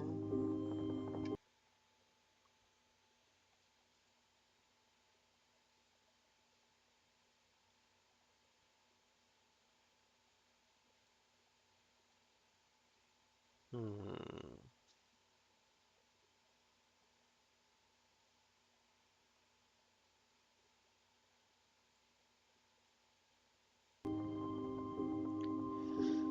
Very well, we'll relocate you.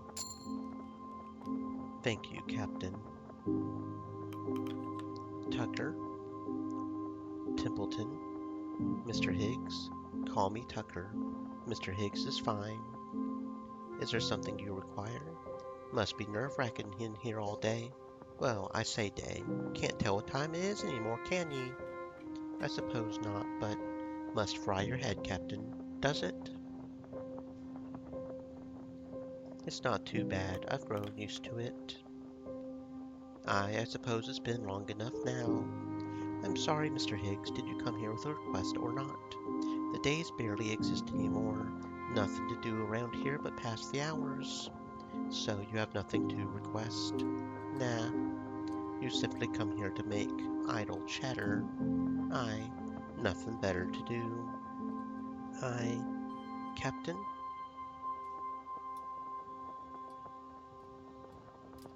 You should embrace this free time while you can. It won't last. Go play cards with the others. It would be the 50th game this week, Captain. But I'll not keep you from your work any longer. Captain, it seems the winter is beginning to take its toll on the crew. We should take great care to ensure they keep their minds active. We still have a good deal of winter to work through. Captain Shaw, Oh, goodness. You're out of breath. Calm yourself. Is it an emergency? Well, this might sound mad.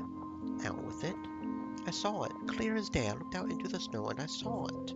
What? The Banweir?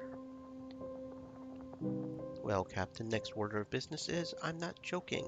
I know it sounds mad, but I saw it. 12 feet tall, covered in thick, bushy white hair. No such creature exists. The winter has clearly gotten to you.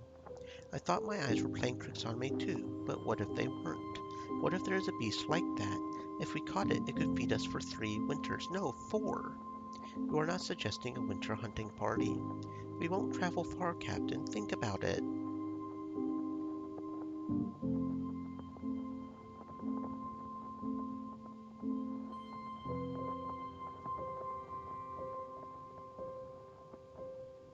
You know what? As long as you don't wander off into the blizzard. Just don't get too carried away, okay? Well, as long as you don't wander off into the blizzard. Don't worry, we'll keep it safe. The unexplored winter, who knows what we might find? Nothing but death and ruin. This is ridiculous. Gnomes, Lefty, Cavity, and Runstab begin hunting for the Banweir.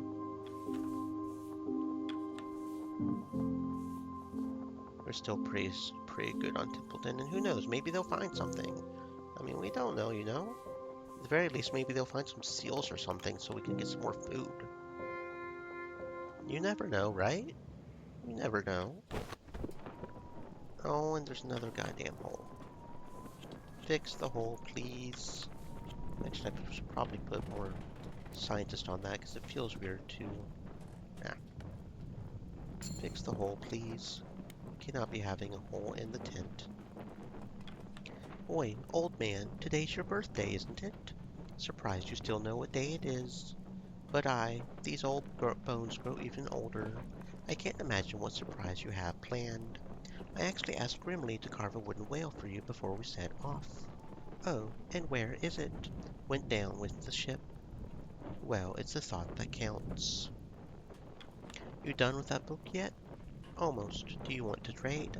Alright, but you'll need to send it back to Mr. Zack when you're done. Okay, and you have to return this to Dr. Nutley. Oh, look at them, just trading books and being all educated and shit. Very cool to see. Okay. So... Yeah, because we really need to raise the heat. We need to cure as much of this freezing as we can.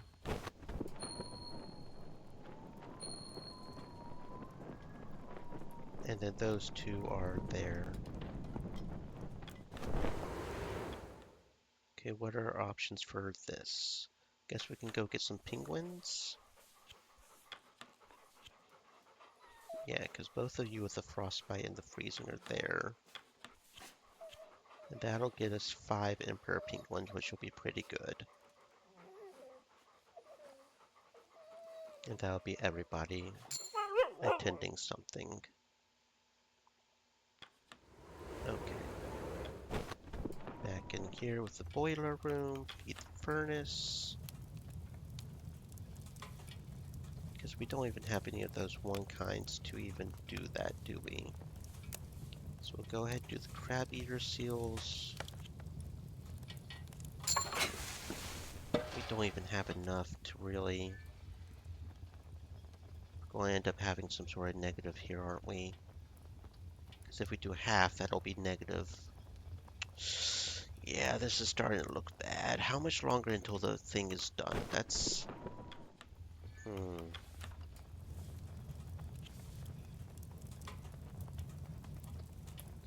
Okay, you know what? As much as I kind of don't want to, because I don't know if the flares have any further purpose. But we really need to use the flare. We really do. And hopefully winter won't last much longer, because this is looking bad.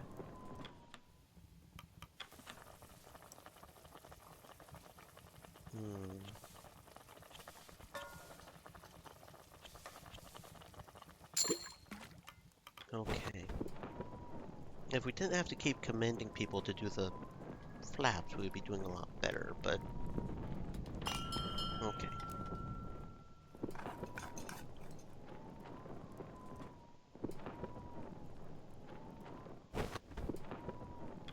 As you step out of the tent, you notice Nutley approach. Captain, I've been thinking a great deal over the last while. I want to thank you for speaking with me when you did. I needed that. I have certainly made this expedition more difficult than it had right to be through my previous cowardice. And for that, I'm sorry, Captain Shaw.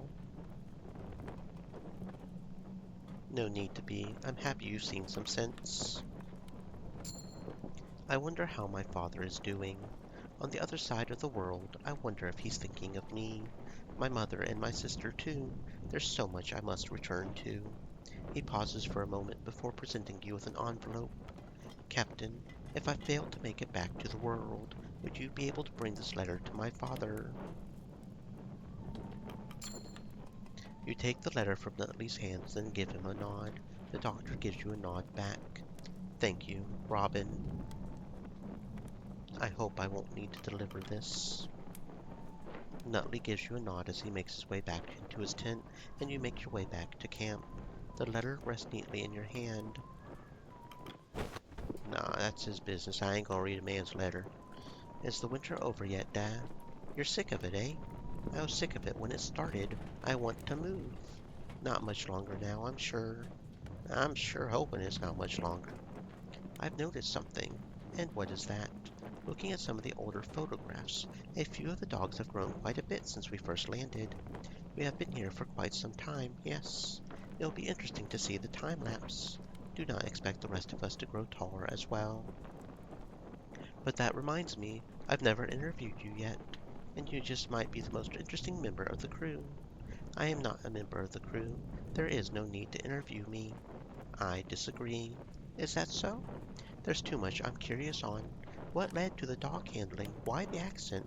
Why are you Lady Cordell? You do recall the figure of speech regarding curiosity and the cat, yes. I thought you were more of a dog person. That was a joke. I am aware. I take it then that you're not interested in answering my questions.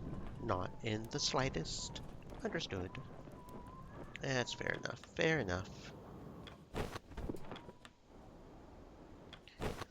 Okay, I guess that's about all we can do, right?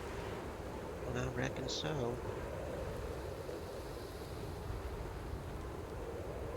Yeah, I'm really hoping winter doesn't last much longer, because this is, yeah, because see, normal is 50. But if we do that, I mean, we could maybe do half rations for, I think I may do half rations for the fuel just for tonight.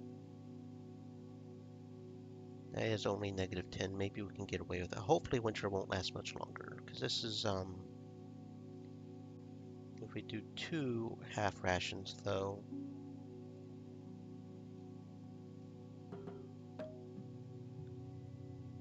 that gives -20. I just noticed something. In order to move the slide bar, you have to click the thing and have it blinking. That's probably why I was having trouble moving the bar before now. I just noticed that. Anyway, 3 crew members with the valve freezing. Yeah, we'll have to make do with that, I think.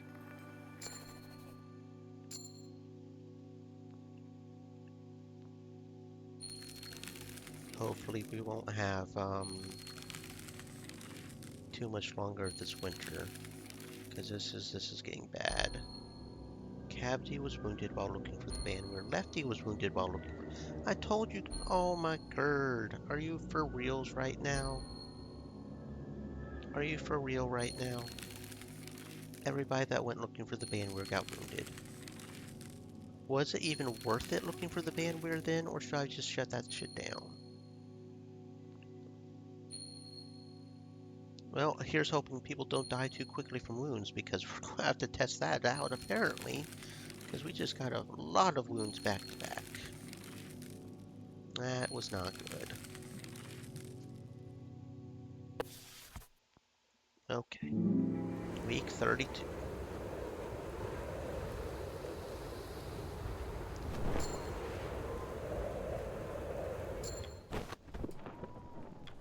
Morn. Winter might finally be clearing up, eh? About time. Gods, I remember when those bloody penguins showed up at camp. Seems an age past now. Not much longer now. Yet not soon enough. Can't wait to get moving again. I must say, Doctor, something in your walk as of late. You're holding that head high. Thank you. I'm sure you're as eager as the rest of us. Not long now before we'll be able to stretch your legs outside again. On that subject, I was running a few physical examinations in preparation of returning to work. Do you mind? Of course not. This won't take long, I hope. It shouldn't. It shouldn't. Okay, first things first. Med bay.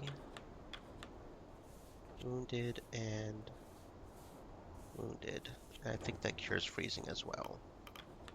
And here's hoping the other two wounded don't succumb to their wounds. Request time. Captain, I should apologize for my demand a few weeks back. As you should. Not a single sighting of this beast of yours. All we've got is the cuts from the blizzard to show for it. I don't know what I was thinking at the time. I was certain I had seen something. The long darkness can play tricks on the mind, no doubt. I'm more disappointed, Captain Shaw. Such delusions should never be encouraged. Right. I'm sorry. Again. So what, we don't get anything out of it? We just get wounds? I was hoping they would at least bring back some seals or something. Okay, fine. Captain, I was running a standard physical examination on, well, I would request that you meet with me in the medical tent this evening. Is there an issue? Why not present it here? The individual involved would rather this be handled privately. Apologies for sounding so cryptic. Just later, after dinner. Okay, okay, making me a little worried here. Is everybody okay? I must admit I'm curious what issue the doctor has encountered that requires your summons. Well, I needn't pry. A privet matter is a privet matter. Yeah, I suppose so. Okay, okay, so the furnace... I kinda don't like doing these because it's not as effective. We at least need 12 to get up to 50. And then we really need to have the engineers to cure a couple of freezing.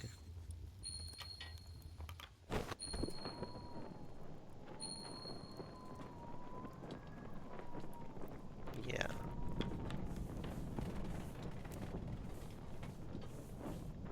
Okay.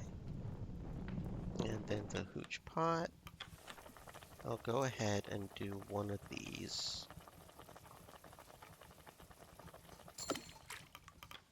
Okay. And then scouting. We could go get the penguins already. Scout. I'm gonna do 6. And that would require 4 and 4. So we could just go ahead and do double penguin. I think I may go ahead and do that double penguin. And just get a shit ton of emperor penguins.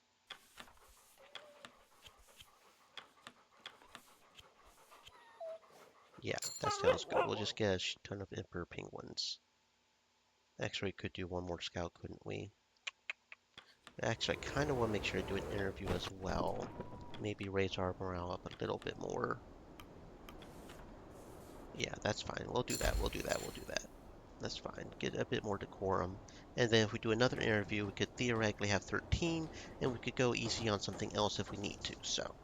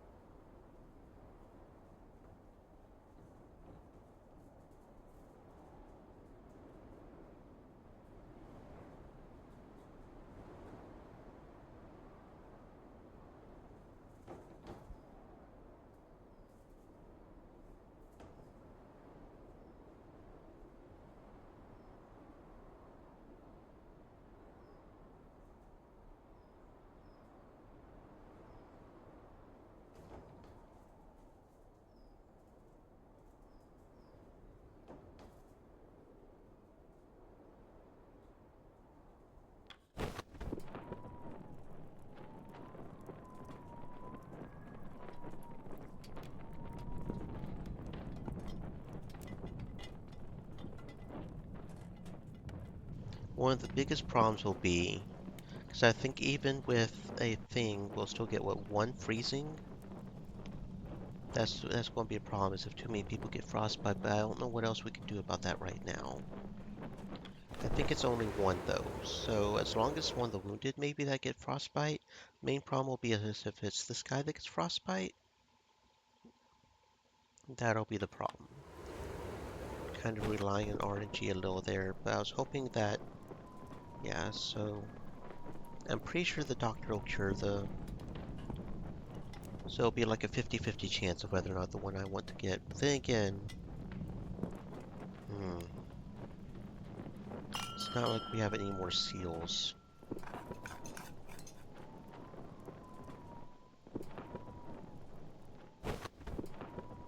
Okay. What's with you? You've got a keen eye on the medical tent. It's nothing that concerns you. Or you, apparently. Are ye bothered you're being shut out of a meeting for once? Ye are. I don't care much for secrecy. Coming from you, that's bloody rich. It honestly kind of is, yes. Captain, don't let the cold in. Captain Shaw, to what do we owe the visit? Kasia, this is actually a private matter. Do you mind giving us the tent for a moment? Very well. Kasia exits. Sorry, I don't think this is worth getting the crew worried over.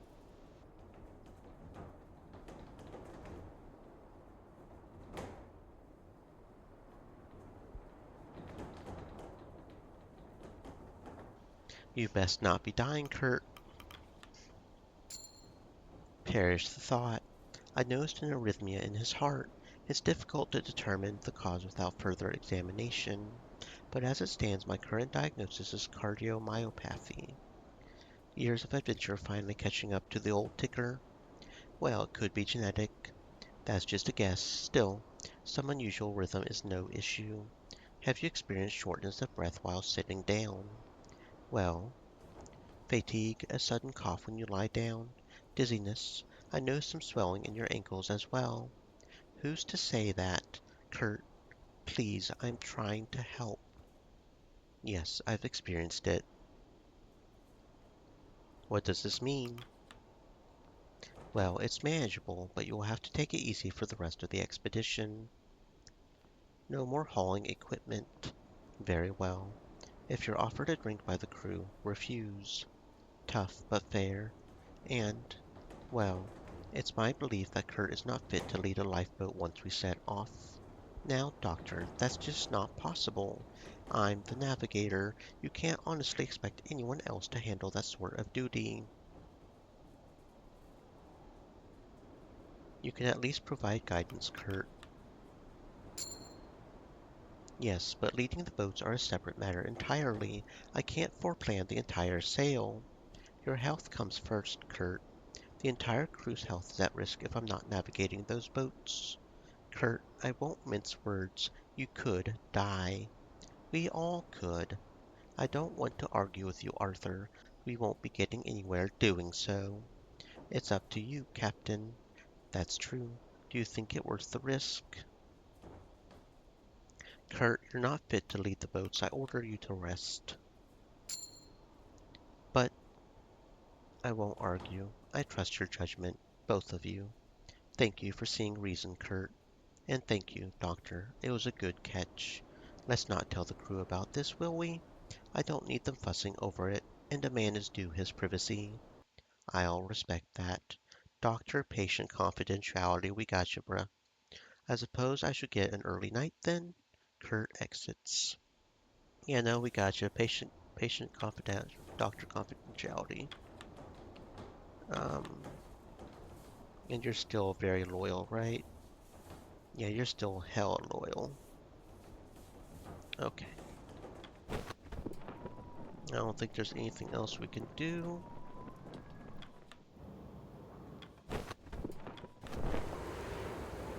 So I guess that's that week as well. Here's hoping RNG is kind to me, because I don't know what else to do about that. I really shouldn't have let them go hunt that thing. I really shouldn't have.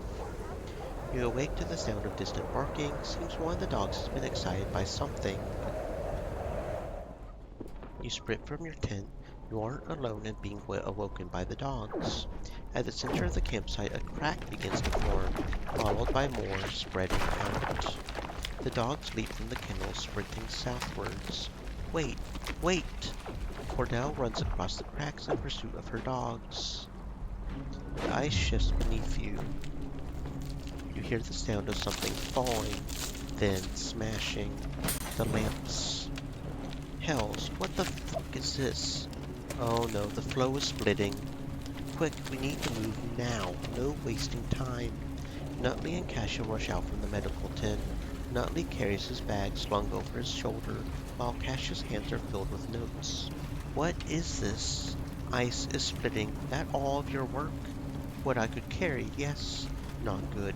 Your tent's going under. What? No. My equipment. Do not go back that way, either of you. Understand? Templeton runs to Kurt. How should we handle this?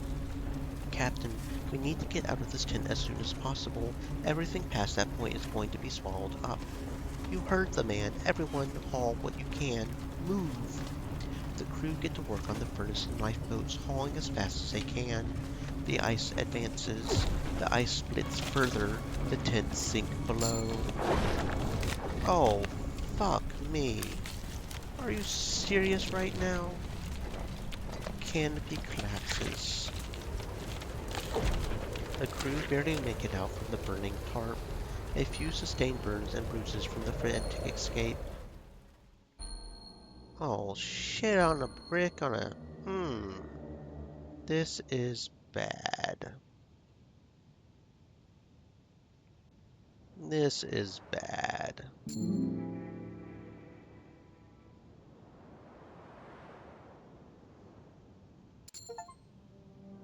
Oh, well, we got to Act 3 anyways. Okay. For better or worse.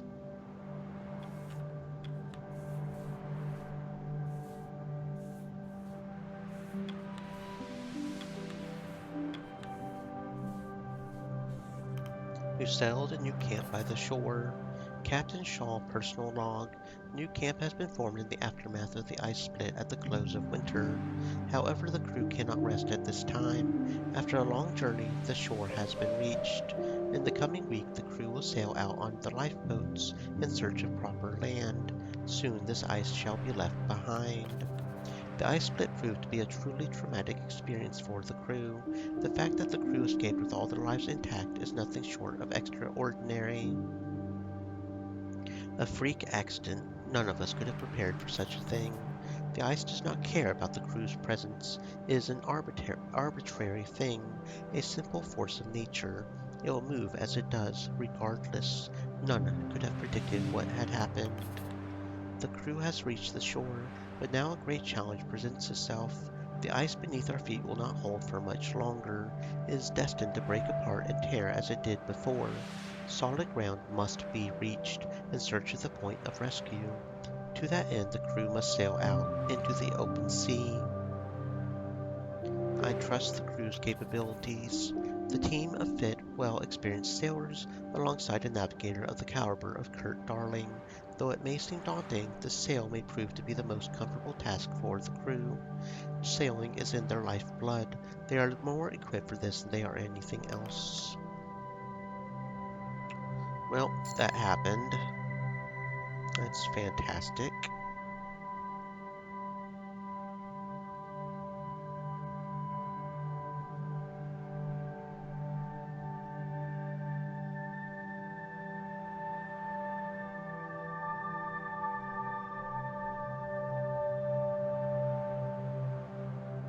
Okay. We're heading out soon. Nervous? We have to be careful. We don't know these waters.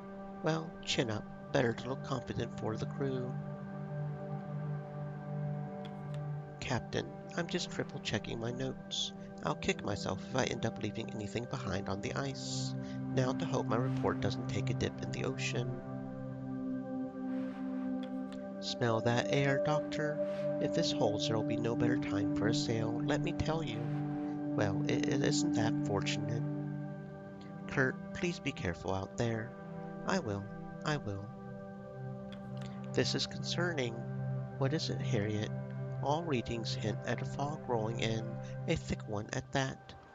That bodes poorly for our sail, does it not? Perhaps we'll catch a lucky break. Worry not, our compasses will keep us steady. We've checked the lifeboats several times over, Captain. They're as ready to sail as they're ever going to be. A good while ago, I would have had total faith in these vessels. Now I'm less certain. One more push onto land. Don't know if I've got the energy left. These old arms may break off if I try to row. Well, best see to it.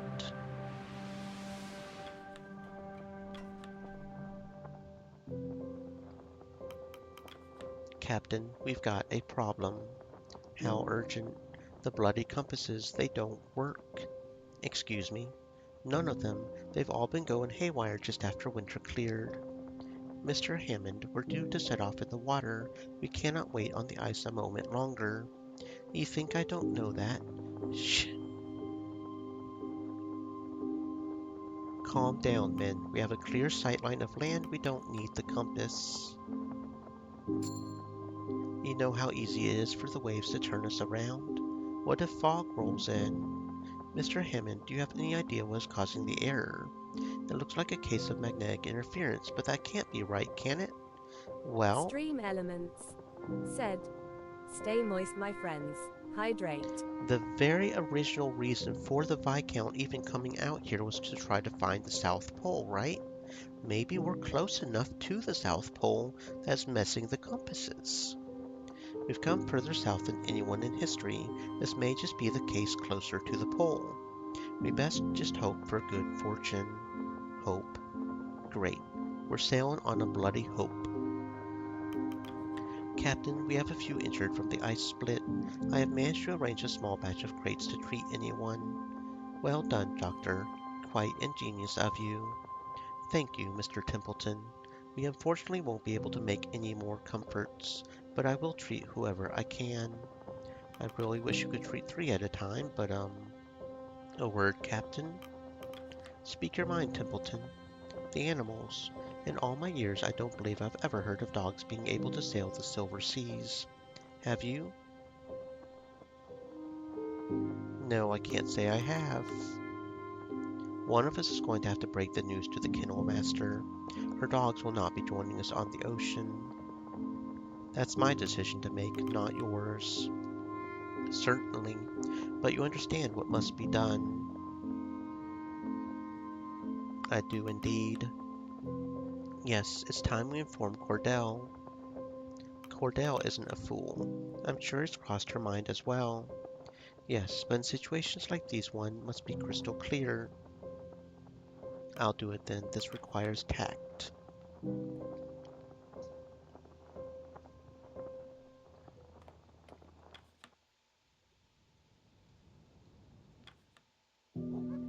The animals are eagerly trained on the penguin fillet in Cordell's hand. She notices your approach. Captain, I was hoping to speak to you. The dogs scramble as she launches the meal across them. I understand you're going to shoot my dogs, aren't you, Captain? I wanted your opinion on the matter first. Is that so? She looks out across the animals. I'm no fool. I just don't want them to suffer. They've been through so much already. The animals continue to scrabble over the fillet. These dogs have known me their entire lives. She points to the dog tearing the fillet from its sibling. I used to carry that one around in my pocket as a pup. Do you have children, Captain? Yes. Their faces flash across your mind. I'd very much like to see them again. Stanbury joins her side. I don't mean to sound cliché, Captain, but they're all I have. You have us, Cordell. Do you think us some sort of found family? I fear to disappoint you, Captain. I have known you a lot for several months. Not the best of my months either. Dogs can't sail boats. I didn't expect you to understand. We don't all have something waiting for us back home. I won't waste your precious time any further, Captain. Get on with it. What are your orders?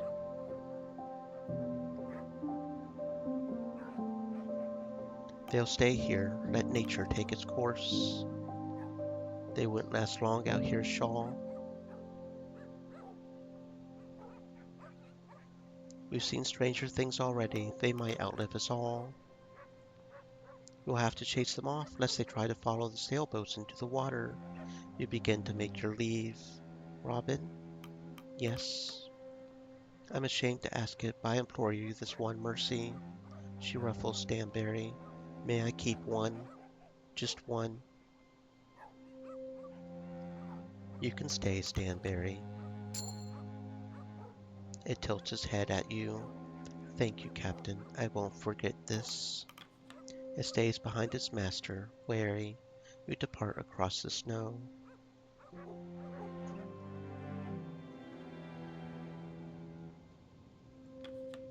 Word spreads quickly that the dogs will not be joining them for the sail. Many of the crew takes this last chance to sit with them while they can. The crew have their meal in relative silence. The crew share what little food they have with the dogs. The crew return to their posts. You can choose who to spend your evening with.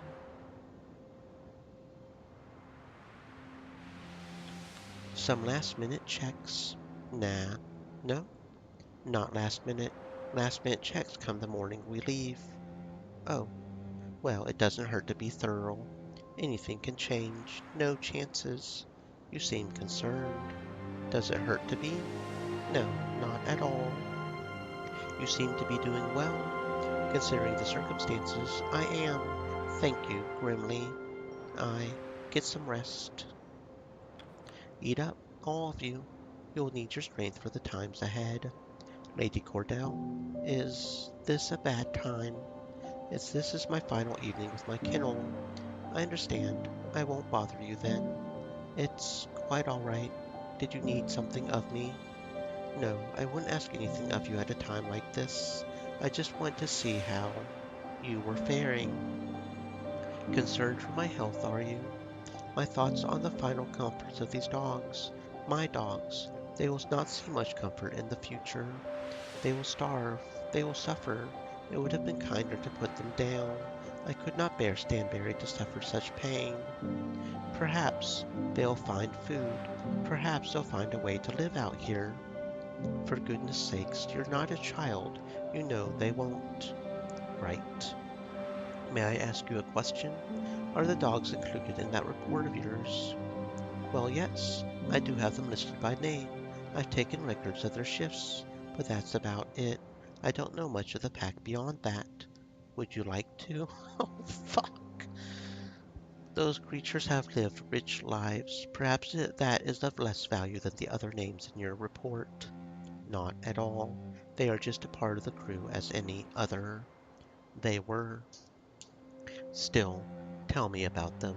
I wish to know more. Well, I suppose I should start with Stanberry, should I not? Stanberry was... Those creatures will be left behind come our departure. I wonder if they will attempt to follow us out to sea. I understand Cordell would consider them smarter beasts than that, but I am not sure. They will die out here. I'm considering our resources, Templeton. I'd rather preserve our ammunition. Perhaps. I doubt our kennel master will feel the same. The kennel master has been even more silent than usual after this day's events. Understandably so. Perhaps it is best to check in on her. Look at you lads. You're tough fellows, aren't you? It's going to be a tough rough out here. Maybe you'll get lucky. Maybe some penguins will flock onto this block, enough to feed them for a year. Hear that? You'll be the top beasties on the ice before long. You'll have leopard seals running away in fear. Doesn't seem right, letting them go on just to starve. Maybe we should have put them down. Would you have wanted to do that? No. No, I wouldn't. All right, back to your master. Remember not to run in after us when we leave. You'll get frostnip on your paws. Won't be seeing them when we set off, won't we? Like those much better than most of the crew. They always pulled their weight, at least. I'll miss the wee beasties.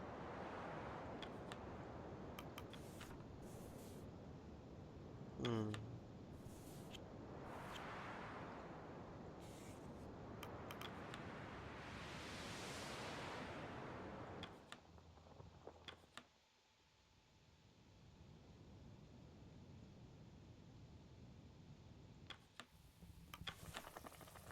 Yeah, we lost all our resources.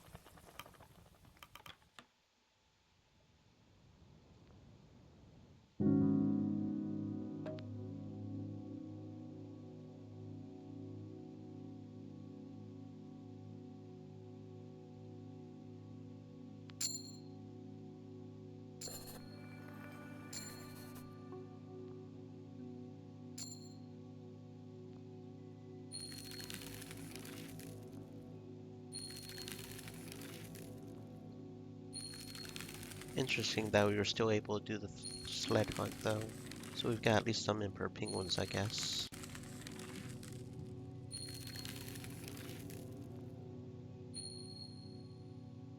I don't know if wounds progresses into anything else. I don't remember. It was too long ago when they told us about the different things. I know frostbite is death on the next week though.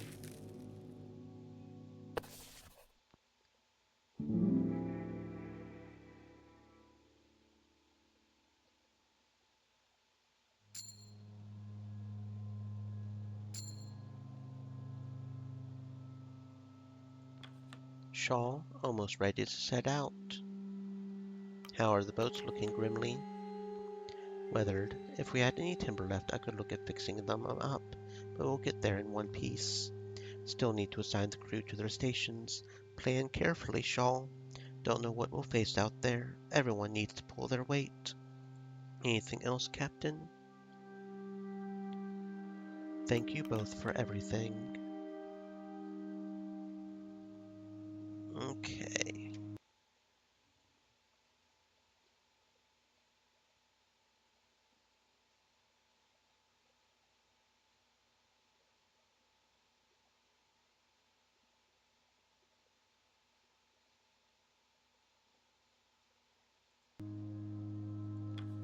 Preparations begin. Templeton, Hammond, Kurt, Cordell, Nutley, and Cassia all board the largest lifeboat. Grimly Jr. manned the other two vessels. The remaining crew must be decided. All living crew must be allocated to the lifeboats before you can set sail. You have 16 left to assign. I don't know.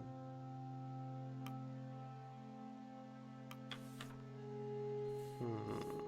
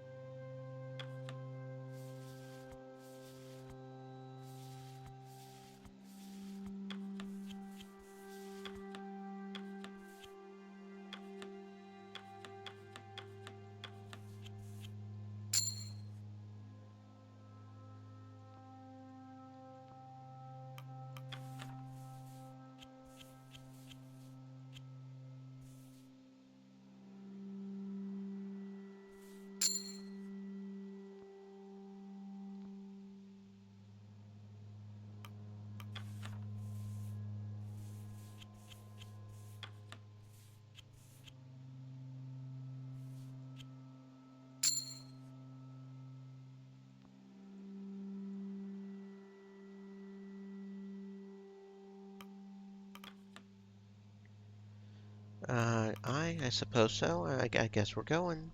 Camp is packed up and the lifeboats are prepared for sail. As you glance back to shore, you notice a dog sitting on the edge. They paw the water, eyeing the boats and their master. Cordell readies a rifle and fires into the air above them. It is enough to scare them off. Everything is ready, Captain. All that is left is for you to give the order.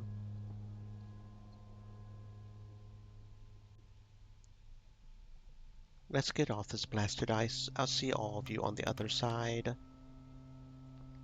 It is 2:15 in the afternoon. For some back home, the end of lunchtime. For you, the beginning of a countdown. Try to keep your mind on the mission ahead. It's hard to think of the Viscount. You could be sailing over her wreck right now and may never know it. Your past and future seem to shrink against the glaring challenges of the ice ahead. You grip the tiller firmly. The boats lurch forwards, bobbing side to side, parting the inky waters. You are gaining speed now.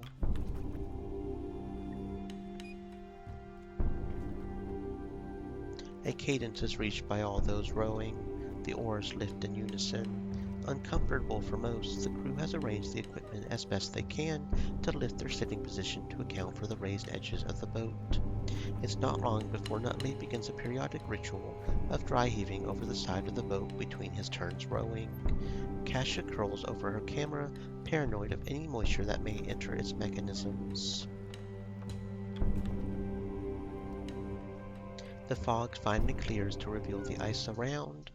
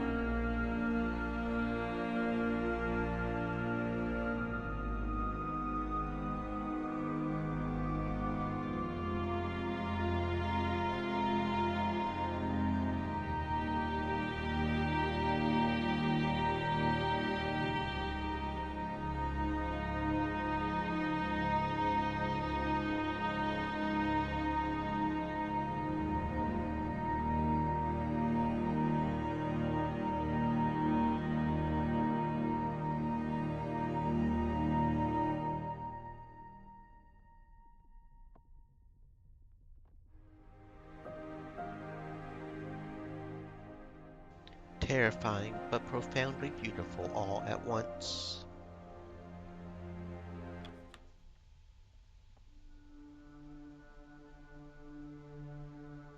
By evening, you've nearly escaped the ice. The empty ocean is almost visible on the horizon. The boats lurch. The smell is horrendous, though seemingly enticing to a large gathering of snow petrels. They shoot down from the sky at their leisure, scooping up a meal at a time. They're mackerel ice fish, I think. How do you know that? My father used to take me fishing whenever he could. Hammond stops rowing momentarily. Are you sure about that, kid? 'Cause you've been puking for the year straight, at least. The doctor goes red and tries to prove he can hold it in. Kasia furrows her brow, readying the camera. What do you think it means?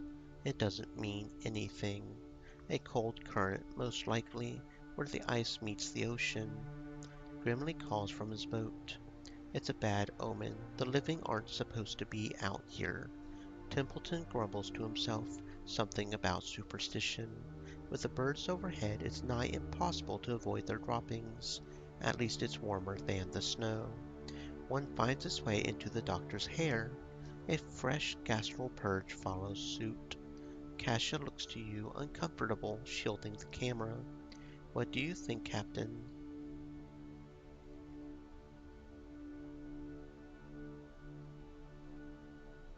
Sailors have made a career of defying where people shouldn't be able to go. Grimley's no different. I'm no different. She seems satisfied with his answer, taking a photo across the water. Cordell lifts a fish from the ocean and presents it to Stanberry. The animal smells it before shying away from the food. She drops it back in the ocean and buries herself in the animal's furs. After hours of rowing, you finally reach the open ocean. It's impossible to avoid the stinky sprays of the sea as they invade the boats periodically. Everyone is left bailing with whatever they can find. Hats, mugs, even bare hands left out in the water. The crew begin to curse into the night at each other and at the events gone past. It's the only means of protest that doesn't interrupt attempts to remain warm.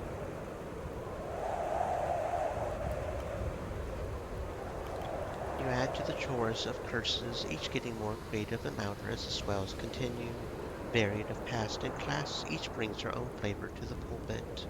They soon mix and fold like the currents beneath them, and before long even the likes of Templeton and Nutley permit their share of graphic slurs, the latter briefly forgetting their seasickness.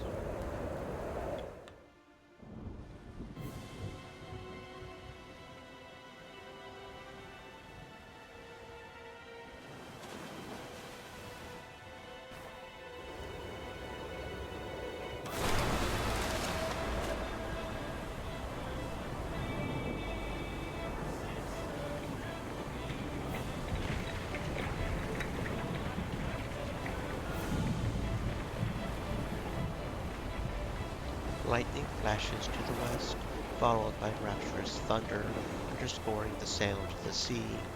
Your screams are lost in the thunder as a large abrupt wave smashes against the boats. Rogue, wave, you've just about crested. A moment passes before the two other lifeboats join you. Every sailor knows the tales of rogue waves, freak anomalies that plague seas such as these. You hear singing started by Junior. It soon infects the rest of the sailor folk, defiant against the storm. The song is about three sisters dancing to seduce a sailor.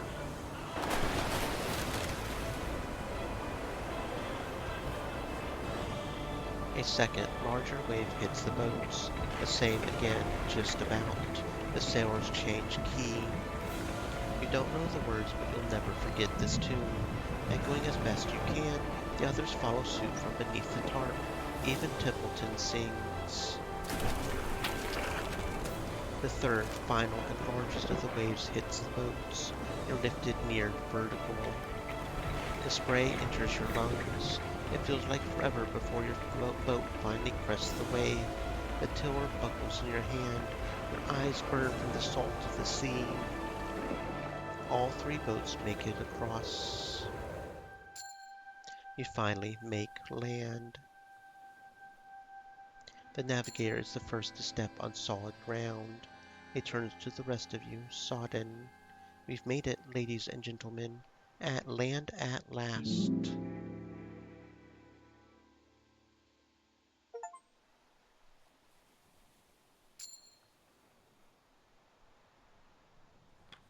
You look out across the ocean and consider the journey thus far.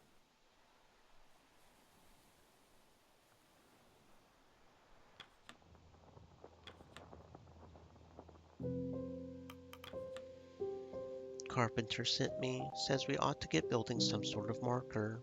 Can't say I disagree. We've made it further than anyone else. Something to take pride in. I'll get to it on your order. He leaves. It may be in our interest to hold a small encomium, Captain. We have come so far. We should praise ourselves for accomplishing such an impossible task. We have progressed beyond the last known location of the Viscount. Answers to his disappearance may lie on this isle. Captain, once we are through here, I'd recommend you scout the area for any sign of human activity. For safety, of course.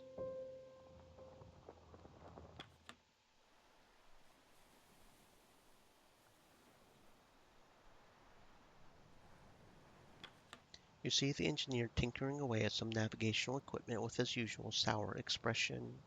Shh! He places the equipment to the side and lets out a grunt. Damn thing still doesn't work. Do you think it could be the environment? Hammond gives you a sideways glance. Maybe. Couldn't begin to know. Not like we have any bloody experience for this. Not a bloody soul has come this far south. Who knows what's ahead? Having trouble? Kurt approaches, a more noticeable limp on the man, forcing him to use his cane. What do ye want? Still trying to get the compasses working again? Threatened that I might. The look on Kurt's face is one of hesitation, as his eyes dart around, doing all to avoid the gaze of Hammond.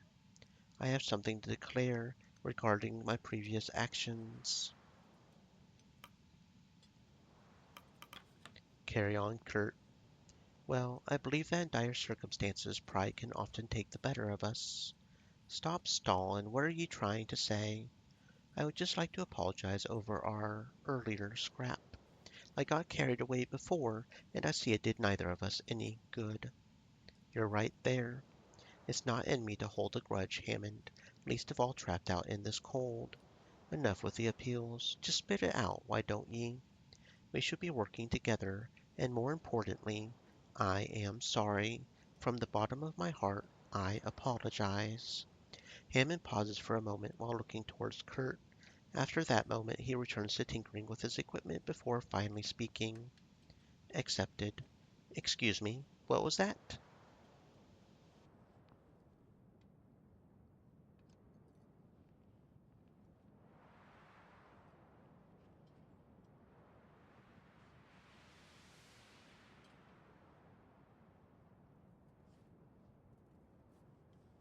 Apology accepted.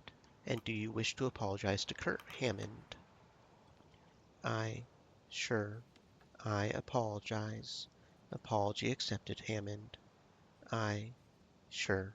Sure. All you little soon. Well, I suppose we'll all be off. Best of luck with your adjustments, Hammond. There's no chance of getting them working here. We are relying on you.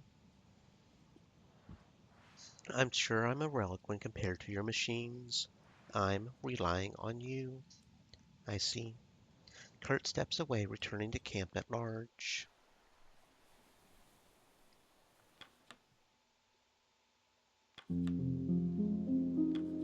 Here we honor the crew of the Temperance, who ventured beyond the Pale Passage and arrived safely. Robin Shaw, Richard Templeton, Clive Hammond, Kurt Darling, Grimley Stoke, Junior Stoke, Lady Cordell, Dr. Arthur Nutley, Cassia Belford, Andre Isaac, Dwight Glossley, Harriet Glossley, Vern Sheridan, John, Timmy Ward, Skylar Pleck, Harold Turner, Tolson Higgs, Ralph June, Doug Ward, Gareth Forsetter, Ricky Flogs, Hadrian Quilsey, Yorick Moore, and Soren Kilper.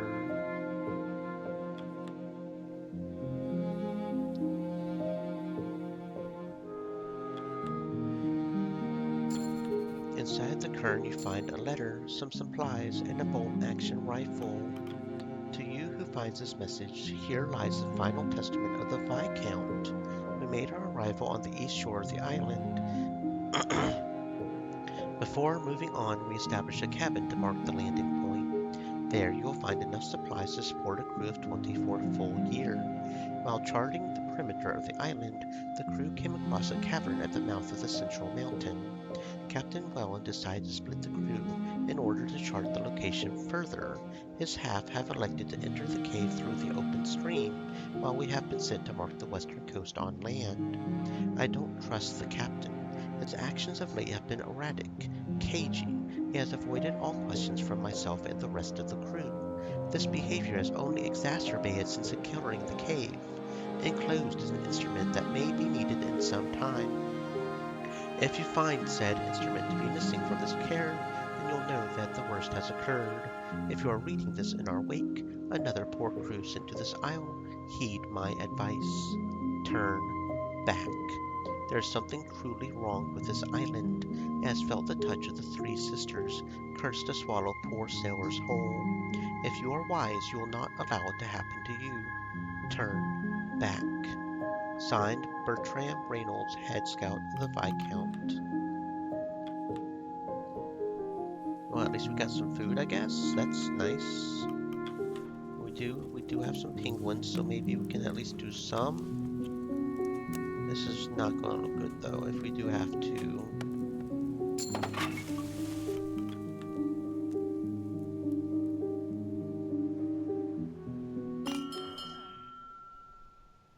The crew have their meal. A wave of unease and rest falls over the crew, safe and fed. The crew look to you tired and bruised. You consider what words will bolster them. You all make your way to the marker.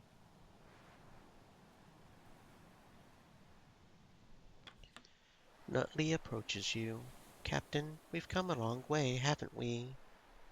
You've grown quite a lot in that time, Nutley. Have I? Am I any taller? Before we move on, there's something I have to confess. Something that I've carried on my back this whole time. I don't feel right keeping it from you any further, so I allowed Captain Hunt to abandon us. Explain. When when the ship was going down, I saw him. I watched as he grabbed his supplies and began to take off into the ice. He saw me but didn't say a word. He knew that I was too spineless to do anything. I couldn't even bring myself to tell anyone. He was right. I was too spineless. Until now, at least. And now you know. I don't care about the mistakes of your past. Learn from this and move forward. I should have known better before, but you're right. I'm sorry. The truth had to come out. Do what you will with this information. I'll accept anything you decide, Captain. Nutley walks off, returning to his tent.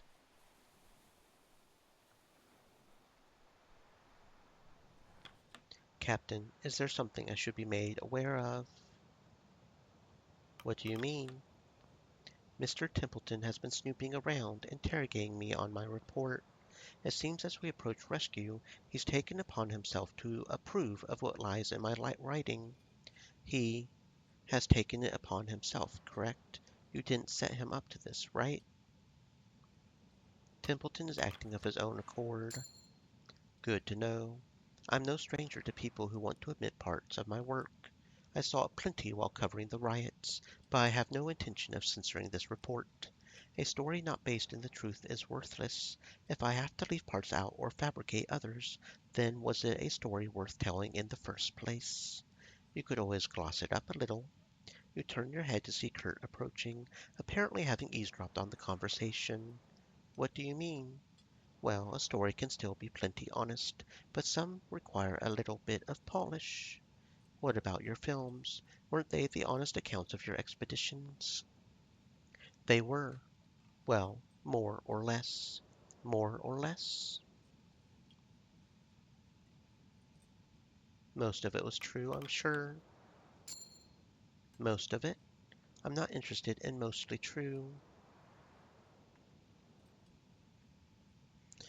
I thought you of all people would understand the tricks a camera can pull.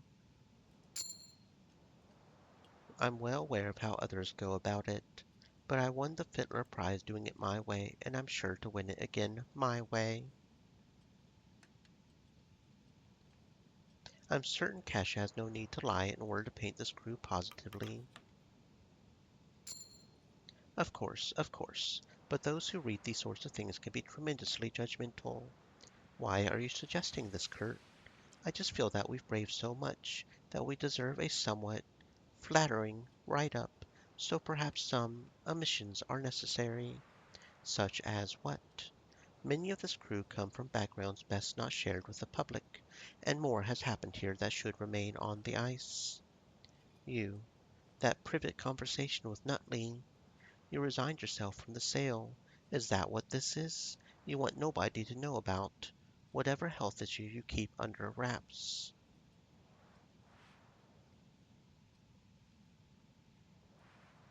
Regardless, it will remain under wraps. It's not for the public to know, right?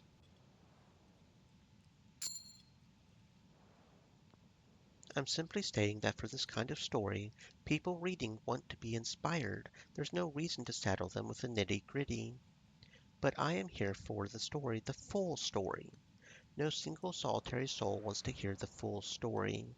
Nobody got into the Arctic expedition because they heard about the rest of us having dysentery. You. You just want to protect your own image, don't you? What? I. Well, no. It's nothing of the sort, but I'm no fool. I see exactly what you're trying to do. We're not your publishers, Kurt. I know, I know. I didn't think you would be so concerned about your image, Kurt. Well, that's your mistake. Mistake. You can't expect me to be the perfect role model you see in the films. I'm only human. I've been married thrice, hobbled once, and been plagued with every vice there is. What I do have is my exploits and my legacy. I would wish you not take that away from me as well. Kasia looks to you. Her usual upbeat visage melted away into disbelief. I can't lie on your behalf, Kurt. You don't understand the power of optics. Every part of your report puts my livelihood at stake. Your livelihood, or your image. The cold truth is, there's no difference between the two. And you, Captain, do you believe this as well? You're free to publish as you please. Of course, but surely you can be encouraged to. No, no. I'm so disappointed in you. Please, I'm simply saying that sometimes it's better to reframe the reality for a better story. And feed your ego? That's all you care about, right? It's all I have to care about. Kasia's face has shifted yet again, now to one of cold cynicism. You're pathetic.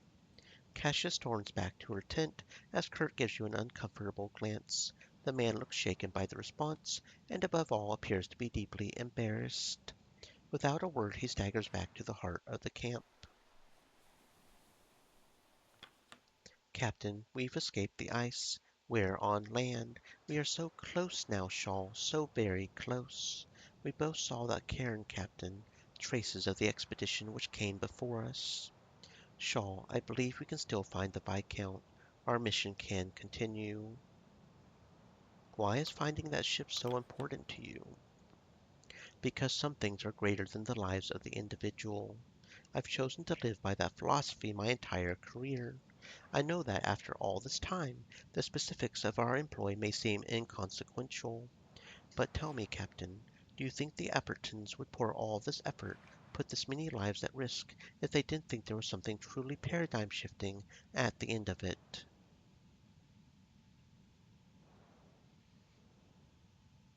Don't think for a second that we aren't going to finish what we started. I don't doubt we shall, one way or the other. We'll speak soon.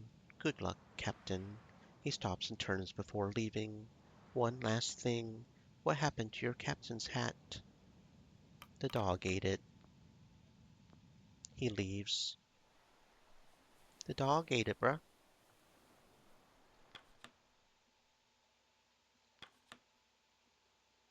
The crew are called together before you.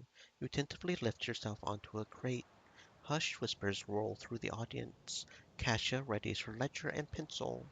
They once again await your next words. How will you deliver them?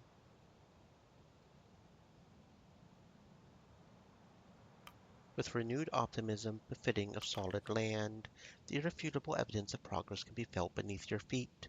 The crew look to you. Now, I'm not one for grand speeches. That much should be clear by now. I'll keep this short. I have tried my best to rise to the occasion. Only the history books will know if that ends up being enough. We can breathe a sigh of relief. We have made land. There are indeed several heavy breaths released among the crowd. A silent moment of reflection passes. I'm only sorry that Cordell's kennel could not make it with us. Cordell gives a small nod to you in thanks. Kurt speaks up. Our work's not finished yet. We still have a mountain to scale. We all saw the cairn from the Viscount. Across that path is safety, a cabin with enough supplies to last us until rescue. Templeton clears his throat. What is our current priority, Captain?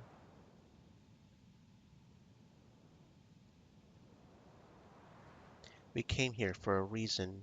The Viscount. We're so close now. There is some murmurings among the crew. The idea of finding the Viscount seems to be a task long forgotten by those before you. The assurance of solid ground seems to stir those listening. Okay, very good. So even if we don't have enough to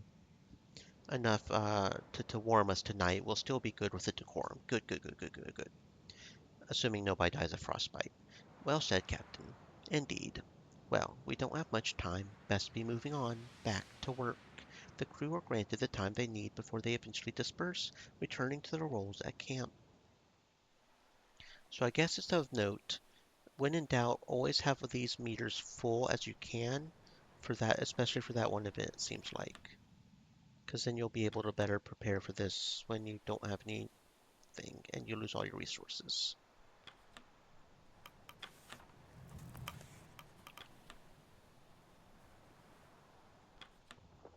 We don't even have a doctor's thing, so we can't heal up, which is bad. So hopefully nobody gets... You dream you're back on the Temperance. You awake, shaken, literally, by the engineer. He stands over you, bug-eyed. For a moment you think you're back on the Temperance. Hammond? Shaw? It's Cordell. What about Cordell? You peel yourself from the sleeping bag and get up. There's food and supplies missing from the stores. I think she's trying to make a run for it. Lead the way. The two of you charge out of the tent into the snow. I found tracks heading up towards the mountain pass. You follow tracks away from camp. It's half an hour before you finally spot her, ascending the dead mountain. There she is. Go back to camp. I'll handle this. I'm not letting you screw this up by yourself. That's an order. Fine. He departs from whence you came. You creep up towards her silhouette. You ready the weapon, hidden from sight. Cordell picks up on the sound, slowly turning back around to spot you in her line of sight. She clears her throat. Captain Shaw, to what do I owe the surprise? You know full well why I'm here. I can't say I do. I have no reasonable idea what you're trying to tell me. If you wish to make paranoid accusations, you should inform me on what those accusations are. You think you can just abandon the crew in the dead of night. This isn't a matter of can, it's the question of should, and from my position, you've really left me with no alternative. At least tell me why you're trying to leave. Stanberry's expecting. Then you should be doing what's best for those pups. What does it look like I'm doing, Robin? If you leave, you're ensuring their demise. Perhaps, but there's more of a chance out here than with the rest of you. I'm not going to allow Stanberry and I to be part of this expedition any further. Do you really think the two of you will be better off without the rest of us? I do. Those puppies will be my new litter. I'll start over. Certainly not the first time I've had to do that. The snowfall has begun to set on you both. You're going to have to shoot me before you leave. I propose a duel. She looks to the dog, then back to you. Very well. She readies her weapon. Stanberry stops growling. The woods are silent. You can feel the night's snowfall landing on your face. She snaps her weapon too and fires. Your left ear explodes. The world spins and you find yourself lying in the snow. Pain shoots all around your face. You didn't shoot. I was never going to shoot you. Your attempt in speech is lost as the pain tears across your face. You hold your hand to what was once your ear. A hole, wet with red, is all that remains. You didn't shoot. Why didn't you shoot? I was never going to shoot you. I told you, you were going to have to shoot me before I let you leave. Perhaps I misjudged you, Shaw. Can we please just all go back to camp now? She puts down her arms and walks over to you. The two of you begin the long trek back to camp. Stanberry follows, patiently. Not a word is spoken on the journey back.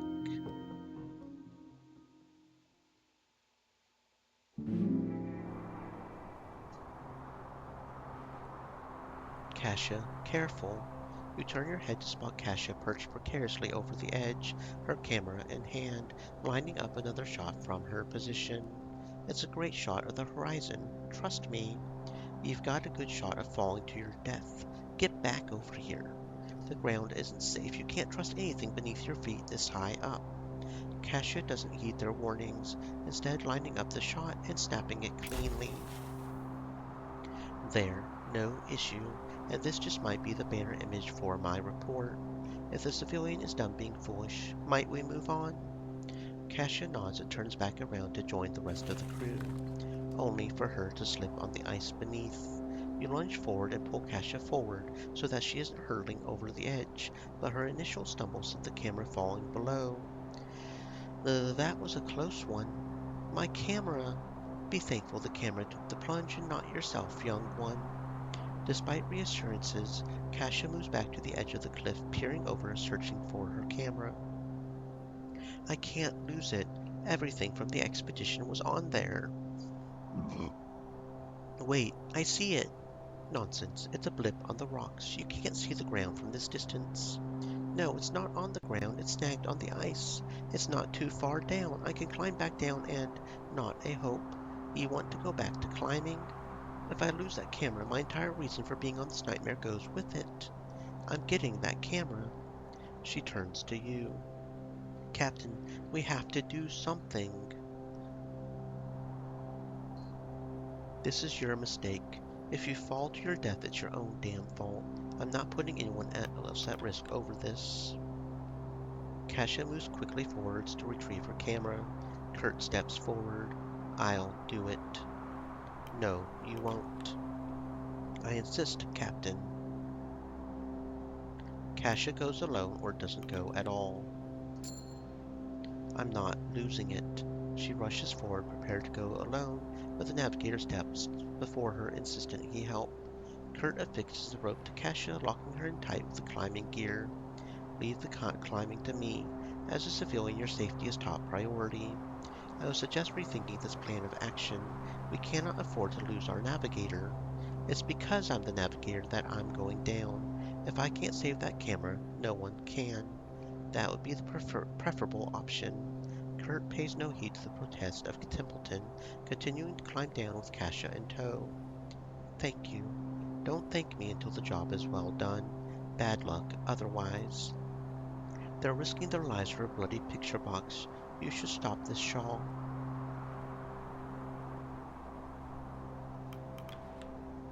Kurt and Kasia begin to slide down the wall of the cliff at a steady pace, Kasia keeping her eyes on her camera at all times. Easy now.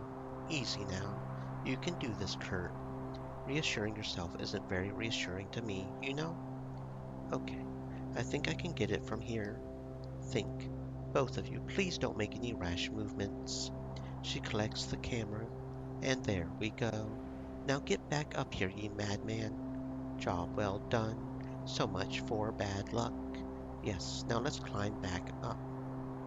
Kurt begins to adjust the lines of his climbing gear, prepared to lead Kasia up, but the extra weight from the camera causes the rock beneath Kurt's feet to crumble, and the former film star goes hurtling back.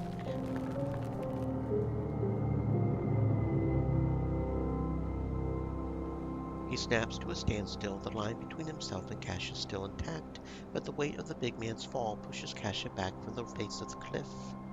Blast! Kasia, are you all right? I can't see the cliff. What's happening? This blasted line won't hold with me. Pull us up. The rest of the crew hang back, lest any added weight at the cliff's edge cause an even more dire incident. As you look down, you see the pair flailing, helpless. Kasia spots you. Captain.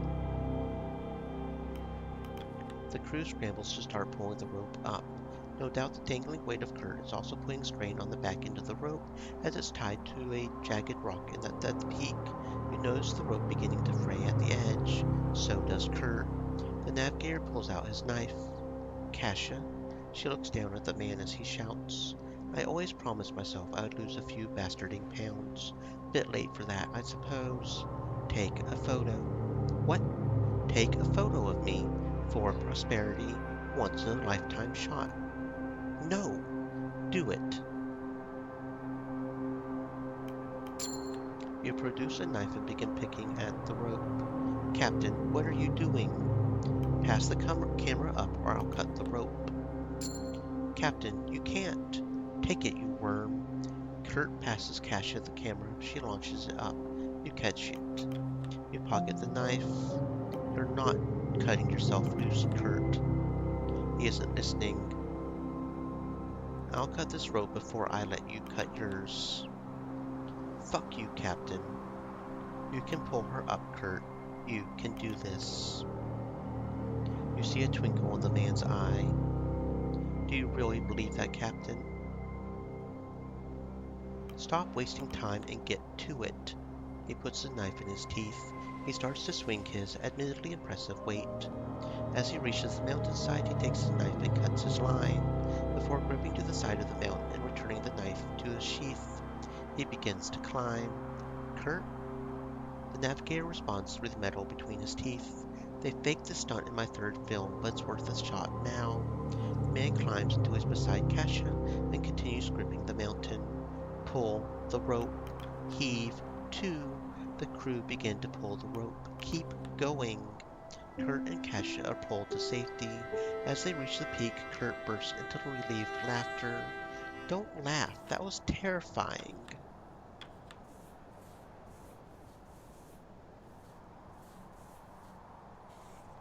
We made it out all right, I think. Still, that was, well, just like the movies. Yes, it was all quite daring. Might we move on? I'm glad you both made it out. I was so worried. Can't believe the show business fake would actually be daring. I barely believe it myself. But it happened, and believe me, this will be a full page in my report. I don't require the credit. Stop the faux humble, Kurt. You're allowed to be proud right now. You're a real hero. Okay, I don't like the fact that we lost his loyalty, though. So I'm going to redo this and see if we can keep him loyal while also saving the camera and see if we can figure out the proper dialogue choices for this.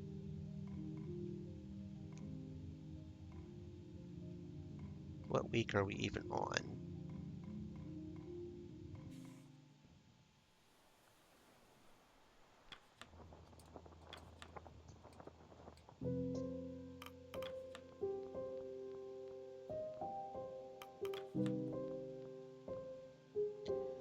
Okay. Yeah, okay, so I guess we have to do this again, but that's okay, I guess. I thought that was, but I guess it's still week 39, huh?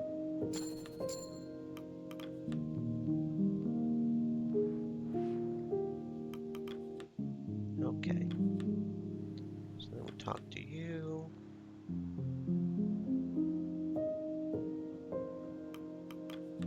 I won't bother with that.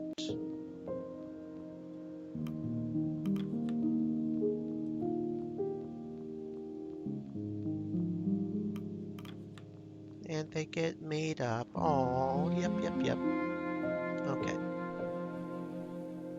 And then call the crew for dinner.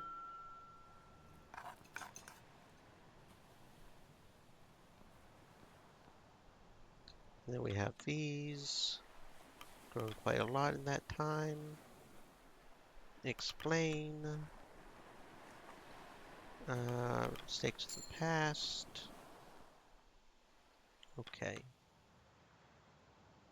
What do you mean? Also, I guess since we're here, we can also go ahead and suck up to him a little bit more here. So that's actually probably a good thing, now that I think about it. Because we've got a lot of caches, so I'll focus on actually...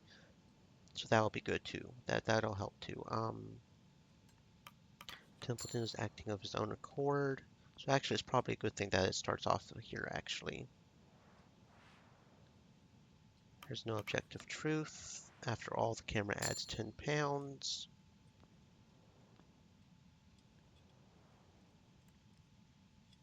Don't be so naive, Kasia. There's much of this expedition I don't intend to be heard by anyone. Okay, so that's negative for both, actually. How are we doing? How are we doing? Where's Kasia? Do you wish to admit your fight with Hammond? Of course not. Okay, so we're just fucking this up. Really, we're doing even worse than we did originally. Shit. Okay, let's try that again.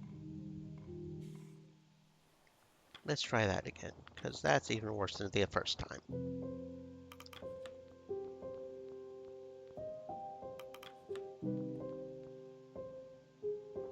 We've worked this hard on making sure everybody stays loyal. By God, we are going to keep everybody loyal.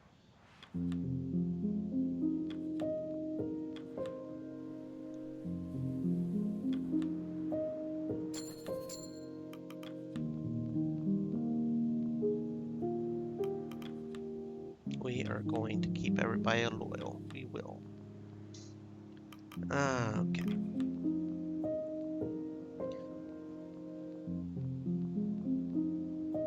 Carry on, Kurt.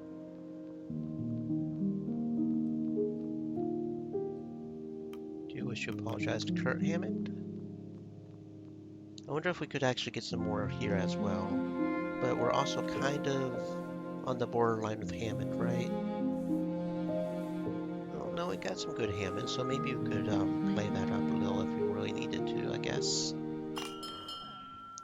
Okay, call for supper.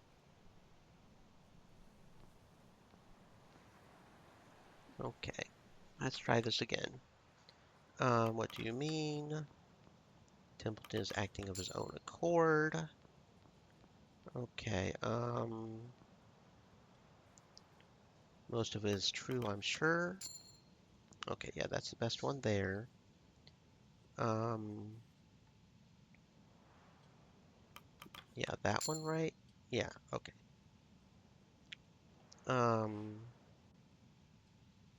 I'm certain Cash has no need to lie nor paint us positively. That is none of your business, Kasha. I know better than to pry, and yet you're still forcing the matter. You just want to protect your own image, don't you? The man has a point, Kasha. I disagree, Captain. Okay. How are we doing now? Yeah, she's still hell loyal, so. But I'll go ahead and do this because I don't want to. I know that does put a big negative on him, but maybe it's enough since we got the others as well to be okay. Because I really don't like the idea of restricting freedom of speech. That really is a big negative thing for me. Because that is one of the things that makes America amazing as opposed to China or Russia. So freedom of speech is definitely a thing for me. Can't be restricting that, right? Okay, and then get Arthur up. Okay. And then over here to Templeton. Why is finding the ship so important? We are going to finish what we started. We've been through all this just to find this gosh darn ship. We're going to find the gosh darn ship. Gosh darn it. Best believe that. Crew are called together. Benefing solid land. Not one for big speeches. Tried my best. History books will sell. We have made land. Sorry about Cordell's doggies, which I am genuinely sorry about that. That fucking sucks. Came here for a reason. The Viscount. We got 50 decorum. Very good. Okay, and then nothing more we can do here. Wake up, Shaken. Hammond. Get up. Lead the way. And then we go over here.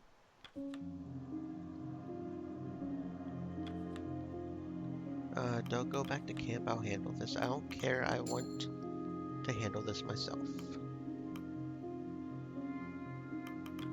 Cordell. Cordell picks up on the sounds.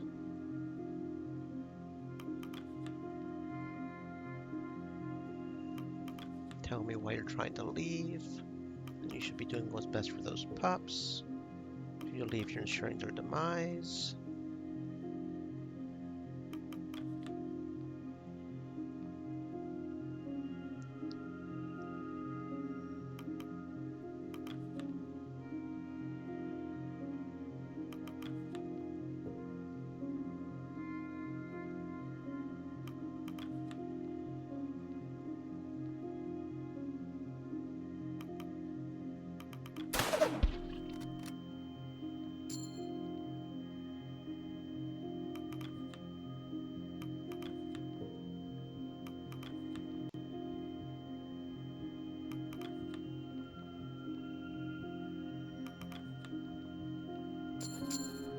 Okay, there we go. There we go. Okay. Now let's see if we can manage to do this without losing the loyalty of Kurt. I wish I could see specific numbers on here so I can see exactly how we're set, but it's just a bar instead of specific numbers, which is kind of annoying. I thought maybe I could make Kurt not go down there, so it's just her. Okay, so we'll do that, but fine, but be careful. So that'll get and make sure we don't lose 10 there.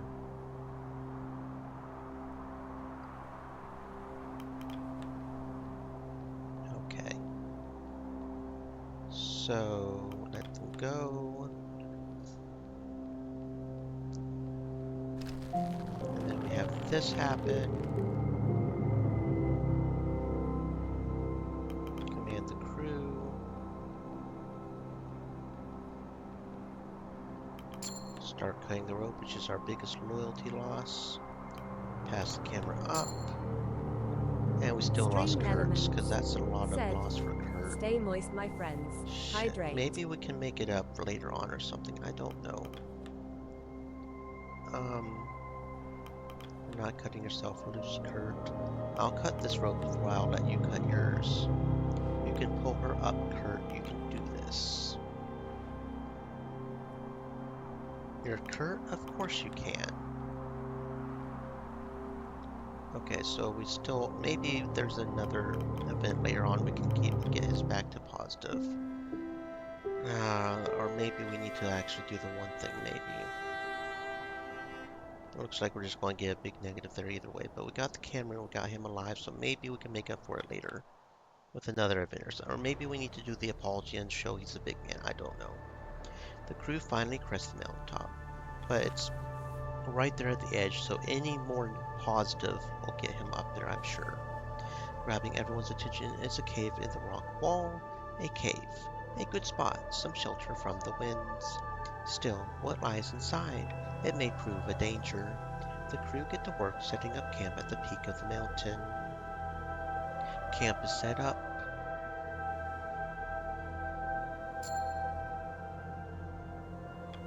You find Kasia carefully inspecting her camera. Still works. It would have been a shame to lose it this far in. We should be grateful nothing more important was lost. As Kurt approaches, Kasia lets out a small chuckle. Yes, I suppose I should have my priorities in order. Well done, Kurt. That was almost a disaster. There we go. Okay, good. Please, let's not heap praise, Captain. It was all instinct. There is something I should say. Past comments I made. Forgiven. Well, allow me to apologize first. No, I understand now. You can't convince me to lie in my report. I'll tell the entire truth. I understand. And the truth is that Kurt Darling is a true hero. You needn't say that. I've caused my fair share of trouble on this expedition. Yes, and I don't intend to hide that from anyone. But your heroism is more important to share. What did you tell me about inspiring others? Thank you. I can only hope another young Kasia Belfort reads my report. Let's hope they grow to be less reckless than you. I hope the opposite. Chasing glory has been my vice for too long. Whatever you write about me, it has my blessing. There, I can expect honesty. Thank you, friend. And thank you. Aww. We've still got everybody loyal, right? Totally awesome. Except for this one, which I don't even know who Robin Shaw is. So I don't know what's up with that, but very good. Okay. Templeton. Captain, it is time. We are at a crossroads, and a decision needs to be made. We both read the cairn. We know the location of the Viscount lies in this cave. We are this close. Our mission's end lies in wait. What do you expect to find there? Answers, for better or worse.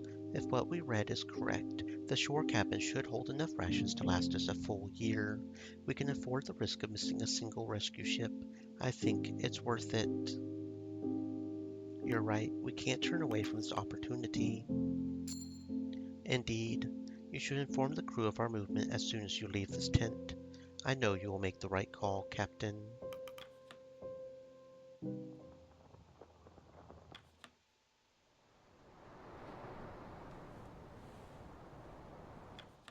You look out across the ocean.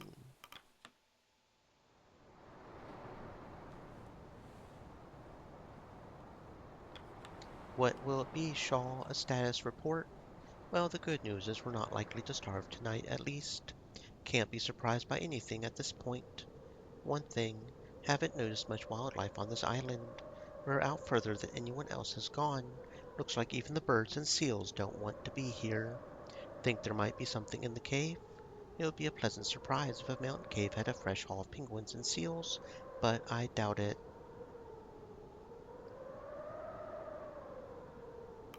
We'll be able to sort something out. Thank you for the update.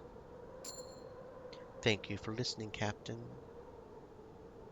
Thank you both for all your hard work. We're just trying to do right by the crew, but that recognition doesn't go unnoticed, right, Grimly? Aye. Will that be all? Yes, that will be all. Take care, Captain. You too, Grimly, you too.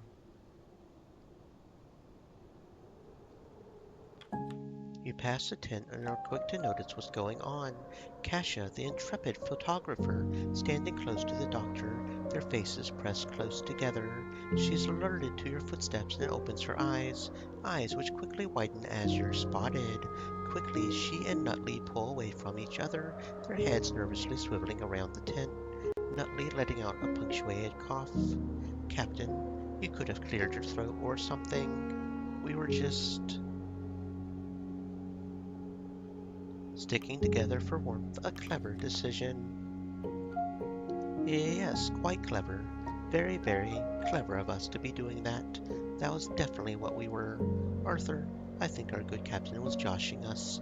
That or Shaw is quite dense, and that would be a greater issue for us. Congratulations, both of you. Oh, thank you, Captain. We should be thanking you, Shaw. Placing us together in one tent for a year certainly fostered conversations.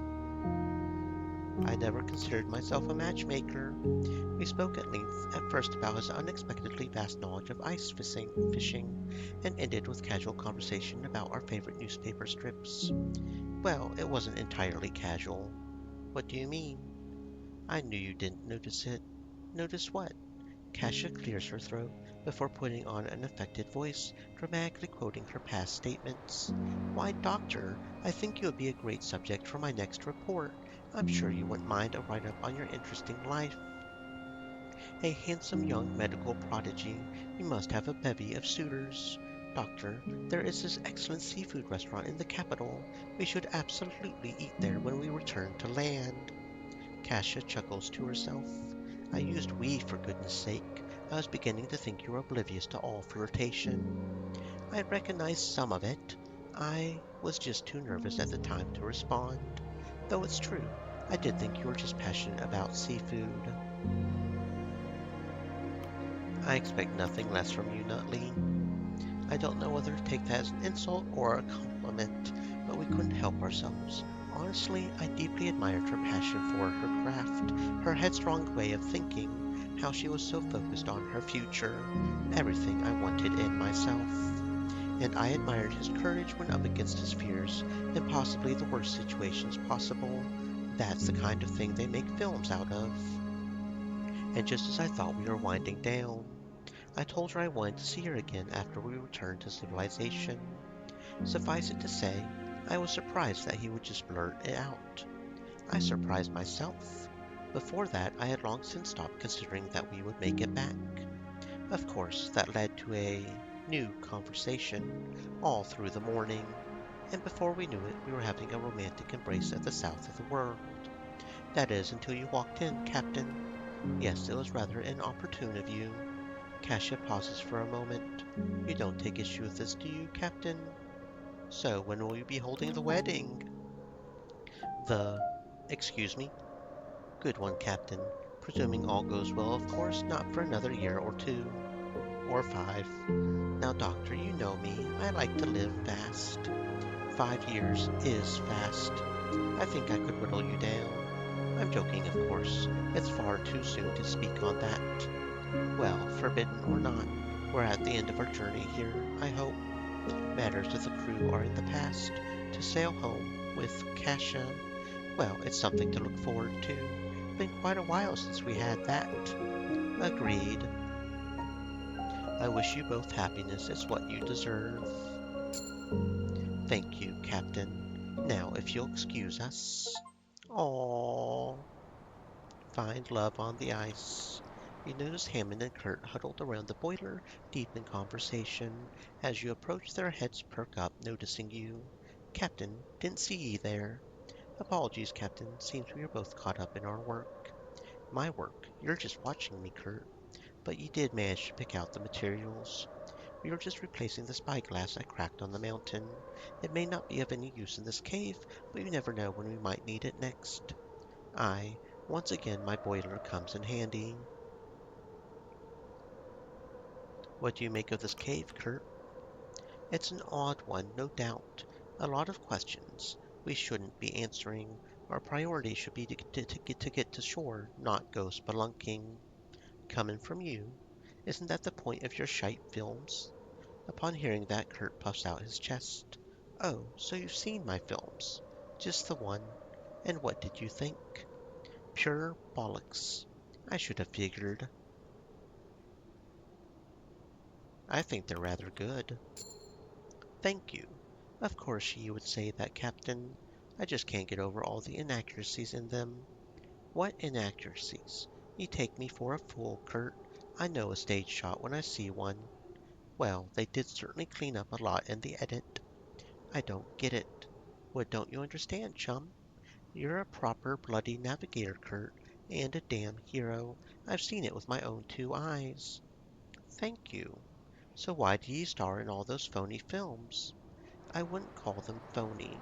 And, well, they may not be the picture of accuracy, but they have a power to inspire people more so than any true story could. Agreed, his films have inspired me greatly. Now that is exactly what I like to hear. I am glad my films had such an effect on you, Captain. You really like that shite? Everyone is entitled to their taste, Hammond, though I do appreciate your more cynical approach. In fact, it's clear that if there's one thing I'm in need of, it's someone who can keep me grounded. Get to it, Kurt. What do you want to say? I was wondering, would you consider... Spit it out, would ye? All right. Would you consider joining me after this, on further expeditions? As an engineer? Yes, but also as a level head. I need someone like you. I'll think about it, Kurt. I think Hammond would love to. Don't be putting words in my mouth, Captain. All I said is that I'll consider it. But you will consider it. Aye, I will. Hammond pulls up the replacement spyglass. Anyway, here ye are, all finished. Incredible. Great work, Hammond. No problem, Kurt.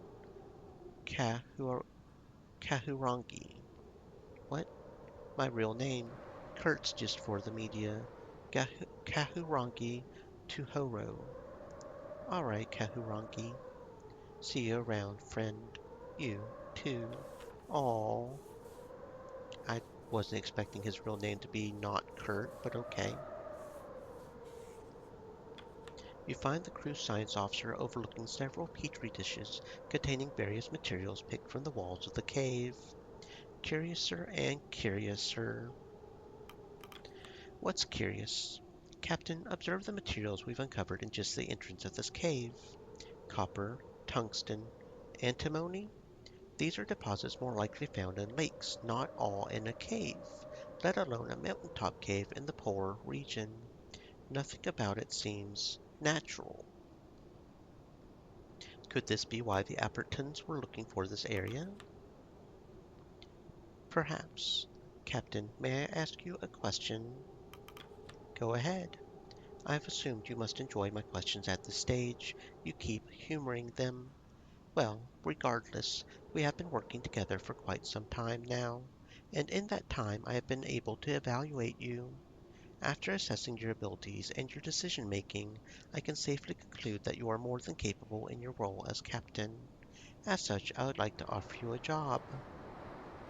With the Apperton Company? Yes, who else? You have precisely the right set of skills to make you a valuable asset to the company. It's time I told you the truth of who we're working for. There's even more you haven't told me. It's beneficial to keep cards close to my chest until you are fully evaluated. Templeton reveals a tin can of rations. He passes it over to you. The woman modeling on the front stares back at you before you look back to Templeton. What, am I working for the model? Yes, actually. Her name is Minerva Apperton.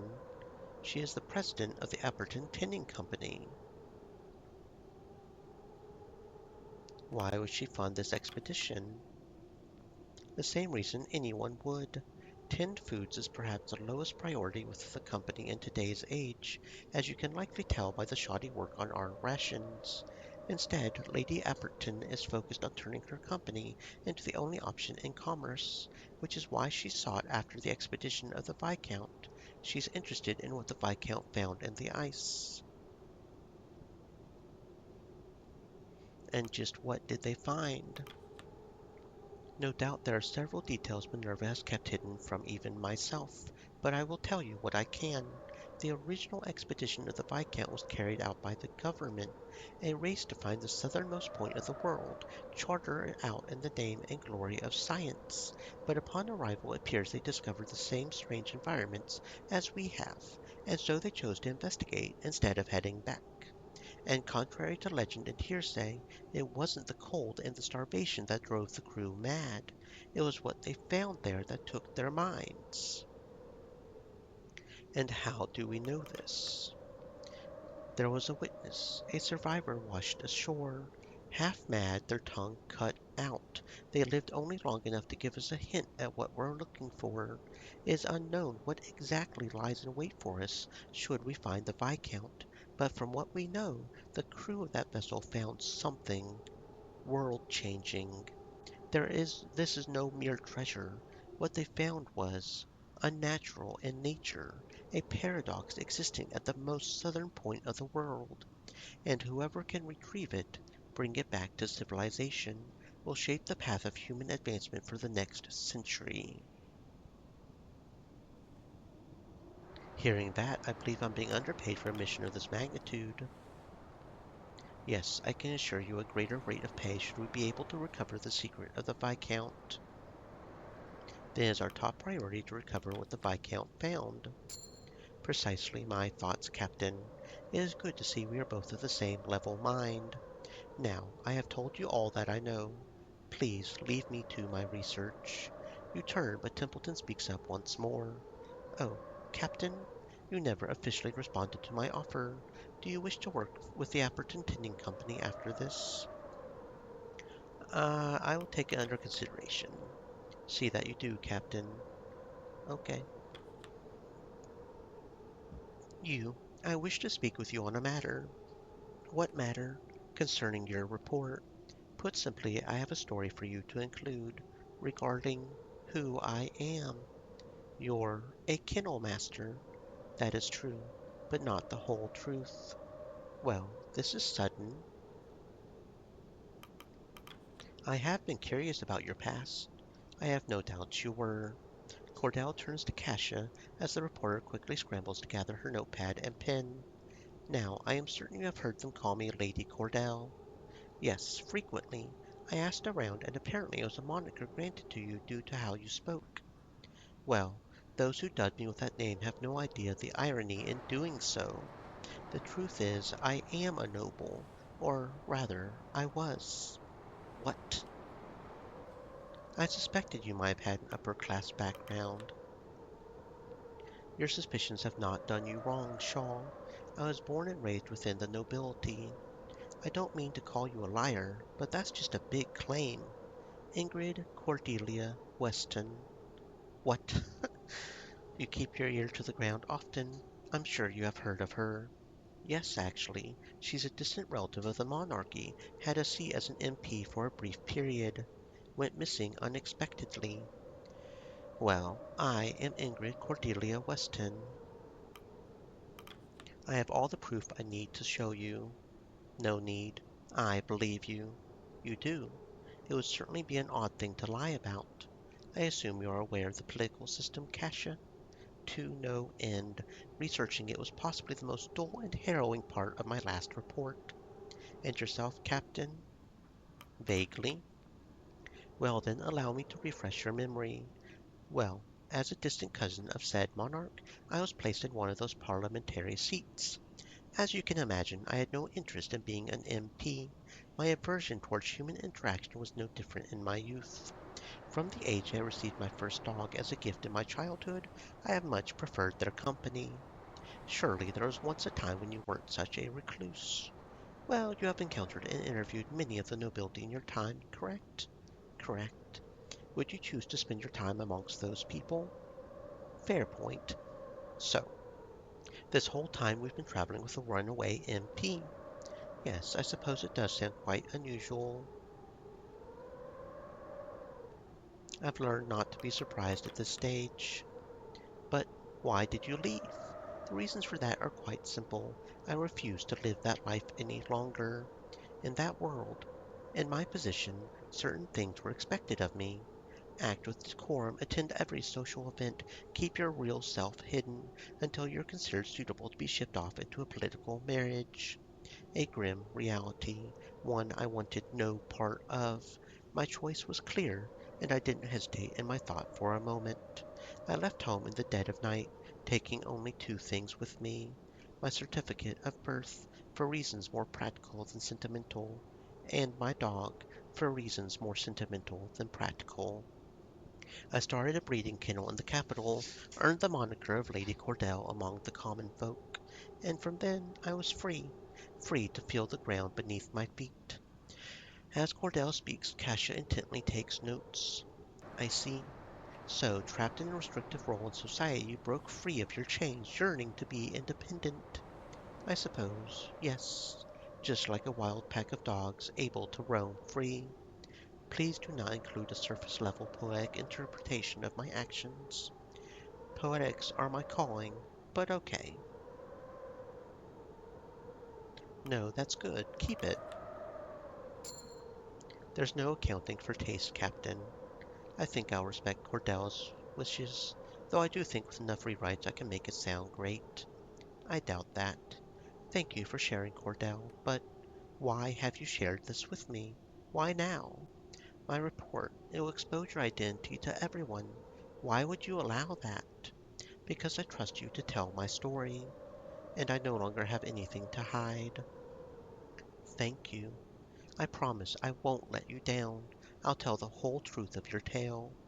I know you will, assuming you leave out that tripe about wild dogs.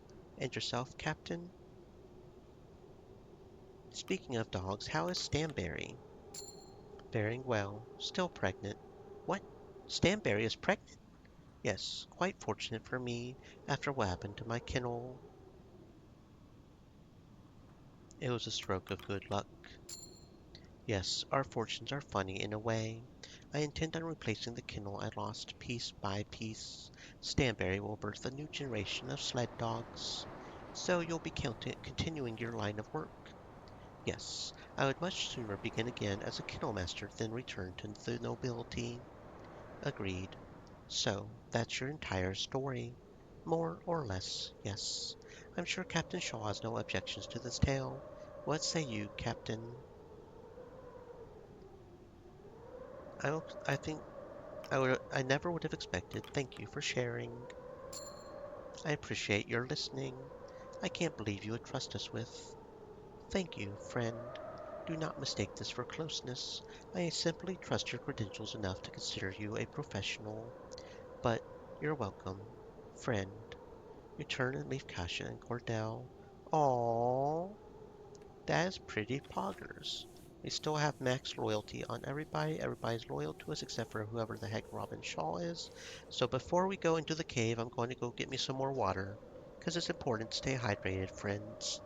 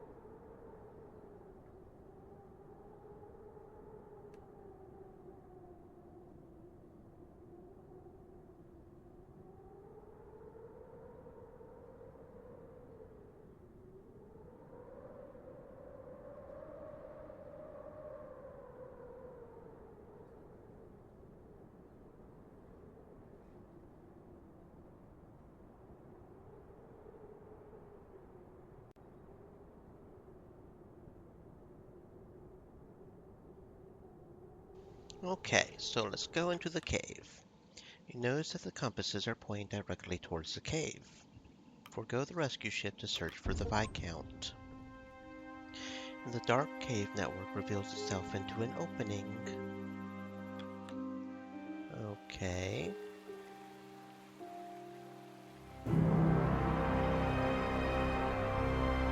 Okay. There it stands before you, the Viscount, where it was left by its former crew, but not as it was left. The ship stands quite different indeed. The snow filtering into the grotto seems almost frozen in time. The weather itself remains fixed in awe of this impossibility sprouting from the great lost ship. You can barely believe your eyes. This certainly isn't a dream. You make out the letters spelling Viscount on the hull of the vessel. After 5 years, no 6, after the most roundabout road possible, you finally found it. You keep your eyes ahead. For once, the scientist is truly at a loss for words.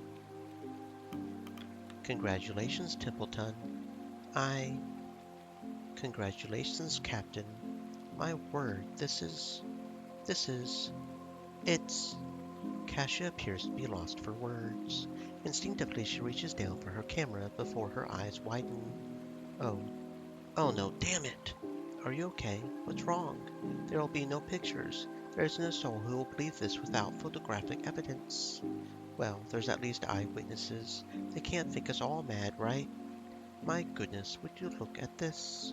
In all my years, never have I seen something this remarkable, beautiful, amazing.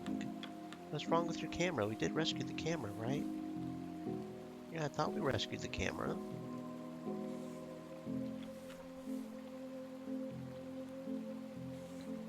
I'm sure it is something. The impossible lies before our very eyes, a reward for those who brave the land of no return. Shaw, could it all have been worth it, to find this at the end of our road? My goodness, Shaw, despite the vegetation, the Viscount looks to be intact. I shouldn't hazard to get my hopes up, but remarkable, truly remarkable. Captain, we must study this at once. I was concerned, Shaw. I was worried that we may not find anything at the end, but this is more than I could have possibly imagined. How could something like this exist out here? It's just not possible, is it? Believe your eyes, Doctor. Wow. Grimly, it looks familiar, doesn't it? Aye, a tree in the snow. The fruit of the three sisters, right? That old tale would keep me up at night. Careful, Shaw. There's many sailor songs about this. None of them good. Awfully suspicious, don't you think? Any good sailor would be. Besides, we're looking at it now, aren't we? What the fuck? Am I seeing things here? You are not. You've got to be fucking joking. I know. This tree. The tree. I don't give a shit about some bloody tree. Then what are the Viscount?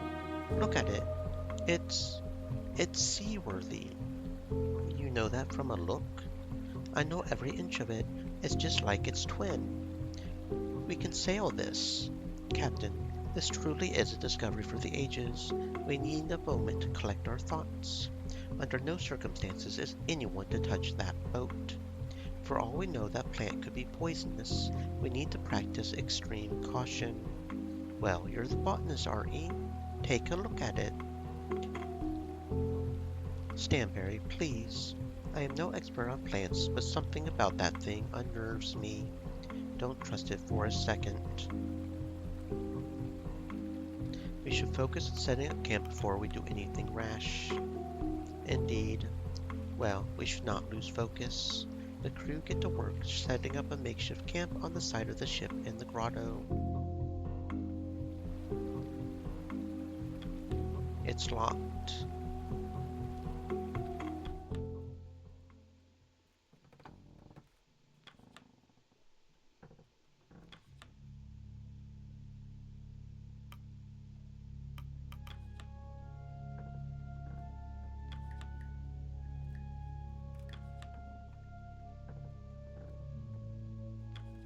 The engine of the Viscount, the classic retrofit steam train model, twisted amongst the roots of the tree. An all-old skeleton in what appears to be a captain's uniform. Their bones have fused to the roots around it. They've clearly been here for some time. Inside their coat you find a ship's key.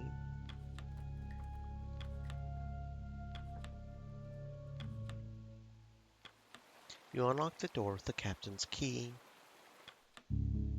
You enter to find a ghost sitting before you. Littered around the room are countless familiar scrawlings. Crew wanted. Able-bodied crew wanted for dangerous expedition. Months of darkness, low wages, slim chance of safe return. Glory to be had in the event of success. She must not have it. Always.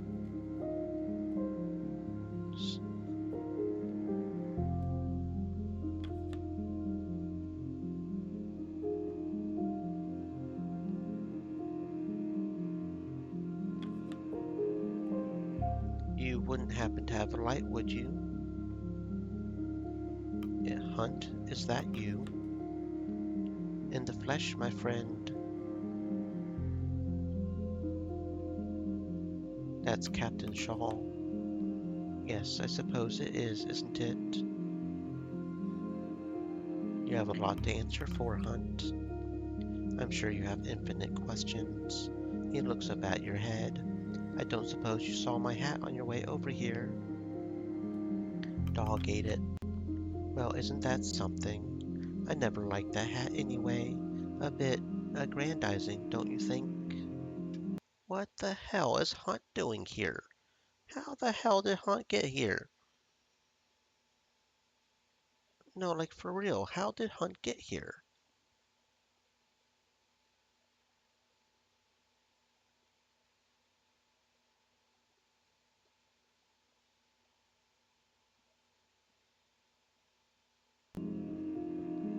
How's my ship?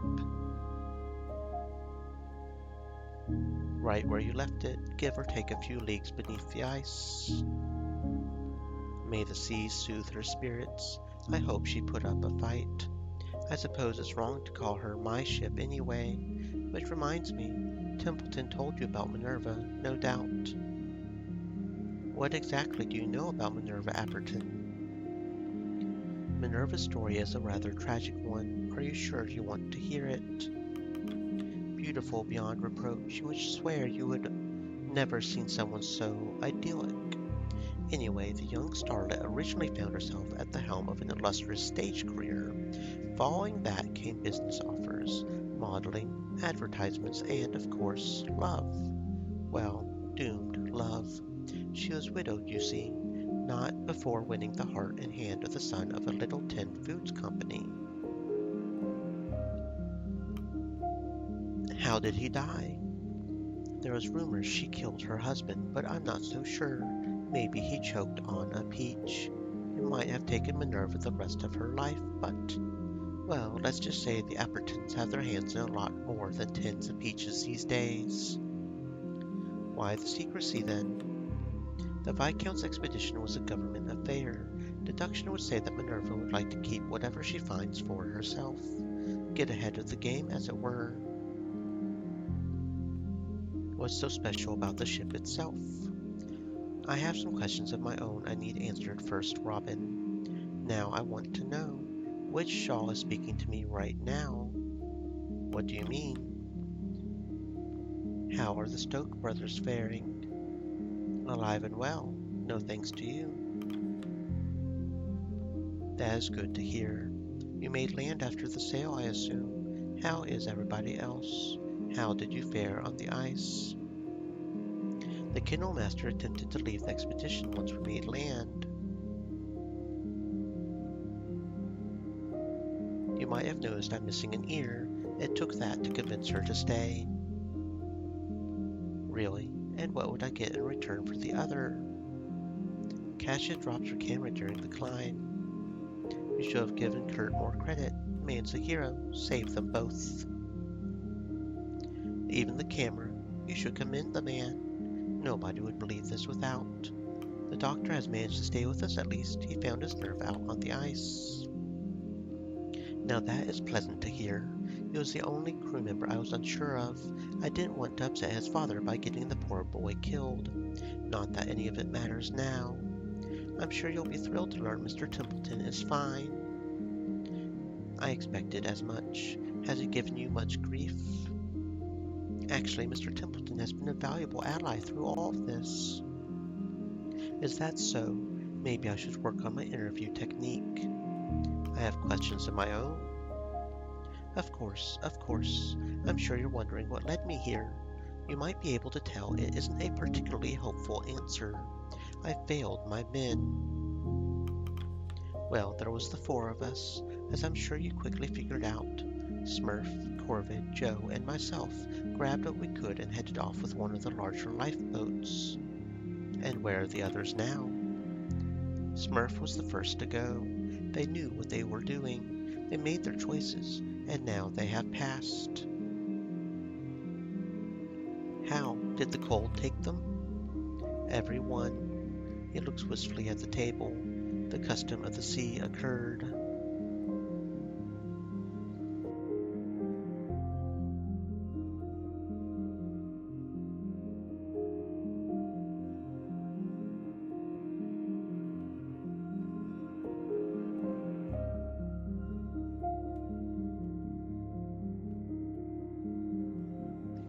We've sinned on the ice, but nothing like that. It was Corvid's idea. There was protest, but after we learned the tins were poisoned with lead, we had no choice. There's always a choice, Hunt. The other two argued over partaking. Smurf refused, instead subjecting himself to further tins. He didn't last long after that. He turned sour by the fourth day and attacked us, then froze himself. Corvid and I made it to the mountain, and then she made the impossible choice. She offered herself to the mission. The man goes quiet. I can't get the taste out of my mouth, Shaw, no matter what I do. I think I'm going to be sick. You don't understand, Shaw. Every time this happens, my road always leads here, no matter what. It always leads to this. You've seen that tree outside, haven't you? What is this, Hunt? This is what the Eppertons have been after. We're here for this. All roads lead here, Sean. What's so special about it?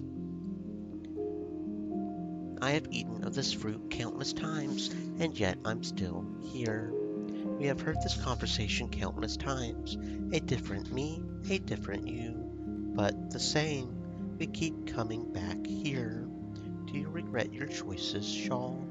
I remember you told me the sign of a good leader is understanding. Do you still stand by that? I do. That's commendable, Robin. The worst thing any one of us can do, Robin, is become the consequence of somebody else's plan. Maybe you've been the best Shaw you can be, maybe not, but you still can be. He gestures towards the fruit. With this, you can go back, change the path to me. I don't. Tell me more. Every time I've eaten this fruit, every past loop comes freshly back to my mind, and then I send my mind back once more. You can do the same, Robin. You can go back again. You won't really remember, but part of you will want to try something else. Some things will stay the same. We always get stuck. The temperance is always lost. But you can save lives, save rations, perfect your leadership. If you eat the fruit, that is. Open up that eye of yours. He pushes the fruit forward. What do you say, Robin? I don't trust it. My path is settled, Hunt. Well, at least this means you're proud in your endeavors. We should head out, Robin. We have people waiting, I understand. It's been an age since I've seen my crew. But before we do, that tree out there, do you plan on taking it back to the Eppertons? I don't know. I'll need the crew's input. Of course. Me, on the other hand, I'm still making my mind up. Are you ready for the big reveal? What should we say?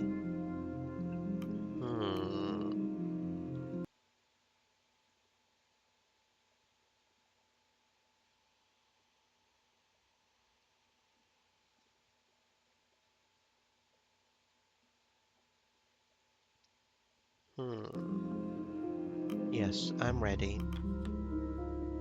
Here we go. I'm eager to see the look on Templeton's face. The two of you pace towards the rest. Templeton is the first to notice you. As predicted, the look on his face is a unique concoction of shock, anger, and mortification. Templeton, I appear to have found your lost captain. Other heads rapidly turn in your direction. One by one, they abandon their work and rush to assemble to see the sight themselves. We certainly have a lot to clear up before we continue. That's a bloody understatement. Bloody hell, it's actually him, walking corpse. The others begin to mutter frantically. Hunt, you're still alive. The doctor made it. Good. I need you to fix up my teeth. Excuse me. He survived this entire time. I'm going to struggle to convince people my report is true at this rate. This is quite the shock. Hunt whispers to you. I knew the look on his face would be worth it, but perhaps you would like to clarify our situation. I would like to know what happened myself. Gods, is that Grimly? It's good to see you again. Where are the rest, Hunt? The rest, Smurf, Corvid, Joe, where are they? They didn't make it. All these years, and just like that, they're gone. Did they at least receive good deaths? As best they could, Grimly. Now is not the time to dwell on those gone. Captain. Yes. No, Captain Shaw. How in the world did you find this man?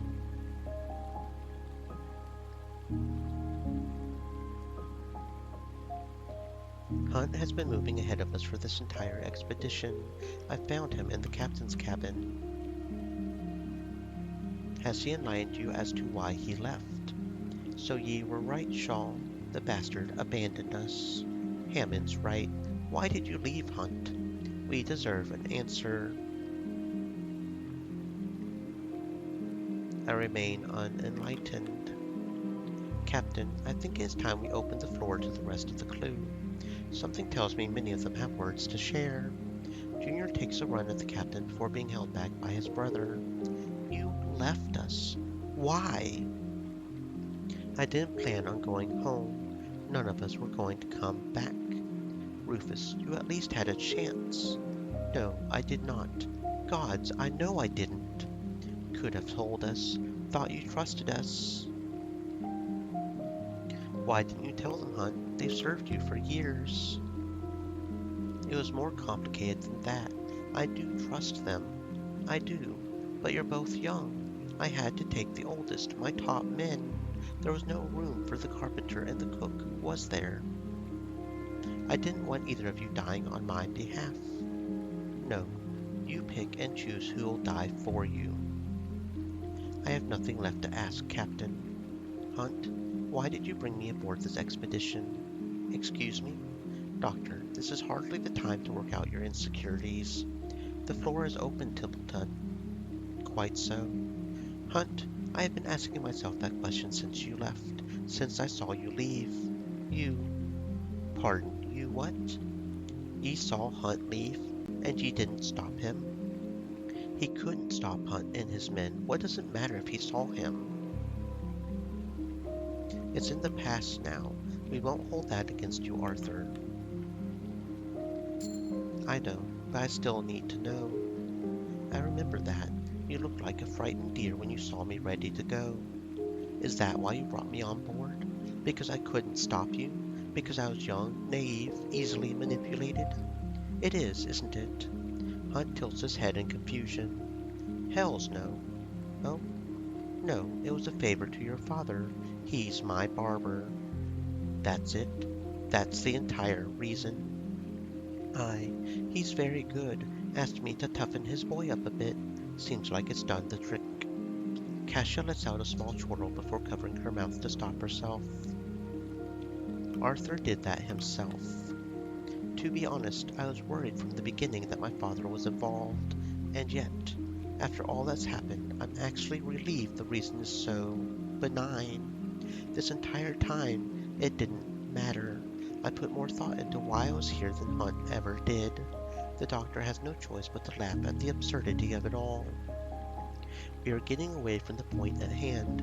Anyone else apparently require a psychological evaluation. You turn back to the crew to find yourself face to face with Hammond. He darts past you and confronts Hunt. Enough bloody games. Ye should have gone down with the ship. That's tradition, ye coward. Tradition would want all of us dead. Best not to follow that now, I think. Since when did you care for... no more jokes, Hunt. Hammond's right. He left us to die. Bastard. Indeed, to pick and choose when tradition matters. It's shameful, no? At least Shaw sees sense. The crew are still looking to you to make sense of all this. Is there anything you'd like to add, Captain Shaw? If no one else has any qualms to sell, we should move on. Isn't it about time you told them about the tree? Hunt, what do you know of this? I'm sure you're very interested in knowing, Richard. Anyone would be. This is what your employer seeks. The fruit of this tree. It changes everything. It will change the world. The fruit. Yes, I have tasted the fruit countless times, and I have seen countless pass to this moment. My word. He's truly gone insane. No surprise that the man has lost his mind. Isolation, out here, it would happen to anyone. Insane or no, this tree is unnatural. There is something wrong with it. That much we can agree with. It's fascinating. Listen to me. To hells with Appertons. They can't be allowed to have this. Nobody should. What are you suggesting? It needs to be destroyed, burned to the ground. What? Hunt, this is quite possibly the most important discovery of our age. It needs to be studied. Barring that, you were hired by the Appertons to retrieve it, not to decide your own ethical judgment. Men, calm yourselves. We should take some time to think this over. I doubt we will reach an agreement there, Shaw. Regardless, I am the captain of this expedition, and my word is final. A long silence falls amongst the proceedings. Rufus Hunt, you are not the captain of this expedition. What? Then who is? Shaw? Shaw's the first mate. That was a temporary agreement. I've returned and reclaimed my role. Unfortunately, Hunt, I have read our contracts quite thoroughly. Templeton produces his copy from his jacket pocket. In the event that the captaincy is held in contention, the correct course of action is to hold a vote. Any officer of the crew may put themselves forward to claim the title. Then that's what we'll have. The crew should decide for themselves. A vote? I welcome it. The contract also states that candidates should put forward their selection for the first mate position. The selection of first mate is allowed to make their case to the crew in open forum as to why they should select their paired candidate. Good luck with that. Best get to it then. Come on, you lots. A captain's vote requires a deck. Board now, and let's end this. The crew tentatively board the vessel. Proceedings commence.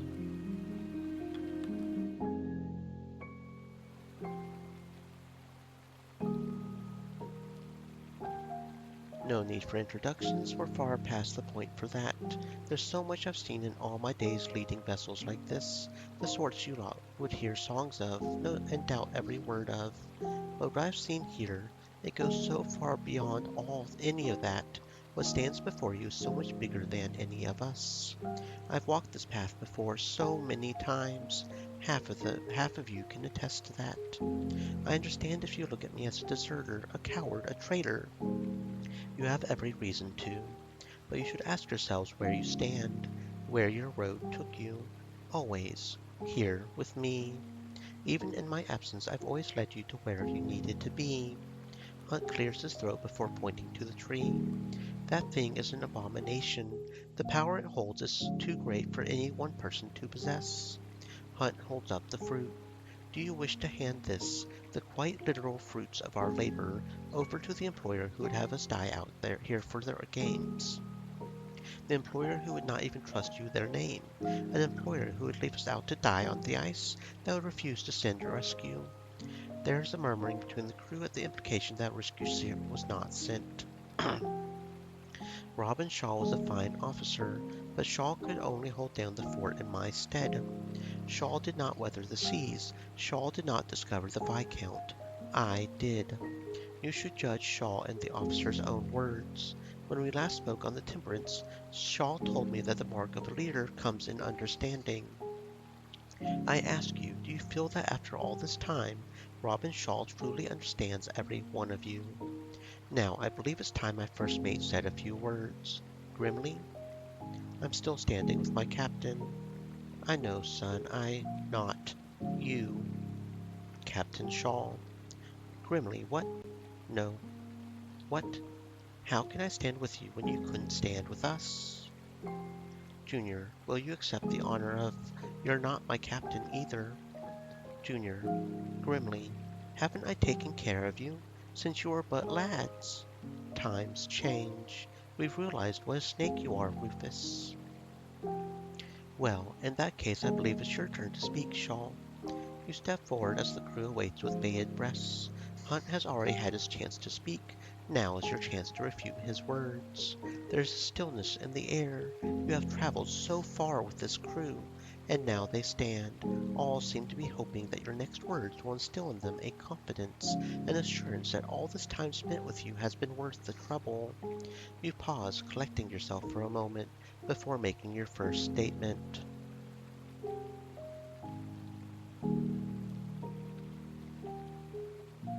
It has been some time. I hope that you would permit me just a little more.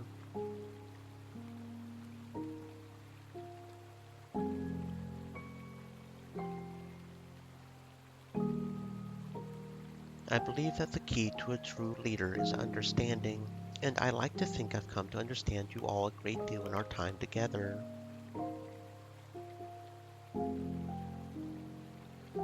I may not have always displayed as much, but I have learned from each of our interactions.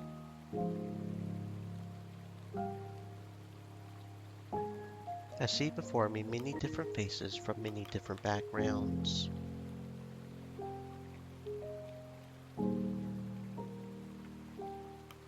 And yet, look at you.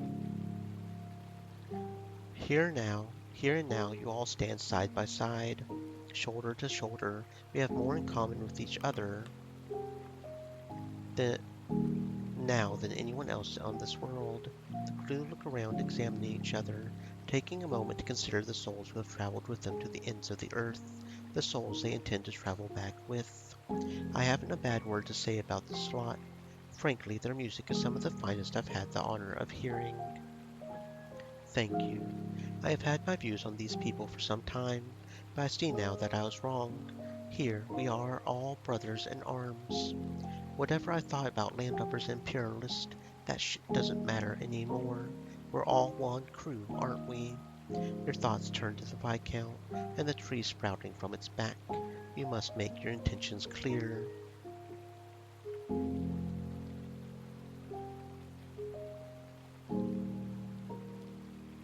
We have the numbers, we can sail the Viscount home, and that's what I intend to do.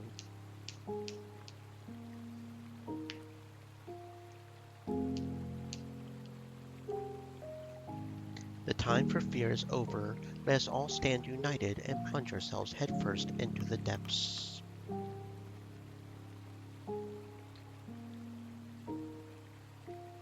Who will I choose as first mate? You know what? I'm thinking Grimly is probably the best option. I mean, he's pretty much the first mate, right? They nod back at you. Grimly steps forward. It's simple. Shaw has been here for us. No one else has. If Shaw can convince me of that, then you should know it too. Took me a long time to admit it, but I was wrong about Robin Shaw, just as I was wrong about Rufus Hunt. Used to write songs, running Shaw down. Shaw's the kind of captain they write songs about. Just not that kind. I owe them a better peace. But first, I'll make it up to them now. I'll put my reputation on the line for Shaw. There's a certain amount of irony here about how he used to be, how Hunt chose him for the first mate, but then he's now going to be my first mate. Like, complete just turn around here. Right there is your captain. Don't eat out of Hunt's hand. Grimly steps back. Let's go. Richard Templeton, loyal to me. Arthur Nutley, loyal to me. Kurt Darling, loyal to me. Grimly Stoke, loyal to me. Junior Stoke, also loyal to me. And Clive Hammond, also loyal to me. Ingrid Cordell, loyal to me. Cassia Belford, loyal to me.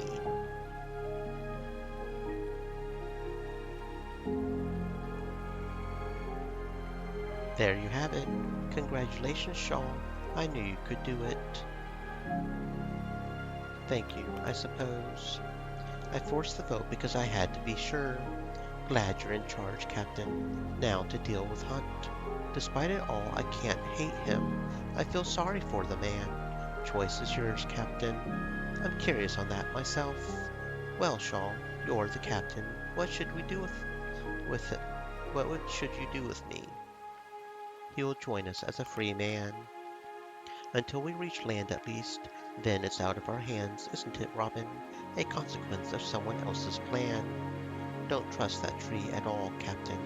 Best keep it away from anyone else. Look what it did to Hunt. What will we do? Nobody is to touch the tree. It will not burn. Thank you, Captain. Now, we need to go. Without the rescue ship, how are we leaving? Ready up the Viscount. We're all sailing out together. The Viscount will see the salt air again. Your final decision regarding the ship and its fate must be decided.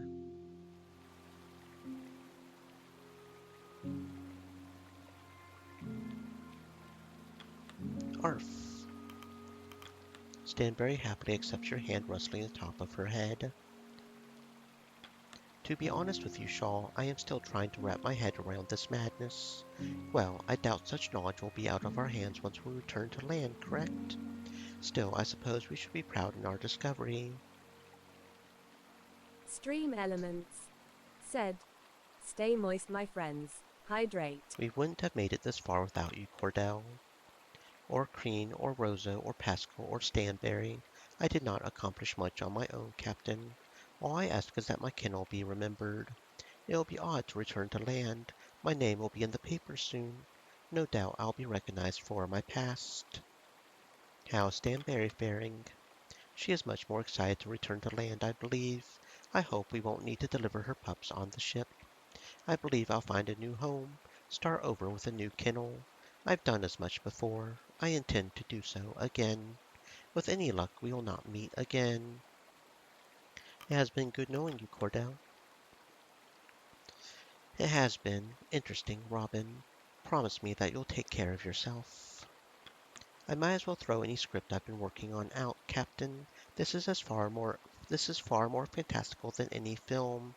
To sail out on this ship we came to find, with this mysterious plant attached. My word, I never could have imagined it. I think you've got the story for your next picture. I wonder if we could land the funding. I just realized my career as a navigator is just about over, isn't it? We just reached the last great uncharted part of the world. You know, when I grew up reading about the great explorers of old, I always had dreamed I would be at the one to plant that final flag. I may be an old man with a limp and no flag to place, but I managed it, didn't I? There's always more world to discover, Kurt. You're not wrong. This is the last great discovery we know of, but who knows what's out there? Who knows? Maybe my exploration days are over. Now's as good a time as any to call it a retirement. I would still raise funding for the field. I don't want to leave folks like Hammond behind there. Maybe, maybe I'll move to theater. There's some stories I want to tell. Not about this expedition, or any. About home, the islands I left behind. You've more than earned your rest, Kurt. Thank you, Robin. I should take all this as a sign to wind down, shouldn't I? I'll always be in contact if you want to work together again, Robin. I'll make sure we do, no matter the medium. Captain, working on a song that will carry us home. Think I'll call it Appointment of the Viscount. Terrible name, I know. You've done great work, Grimley. I don't know how the crew would have managed without you. Don't thank me for that. Only natural to look out for our crew. Never thought I would have a future until I met Hunt. Then I thought I would never have a future without the man. I was wrong there, Captain. What will you do when we return to land? Don't really know. I'll figure it out, though, I'm sure. Don't know what the future holds. I'll just keep with the music, see what happens. Good luck, Captain. The Viscount, still intact. It's almost too good to be true. There must be some sort of catch, such as... Right, that. Not thrilled about taking that tree with us, Captain. Well, it's our only way back. We'll have to make do. Can't argue with that, I suppose. I'm sure that thing will be taken out of our hands once we arrive anyway. It'll be our benefactor's problem. Regardless, I'm looking forward to a normal meal for once. If I see another penguin, seal, or tin peach can, I think I'll hurl my guts, Captain. Though we'll be dining on plenty of fish for the next sail, I imagine. What will you do once we return to land? Track down whatever greasy spoon I dined in back in the city and try their entire menu. I'm tired, Robin. I'll be happy to have someone cook for me for a change. Stay in contact, Robin. If you ever set sail again, let me know. I'll be happy to work with you. Well, I have a lot to write on our sail back, don't I? I still can't believe this. I'm looking at it, and I still can't believe it. Not just the tree, but sailing the Viscount back to land. I would never believe it if I read it. What do you think this tree is? I'm no scientist, but I am fascinated as to what they'll discover, though I fear that information won't be a matter of public record. It's funny, Captain. The reason I took on this story, interest in exploration, was waning. I grew up on the stories of Kurt Darling. These great explorers were like legends to me. I didn't want that passion to disappear. Who would have thought we would stumble upon a great discovery of our own? What will you do once we return to land? I think I'll take a long break before starting my next project. I certainly need to spend time with my parents, introduce them to Arthur. Regardless, I hope you'll continue to thrive, Shaw. You deserve that much. In fact, remember to keep in touch with me, especially if you have a good story to share. They'll write books about you one day, Robin. I know I will. Captain, I can't believe we made it. And to sail out on the Viscount, it feels almost triumphant. Kurt is no doubt coming up with a perfect poetic phrase before we set off. It is rather poetic, isn't it? Can't say I disagree. You know, I still thought it was all hopeless. Even after leaving you that letter, I had very little faith in survival. And yet, people were relying on me, Captain. I can only hope I didn't let them down. What will you do when we return to land? Well, I have to face my family first and foremost, and introduce them to Kasia, of course. I never felt good enough to carry my father's name, but now, well, thank you. Keep in contact. If you need a haircut any time, I'll tell my father to treat you for free. This is it. If you told me when we first got trapped that we would be sailing out on the Viscount, I would have decked ye. Turns out, what do I bloody know? Not much. I don't think anyone could have guessed this, Hammond. Suppose not, but it's here. Guess that makes us all Egypts. But it makes me wonder, what else am I wrong about? What else are you wrong about? Always had a clear head on that sort, you know. Never thought a bloody tree would ruin it. What do you think the tree is? Well, it's a tree. Outside of that, I don't bloody know. Ask Templeton. I've served on a lot of ships in my time. Never once like the one in charge of them. Military captains range from self-important and useless to drunk and self-important and useless. No offense to yourself. Didn't have high expectations for Hunt, and had lower expectations for someone he had hired. Another thing I was wrong on there. You're all right, Shaw. What will you do when we return to land? What else? I'll be going back to work. No rest for me. Hopefully more boring work next time around. Might take Kurt on his offer. Working with him seems a better gig than the Eppertons. Robin, if you're ever heading a ship again, let me know. I'll be right on board with ye. Everyone knows you'd be a goner without me. Oh, Captain. Sorry, I must admit I'm still mesmerized by this tree. To think we'll be bringing home such an outstanding discovery on a ship that had fallen into rumor and legend. It all seems so unbelievable, like a dream. I have to commend you, Shaw. We've done something remarkable here. Do you think studies will unravel its secrets? I would hope so. It certainly doesn't seem natural to this area, but who is to say? We stand at the uncharted edge of the world. Perhaps this has always been here. I've always fancied myself an expert, Shaw. I'm sure that comes as no surprise to you.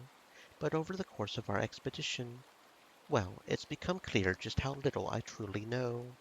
And to be honest, Shaw, that excites me. I'm excited for what lies ahead.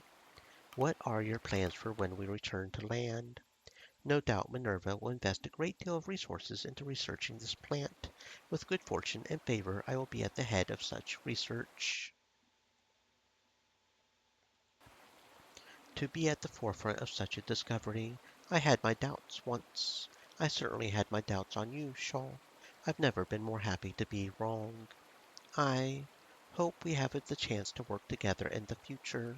Our lives may be quite busy once we return. I would like that too, Templeton. Well, I can say one thing with certainty. The future is unknowable. Take care, Robin.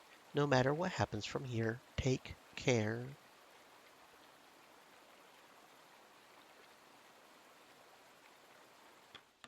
The tree stands proud, the ship ready to sail. Sail out of the grotto with the Viscount and the tree intact.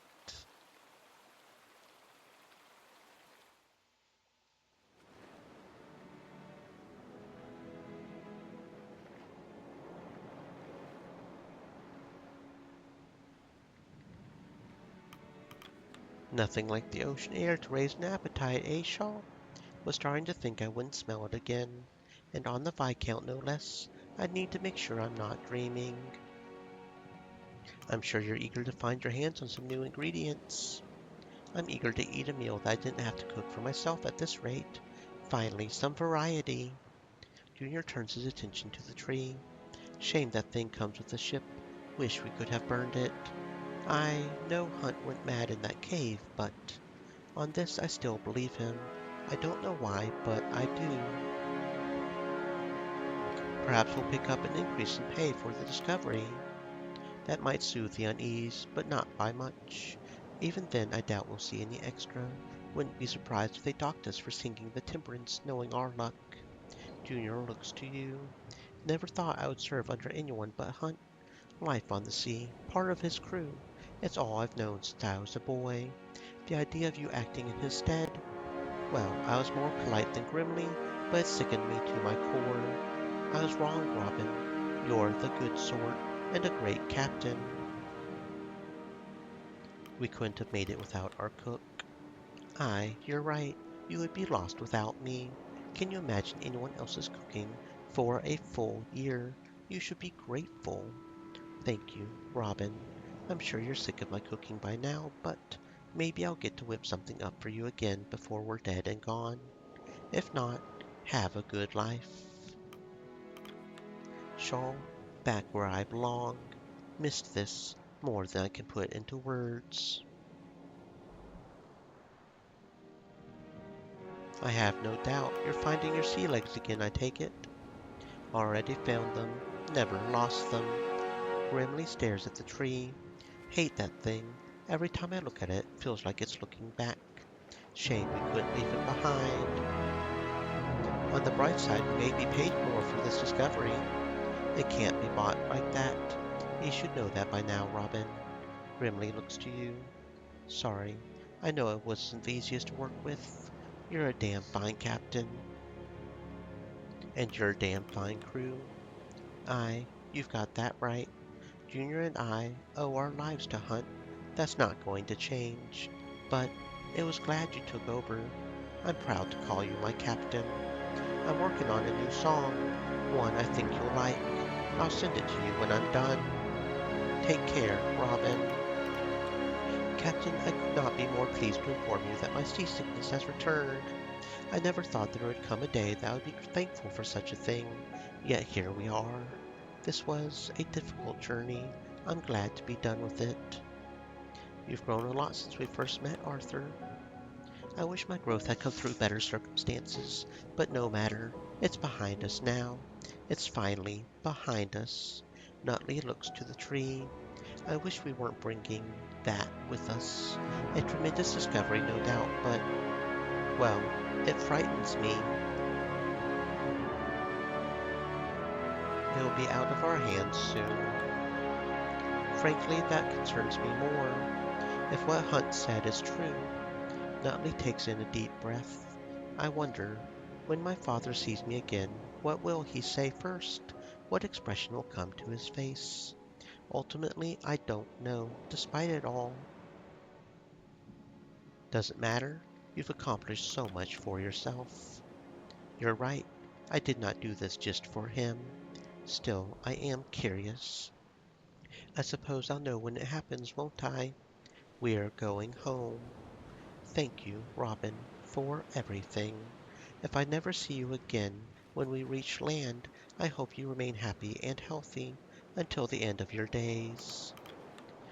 Captain, a perfect sky, don't you think? If I still had my camera, I would have the perfect photo to book in my report. To think my initial report was a simple celebration of explorers past. I never would have imagined it would become this. I mean, I could have swore we saved her camera, but okay. I doubt anyone expected this journey. The truth can be stranger than fiction. Exactly exactly why I don't deal in the fiction, Robin. I find this so much more fascinating. Kasia looks towards the tree before letting out a sigh. A shame I couldn't grab a photograph, lasting proof of this thing. Whether it be burned or taken by our employer, I doubt most will see it with their own eyes. Now I can only hope my report proves convincing enough. I can scarcely believe it myself. That's why your report is so important. Of course, but my writing can only go so far. It only has so much reach. Everyone must know about this. They must know what we found. Kasia pauses for a moment in thought. You know me, Captain. I've always been one to take risks in search of the story. But I want you to know that doesn't mean that I don't feel fear. I do. Frankly, I was terrified throughout our journey, but I tried to hide it. I wouldn't be a helpless civilian. I couldn't be a helpless civilian, could I? So, thank you for helping me get home. You held your own, Kasia. Your bravery helped the crew as well. Is that so? I can't imagine such a thing. I suppose putting on a brave face has its benefits. Growing up, I was fascinated with the great captains and explorers of old. I never thought I would see the rise of the greatest yet, the one they'll sing songs of, write countless books of. Thank you for making history, Robin. I think we've both earned a rest. Robin, I can see the horizon of the water ahead. I had doubted that we would bear witness to this day. From the moment I heard of your destination, I believed you were sailing to your demise. How fares Stanbury? Excited, expectant. Let's hope we make land sooner than later. Delivering pups on this ship is less than ideal. Cordell turns her attention towards the tree. I do not believe a word of Hunt's ramblings, yet those in power most certainly will. Well, it is not any of my business. Agreed, this is out of our hands. Well, not yet. This discovery still rests firmly on our shoulders. Beyond making land, however, who knows? The great uncertainty of life. Cordell looks around at the rest of the crew aboard the ship. Good people, all of them. I had not considered this group when I first signed aboard. I did not expect to know them as I did. I did not expect to know you as I did, Robin. Thank you. No, thank you. Your knowledge truly was invaluable. As was yours, as was Hammond's, as was Kurt's. No single one of us carried the rest. I do not know if we will meet again, Robin. I wish you the best from here. I truly do. Stanbury approaches, playfully nuzzling her head against your hand. Seems Stanbury wishes you the best as well, Captain. Captain, it is a great relief to be on the ocean once more. I remember the last time we stood here, I spoke of the great expectation upon us. It is difficult to say if we fulfilled such. I feel we have lived up to the expectation and more, Templeton.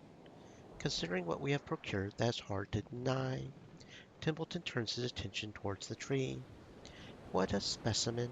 In all my years I never could have imagined. I admit, Shaw, I do not know what our benefactor intends with this tree. A true marvel of science. I do not trust their intention. Perhaps, but it may be out of our hands. That is true. Interesting. We can travel so far, procure this through our own sweat and blood, and yet see it ripped from us at the end. I truly must commend you, Captain. When I first bore witness to this crew, I felt it an impossible task to handle them, to keep their impulses in line. Not only did I find one capable of such a thing, but I found that my own impulses needed to be handled as well. For that, I thank you. Thank you, Templeton. Your counsel helped me a great deal. Perhaps, yet in the end the decision was always yours. When I first saw you, Robin, I had made a strong judgment. I had done the same for the rest of the crew on first meeting. I proved to be completely and hopelessly wrong each time. I have much to learn. I hope this will not be the last time you and I work together. Until then, I wish you the best, Robin.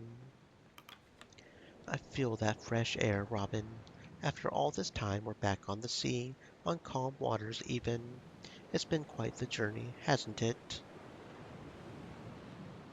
I'm sure it will make for an excellent film some day. No doubt it will, but it will have to be made by someone else. The film game is behind me, Shaw. I think I'll move on to theater next. I very much doubt I'll match our discovery in a later expedition. Kurt gazes at the tree. Absolutely magnificent, and I want no part of it. I worry this discovery may prove more trouble than it's worth. That can often be the case, Robin. Yet a discovery is what it is. We cannot hide it from it, can we? Kurt pauses for a moment, gazing up at the clouds. I have to thank you, Robin. Our journey together has been humbling. Thank you, Kurt. Your experience and wisdom has been invaluable. I still have some value in my old age, I suppose. A pleasure, to be sure. Robin, I spent a great deal of time thinking about how I would be referred to long after I was gone. I changed my name, adjusted my voice. I became the sort of man I thought they would write books about. Whether I truly am that man or not, I don't mind. Not any more. I'll be happy just to see my children again. Until next time, Robin, may you have a wonderful life. Shaw, can ye believe it? Never thought we would be setting out on the bloody Viscount. Bet Kurt's trying to come up with something poetic. Too many surprises out here. Hopefully we don't see another. You somehow managed to be prepared for each one. All part of the job, Captain. Hammond eyes the tree. Don't like the look of that thing. More than anything, don't like how excited Templeton was. Let's hope this sort of discovery will lead to an increase in pay. Doubt it. But keeping that thing to save the ship might be my first compromise. Hopefully, last. Hammond pauses for a moment. I'll be honest with ye, Robin. I was so focused on keeping us alive, but I didn't think we would actually make it out of here. Thought I was just delaying the inevitable. Ye kept me going, Captain. Kept me busy. If ye hadn't, we couldn't have made it here without you, Hammond. I know. But thanks anyway. Never thought I would say it, but maybe there's still plenty for me to learn. I've learned from ye, Captain. I'm able to admit that now. Don't get me wrong, though. Me being a stubborn bastard still kept us alive. Wouldn't have it any other way. We did it, Robin. Soak this time in. I know I will. Robin, lovely day for it, isn't it? It is indeed, Hunt. I had begun to miss days like these. You finally have time to get your bearings, Shaw. Cherish this peace. I will. Perhaps I'll even get some proper rest. You and I both, Shaw. You bring me on as a free man, but I doubt I'll remain one. Some bastard will be after my head the second we make it home. Hunt looks to the tree. It should be destroyed the first chance we get. I don't care if people see it, if the word spreads. Don't care if it ends up in Belford's report. I just need to make sure it doesn't fall into their hands. I don't know. Perhaps there's some good in that fruit. Maybe. But there's no good in mankind. I settled on that a long time ago. Call me a cynic, Robin. I just can't trust them. I still don't know what made you so special, Shaw. What made you stand out among the rest. I'll never figure it out. Far above the head of a man like me, isn't it? Hunt looks out across at the rest of the crew. An interesting mix, don't you think? Never could have expected they would pull through. After all, we're more than our mistakes, Rufus. Let people surprise you. Now where have I heard that before? When we spoke that night I was in the tub about what it takes to be a leader. I didn't think you had any idea what you were saying. I couldn't hear the confidence in those words. Shows what I know, doesn't it? I'm going to enjoy the horizon, Robin. I suggest you do the same. Good work. Staring out to the horizon, your first mate grimly comes up beside you. Well, Captain, what's our heading? Sail for the closest shore and burn the tree. Good choice, Captain. Can't trust this thing.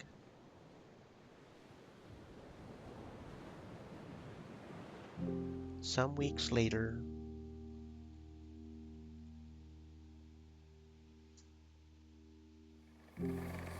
And here it is, the final draft ready for publish.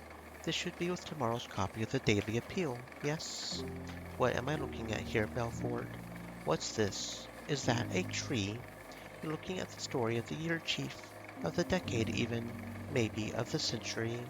You think people are going to believe this? That you really found a tree growing in the coldest part of the world? They'll have to. We've got the pictures to prove it, don't we? You disappear for a year and then come back with this. I figured you had finally gotten yourself killed. I came close, but no. I'm afraid you haven't seen the last of me yet. You're something else, you know that? Scares me sometimes. You'll have this in the next copy. Soon everyone will know what you found. Can't wait.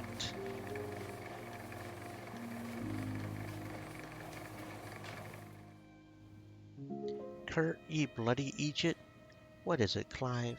I'm left-handed. I would throw a punch with my left hand, but with the current blocking, it looks better if they throw with their right. Then change the bloody blocking, then. Right you are, Clive. Your attention to detail is impeccable. It's what ye pay me for. Can you believe it, old chum? 2 weeks in the Tale of the Temperance. Our tale will be on stage. Look at this, our old scrap-up, just as I remember it. The way you remember it's got more holes in it than cheese. Perhaps I'm getting up there in years. A good thing to grow old, I've learned. Don't you think, old friend? I do.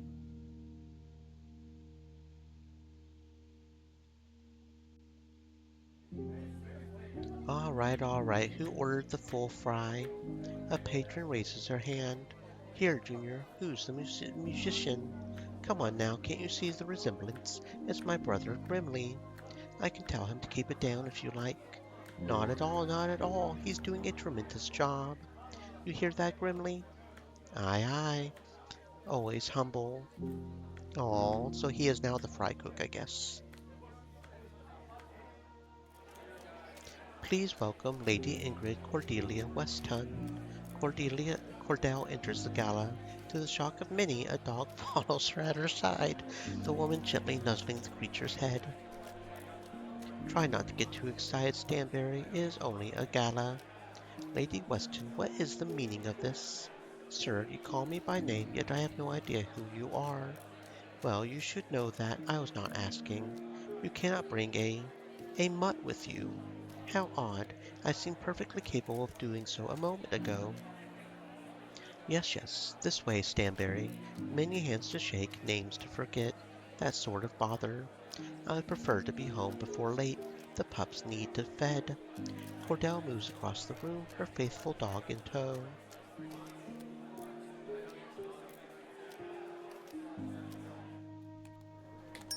Nutley and Cassius stand at the entrance to the barber shop belonging to Arthur Nutley Sr. Nervous? Always, yes. But you are more or less nervous than usual. Less nervous, more giddy. A good sort of nervous, I suppose. Nutley enters, followed by Cassius. Is that him? He's coming this way. Arthur Nutley Sr. spots his son from across the shop. Arthur, my goodness, is it really you? Father, The doctor isn't able to begin his sentence, interrupted by the barber throwing his arms around him, granting him a constricting hug. It's you! My boy, you're alive!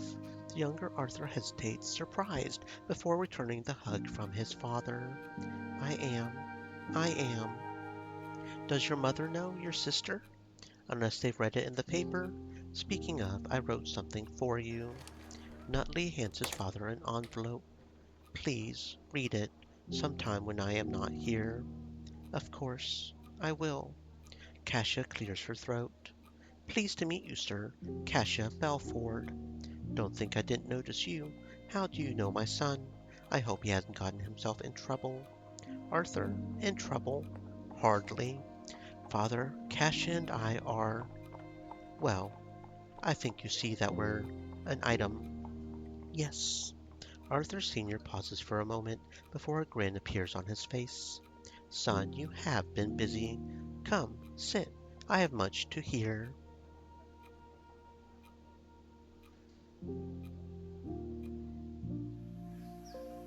The old scientist ponders the table before him.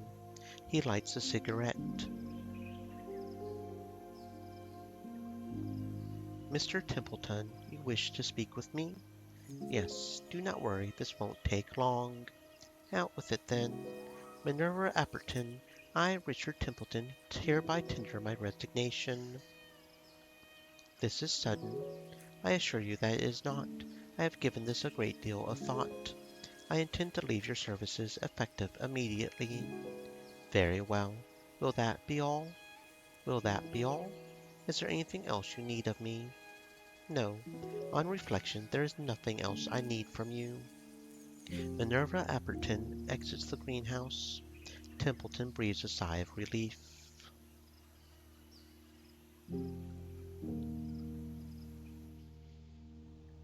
Hunt waits in his cell. The days have passed as the once captain of the Temperance awaits his trial.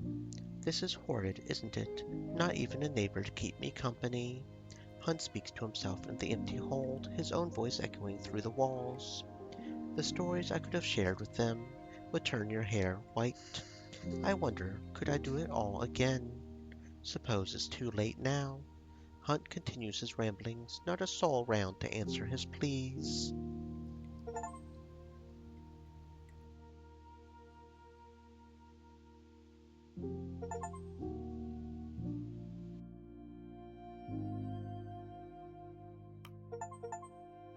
Oh, the air was cold.